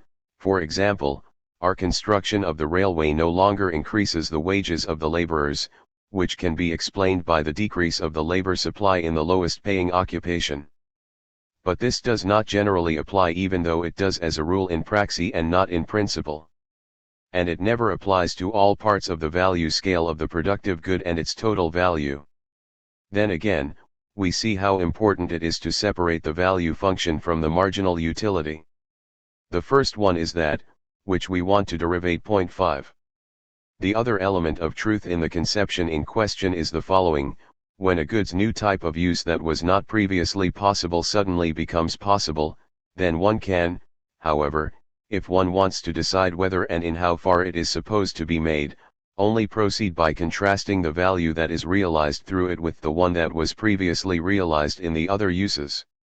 In this regard, if one were to already include the value function of the productive good in the first one, then this would be very wrong and would lead to the result that no growth in utility will be achieved. One can view each of the possible types of use from this point of view and say in the sense that each good has as many value functions as types of use. If it is a matter of determining the economical meaning of a type of use, meaning to calculate the marginal gain that is produced by it, then one can in fact proceed no differently. Certainly this fact has primarily led to this conception. Alone, when all of the regarded uses are regularly carried out and their results are completely foreknown, then the values of all will show themselves in the value functions of the pertaining goods, must show themselves if no surpluses are supposed to be present, with which we would know nothing to do. And this is our case. We must assume the value functions as constant in the static state, because they are necessary data of our problems. No surprise, no progress of new productions is allowed to occur, since our system would change this from the ground up. All productions must continue exactly this way and with the exact success that one anticipated, and all production and consumption combinations must be fixed once and for all. They are again reflected in the value functions, which our results are based on, as well as all the facts of the needs, tendency, of the surrounding nature, etc. Let us still add that all acts of exchange must also be foreseen and the system of the value functions must be adjusted according to them. Thus, all is said, for the theorist who specializes in this subject area. We do not want to further go into these dry questions, but rather only briefly present our solution to the problem whose leading principles we just explained. This can also be skipped over, without causing damage to the understanding of the following. I do not claim to have touched upon all points that are necessary for the solving. I am rather absolutely aware of the incompleteness of my executions about this difficult problem. Point 6 But it is not possible to offer more in the framework of this work. The solution that we recommend is therefore in essence the following. If a good only has one use, can therefore, for example, only a consumption good be produced from a production mean, and if there is no substitution for the same, then its value function is simply that of that use, of that consumption good. Its supply function then is this value curve, only just inverted. We do not always want to repeat the latter, but rather be content to derivate the value functions, namely the value functions of the production means, even though this also applies to the consumption goods with several uses. A consumption good has several production goods that cannot be used for anything else and cannot be replaced. The value functions of this latter are then identical to the value function of the first, each in itself, whereby one must only be mindful of the fact that such units must be chosen for the x-coordinates of the production goods value curves, which correspond to the quantity of these goods that are necessary for the production of the products unit. Let this be mentioned once and for all here as well. A product has a productive good that is irreplaceable but useful otherwise. The value function of the latter is a type of value function of the group of goods, whose production it is necessary for. It is composed of those parts of these goods' value functions that currently have the greatest ordinates. Let us explain this in psychological terms. First, the use that yields the greatest utility will be adopted. As long as one stays with the same, and for every piece of the x-axis the value curve, which this quantity of the good that is dedicated to this use sensualized, simply gives the value curve of that use. If the regarded economic subject were to only have this quantity, then the other uses would be out of the question, and only the value function of this use would pertain to our good. However, if the economic subject has more of the same, and first adds this more to another, then a third use, and so on and so forth, then the value functions of these uses would apply to those quantities of our productive means that are dedicated to the individual ones, whereby it lies in the nature of the matter that the individual pieces, which the value functions of the productive means are therefore composed of, join one another, because the value function of one must touch that of the other at the point of transfer from one use to another, since at this point, the first, coming from above, sinks underneath the latter. Through this, it can happen that the value function of a use, after having sunk underneath another once, later becomes once again determining, due to the faster sinking of the other, therefore, that a use, which is already abandoned for the benefit of others will later be admitted again. This changes nothing on the principle, which we can express in this manner, for the individual parts of the value function of a good, which is suitable for various uses, but is indispensable for this, the value functions, which correspond to the actual uses of its individual parts continuously come into consideration.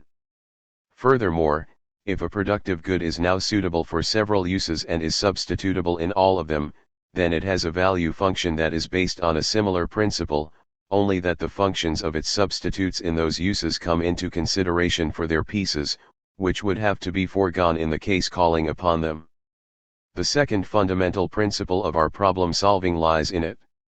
Furthermore, a product has two productive goods, from which one is otherwise useful, but the other is not. Both are irreplaceable. The current rules only apply to the one that is otherwise useful.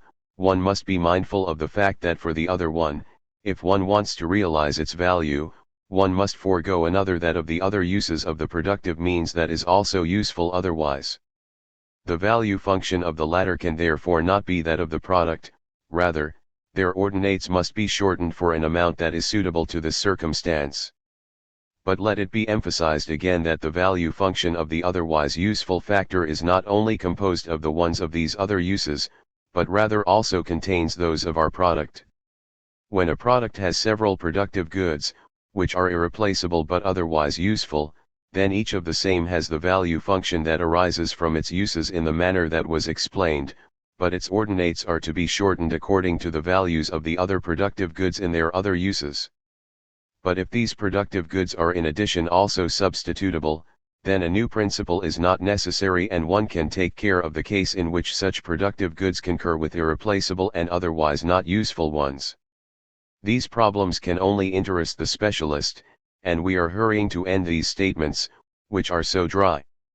Everything that is to be adhered to is only the principal possibility of the solution to the problem of attribution. The same is already proven by the fact that we adjudge specific values to production goods with the same certainty as consumption goods. Furthermore, let one not forget that we only derivate value functions and not total values by means of the attribution theory, and furthermore, that the same does construct the basis of the price and distribution theory, but does not actually solve their problems, as many theorists currently believe. Namely, it does not yet give us a scale in itself for a fair distribution. After solving the problem of attribution, the moral demands of concurrent producers for parts of the product are as inextricable as before. Notes 1. Meanwhile, one could make the following distinction between the two that would perhaps not be unpractical. The value function could be constructed without consideration for the variations in the estimate of a good, whose marginal profit submits the unit of measurement, in order to solely present the value scale of the regarded good. The demand function could conceive these variations with it, so that it would also express how the greater sacrifice of the cost good that is necessary as a result of the purchase of greater quantities of the first, or as a result of higher costs of the same, influences demand, page 219. 2. Only, let it be remarked that our conception bypasses all the difficulties that we would encounter by the interpretation of the supply curve by means of the law of diminishing returns, difficulties that are not unsurpassable, but are also not irrelevant. Schumpeter, 1908, pg 241. 3. The reader hopefully understands the meaning of our terminology. For example, the term is called costs here, value in money that is realized in other uses. The brevity of our discussion makes complete accuracy in the manner of expression impossible, and I am making a point in warning the reader of possible misunderstandings. Schumpeter, 1908, pg 250. 4. This point constructs the main difference between V. Boehm-Baruch's solution and ours. Schumpeter, 1908, pg 253. 5. This is the main difference between our solution and Professor V. Wieser's. Schumpeter, 1908, page 254. 6. A bit more information about some points that belong here in my Bemerkungen über das Zurechnungsproblem, remarks about the problem of attribution. Zeitschrift für Volkswirtschaft, Sozialpolitik, und Verwaltung, Magazine for National Economics, Social Politics, and Administration. Wien, Vienna, 1908, page 256. 3. Elements of the price theory. We finally now come to the price theory. It is almost superfluous to tell the reader that it is a delusion to believe that the same should not achieve anything else for us than the explanation of one, but very important, emergence of the commerce economy. This impression is only generated through incomplete depictions. But it is certainly clear by now that the foundations of the price theory are also applicable to the pure economical processes of the isolated economy without commerce. Thereupon, they represent a system of logic and of economical things, so that they and their uses can even encompass the entire static economy. But what is further overlooked in the non-mathematical depictions is not only and not mainly an entire quantity of attainable results, but namely the circumstance, in which the main interest of the price theory for science is anchored, the circumstance that it brings the exact proof that our premises are in essence, therefore meaning the moments that our system is based on, sufficient in irrefutably determining the prices of goods and the quantities of the same, which the individuals will acquire and abandon, and to recognize a distinct interaction between all prices and quantities, that therefore, on the one hand, our system is self-contained and contains all elements that are necessary in completely understanding the processes, whose description it was made for, at least from one point of view, and that, on the other hand, there are normal variables of these prices and quantities in a specific sense, a logic of economical things. The problem of the price theory is therefore generally the following. Given, m individuals A, B, C, and their value functions for n goods I, 2, thereupon their ownership of these goods. QA1, QA2, QB1, QB2. Wanted, the exchange relations, through which the exchanges will occur and the positive or negative growth, which those given ownership of goods will thereby experience. K1, K2. DQB1 DQB2. This is the main problem, which allows for numerous variations and enrichments, and whose importance is a very fundamental one. Its development and the discussion of its results determines the entire pure economy, if understood correctly. Therefore, that discipline, which is self-contained, self-sufficient, and methodologically and contextually uniform, which we speak of here. We cannot think about studying it further here, or even just presenting it, as much as it is already exploited. This would lead us far outside of the framework of this work. The only thing that we want is to show this theory in its meaning, to touch on several important points, which do not sufficiently or not at all emerge in depictions that disdain the thought forms of the higher analysis, and invite the reader to familiarize himself with the literature of this thing, before he judges the essence and value of the theoretical economy, and especially to show him the great master of the exact theory, Leon Walras. We mainly have to prove the distinct determination of the prices and growth of the goods within that main problem. This happens by us showing that we are in a position to construct just as many determination equations as we have unknowns. Now, the number of the latter is obviously equal to the number of the prices of goods that are to be determined, therefore n(11) plus the number of those growths of the economical quantities, that is in turn equal to the number of the available economic subjects multiplied by the number of the available goods, therefore m.n' thus equals m plus 1, 1. Our determination equations fall into two groups. Firstly, our law of the marginal utility niveau must be realized after the completion of the exchange acts for everyone. This yields equations of the number of the individuals m multiplied by the number of the goods minus 1, as one can easily see. Thus, m, n1, m plus n1 equations are therefore still missing. This gives us another group. Let us express that the sold and bought quantities of every good in our market are equal to one another, cancel each other out, thus their sums must equal 0, this yields n equations, and let us furthermore express that for every individual, proceeds and expenditures must balance one another, we therefore obtain even more m equations. Therefore seemingly one too many, alone the sum of the last named one results from the analogousness of the sold and bought quantities of all goods, so that the number of our equations reduces itself to 1, meaning to one number of the unknowns. With regards to that, which was said earlier, this demonstration hardly requires a further explanation. It encompasses exchange in a stricter sense, as well as production and the formation of income. We will still come to thoroughly speak about the third point, but we would like to still remark about the second that the possibility of an important enrichment of our system of equations offers itself there. Because nothing hinders us from introducing the production coefficients of the individual products into the same, meaning to allow for the quantities of the productive goods, which are technically necessary for the production of the individual products. But we do not want to go into this any further. Our solution of the problem therefore firstly exists in the proof of its distinct determination, and secondly, in the mutual dependency of all prices, values, and quantities, from which various laws of motion of the same arise, which we will come back to. However, we cannot achieve more.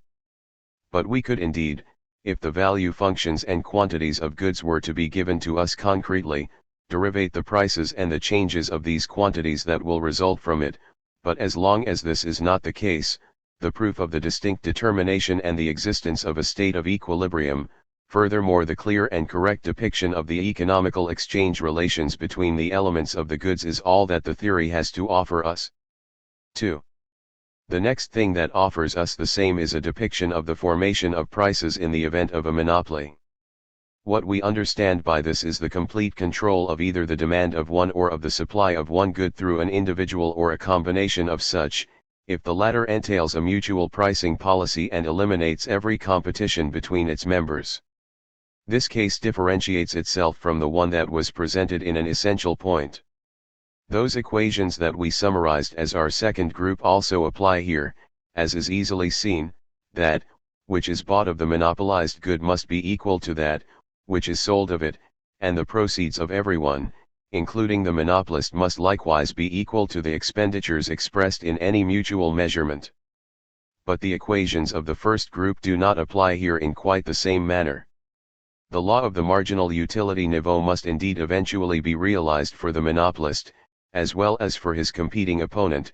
However, not quite the same relationship exists between the one of the first and that of the latter, as in the case of free competition.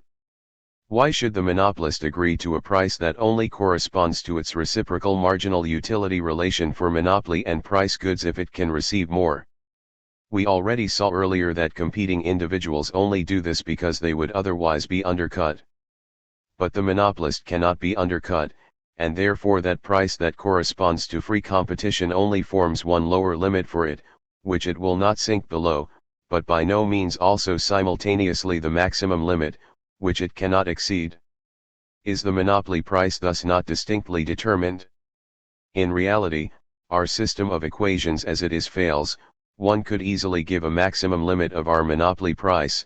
It would be represented by that price at which no one wants to purchase any more, but infinite prices and infinite magnitudes of the offset quantities are possible between both of these limits.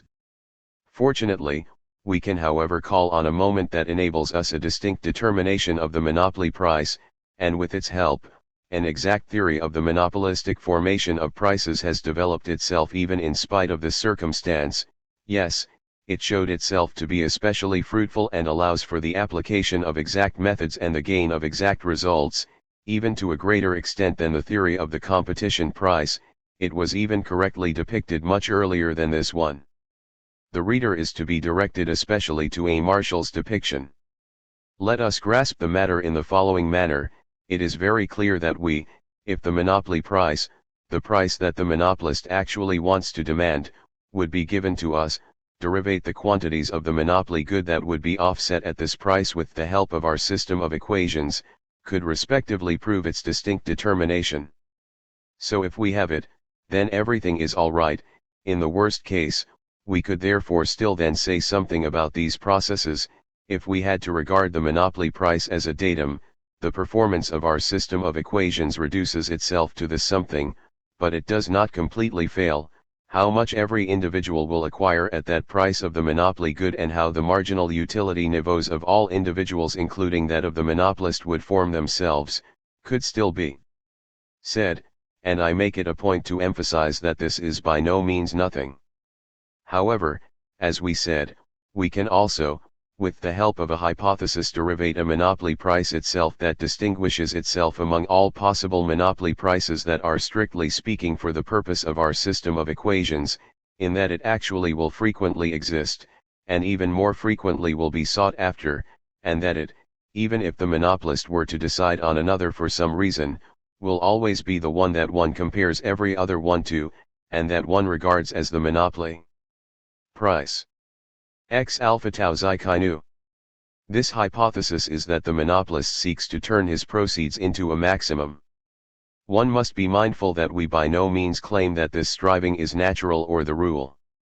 This would entirely contradict our principles. We only allow this tendency both of the mentioned characteristics, and only go on to say that they are sufficient in fixating one and only one monopoly price from them. The first should indeed be sustainable, and we will immediately prove the latter.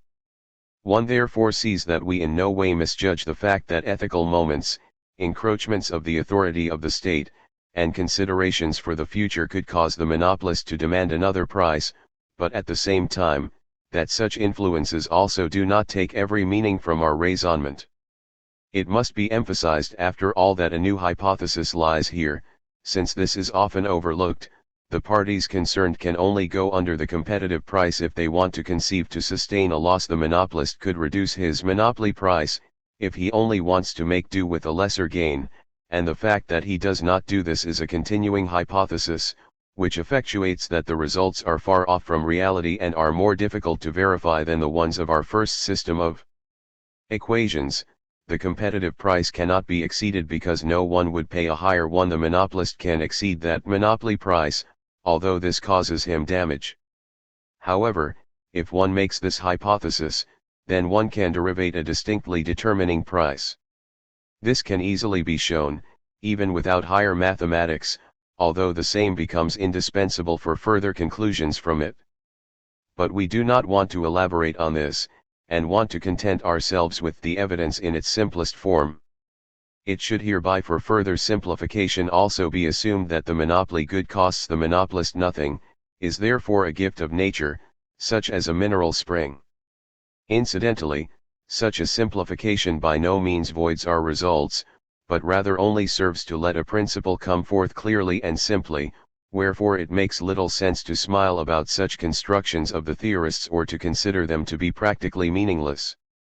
The Robinson, the meteor, our mineral spring, these are only embodiments of methodological measures, which ease the understanding and solely represent an accommodation towards those laymen, which are then the most suitable to scoff at it. Now, there is surely always a price for our monopoly good that is exactly so high that the demand for it stops. If the monopolist could offset his good or even just a portion of the same at this price, then he would make a large gain, but as it stands, he would offset nothing, and his proceed is therefore zero.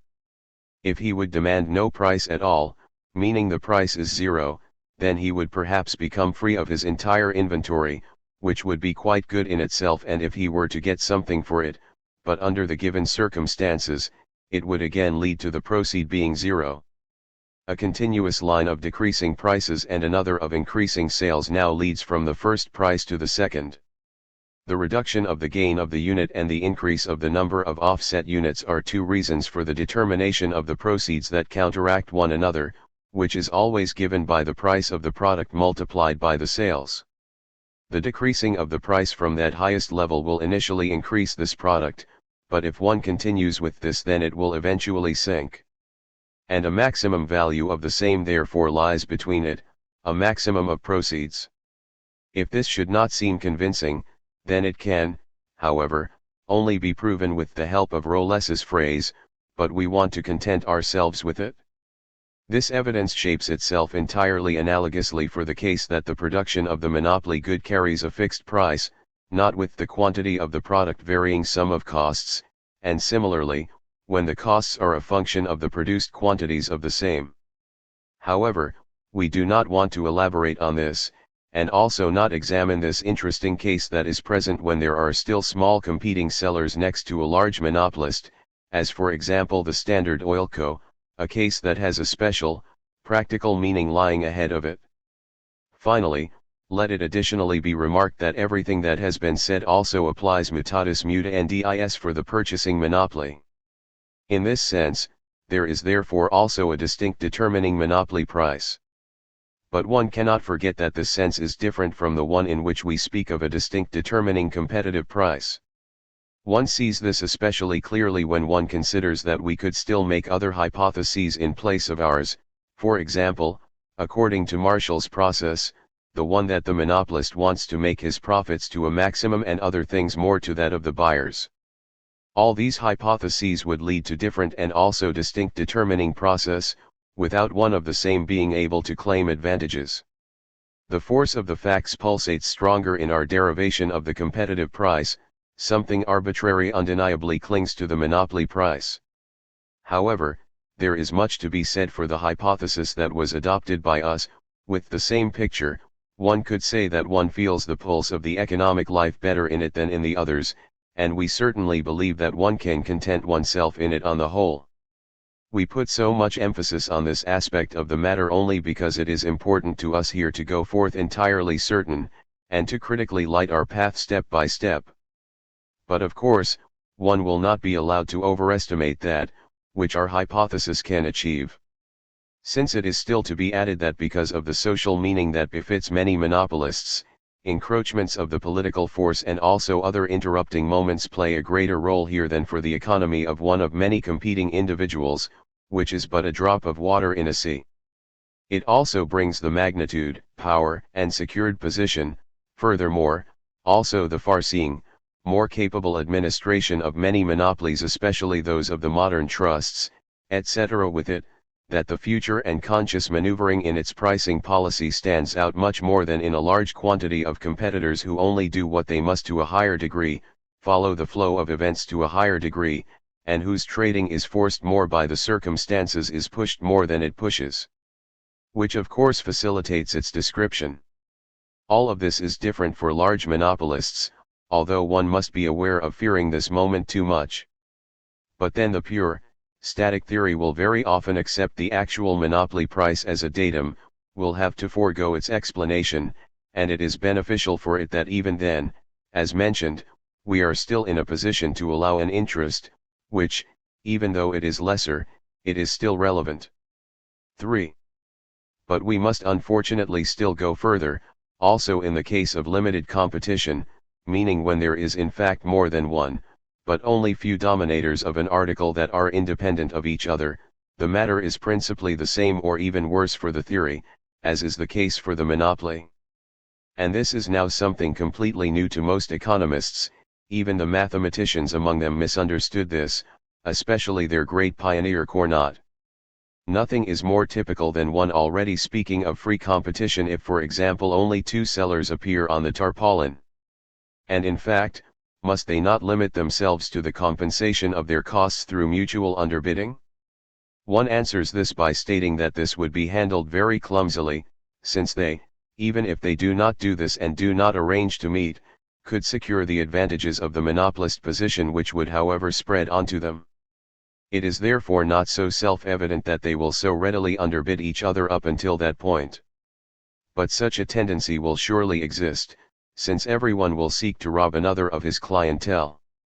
But they will presumably become aware of the lost profit much sooner, before this effect has occurred, and if no prospect or intent exists to destroy the competitor, even stopping without any agreement or to even seeking back. And this is why there will be no resting point, no more than a momentary, label equilibrium. This explains some very strange side leaps of many prices to us, which, before Professor Edgeworth clarified this point, seemed to mock every theoretical ascertainment. But if this is an enrichment of our knowledge, then it does also show us that there are prices that are simply not distinctly determined. And this lies in the matter here, not in the deficiencies of our picture, which is of course a comfort in a certain sense, so that no helping hypothesis can bring us any further. There are also other similar cases. The exchange between two monopolists or two isolated economic subjects belongs here. Their estimates of the goods that are to be exchanged form limits for this price within the same, but it is indeterminate. This is also often misunderstood, but not as often as the just mentioned facts. Since no one can underbid the opponents, no reason exists as to why the reciprocal marginal utility relationship should be determinant of the price. This price would of course make the profit of both a maximum, and if one puts the mutual advantage above the individual one, then the price would be distinctly determined. If we wanted to assume this, then this would however represent a further hypothesis, namely a much bolder one than the one that helped us to determine a monopoly price. One could not say that it suits frequent processes, but it would rather practically always assume a far-reaching altruism on one side if we would like to make use of this expression, or if we want to be more concrete only describe exceptions. But if we do not make this or a similar hypothesis, then our problem is, so to speak, twofold: indeterminate as opposed to the problem of the monopoly price, where at least an under or overbid occurred on one side. The same applies in essence if more than two opponents confront each other. The limits within the ones where the price must be then become narrower, more and more narrow, the more opponents emerge, but it is therefore still not distinctly determined. There the question is raised, what is actually necessary so that free competition exists? In one sense, we said in a previous spot that it already exists when only a few or even only two individuals unaffectedly barter. But this was only one side of the matter; it affected the lack of cause for interruption. In this sense, one could also speak of free competition in the economy of one individual. Point 2. But its further assumptions are, conceived very precisely, the following. Firstly, the number of opponents must be very large. Strictly speaking, Rm must immediately be infinite. Because the interval in which the price must lie only then becomes so small that it can be considered as a point. Secondly, all goods must be indefinitely divisible, and no current market quantities may exist which cannot be bartered. Thirdly, every individual must be able to barter with everyone, otherwise submarkets would form within the market, which would have to make our first assumption illusionary, and no individual may be so powerful that he, even if others have the same good to offer or to demand, can pursue monopoly policy. It is self-evident that no agreement between the economic subjects may exist. However, the lack of considerations of others, etc., and total awareness of the economic interest, as well as the will to only promote them, is not necessary. With regard to the latter point, we believe, as opposed to most authors, that these things can be partially included in the demand function, partially as misapprehension, etc., can simply be disregarded, without significantly influencing the usefulness of our picture. The result that we reach is in some degree surprising. Not only does free competition never and nowhere exist, it cannot exist at all, conceived in the sense of the theory. What do we want to think of this now? However, the matter is not as bad as it appears to be.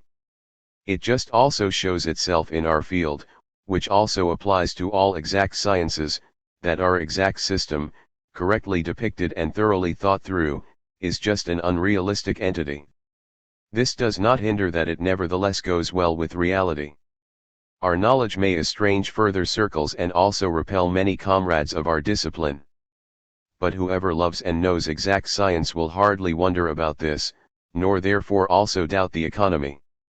It is my task to state the weak points more precisely and to place special emphasis on them, but this does not hinder me from trusting our science. One must certainly warn about the thin areas in a sheet of ice where we amuse ourselves, but it would be absurd to give up ice skating on their account. That, which is said, is a memento for some theorists, to not feel too safe and to give up a warning, the illusion that the theory is dead certain, so to speak. But it does not justify the position of their opponents. Yes, we can say that our conceptions concerning this matter are more epistemologically interesting than they are of practical meaning. They do not change the fact that despite everything, our system is based on a wide base, and despite everything, it is an admirable construction that proves itself to a broad degree. This is all that we would like to say about the foundations of the pure price theory. It is only a little. But we cannot offer more, and this more would have to also only primarily be a presentation. Rather exact knowledge of the accomplished things is necessary for the understanding of this paragraph. Only he who is familiar with the modern price theory will be able to overcome the concerns that are highlighted by us. We only want to mention one more point before we leave this field, which would be so worthy of a deeper study. 4. This point is the following: we have said that the price must be equal to the reciprocal value of the marginal utility relationship of the exchanged goods for every economic subject and every good, at least generally speaking. However, something else must still be added in order for our marginal utility niveau to emerge. It does not suffice that that formula is realized for every individual good. In fact, the prices of all individual goods must furthermore stand in a certain relation to one another, namely also behave just as the marginal utility of the goods to which they apply. This in itself does by no means already lie in that of the first sentence if one states it as we just did, but rather forms a further requirement of the state of equilibrium. Of course, up until now, we have meant both things when we spoke of the marginal utility niveau, but we want to now emphasize that strictly speaking, both requirements are to be separated. One easily sees this if one observes the changes in quantities of each good. If an economic subject first exchanges a good A for a good B, and then a good C for a good D, then the exchange relation of A and B, and that of C and D must certainly be equal to the reciprocal value of the marginal utility relation of A and B in the first case, and of C and D in the second case. But a correlation between these two exchange relations does prima vista not appear to exist. One of such only then emerges when we use one and the same measurement for both cases. If we do this in the manner that we assume that our individual only exchanges one good, for example A, for B and D, then both cases can be compared. If 1 unit of B costs him 3 units of A, and 1 unit of D 4 units of A, so if the price of B in A is equal to 3, the one of D ina equal to 4, so then, if these are supposed to be equilibrium prices, the marginal utility relation of A and B must be equal to 1/3, that of A and D equal to 1/4. But one also sees that the prices of B and D in A, 3 and 4, must behave in the same way as the marginal utility of B and D, therefore also as 3 to 4. Otherwise, a resting state would not eventuate. In fact, let us assume that the prices of B and D do not behave this way, but rather, for example, as 3 to 6, while the marginal utility relation of B and D remains without change equal to 3/4, and let us see what will happen. If our individual only sells 1 unit of D, then it will be able to obtain 2 units of B for 1 proceed of A, consequently make a larger profit than if it had kept that unit of D. It will therefore do this, and will not satisfy itself until such a profit is no longer able to be made, therefore that relation between the prices of both goods is realized. Now the question is raised, can such a case even occur? Can it happen that for the attainment of the maximum utility that is possible under the given conditions such an acquisition of goods becomes necessary solely for the purpose of further exchange? Certainly. Why should it not be able to happen that the prices of the good B and D determine themselves with 3A and 6A on the market, while there are individuals whose marginal utility relation between the goods B and D are equal to 3/4? And all these individuals, furthermore all who find themselves in analogous cases, will then be in a position to advance to that state, which our law of the marginal utility niveau portrays, through the direct exchange of goods that they own for those that they wish to acquire. They must and will in fact acquire quantities of goods that they do not need, solely in order to exchange them for those that they actually need. That relation between the prices, which is required for the existence of our maximum utility, can only be attained through this process. We readily see that this case must be an extraordinarily more frequent one, and the indirect exchange must therefore be a necessary element of the mechanism of every market, in which more than 2 goods are exchanged. One could say that no free competition could be in such a market without indirect exchange, that it necessarily belongs to its existence. In most cases by far, there must therefore be a demand for goods one or more which does not explain itself through needs, but rather more specifically through the technical necessities of the market's mechanism. This result is extremely important, not only because it illuminates an essential moment of the exchange processes, but also because it allows for a very meaningful use. We now come to this latter one in the next chapter. The circumstance that which was said of my knowledge was only explained in front of us in the price theory by one theorist, namely V. Walras, who incidentally did not make this decisive implementation, explains so many a weak point in the economic teaching system of the present. Notes. 1 Teoria pura del monopolio. Giornali degli Economisti 1897, page 269. 2. It should be clear as to why all quantities of goods and exchange relations are determined in the case of the isolated individual.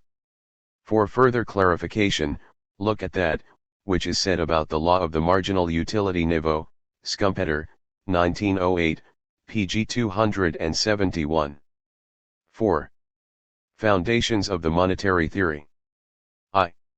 Let us ask ourselves how that, which we just derived corresponds to reality, then the answer is, the phenomenon of money. Now, this is not insignificant.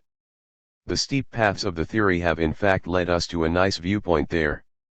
If we never conceal weak points of the theory, but rather continually guide the reader's attention to its deficiencies, then we are probably also allowed to point to a significant and valuable result of the same with satisfaction.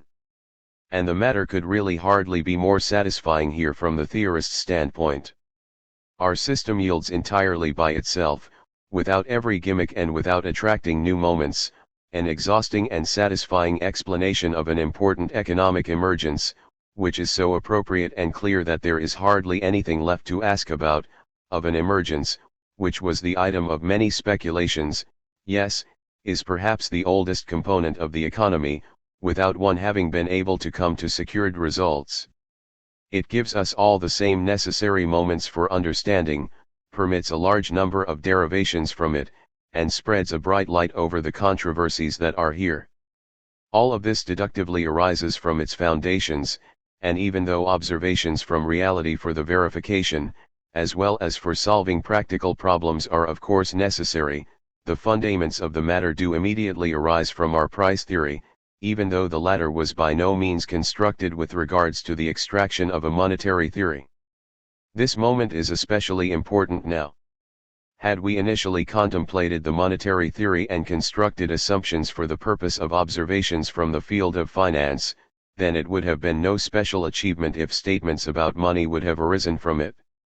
One often said that exact theories and namely mathematical deductions only basically offer tautologies. This is true to a certain extent even though a misunderstanding is partially in it, which we however do not want to further discuss because the exact apparatus is surely only in a position to principally derivate the consequences from that, which one gives it. It is in a position to process its data, to present them in a new form, and new knowledge may lie in it in one sense, but in another, it is the data alone that contain the knowledge.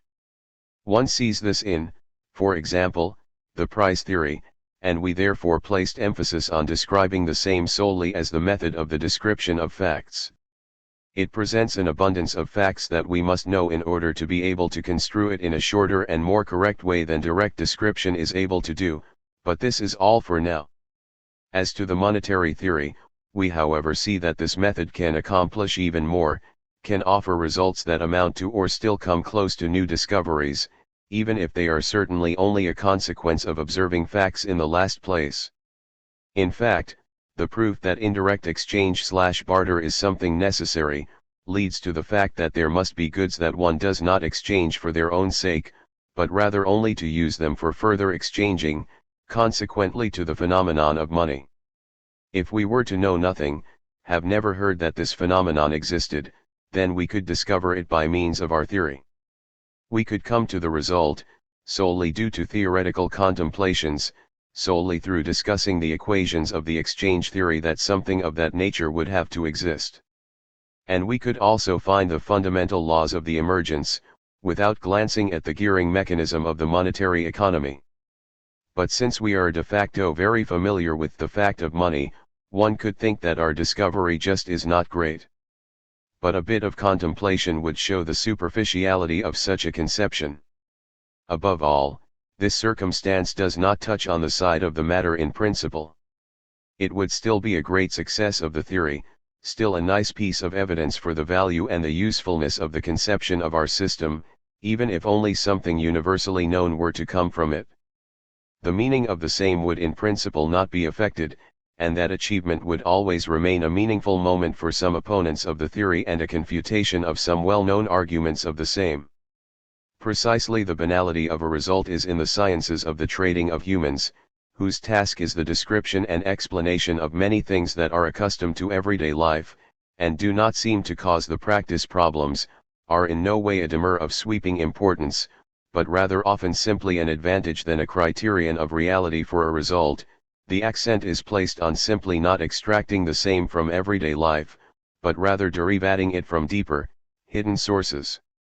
If it conforms so much to reality that it seems banal, then this is only evidence that truth flows from those sources. Nevertheless, because of this result we could say that our theory, even if not according to the level of development, but according to the essence, stands next to the system of mathematical physics, whose representatives indeed also regard it as their proudest achievement when their theory immediately yields an emergence of reality that they did not have in mind when establishing the fundamentals. The best accomplishment of a theory always lies in an enrichment of knowledge through a reduction of an unknown to a known, may the unknown also be very well known to everyday life in the scientific sense. An accomplishment of this nature makes an impression on further circles, especially when actually only when a theory is validated through an emergence for which the latter is not the case, namely therefore when a prophecy is accomplished. Therefore the sensation that, for example, Leverrier's discovery made. The layman only then has the feeling that there really is something behind the abstruse equations of the exact sciences.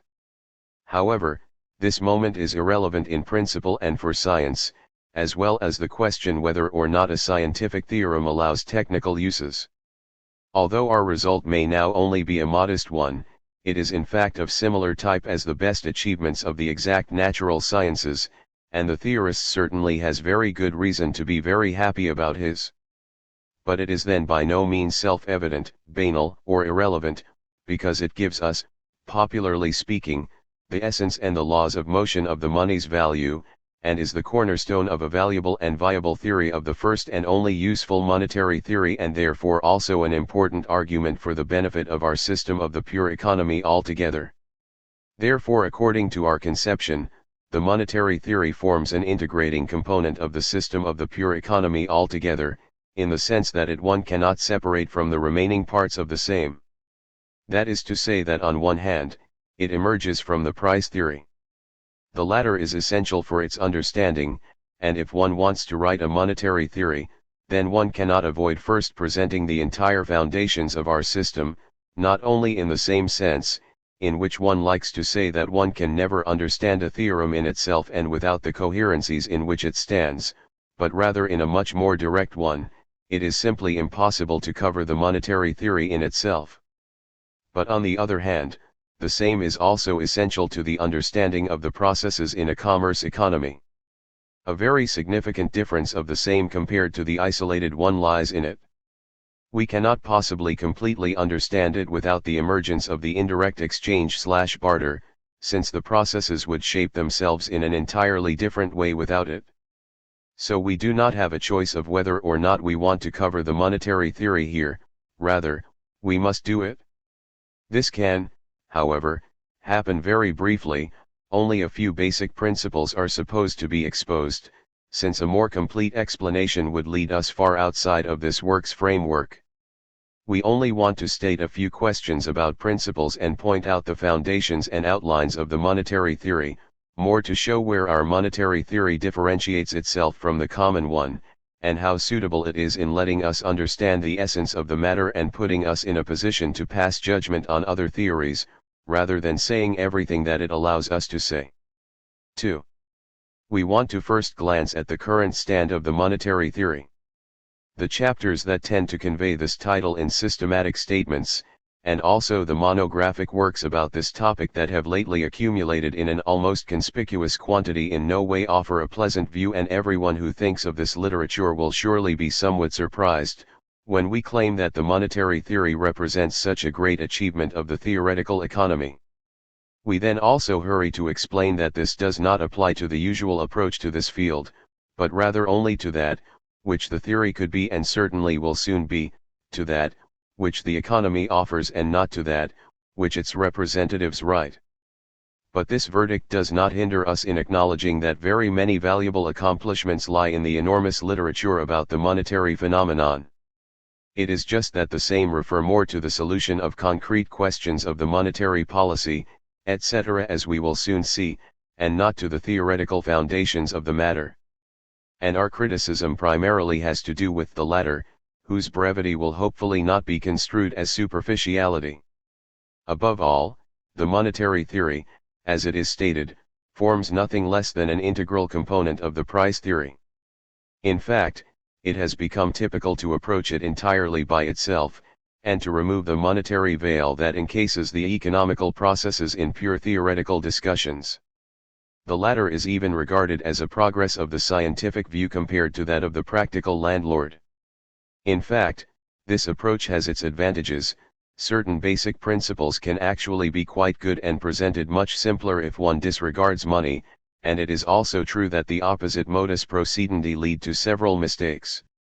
But this changes nothing about the fact that a complete understanding of all processes cannot be attained in this way, and this view is only then strictly correct when one limits oneself to the commerce-less economy. The reason as to why one overlooked this is solely because one did not clearly recognize or did not adequately appreciate the fact of the indirect exchange, what was first reserved for the mathematical method. Because of this, the anchor was missing that tied the monetary theory to the price theory, and it was therefore natural that the first seemed to be rather independent. Another disadvantage also came out of this and explained itself from it. One constantly explained the introduction of money out of convenience and said that money is produced in order to facilitate exchanging/bartering, in order to overstrain the exchangers of incommodity, to look for someone who is just in need of the good that they have to offer and owns and wants to exchange just that, which they wish to acquire. The decisive point does not lie in it. Even if everyone could run into a suitable opponent without any difficulty, money, meaning indirect exchange, would still be necessary. It depends on the indispensability, not the bare convenience of a monetary good for the mechanism of the market, and the key to understanding lies in it. This knowledge cannot even be expressively found by L. Walras. Jevons had furthermore certainly introduced his monetary theory with an exchange theory, but he did not place emphasis on the decisive point. And the same applies to many accusations of our theory, which one can find here and there. Precisely that important point, that, as we saw, is also epistemologically as interesting and places the monetary theory into the correct relation to the price theory, is always missing to my knowledge. So then the monetary theory only emerges as an annex of the remaining structure of our science, as a special theory about an emergence that must be explained, because it is also an economical one, but needs special aids in order to do this. So what is actually written in these independent monetary theories? They fall into two distinctly distinguishable components, into a fundament and discussions of practical questions. So what does the first contain? The answer cannot be gratifying. We have here one of those chapters in front of us that do not bring honor to the national economy. In my opinion, the critic could not fail to have the impression that he learns rather little of value from it, and I believe not to profess too much when I say that his verdict can only be, a science that does not offer more is not worth the effort. And that of the theory will divert and lead him to the study of facts more effectively than all demurs in principle of the historians without being able to tell him that he is wrong. The state of commonplace, the complete indifference that is a mark of that, which is offered apart from the discussion of several practical questions, is a characteristic of monetary theoretical works, is an indisputable fact that is not made right by its authors occasionally emphasizing the difficulty and profoundness of the problems that they are dealing with. But to the point. Most interpretations gush about the austere elements of theory that they bring to encase. The most comprehensive chapter by far in Jevons Money is dedicated to the recital and discussion of all of those substances, from which money was ever produced. Such implementations must be deprived of any meaning, except for a certain culture historical interest. What is supposed to be accomplished by this? Could one not just as well also discuss the different types of food and their advantages and disadvantages in the theory? Such things are however in every monetary theory, in Walker's, Helfrich's, de Fauveley's, Laughlin's, etc., just to name a few more modern ones. And not this alone. The same applies to importations about technology of the character, and more about others. Which scientific knowledge is supposed to come out of this? At least the economical theory I do not know whether another discipline could not thereby gain the least, however. And with the regularity that one painfully misses for some fundamental theories, a point maintains to recur that I never hear or read about without sensing a lively feeling of humiliation. It is the discussion of advantages, through which the precious metals distinguish themselves and through which they especially put themselves forward as material of money. Yes, certainly, they are very divisible. Small quantities have large value, they do not change, but is it really our task to make statements of that kind, mind you, not as starting points of an exact thought process, but rather as interesting truths in themselves? If this were the case, then one could only draw that consequence from it, which the historians have already drawn. Jevons considered it useful to generally construct the desirable characteristics of the material of money, divisibility, probability, etc. We do not want to sneer at it out of respect for this brilliant theorist. But one can only regret such elements in our theory. This type of monetary theory is unfortunately not without analogies in other parts of the national economy, and one must hurry to say that they are foreign bodies that can be easily removed from it, basically do not belong into it at all, and are without any connection to the rest. Thereupon, a history of development of money maintains to be given to us, as to replace the missing explanation. How, where, and when the money was produced is very indifferent to the purpose of the theory from our standpoint, according to which the same deductively arises, but if one does not have such a derivation, then one must indeed examine those facts in order to come to an answer of the main questions through their observation. But one generally did not do this, rather, that, which claims itself to be a statement of fact, is a hypothesis that is supposed to simultaneously yield the monetary theory. No doubt can exist about it. If we hear that, when the exchange traffic began to develop itself more, one resorted to reference means, etc. in the well-known manner, then surely no result of prehistoric studies lies in it. Rather, we have one of those claims in front of us there, whose period of prosperity was before the occurrence of such studies, and which incidentally more in that field, which one can call sociology, than in the actual national economy played a large and not always credible role, and almost reminds one of Rousseau.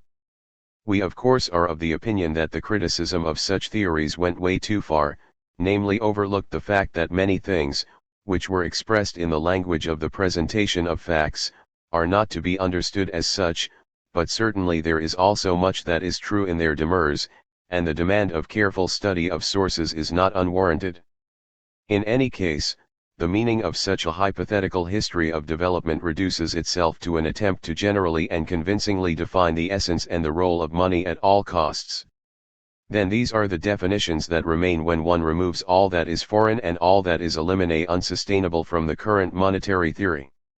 It and the discussions that link themselves to it constitute their true foundation.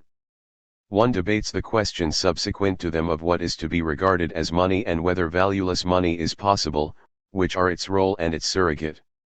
Only one more thing is added, which is however something very important. It is the quantum theory, which forms the only constituent part of the monetary theory that, whether true or false, really says something. One has not come out above it. Reasons for and against the same accumulated more and more, but one has not yet come to solving the questions that it poses, and especially to a new theory, which could replace it. The matter is as many other ones in our field, no one is satisfied with the existing one, but no one knows how to improve it, and a discussion whose defectiveness is actually perceived by everyone drags itself away without an end. Point 1. Many are of the opinion that the quantum theory has been overcome, but one could not cut oneself off from it after all, and a reaction in its favor has been introduced especially in most recent times.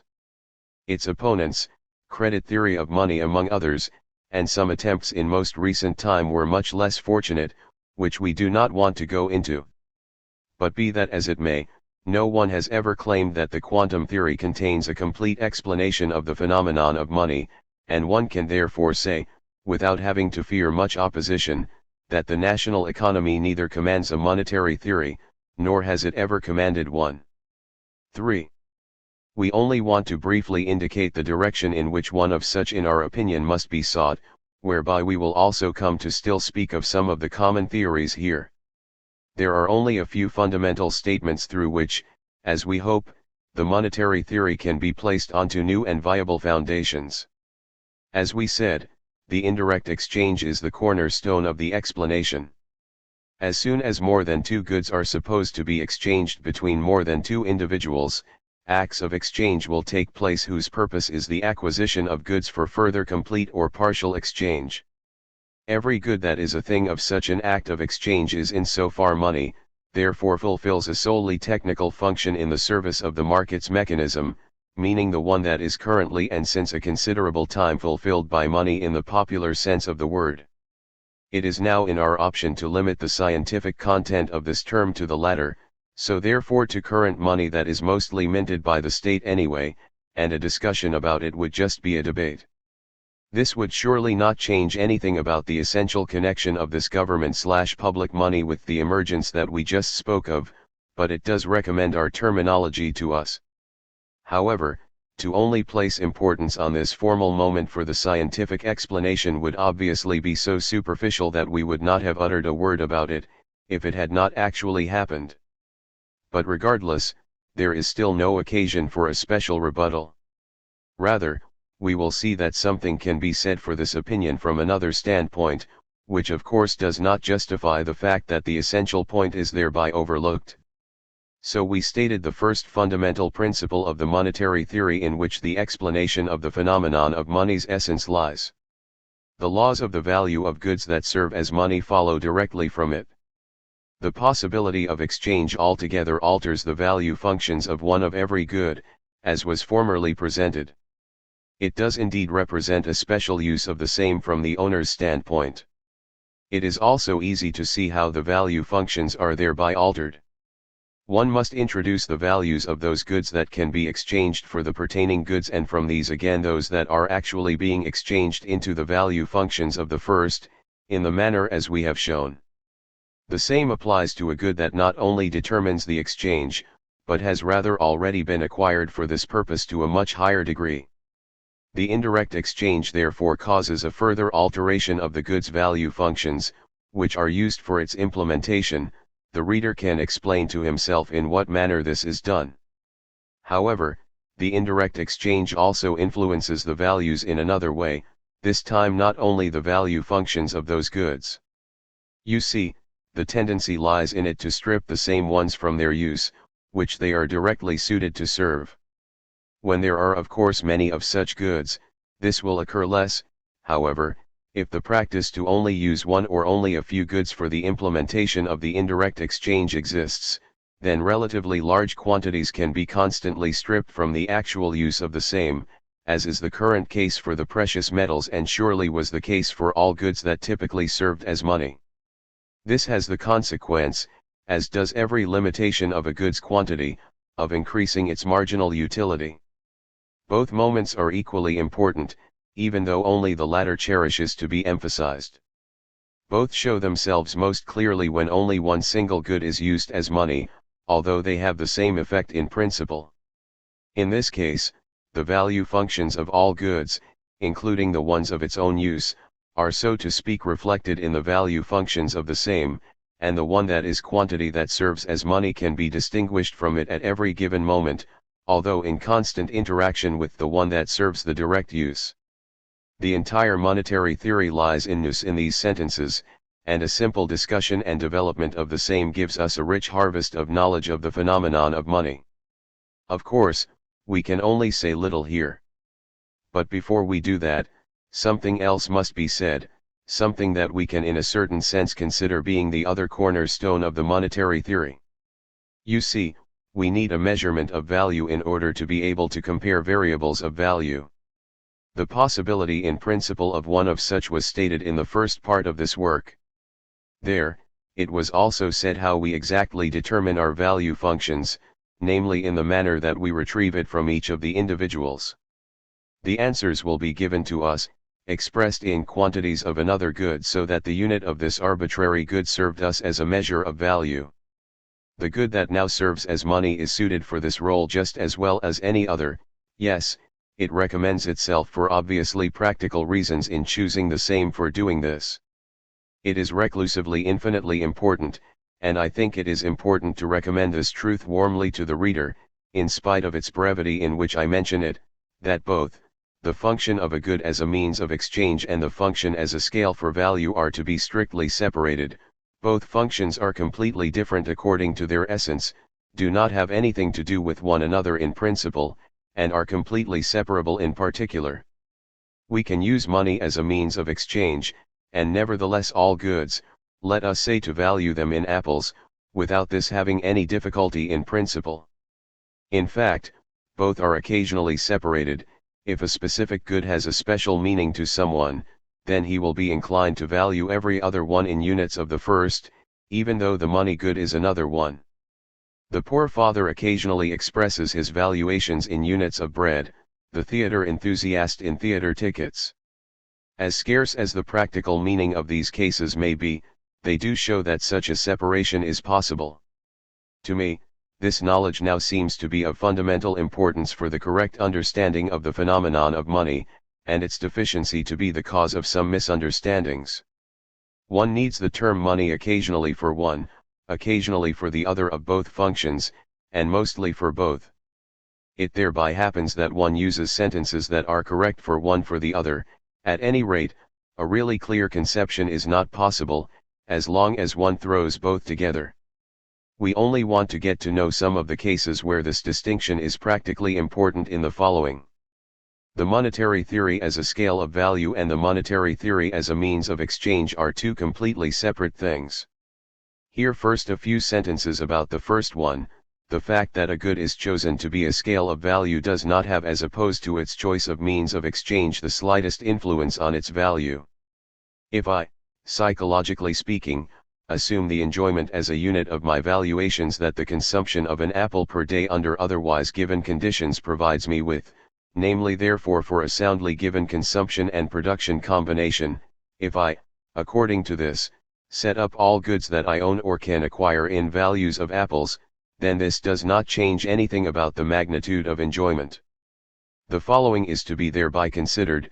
I may say that a quantity of any good, for example 1,000 of such values of apples, is equal to me. Perhaps I do not even own 1,000 apples. And if I were to own them, then I would value every one of them far less than one of them, so that my measurement of value would thereby change. On account of the marginal utility that one apple would then provide me with, I would have to appraise that quantity of goods at perhaps 1,000,000 apples, etc. But my earlier appraisal did have a good purpose. Of course, if one were to express it in the following manner, that quantity of goods is worth 1,000 apples to me, then this could lead to misunderstandings, in any case to ambiguities. But I just cannot express myself in this manner, if I want to say only that, which is talked about here. But if I say, the enjoyment that the consumption of the quantities of goods provides me with is 1,000 times as big as that, which the consumption of the one apple per day provides, or in the extreme case, I would give 1,000 times that apple for that quantity of goods, then the matter is all right and does not require a further statement. The reader is now in a position to make another correction to our construction of the value functions, which we would abstain from doing in your position, so that our exposition is not burdened with a moment that could have not been stated there yet. Let us go on. It has become common, especially in English literature, to differentiate four functions of money. The same are characterized by four words: means of exchange, scale of value, and two that I better leave translated, namely store of value and standard of deferred payments. We are now in a position to evaluate the same. We have just discussed the first two. They are of fundamental importance, but of completely different essence. Only the first one necessarily fulfills money, the latter probably does as a rule, but not always. How are the other two? One can surely also store wealth in another way than in money. Every good that is not subjected to perdition is in principle suitable for it. Another explanation is hardly necessary to see that this function is not an essential one. However, an important moment for the value of money lies in it, insofar as money actually fulfills it. Because by storing, hoarding the money good, its available quantity gets lessened for circulation and other uses. This is certainly not without meaning. It is not of importance in principle for the foundations of the theory. The fourth function finally also does not contain an independent moment, but rather only highlights one of the cases for which a measurement of value is necessary. We want to now lay two important questions before us through which we can show the fruitfulness of our theory. They are firstly, the question of whether money can consist of a substance that has no value of use, and secondly, the one of how a multiplication of money affects its value. These questions have placed a significant role in the history of the monetary theory and have an obviously practical significance, so that one can virtually consider the answer to them as being a direct touchstone of a monetary theory. Yes, one could say that solving them forms the primary task of the theory. The problems of paper money and the causes of the price movements are, as is known, the practical pinnacles of the same problems, about which there is an entire set of literature that is partially of theoretical and partially of descriptive nature. Can our theory say something general about it, or can only the study of facts lead us to realization? We will see. But it is already clear from the start that we would also need concrete data for the analysis of concrete cases. This should not surprise us and is the same in all fields. It will only be able to involve a contribution to the general understanding of such problems altogether, and at the most, will be able to involve a theoretical foundation for the observation of concrete cases. Statistics and history must achieve everything else, and one can very well argue that precisely this else is the best part of the matter.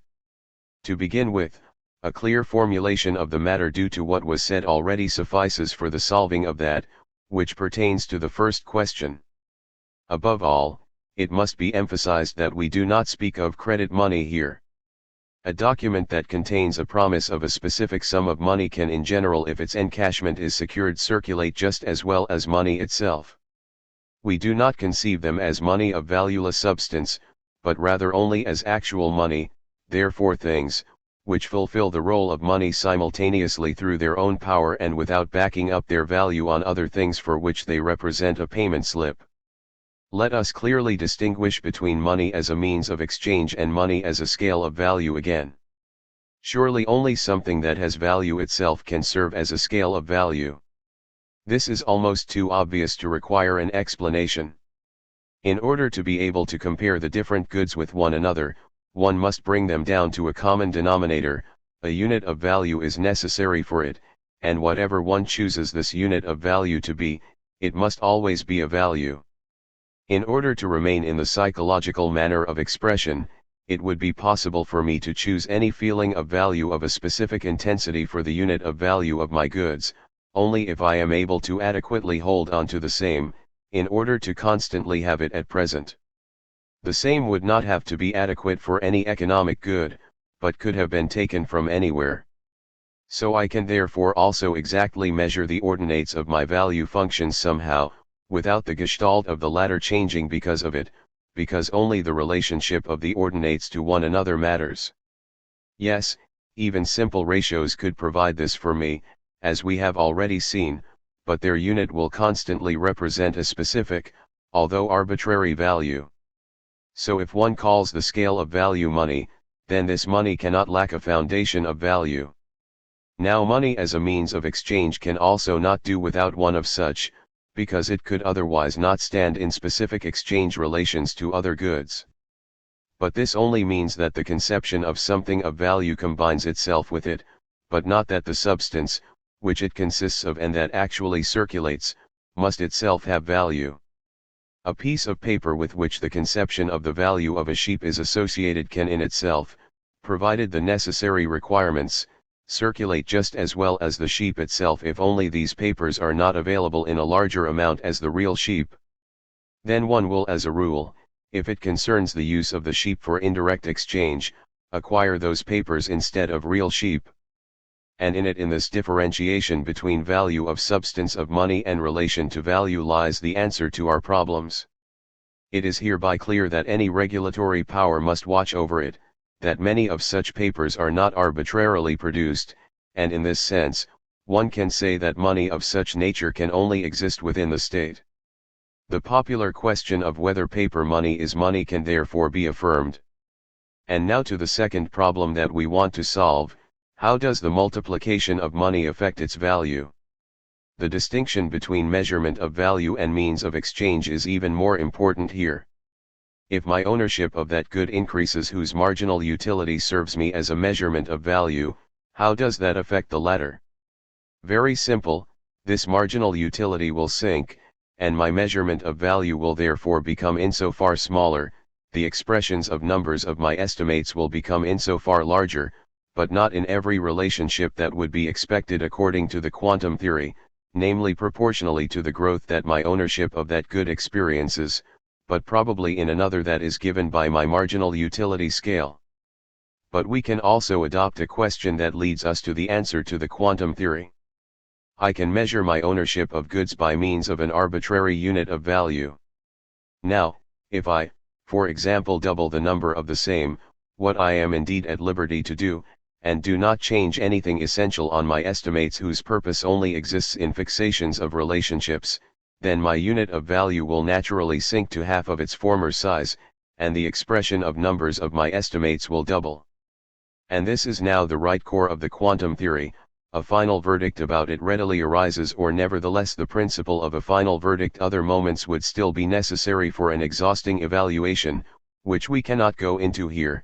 It is correct in its most inner being, and in the manner which ZBJS Mill meant, but also self-evident and no further interesting, that, which it furthermore says does not have to necessarily be wrong, but it still is nevertheless incomplete and must be treated with great care. It could certainly be that that correct core maintains itself better in practice than one would like to believe, and furthermore, that it seems to maintain itself even better than it actually does, and the latter applies to the quantum theory in my opinion. But the objections that it is purely extrinsic and superficial and does not trace back to the foundations of the price theory, furthermore, that it, in at least its rigorous form, maintains itself in only one and of little importance relationship, should hardly be refuted. How does the multiplication of the means of exchange of money affect its value?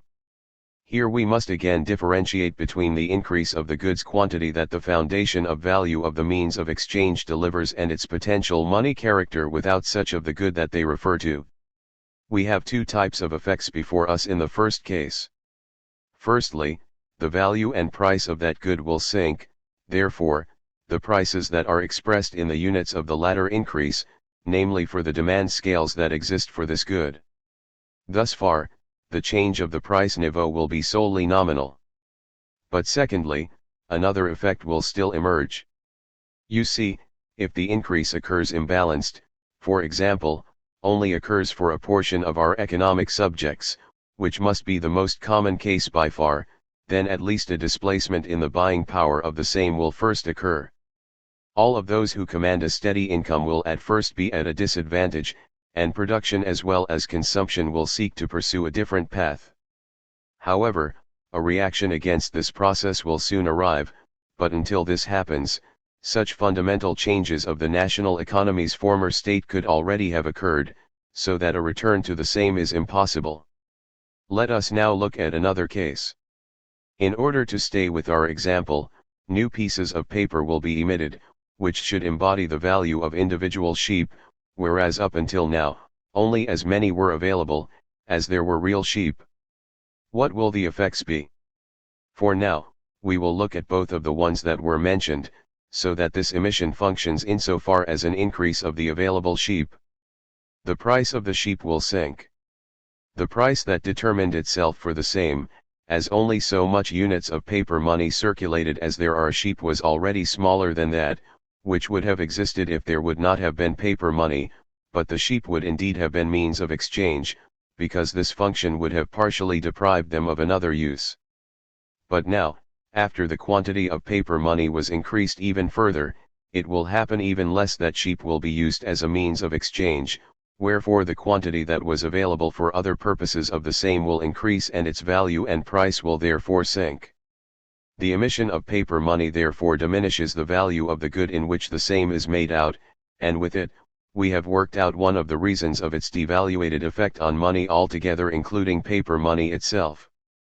This effect also pertains to credit money of all sorts, including book credit, insofar as it is not fully covered. The second cause of the devaluation, which also applies to credit money, as different this position in other relations may be, lies in the following moment. The increase of buying power, which those economic subjects, who profit directly or indirectly from that emission of paper money, experience. Naturally this would at least have to be this way in an otherwise static state, whereby we readily admit that we can only conceive such processes within static to the slightest degree allocated lesser and lesser intensity to the satisfaction of needs, from which a further sinking of money's marginal utility follows in a very obvious way, that is of course accompanied by an increase of this marginal utility for those economic subjects who do not take part in this advantage. It can hereby occur that the value of one unit of paper money also sinks under the value of the goods unit that it refers to, without the intermediating of the moment of mistrust in paper money, which we disregard.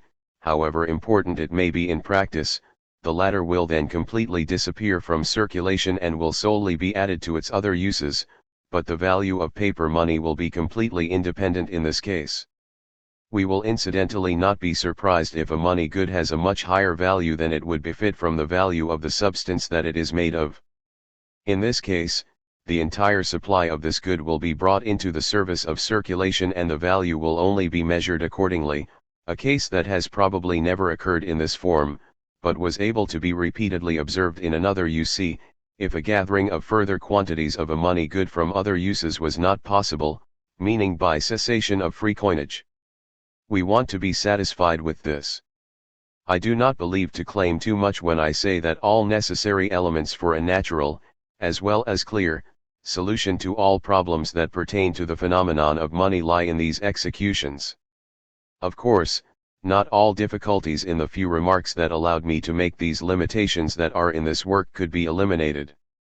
But the way in which one must search for their elimination, in which one will also run into a solution to the problem of the bimetallism, should nevertheless be clarified. And if this is the case, then this cannot remain without influence on the evaluation of our exact system. The historian as well as the practitioner must actuate theory more than just anywhere in the field of money. The slightest assumption about the effect of this or that monetary rule of measurement more or less, unavoidably involves theory. It lies in the nature of the matter to, even in the driest presentation of facts of the history of money, in the meaning that is adjudicated to this or that emergence, that there must be hypotheses that one can neither let go of without also letting go of the pertaining section itself, nor being able to specify and justify accordingly without consciously or subconsciously, openly or envelope stating one's position in the questions of the monetary theory. A serious warning follows from it. 5. The theory of economizing. We would like to go another step further and attempt to introduce an emergence into our system that greatly occupies the national economists, namely economizing. The very first thing that we want to direct the attention of the reader to is again our way of proceeding. And we thereby claim, again as usual, that not only something of our own lies in the same, something that would only have meaning for this book and would only be determined through our own methodological conceptions, but rather that our modus procedendi lies in the essence of the matter and is solely expressed in it, which all do. We only specify the common method and attempt to show what its true nature is, free from obscurities and embroidery. This should help us in gaining a verdict about it, what is to be thought of it, what it achieves or can achieve, and where the limitations and requirements of its usefulness lie. We want to see what the static economy can do for this problem and how it can do it, and which value pertains to that, which maintains to be written about it in theoretical works.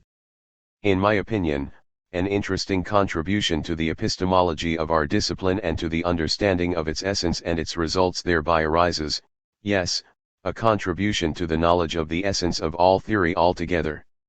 We always emphasize indeed that it makes little sense to discuss the same in general, but can rather only lead the work of concrete problems to a realization of actual value. Only this one can lead us to actually understanding something about the matter, and one only gains a verdict in retrospect to theoretical experience, if one may so express oneself, that makes sense.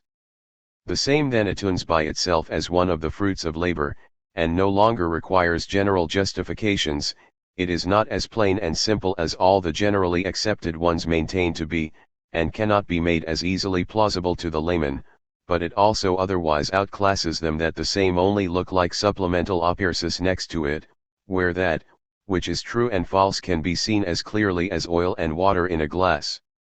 That point that is so methodological interesting for our current topic is the following.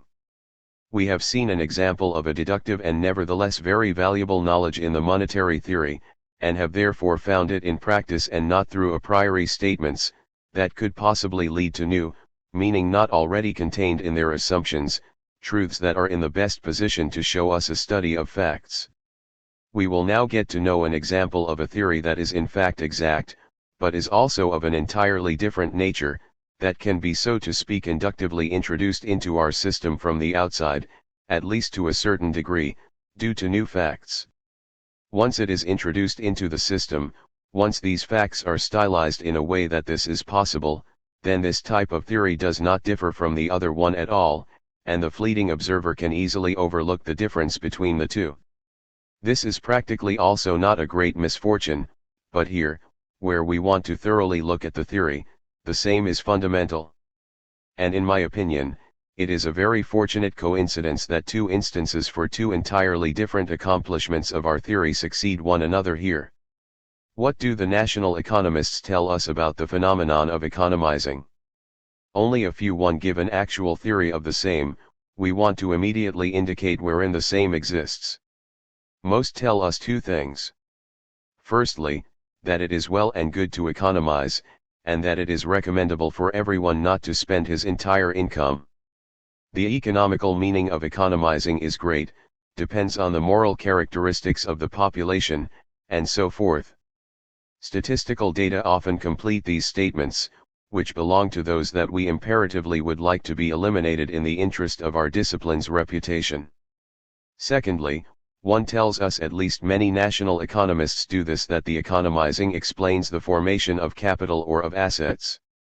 This is certainly very important, and we have yet to prove this statement. One can say altogether that the theory of economizing forms one of the weakest points of the economy. But we want to first develop the pure theory of economizing. Pay attention to how we thereby go about it. Economizing is surely an economic emergence of greater or lesser importance. We will therefore be desirous of allowing them into our system, if this is possible. It does not have to be possible by any means, and it can be accomplished in a very different way, if it can even be accomplished, because it does not enable us to assume from the start that our formal assumptions must suit every economical emergence, that each one of the same can be brought into our schema. This is in fact, also not the case for a row of important economical facts, and we have already been forced to admit that static only exhausts the theory of economics. Now, it could also be the case here that our approach is inapplicable. We would therefore not yet abolish the same, mindful of the services, which it is still in a position to give us, but to rather first regulate the fact of economizing to dynamic, and to disregard it in static. But even if it turns out that our static methods do not fail here, it will not follow from it that they necessarily cover the entire emergence and all their consequences. They can offer to tell us something about it and to fail at other points. Whether or not we will approach economizing in static in this case depends on the magnitude of this something. We must thereby guard against two opposing mistakes. On the one hand, we cannot shy away from every difficulty that can perhaps be eliminated by a small artifice, but on the other hand, we cannot harm the facts. We cannot lightheartedly explain that economizing is for this or that reason not an emergence of the static economy, when we can indeed arrive at useful theorems. But we must also not insist on pressing an emergence into a schema, if it thereby loses its essential characteristics, if it cannot, so to speak, live it up to the fullest, even if we, in doing so, do nothing that is logically wrong. One sins in both ways.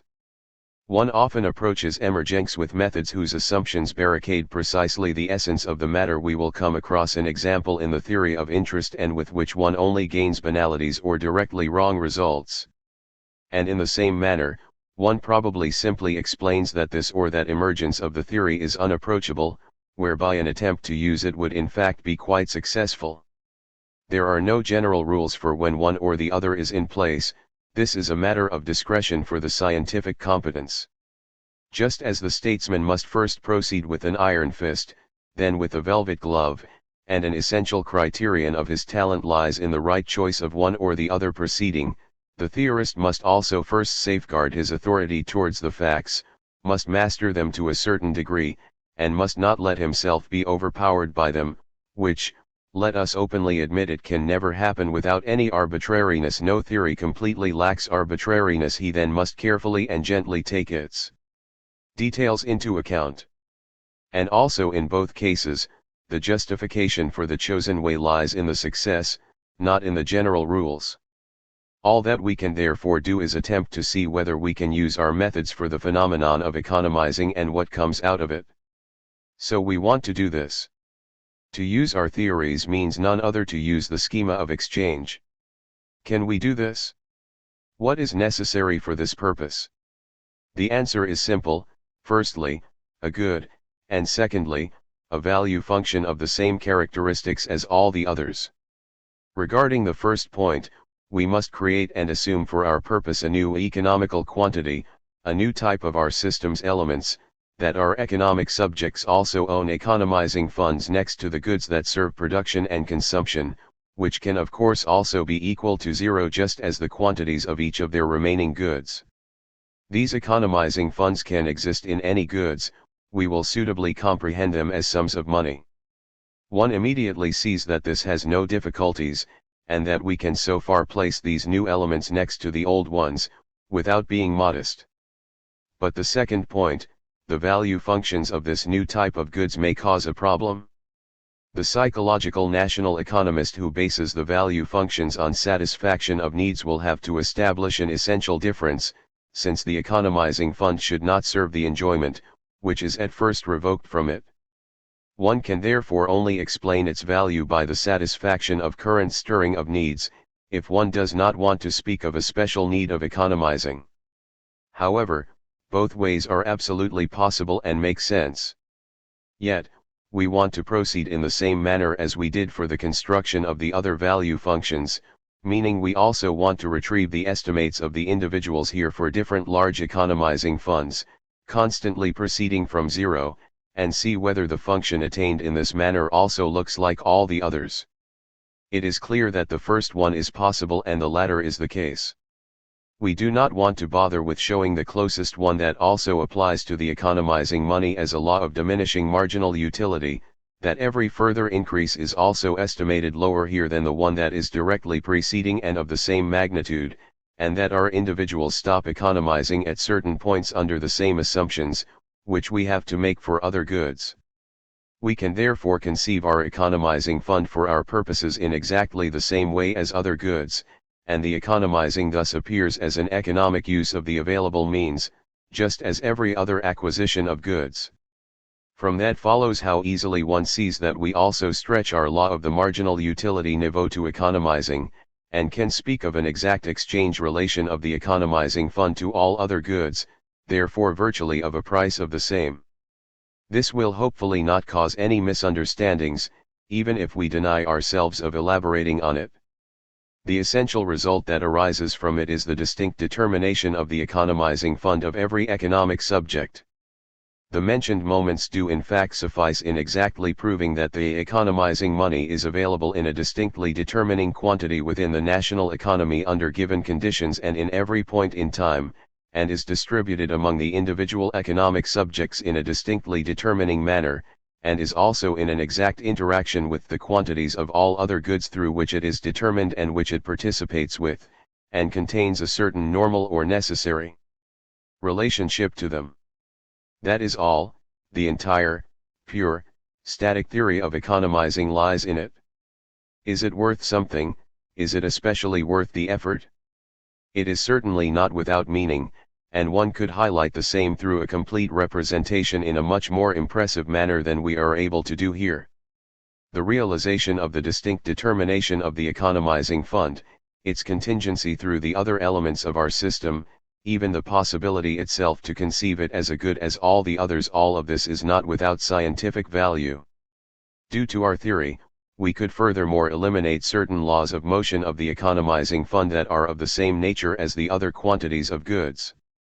But here in turn it must be admitted that we do not have more to offer, namely cannot make broad uses of our theory, which we still get to. We will have to again characterize it as a matter of taste, whether one wants to think about it favorably or unfavorably. To have a preference or an aversion for exact reasoning will thereby play the primary role, and whomever the one eventuality lets to be chosen for a conception or course of education and a circle of interest will have to remain conscious of the fact that his verdict, as all verdicts, only has subjective worth, even if it insofar certainly always is entitled to receiving attention.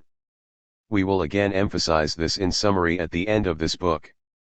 Let us additionally remark that one could use the exact same process for other things and could also speak of a benefaction fund and such like. And the same relative interest and the same modest but not completely illusionary value of realization would also pertain to such theories, such as that of economizing. A possibility for the expansion of the field of the exact economy opens itself here, a view of further development. But we certainly do not think very highly of it. But let it be mentioned that the theory of economizing differentiates itself from these latter things through a moment that makes it necessary for the system of the pure economy, at least then, when the same is supposed to be sufficient for all requirements, because in certain, more complicated cases it is seen that the economizing fund is necessary for distinct determination of the state of equilibrium. This belongs to the details of the mathematical theory, and we do not want to go into it here.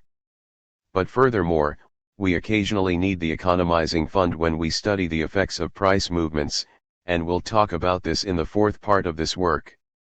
But does the theory of economizing not have a use of utmost importance? Does it not explain the formation of capital? Now, as far as our exact theory of economizing comes into consideration, the answer can only be flatly in the negative. We can already not explain how the economizing funds develop, we must rather assume them as being given and limit ourselves to examining, respectively proving their distinct determination in the state of equilibrium and their variations. And for the same reason as for all other goods, because our static apparatus necessitates this.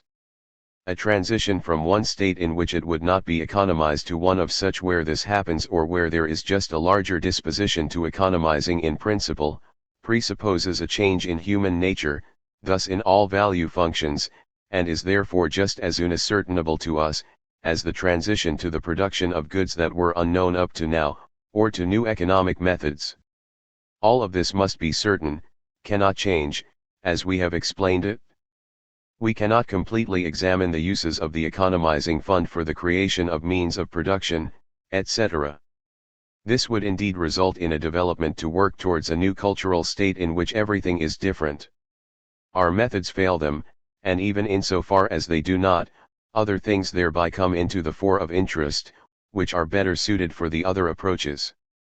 Only the saving of small sums, at least relatively smaller, whose investment is not considered and which do not essentially impact the course of the economy are possible in principle one in the static economy, otherwise it ceases to be static. particularly the emergence of new capitals, and this applies to all meanings that this word can have, is such an essential dynamic moment, can only be approached in connection with the problem of the development to this extent that every attempt to press it into the framework of static can only deplorably fail. This is strikingly proven by the pure theoretical theories of capital formation, which are so undeniably unsatisfactory and give the historian so much to excuse himself for. We at least do not dare to take this step, even though our theory of economizing thereby unfortunately becomes restricted. We would rather like to admit that it only covers the economizing money in the stocking, than to risk a fall into the water when fishing for problems of dynamic from the static shore. At least the little thing that remains for us is then irreproachable. And we are in fact left with something. The constant balance that we have in the open account of our bank, but not that which we have in the deposit account, even if it is not invested at the moment, belongs here too, and many similar examples can be found. This differentiation is in itself also not with interest, and we must be thankful for our methods in leading us to the same one. But we cannot go any further. A note about the theory of capital formation. Here we want to say a few words about the question of whether the emergence of economizing explains the capital formation. A theory of the latter is surely not possible in the framework of static, and our remarks can therefore not actually be counted towards the subject matter of this book. But to calm ourselves down about the fact that we do not forego easily attainable realizations when we force this constraint upon ourselves, and furthermore in order to show the reader that static and dynamic do in fact sharply contrast one another and their differentiation is by no means a theoretical mood, in order to therefore also give that, which was said in undertone, that is absolutely necessary for its complete understanding, we want to allow ourselves a brief digression for these reasons. And say quite a bit about a topic with which one could fill volumes. The brevity that is offered to us does not allow for meticulous correctness of expression and can easily cause criticism that would not have to fear a more complete representation. Here we invoke the generosity of the hopefully suitable reader. In order to avoid the aggravating difficulties that lie around the term of capital, we want to split our question into two others. Does economizing explain the formation of assets in the popular sense of the word, and does economizing explain the formation of capital, capital being understood as produced means of production? Only the consideration of facts can teach us this, especially for the first question. How do assets come into existence? Or where do those sums of money come from that one considers as his assets in usual life? One can fearfully especially answer, without opposition or having to give a long explanation, at least to the theorist of the discipline, these sums represent capitalistic income of constant sources of income. It is indifferent to our purpose, how this capitalization takes place and where the sources of income come from, whether they were acquired in a scientific or non-scientific way, for example through the giving of land. What interests us is the fact that such an asset was surely not saved. Even if the source of income can be produced and can itself be ascribed to savings activity in some way, the sum that represents the asset is secured, not piled up through economizing. It has its origin in the mentioned process of capitalization. A large, very large, number of assets surely emerged in this manner. By contrast, who could ever acquire a somewhat significant asset by saving a part of his daily expenses? Who even saves in this manner? The latter question is the more important one, since it is not useful to us in constructing a general rule about it, of who can economize, when the ones who it pertains to actually do not economize. We can at most give ourselves good teachings. Now, this question must be answered on the basis of observing facts. Here, I cannot present those materials that bring me to my answer, but I must rather limit myself to giving this one myself. However, I mean that it will sooner run into agreement than into opposition. You see, I believe that those people who have the greatest incomes do not economize, but much rather the workers and mainly the middle classes. If the savings activity were to be a simple function of the size of income, then this would probably be different, although a point would also enter here for a very large income where the economizing would stop, considering the indifference of acquisition, although the savings activity of the size of the income would also then surely not be proportional to other values, as is also well known the case for other goods, that the acquisition does not keep up with the growth of the acquirer's means. However, the savings activity is undeniably no such function of income. The moments of the social position, of the obligations, of the demands of life, habits, etc., in short, the diversity of the assets of mankind and their social milieus hinder this, namely to an extent that does not make an abstraction from it impossible, but indeed valueless. To me, the facts of the case now seem to be, and we are currently not without static, as well as not without monographs about it, even though more would be desperately wished for, that a high position and luxurious habits, a high standard of life, mostly do more than to balance the size of the incomes, and people with a large income, also apart from the pure theoretical moment of the sinking marginal value of the economizing fund, economize less intensively than those with a small one, yes, most often, or in a very significant amount of all cases, not at all. And to me, it arose out of observations and considerations of this nature that economizing has a significantly lesser importance than a social emergence and than a principle of explanation of economic problems, even though it does still have a large one than most of the economists care to accept. I can prove this just as little here, as I am able to present the rather far-reaching consequences of this point of view.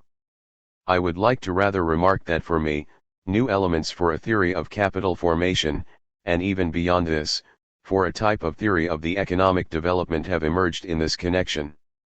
And if this standpoint is right, will the methods of static, which teach us modesty and protect us from mistakes, not prove themselves surprisingly well? Do we not discover unexpected agreement of the theoretical picture with reality? But do assets not also emerge in a different way than through capitalization? Certainly, another important cause for their emergence is the trading profits. I use this expression here in the popular sense of the word, and do not only understand coincidental and speculation profits by it in the narrowest meaning, but rather those entrepreneurial profits of every kind, from foundations, etc., which are knowingly much more significant than the pure theory would like to lead us to believe, especially because the competition is as good as never free, and which are the substance of many assets in a reachable manner. It is none of our business here of how they explain themselves. We will still speak of this in another part. They are here, and this should suffice for now. But now the question arises of whether economizing does in fact play a very essential role for the explanation of the formation of assets from these elements. As a matter of fact, one has claimed this. While a part of the theorists explain the formation of assets actually the formation of capital, but this, as we will see shortly, amounts to the same thing for our purpose from productive operation industry. Another has stressed economizing here, and even others have united both moments. Nothing seems simpler than proving all three theories. If assets are supposed to emerge in this manner, therefore not through capitalization, then it must somehow be produced. Of course, the product is likewise not allowed to be immediately consumed if assets are supposed to emerge, and it is therefore also ultimately self-evident that both producing and not consuming must collaborate. But is this non-consuming equivalent to economizing? One can certainly call it that, but the question is whether it is the same emergence, which we came across here and which we have approached in the text. The answer can only be in the negative. There we dealt with the saving of the usual income, that the foundation of the standard of life forms the person concerned. Here lays a profit that is outside of the usual budget and was never regarded as an actual element of income. There it dealt with the generation of a small reserve fund. Here it deals with the generation of the foundation for new productions and consumptions, of a new approach to life. This differentiation is essential, and I only regret not being able to present it more in depth. If one calls both processes economizing, then one must say that the same has two different roles. But the moment of economizing only tells us something interesting in one case. It shows us a certain type of application of income, but only a banality in the other one, that no one, or as good as no one, immediately consumes his industrial profit. In this latter case lies all that is important in the moment of the acquirer. Such an earning is outside of the income, so to speak, outside of the marginal utility niveau of that, which is earned, and its consumption, which would change the entire approach to life, is mostly quite out of the question. It is not possible in static, in which everything is designated and free competition presses all profits down onto the costs. It is essentially a phenomenon of development.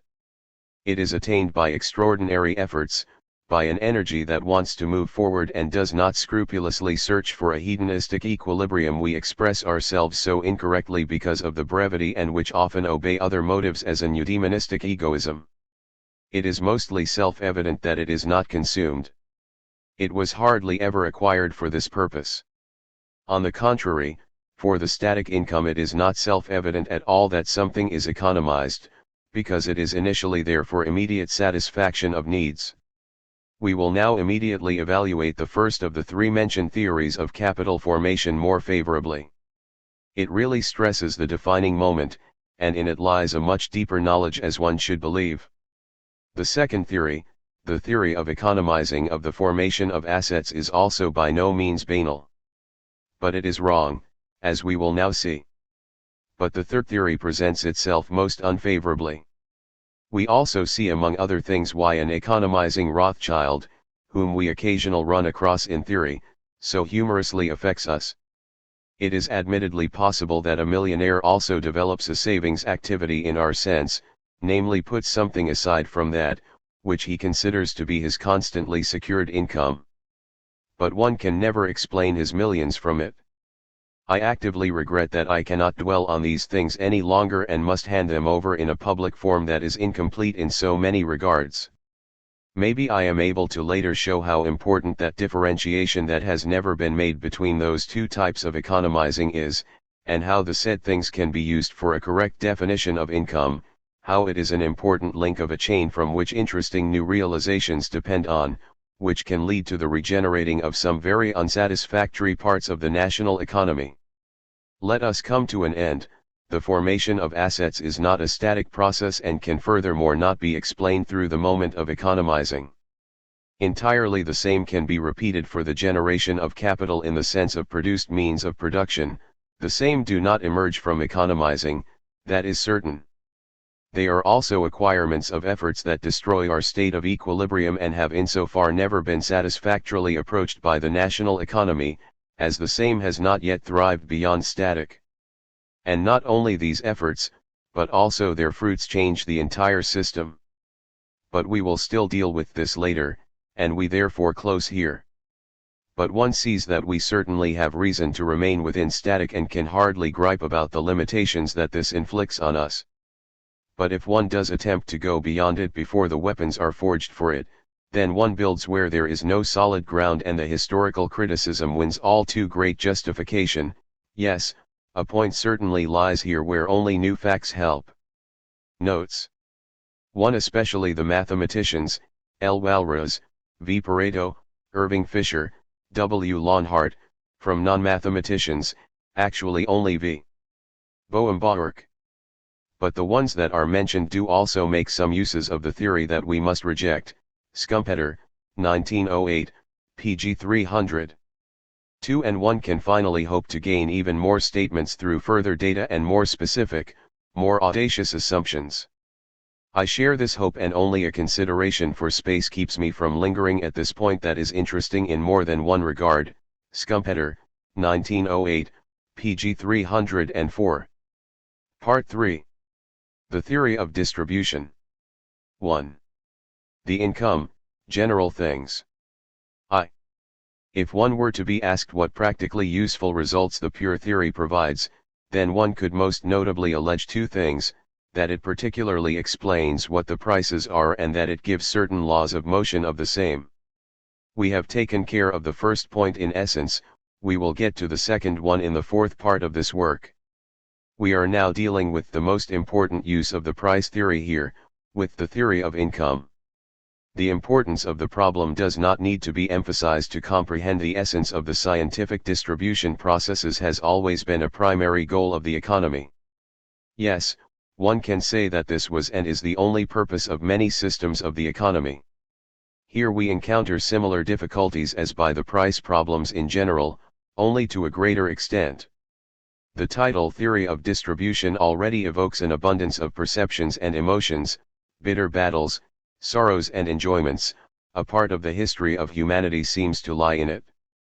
Every discussion of this theme evokes hopes and concerns, and science has to date also not yet advanced to an entirely delineative approach of the same. Its eminently practical interest that also takes the scholars captive makes this so difficult. There are even enough people who resent a pure scientific approach to these questions, a distant objectivity, and consider it to be a lack of social thinking. So then a tendency to advocacy or combating the existing conditions can be proven in almost every work. One could and can almost never refrain from making practical conclusions that must have naturally been uncomfortable for one or the other party, and their superior tone, their representation as inviolable scientific results, and as absolute truths were especially agitating. If one tells the proletariat that all of its destitution is natural, even corresponds to a maximum utility, then one can count on agreement from the side of its representatives, even less so than it stands in the flagrant conflict with the fact of the success of social political efforts of a most different nature. Finally, one nervously explained that general truths do not exist here, and denounced this attempt to state the same as an unfair political maneuver that only serves the purpose of checkmating various efforts and hopes. It is indeed known that this conception is shared by a large part of the scientific world, and that reproaches of this sort against another large part of the same are justified. We will come back to this shortly. We have furthermore repeatedly said that the social aspect, the circumstances of power, the development, and such like are virtually the most interesting things, and that our theoretical picture is not able to contribute anything to it, also, that it is so unrealistic, that only the trained eye can even discover a similarity to reality in it, that an abundance of facts eludes the ascertainment through our method and from our standpoint. But this is not supposed to be executed here. In fact, this has already been discussed, and we have abandoned wanting to gain something significant for the practical discussion and for the concrete development. Here we are primarily dealing with those difficulties that are specific to the problem of distribution. One could approach this from different angles, discuss the same for the most different purposes, and every purpose and every point of view has its own method, which only has regard for that, which justifies it. Far be it from us to want to give a verdict about any of these methods and purposes. We do not declare any of them as unjustified or wrong, but one must separate them. One must above all separate theory and practice, scientific description and political discussion. It is now especially important for us to explain that we absolutely do not want to have anything in common with those attempts of the theorists, to want to give a verdict about the value or worthlessness of the existing conditions time and again, whereby that specific opposition between the socialistic and social political direction on the one hand, and the so-called middle-class economy on the other hand emerges. We have already pointed this out, but especially for the distribution of income, this moment comes forward so abruptly that must return to it again. The necessity of the separation in principle is indeed recognized, but then we do read statements like the following time and again: competition, perfect competition, affords the ideal for the distribution of wealth. Competition affords the only absolute security possible for the equitable and beneficial distribution of the products of industry. The question whether the laborer gets his product. One speaks of the justification of interest, of the demands of labor, to count as producer of the entire product. The question of the fair wage is time and again blended with the one of the natural one, etc. This is entirely unsustainable. It could arise that, for example, due to overpopulation, the wage is so scarce that it does not even protect from hunger. Despite this, we will consider it as the natural one. Yes, we must even speak of a maximum of utility that is caused by this distribution, as we have explained this. This is not supposed to be stated again. The solution to all these paradoxes simply lies in the separation of description and value judgment. One also sees that one can very easily separate the two, and can therefore go quite well without a political attachment that strikes the essence of a science in the face.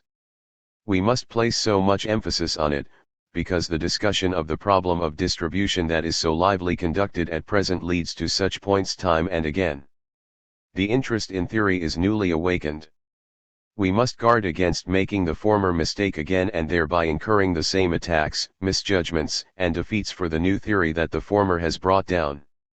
Every economist who loves his science for its own sake should not ignore this warning. Two things must especially be pointed out that play a special role at present and seem to be especially suitable in becoming downright catastrophic to science. Firstly, the questioning of the problem of attribution that occupies almost all theorists under different names has led to the speaking of the product of the individual production factors, to ask for their products.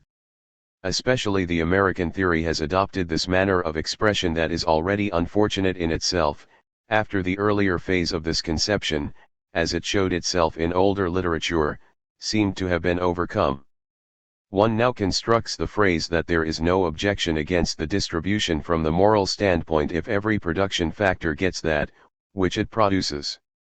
Even if the topic of evidence really were to be explained, which is already entirely impossible because the products of the individual factors cannot be separated, because the expression product of an individual factor can indeed only be meant figuratively, it would still not be realized why such a distribution should be fair. Because the means of production are not remunerated as it were for its good conduct, but rather the owner of the same gets the product. If a distribution for the labor according to this principle now seems to be quite plausible, then it is obvious that, for example, the landowner, remunerated for the performances of his land, can thereby receive a fair, as well as an unfair, portion. Secondly, some theorists have attempted to construct a general and necessary connection between income and personal efficiency for who it concerns. This aberrance is especially dangerous because it very easily leads over to the claim, which is otherwise entirely foreign to the economy, that the proprietary classes represent elements of higher value, a statement that already suffices in itself to make our entire discipline unenjoyable for many people. Those theories, although independently developed, can reach a considerable meaning in this connection, which explain interest and ground rent from austerity, respectively labor. We do not need to go into rebuttal vis-a-vis this theory, which therefore explains a higher income from higher personal performance at all, since the German audience is sufficiently convinced of its falsity anyway. We only need to emphasize that not the slightest bit of anything that would point to something of the sort lies in the pure economic thought processes. We honestly do not have a reason to offer the flank for the second time to the all too entitled attacks from the side of the historian and the social politician, and nothing forces us to. Whoever wants to exploit the theory for these purposes, misuses it. It stands in the truest sense of the word above the parties and can be accepted by every man, whatever his political position may be. We believe to have said enough in order to be protected against every reproach of this sort. That, which one can now reproach us with is, after we have stated the reproach of the overlooking of facts, as well as that of social political partisanship, as far as we can see, only the following: one may repudiate the distinct determination of income with pointer to the fact of the success of strikes, etc. We believe to have given a satisfactory explanation about it earlier, and we also want to still say quite a bit about it in another context. We have also already spoken about the role of the ethical moment, and said that we are not overlooking the effectiveness of others as economic moments, such as altruism, the will of lords, and such like. In this context we would still like to point to the aversion that the theory incurs through it, that it conceives human labor as a usual commodity in some relations. We only do this insofar as human labor is bought and sold, and attach nothing else to it. One can finally strive against the conception of the formation of income in our way for the reason because the formation of income is a social process, because a social product thereby arrives at distribution through social powers. We do not deny the justification of this view, it is even superior to ours in same regard, as we will shortly see. But for some purposes the proceeding from the individual, as explained earlier, is necessary and no opposition to that social conception lies in it. In short, understanding for theory altogether and a clear view of what a theory actually says, What the core of its formulation that is often so incomplete is, those are the unavoidable, necessary requirements for an evaluation of the theory of distribution also. Only he, who brings these, can overcome its difficulties and the so often paradoxical sounding claims. The following result arises for him: many of the theorists' claims are actually unsustainable. But they can be separated from the core of the theory. However, the terminology of the same still frequently suffers under the influence of false ideas and deceptive hopes, and here lies the point where that clear view is so necessary. And these are not the only deficiencies; some conclusions and even individual theorems must also be renounced. But the essential content of the theory is nevertheless for the most part unobjectionable in principle. Demurs against it are often and perhaps mostly based on the lacking of those requirements. But not always, and it is difficult to clearly differentiate right from wrong. It is almost never attempted quietly and objectively. But let us go on. 2. So if we now ask ourselves what we are able to contribute to the understanding of the distribution processes from our standpoint, then we already know ahead of time that it is not everything, and expect that it is probably not even much. We especially do not know whether we can explain all incomes. But even if this were the case, we could not understand them entirely and in all their relations. What we can do is look at our system and ask ourselves what is useful for the explanation of the formation of income from it. One can then say that we can more or less explain those incomes that can be represented as sums of price. Goods of the most different type are exchanged in our system, first consumption goods for consumption goods, and then productive goods for other productive goods or for consumption goods. If barter takes place, whose purpose it is to exchange a consumption good that was determined for another in order to use it, then this barter is of no further interest to us here. However, if the consumption good was produced or acquired in order to be exchanged, then we simply interpret it as a form of productive services, which we can readily do. According to this designation, we say that we can explain the distribution processes insofar as they exist in the formation of price of the productive performances. This is the pure economic